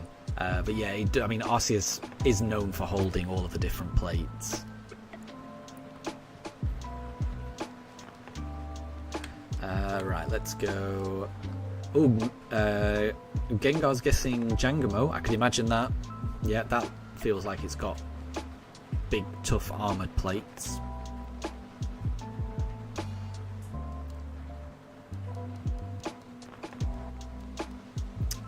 Ah, so we may not get it. It's really unique. If we're not going to get it, then might not be worth it. What about Relicanth? Again, I would have thought Relicanth's one would be more to do with it being like an ancient prehistoric Pokemon, but it does have kind of like armored plates and stuff. Wolf is guessing Shieldon or Bastiodon. Yep, I could definitely I could see that definitely. And Cloud Taps, good to see you. I'm having a lovely day today, definitely. It has been EV Community Day in the UK, so I managed to catch myself 6 shiny EVs in Pokemon Go. I've not found any shinies in this run of Shining Pearl. I'm still trying to find my shining starter, but maybe it will be the next one.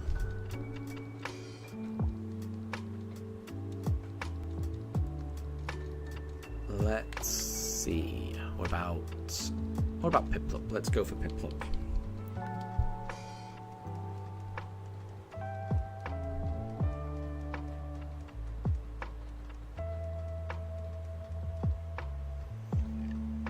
Ooh, Wolf is guessing Caracosta. Ah, yeah, so Raiden wasn't doing a clue. Raiden was guessing the Samurai Water Pokemon, so yeah, that'd be Samurott, isn't it? I struggle with Pokemon names as well, Raiden, so don't worry. I often forget what they're called and then just end up describing them. So I know what you mean.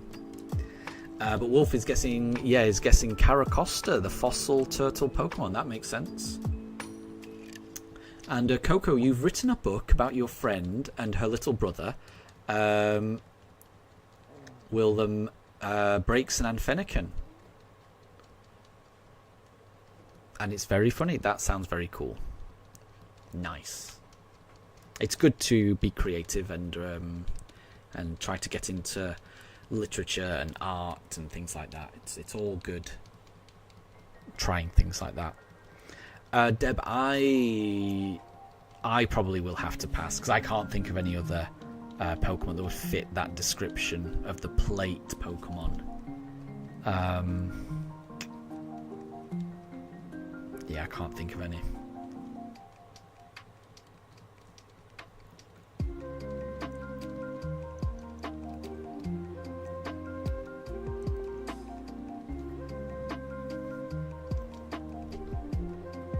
Oh, we'll call them. I get you. So we'll call them Breaks and Fennekin. That's nice. That sounds like a good book.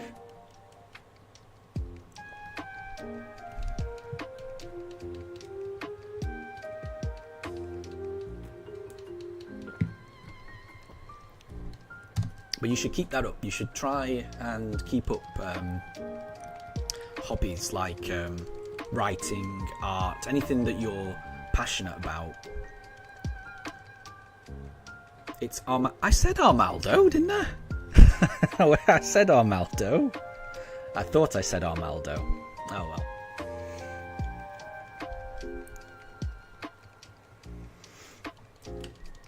Fair enough. But at least it kind of makes sense. It does make sense because Armaldo does have those scales.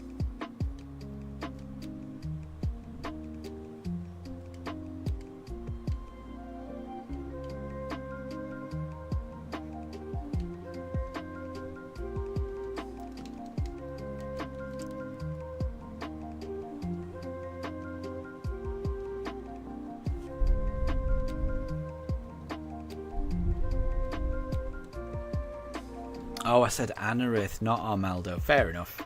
Fair enough.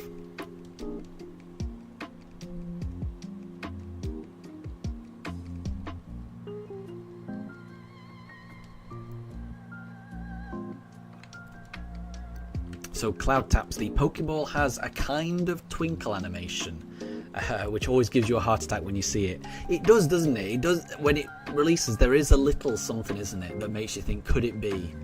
I know what you mean. I do know what you mean.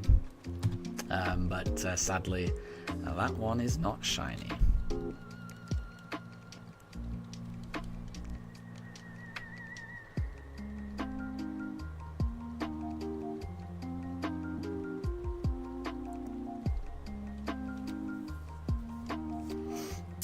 So Deb's got another one, the Tender Pokemon. So presumably it's Hoenn region again. What about Love Disc? You know, Love Disc is all about being affectionate. Like, you know, it's shaped like a heart. So when I think of tenderness, I think of hearts. So what about Love Disc?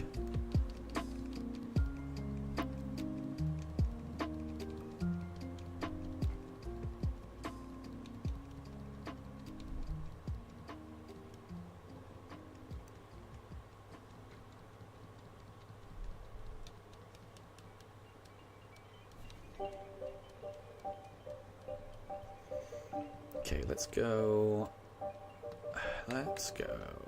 for a Piplup. Let's see. And no problem at all, Cloud Taps. Thank you very much for stopping by. And we'll catch you later. I hope you have a good rest of your day. Oh, that's not a shiny Piplup. So we'll reset and go for the next one. Andre, thank you very much for the good luck. Really appreciate it. Welcome to stream. I hope you're doing well. But yeah, thank you very much for the good luck. I need it. I definitely need all the good luck I can get. Gengar is guessing Feebas's evolution, which is melodic. So it's not Love Disc. But it was melodic. Oh, well done. Well done, Mega Gengar. I couldn't get it. I thought it might have been Love Disc. I was pretty confident with Love Disc. But the answer was melodic. So melodic is the tender Pokemon.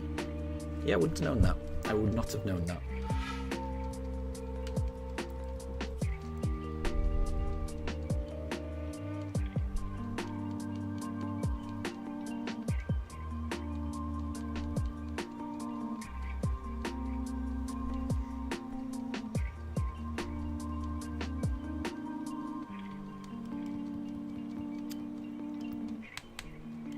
And Andre, thank you very much for the cross fingers. Thank you for the look. I do appreciate it. I really do appreciate it. It's gotta count. It's all gotta count. It's all got to help. Oh, but not that one. So we'll try the next one.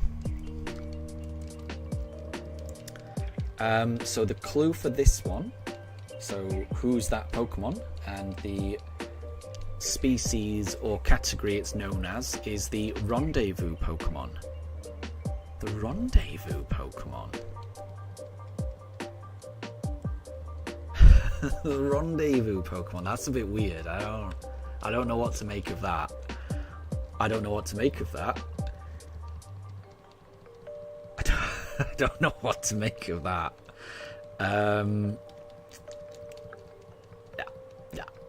I mean, that's not giving me... I don't know about anyone else. I wouldn't know where to start guessing for that one. A Pokemon where you meet in a particular place. What could that be? So Coco, so I think this is your story, isn't it? So Breakson's happy about her chicken, but doesn't know the time is ticked. Is one of the lines. I'm not sure. And then King Fennekin is in the pen, and he's eating my favourite hen. Interesting. But yeah, keep going with that, I would say.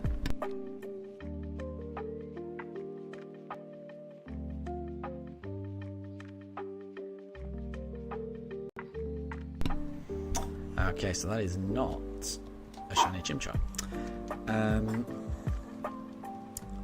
It's easy, but I won't get it. I'm going to be honest, Deb.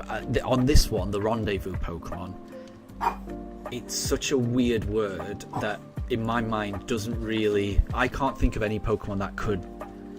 I can't think of any Pokemon that would be.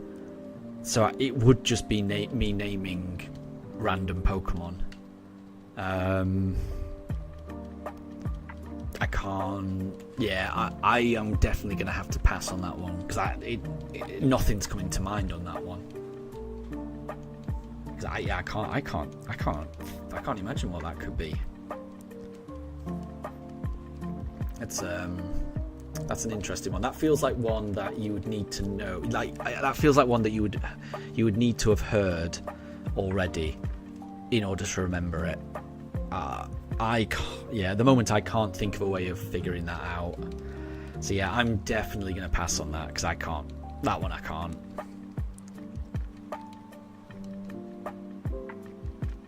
Okay, let's go. What did I go for last time? We'll go for Turtwig this time. Let's see if this could be shiny. So we'll be doing up to probably encounter 4444.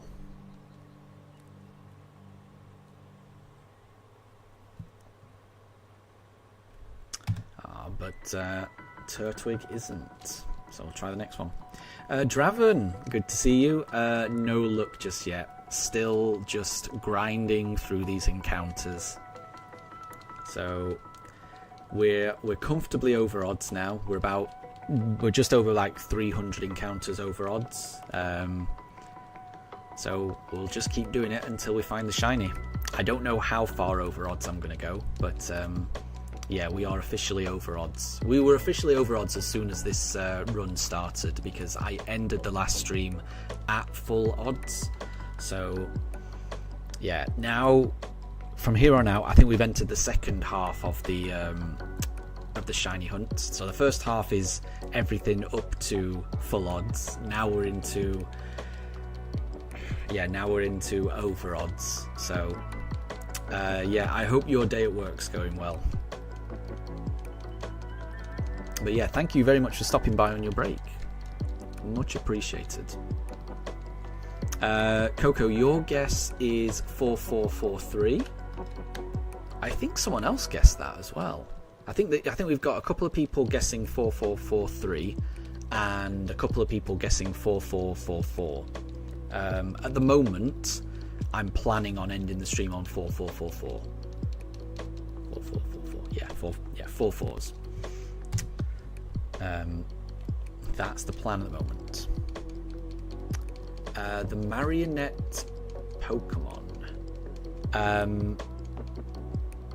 Is that one Banette? Because Shuppet is the puppet one, so the evolved one, Banette, feels like the logical one for that. Because a marionette is a fancy puppet. And no problem at all, Coco. I'll catch you later. Thanks for stopping by.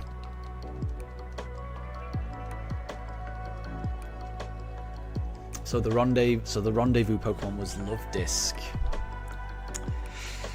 That, yeah, I see what you mean. That does kind of make sense once you know it, doesn't it?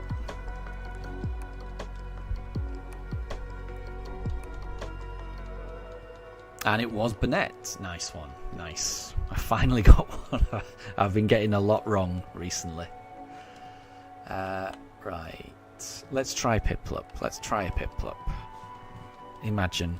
So I would be so happy if I could get this shiny this stream. For anyone that's new joining the stream, I've been looking for this shiny for obviously 4,413 encounters now. But I think it's come to... I think we're over 130 hours now into this hunt, which is a very long time. So I'm very, very eager to find this shiny and begin my shiny-only playthrough. Because I can't wait to play these games.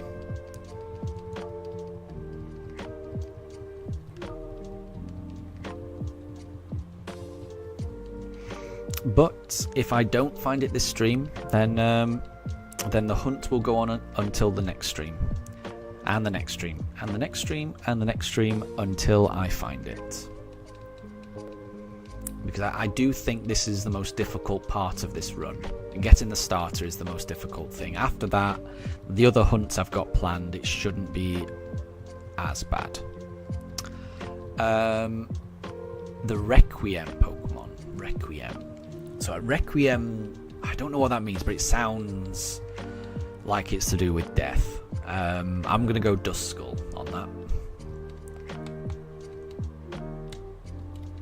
Let's try... I think I did Piplup last time. It's fine. We'll do another Piplup.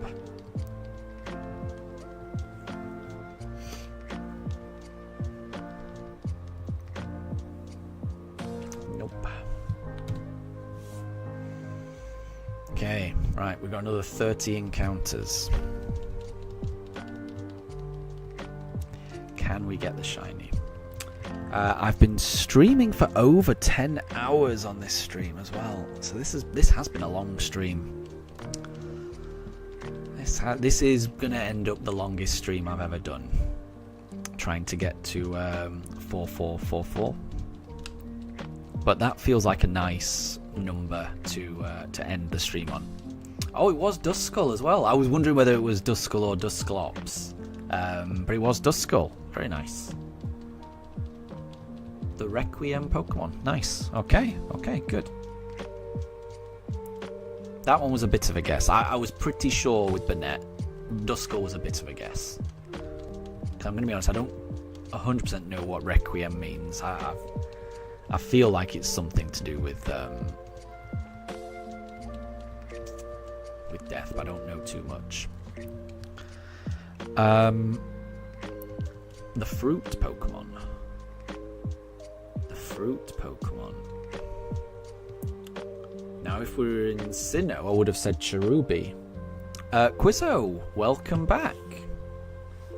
Hope you're doing well. Hope you're doing well. You haven't missed much. Still no shiny.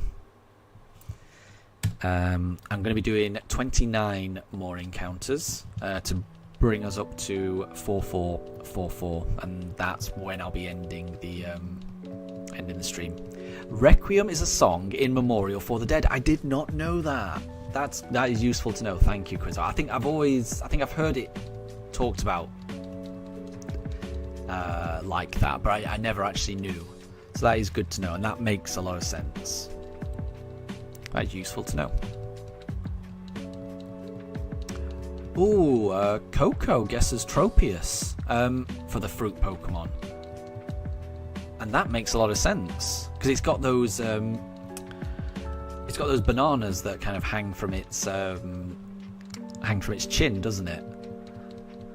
So it definitely could be Tropius. That makes sense. Yeah, Cherubi is the cherry type. Yeah, you're right, Deb. Yeah. So, yeah.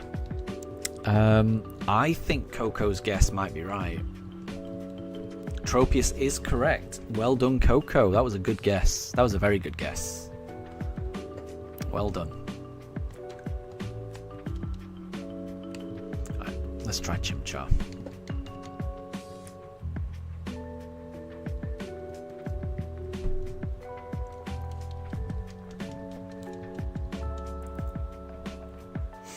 Nope, not that encounter. The disaster Pokemon. We've had this before because I've guessed this before. Catherman says Absol. I agree. Yeah, I've guessed Absol for something like the mischievous Pokemon or something, and you've told me no, Absol is the disaster Pokemon. Quizzo thinks Absol as well. Yeah, I think we're all on board with Absol for that one. Well done, Quizzo, and well done, Catherman. It is Absol.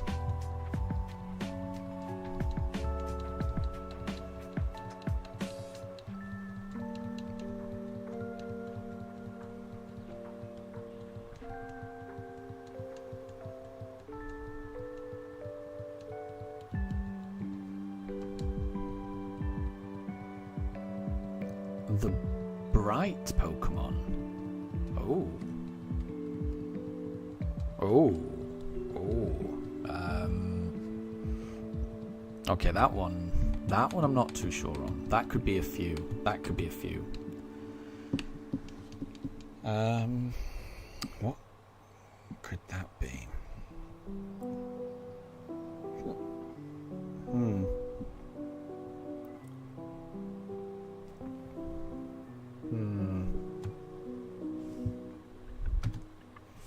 So Quizzo guesses Necrozma.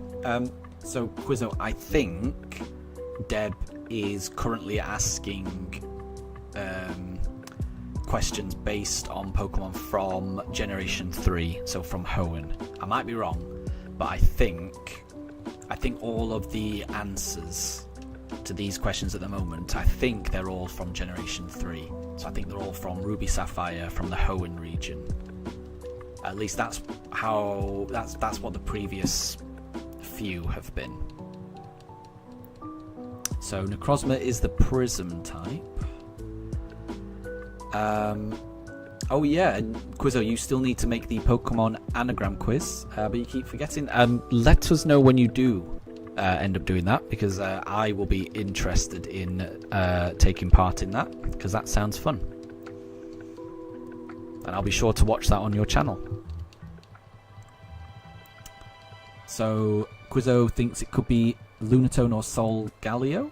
I think you mean Solrock.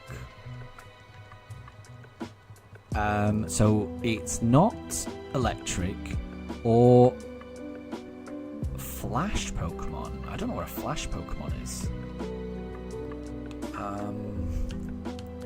I don't know what flash Pokemon is. So I'm not sure what to make of that one.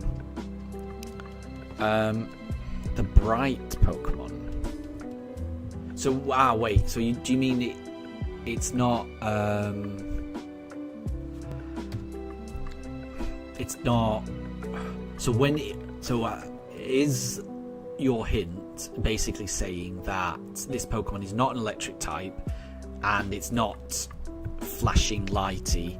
So the bright doesn't necessarily respond to bright in terms of light. Maybe it more reflects this one being quite intelligent, because that's the other meaning I think of with bright. I think bright as in either there's lots of lights and it's really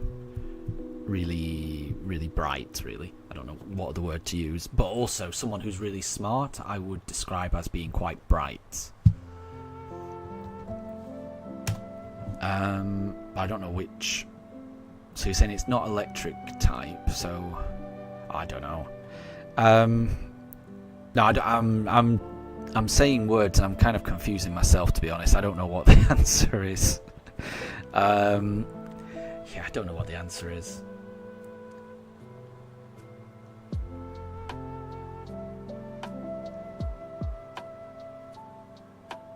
Let me just have a look at this. Piplup? No, it's not shiny. So, we'll go on to the next one. Quizzo guesses Gardevoir. That's a decent guess, but it's not. Something. So, yeah, maybe a Pokemon that's quite intelligent.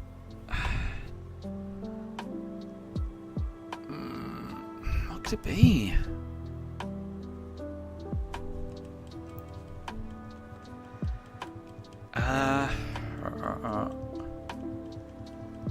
I don't think this is the answer, because I think it's something else, but I do know that like Metagross is always talked about as having lots of brains and stuff. I'm gonna go Metagross, but I kind of feel like Metagross would be known as something else, but I'm gonna go Metagross.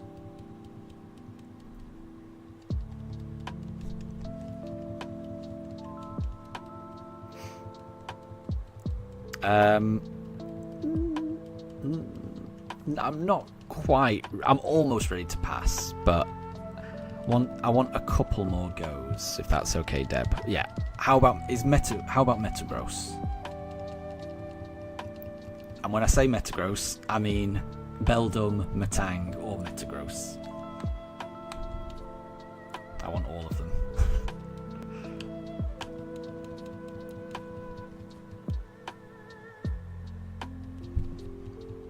because those Pokemon I think of as quite smart. And I'm sure we've read entries where, like, yeah, Metagross has got like 4 brains because it's got Beldum built into its feet, and they've all got really smart brains. Metagross is the Iron Leg Pokemon. Yeah, that makes sense. So it's not Metagross. Okay. Right, hold on. Let me have another guess. Something else that's really smart. Something that is smart. A Pokemon that is smart. Well, I would have said Grumpig, but we know it's not Grumpig.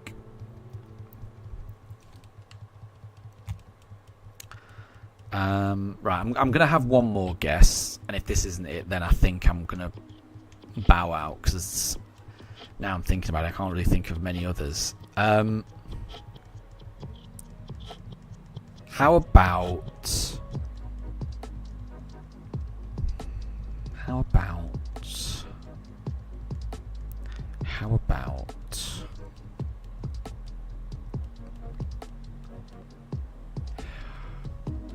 I feel like it's got to be a psychic type. They're quite intelligent. So it's not Beldum and it's not Metang either. I'm gonna go Claydol. Final answer. And I can't think of any others because I can't think of any other. Oh yeah, and Quizzo's gone for Claydol as well. So I mean that makes me feel better that at least someone else has gone for it.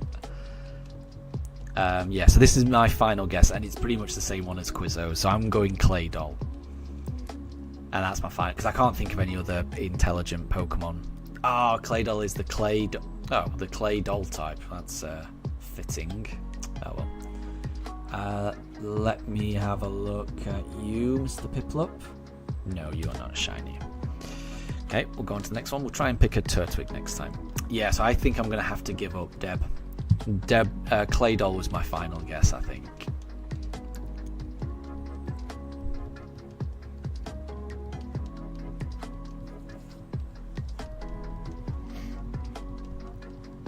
Yeah, I'm curious what it is, 'cause I can't think of what else it could be. Tricky one.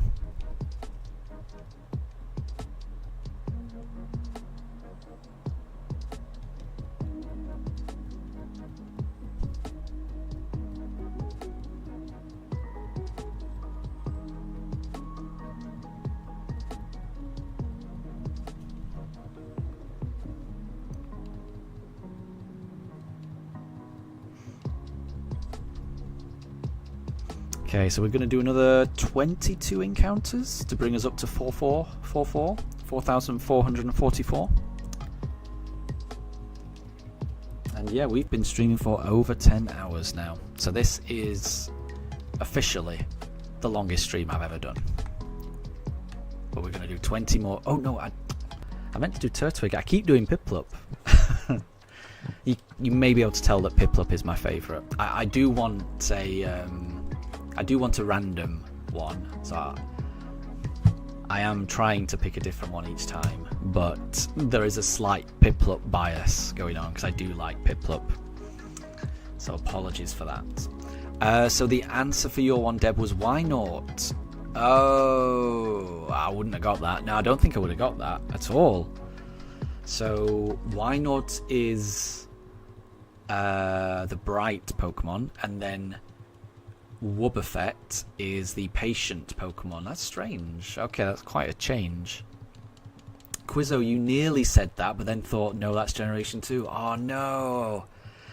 I do that all the time. Sometimes, yeah, I kind of think it could be this one, and then I talk myself out of it, and then I say something else, or I just don't say it. And then sometimes it ends up being the one I was thinking. So I know how you feel. I had no idea on that one. But yeah, I would say just go with your gut.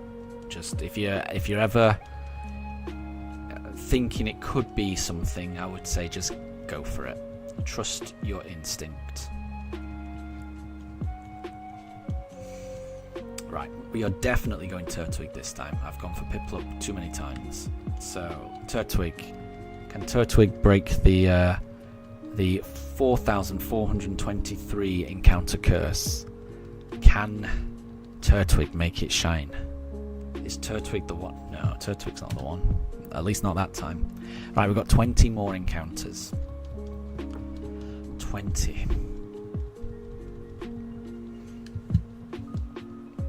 So, Deb, you're on 825. Wow. Yeah, that has broken your record that you set yesterday. Because you got 700 yesterday, didn't you? I didn't realise it could go. I was wondering whether it might cap out at 700, but I guess it just keeps going. The face Pokemon. The face Pokemon. The face Pokemon. I presume we're still in Hoenn.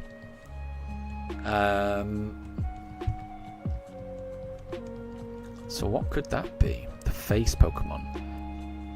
So I would have thought Nosepass, because that's just one big face, but I'm pretty sure that's like the compass Pokemon or something like that.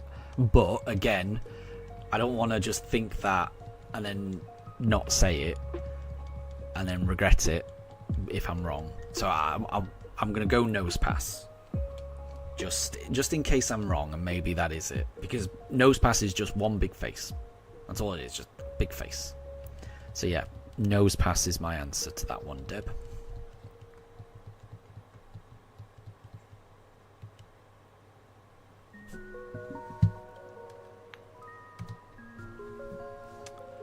There we go. Well, it wasn't Chimchar, so... Oh, that didn't reset it either. There we go. Right. We'll try for a Piplup.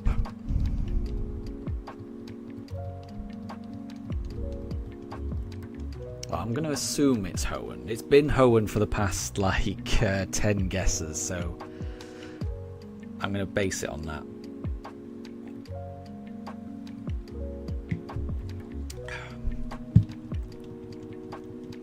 Nosepass is the compass Pokemon. Gotcha. Okay. So what else is there? It's just a big face. So I would have said Solrock or Lunatone, but I think we know that's the Sun and the Moon Pokemon. What about Glalie? Glalie's a big face with ears. It does have ears, I guess, but it's mainly a big face. Quizzo says Spinder. Yeah, I don't know what Spinder is. So Spinder, yeah, it could be. Definitely could be. It's not Spinder. Okay. Yeah, I wonder... I feel like it might be the teetering Pokemon or something like that, because it knows teeter dance. That's just a guess, I don't know why. I'm not sure. Right, what else could it be? The face Pokemon. Let's have a think. Well, it's not Piplup, so let's go on to the next one. Oh, Glalie is correct. Nice one. Well, that makes sense. Glalie is, Glalie is a big face. Okay, that makes sense. I'm okay with that.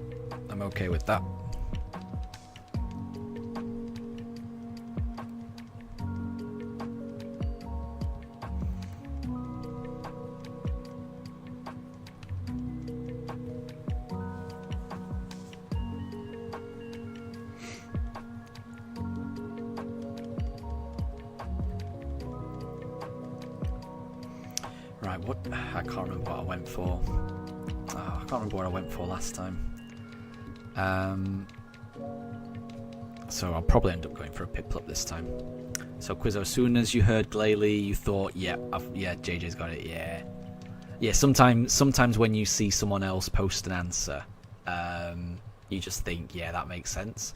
As in what's just happened now. So Deb's got one that's the Bivalve Pokemon. And I thought Bivalve sounded familiar. And yeah, as soon as you said Quizzo, as soon as you said Clamperl, I was like, yeah, that must be it. It's either that or Shelder. And we're on Hoenn. We've been on Hoenn for a while. So Clamperl makes a lot of sense. And it was. So well done. Well done, Quizzo. So apparently I went Piplup last time. Oh, I've gone Chimchar this time. I didn't even see what I selected that time. So, if I went Piplup last time and I went Chimchar this time, then let's do Turtwig the next time. I'm glad someone's paying attention, because I do not pay attention to what I'm selecting.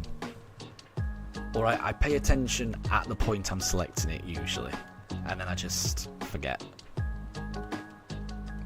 The Endurance Pokemon. The Endurance Pokemon.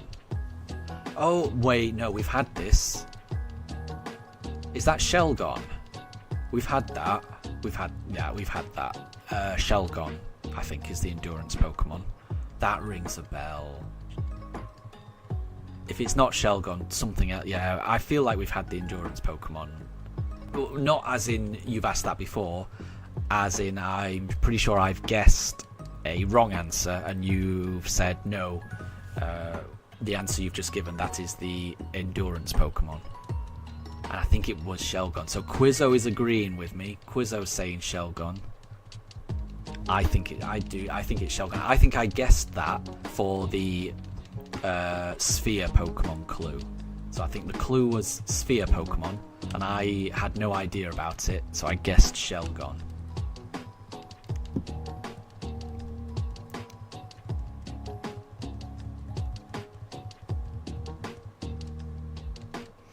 And Coco, well done. And Quizzo is your guess for the Sphere one as well. I think we both might have gone for that. And Shelgon is correct, so we were both right. I think we're both thinking in a similar way there then.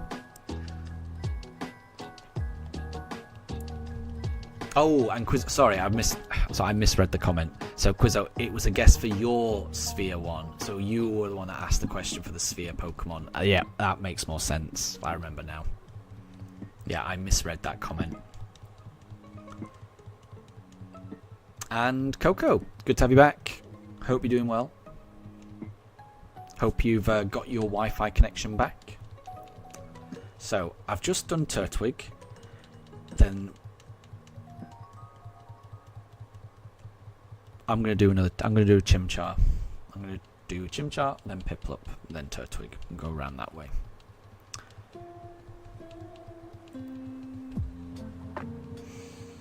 So we are on encounter 4428. We'll be doing another 16 encounters, if my maths is right, to bring us to 4444.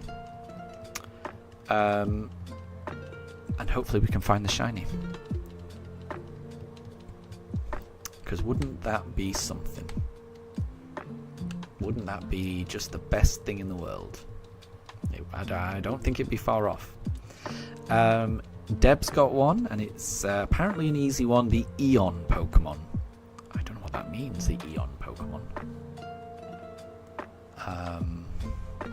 When I think of Eon, I think of, I don't know if the energy company's still around, but I think of like an old electricity company that used to operate in the UK. Eon. So Coco, you think it's going to be on encounter 4444? Yeah, that's going to be the last encounter we see. So who knows? Could be. The Eon Pokemon.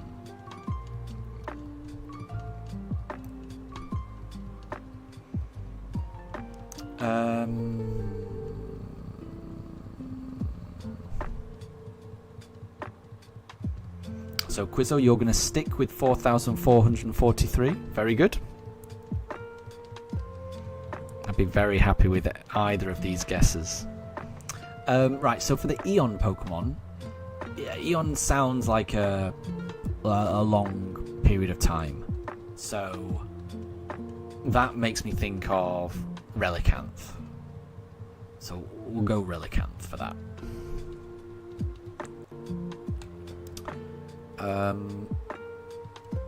Yeah, Piplup. Let's go Piplup for this one. Quizzo is going for the Lati twins. Definitely could be. I can see that. Yeah.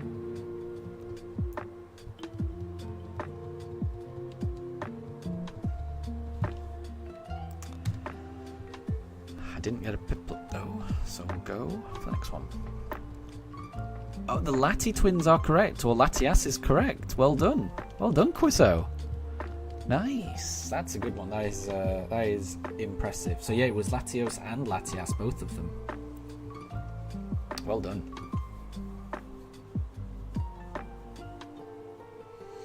Alright, 14 more encounters.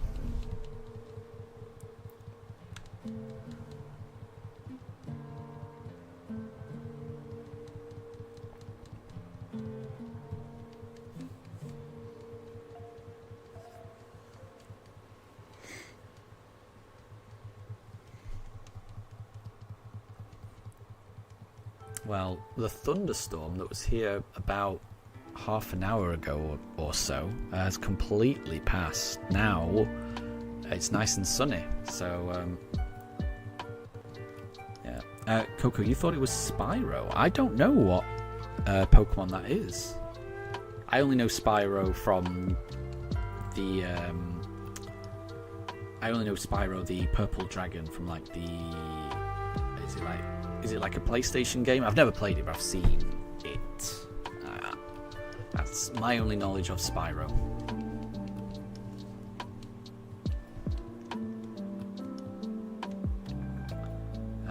Okay, so it's not Turtwig. It's not Turtwig. I've got 13 more goes.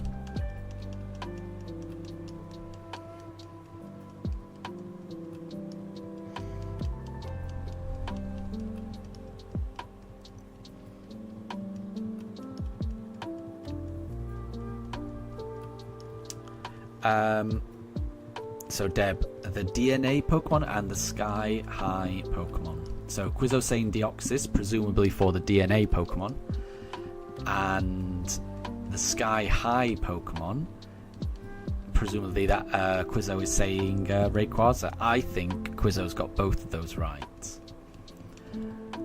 Those would be my answers for both of those. And Wolf, yeah, I think Spyro's a different franchise, yeah.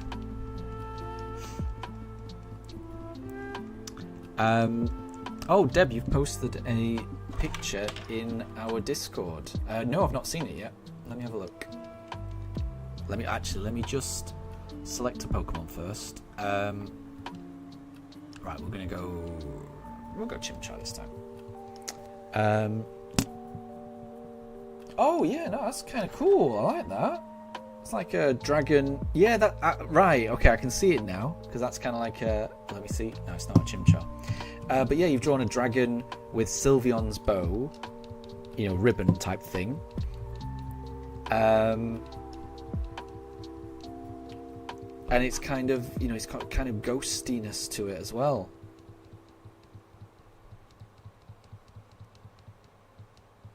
It's very cool. I like it. I like it a lot. Coco, you are Blaziken apparently. Blaziken is a cool Pokemon. Okay, we got 12 more encounters. 12. Not many more. I've been streaming for 10.5 hours now. I'll be honest, I am exhausted.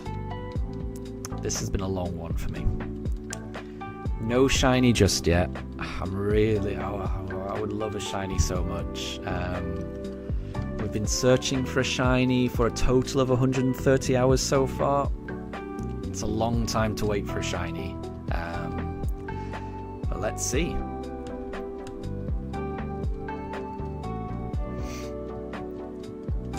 Could it be encounter 4433?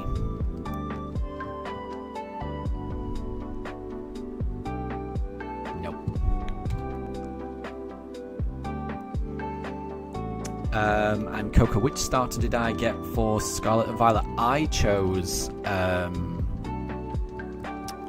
Fuecoco. I'm a big fan of Fuecoco. I like its design. I like its final evolution, Skeledirge. I like its unique move, Torch Song. I think that's a really useful move. It gets stronger the more you use it. I like its animations where it's like a little flame bird that sits on its mouth. well, it sits on its head, doesn't it? I just love everything about it. I think it's a really well-designed Pokemon evolution line in general. So yeah, mine would be Fuecoco. I've got a little Fuecoco plushie as well. It's difficult to see because it's on the shelf, but yeah. My little buddy was Fuecoco, but I like them all. I do like them all. Yeah, so the drawing, Deb, it's got Gyarados body, Hydreigon heads, the ghostly one, and Sylveon ribbon. Yeah, no, yeah, it's pretty cool. I like it. I do like it. And it's well drawn as well. It's the type of thing that you could just imagine being a Pokemon. It's pretty good.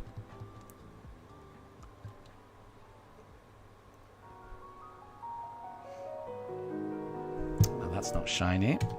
Right, we've got 10 more encounters now. It's gone by fast. Like I said, I keep saying, I've been streaming for 10 hours, but it hasn't really felt that long. This doesn't feel like the the longest stream I've ever done, because it has gone by quite fast. So thank you to everyone that's kind of made this stream go by so fast. It's been an enjoyable one for me. So thank you. And Coco, yes, I have you in my room. Yeah, I do have a Fuecoco plushie. It's a little hard to see, like I say, because it's on the shelf, but it is there. If the camera ever zooms, I don't want to move it too much. It's difficult to move it. Yeah, you can't see it because it's right in the top corner, so you can see Ogerpon just behind the fan, and just above Ogerpon is Fuecoco. It's difficult to see,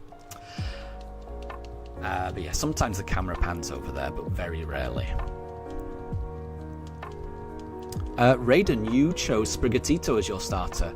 Yeah, I like Sprigatito as well. I like Quaxly as well, but I mean, I really like Sprigatito as a starter Pokemon. I think Sprigatito is really, really cute as a starter Pokemon. One of the best starter Pokemon, definitely. So I can see why you would have gone for Sprigatito. It's a cute one. I like it. Right, let's go to Twig. And Debbie, I could imagine, yeah, the Gyarados body being a tricky part for it. But yeah, no, I think you've done a really good job with it. A really good job.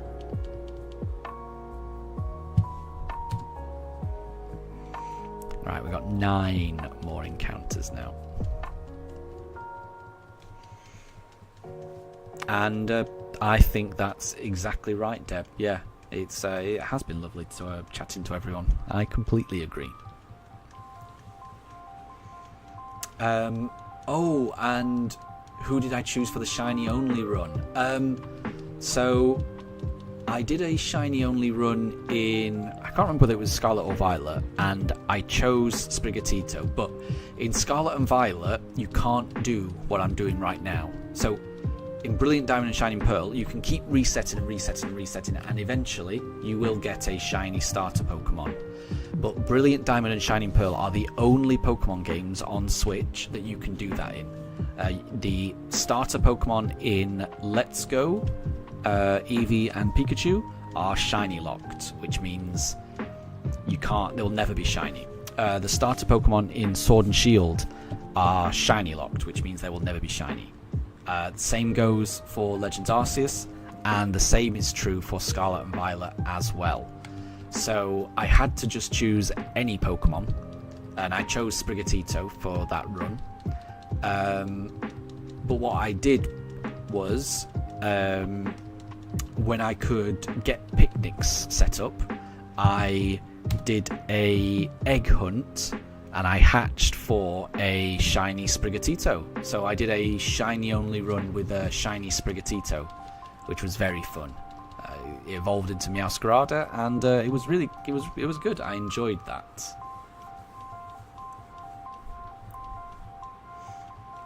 And Raiden, so you randomly encountered a shiny Doduo on Pokemon Violet. Congratulations. That's really good.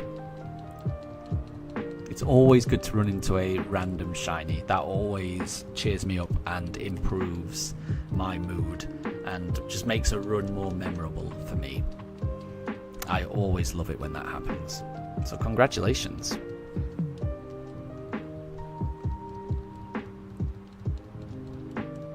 And Coco with Ditto. Yeah, it was a... I can't remember if I used a foreign Ditto. I probably did. I probably used a foreign Ditto, so it would be Masuda odds. But yeah, I probably used a foreign Ditto, then used the Sprigatito that I got from the professor. And... oh, he's not the professor, is he? He's the director. Director Clavel. I'm so used to you getting your starter Pokemon from the professor, but you don't in Scarlet and Violet. Let's go Turtwig. And yeah, just use the Ditto with the Sprigatito. I can't remember how many eggs it took, but it wasn't too bad. I think I did go over odds, but not too much over odds. So it wasn't too bad.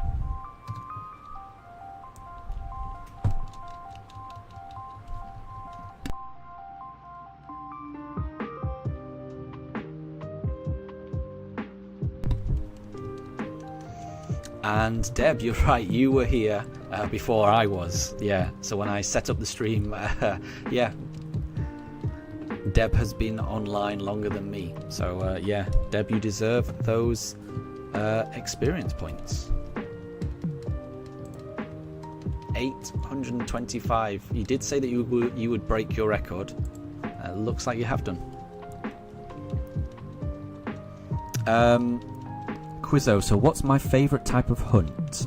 Like eggs, soft reset, random encounters, etc. I'm not sure. I like... So I'm a little bit new to soft resetting, I will say. So I've only ever... This is my second ever time doing soft resetting. I did soft resetting for a shiny Mewtwo in Let's Go Pikachu and Eevee just a couple of months ago when I finished up the Let's Go Pikachu... Well, it was Let's Go Eevee I did. When I finished up the Let's Go Eevee shiny only playthrough, I did a full odds hunt for shiny Mewtwo. And I got that in about 2,700 encounters, which was under odds. So I was very happy with that. And because that went so well, that made me want to do a shiny only run in Brilliant Diamond and Shining Pearl. And then here we are. So this is my second ever soft resetting experience. Shiny Mewtwo was my first, and I was very happy to get that. And this is my second. So I will say I definitely preferred doing Shiny Mewtwo because that came at the end of a run. You know, I'd finished the run, and then doing the Shiny Mewtwo run hunt was kind of like a little bonus thing. Whereas here, it feels a little different because the run hasn't even started yet, and it's taken longer than my entire playthrough in Let's Go Eevee. So this has been a little more challenging. I'm still enjoying it, but it is more challenging. Egg hunting, I've only done that a couple of times.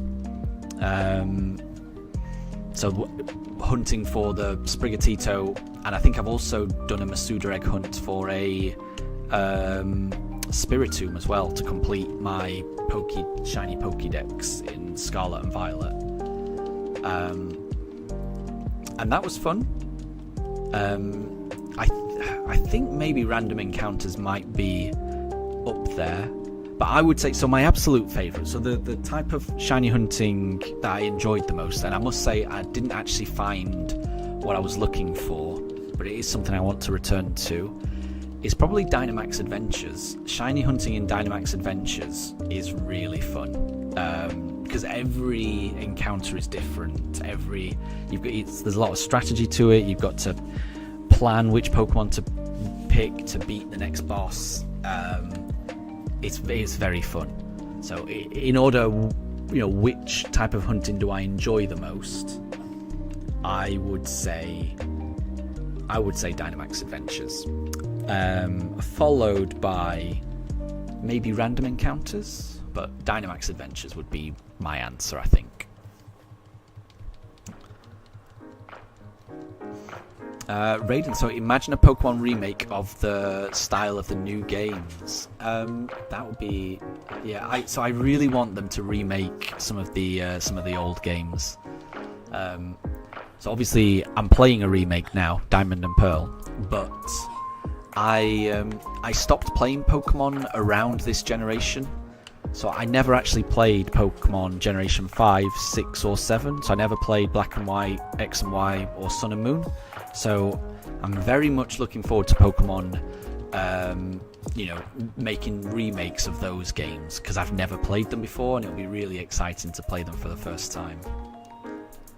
And Coco, during the Mewtwo hunt, that was where I first met you. Yeah, there was quite a few people that I met for the first time in that hunt, which is, it was really, really nice. And I've met even more people through this hunt, because this has been an even longer one. And this hunt that I'm doing right now, trying to find the Shining Starter, this is where I got the microphone for the first time. So, during that Mewtwo hunt, I was just typing back then, wasn't I? I didn't have a microphone, so I couldn't talk to you all. So, yeah. Let me post a link to Discord just in case anyone wants to join it. Bear with me. Because I've learned that the Discord invites don't last that long. They expire, which I had no idea about before.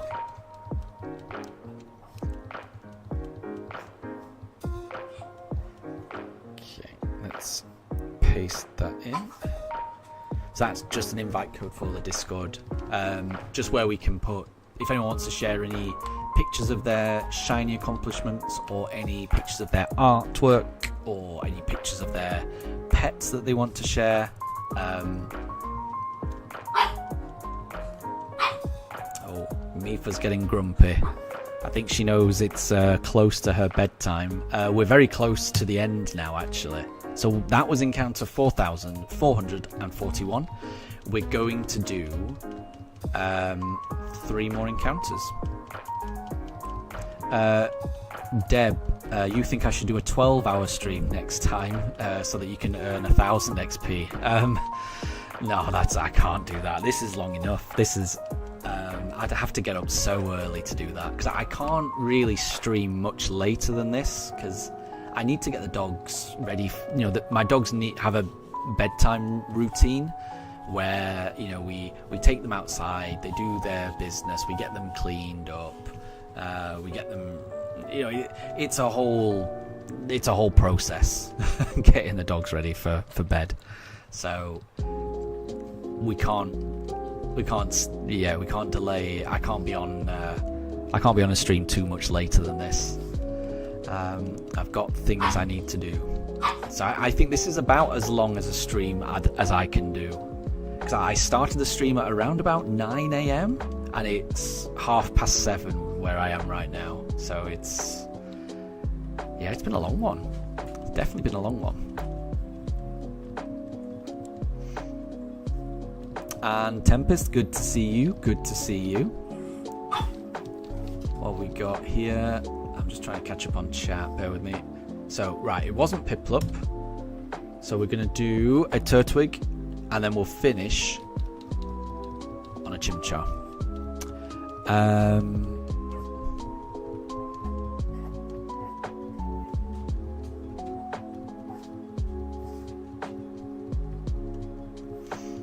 Coco, you have Cringe Carrot as a plush.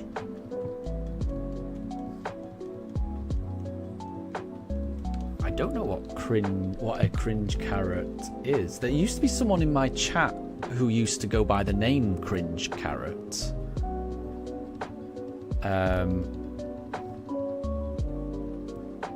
But I don't know. I didn't know that maybe Cringe Carrot was an actual thing. But there used to be someone who would join the chat back in the old days who had the username Cringe Carrot.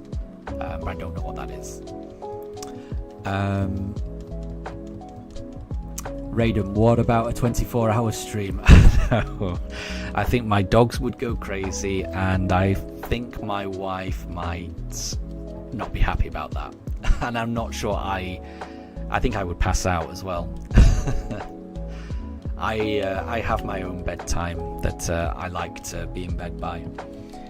I couldn't do a 24-hour stream, I don't think.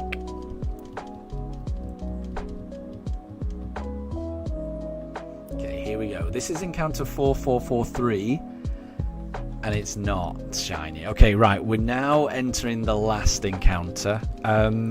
Yeah, honestly, thank you to everyone that's popped in, even for a few minutes to say hi, or even if you've just popped in just to see how things are going and not even said anything and then just left. I appreciate that as well. Any time anyone stops by, I really do appreciate it. Because yeah, even though this has been the longest stream I've ever done, it's not felt like that. You've all been an absolute pleasure to talk to. So you've made this whole hunt a lot easier. So this is the first stream where we've gone over odds, and so I was a little bit worried about it. I was a bit worried about how it would feel to be over odds, to know that we've been a little bit unlucky, but it's not too bad. I've enjoyed it. It's been an absolute pleasure playing with you all, so thank you very much for making it that way. A few people saying shiny, come on, final encounter, good luck. Thank you, I appreciate that. We're going to end it with a Chimchar. This is the last encounter, so let's see what we've got. Let's see how it goes. Imagine if this was shiny. I'm not sure I'd be able to end it if I actually got the shiny. That would be a bit... no. Alas, it was not encounter 4444. But maybe it'll be the next encounter. And that's the beauty. It could always be the next encounter. There's just as much chance as the next one being shiny as any other. So it could always be the next stream. I'll have to end it there. I won't be able to stream tomorrow because I'll be with... I've got the day off, but I'm spending it with some friends in London. I will likely be having to go into the office on Tuesday, and that means it takes me a long time to commute back from the office, which means it's usually a bit too late for me to stream. So I won't be streaming on Tuesday either. So the next time you see me, will likely be on the Wednesday, around 5 o'clock UK time for a couple of hours. We'll probably do about 100 encounters or so, and let's see if we can get the shiny then. But yeah, thank you to everyone that's joined once again. I really do appreciate it. I hope you all have, if you're doing your own shiny hunts, I hope you all have amazing luck. I hope you all have wonderful rest of your days, and yeah, I'll catch you later. So I'll maybe see you on Wednesday, but if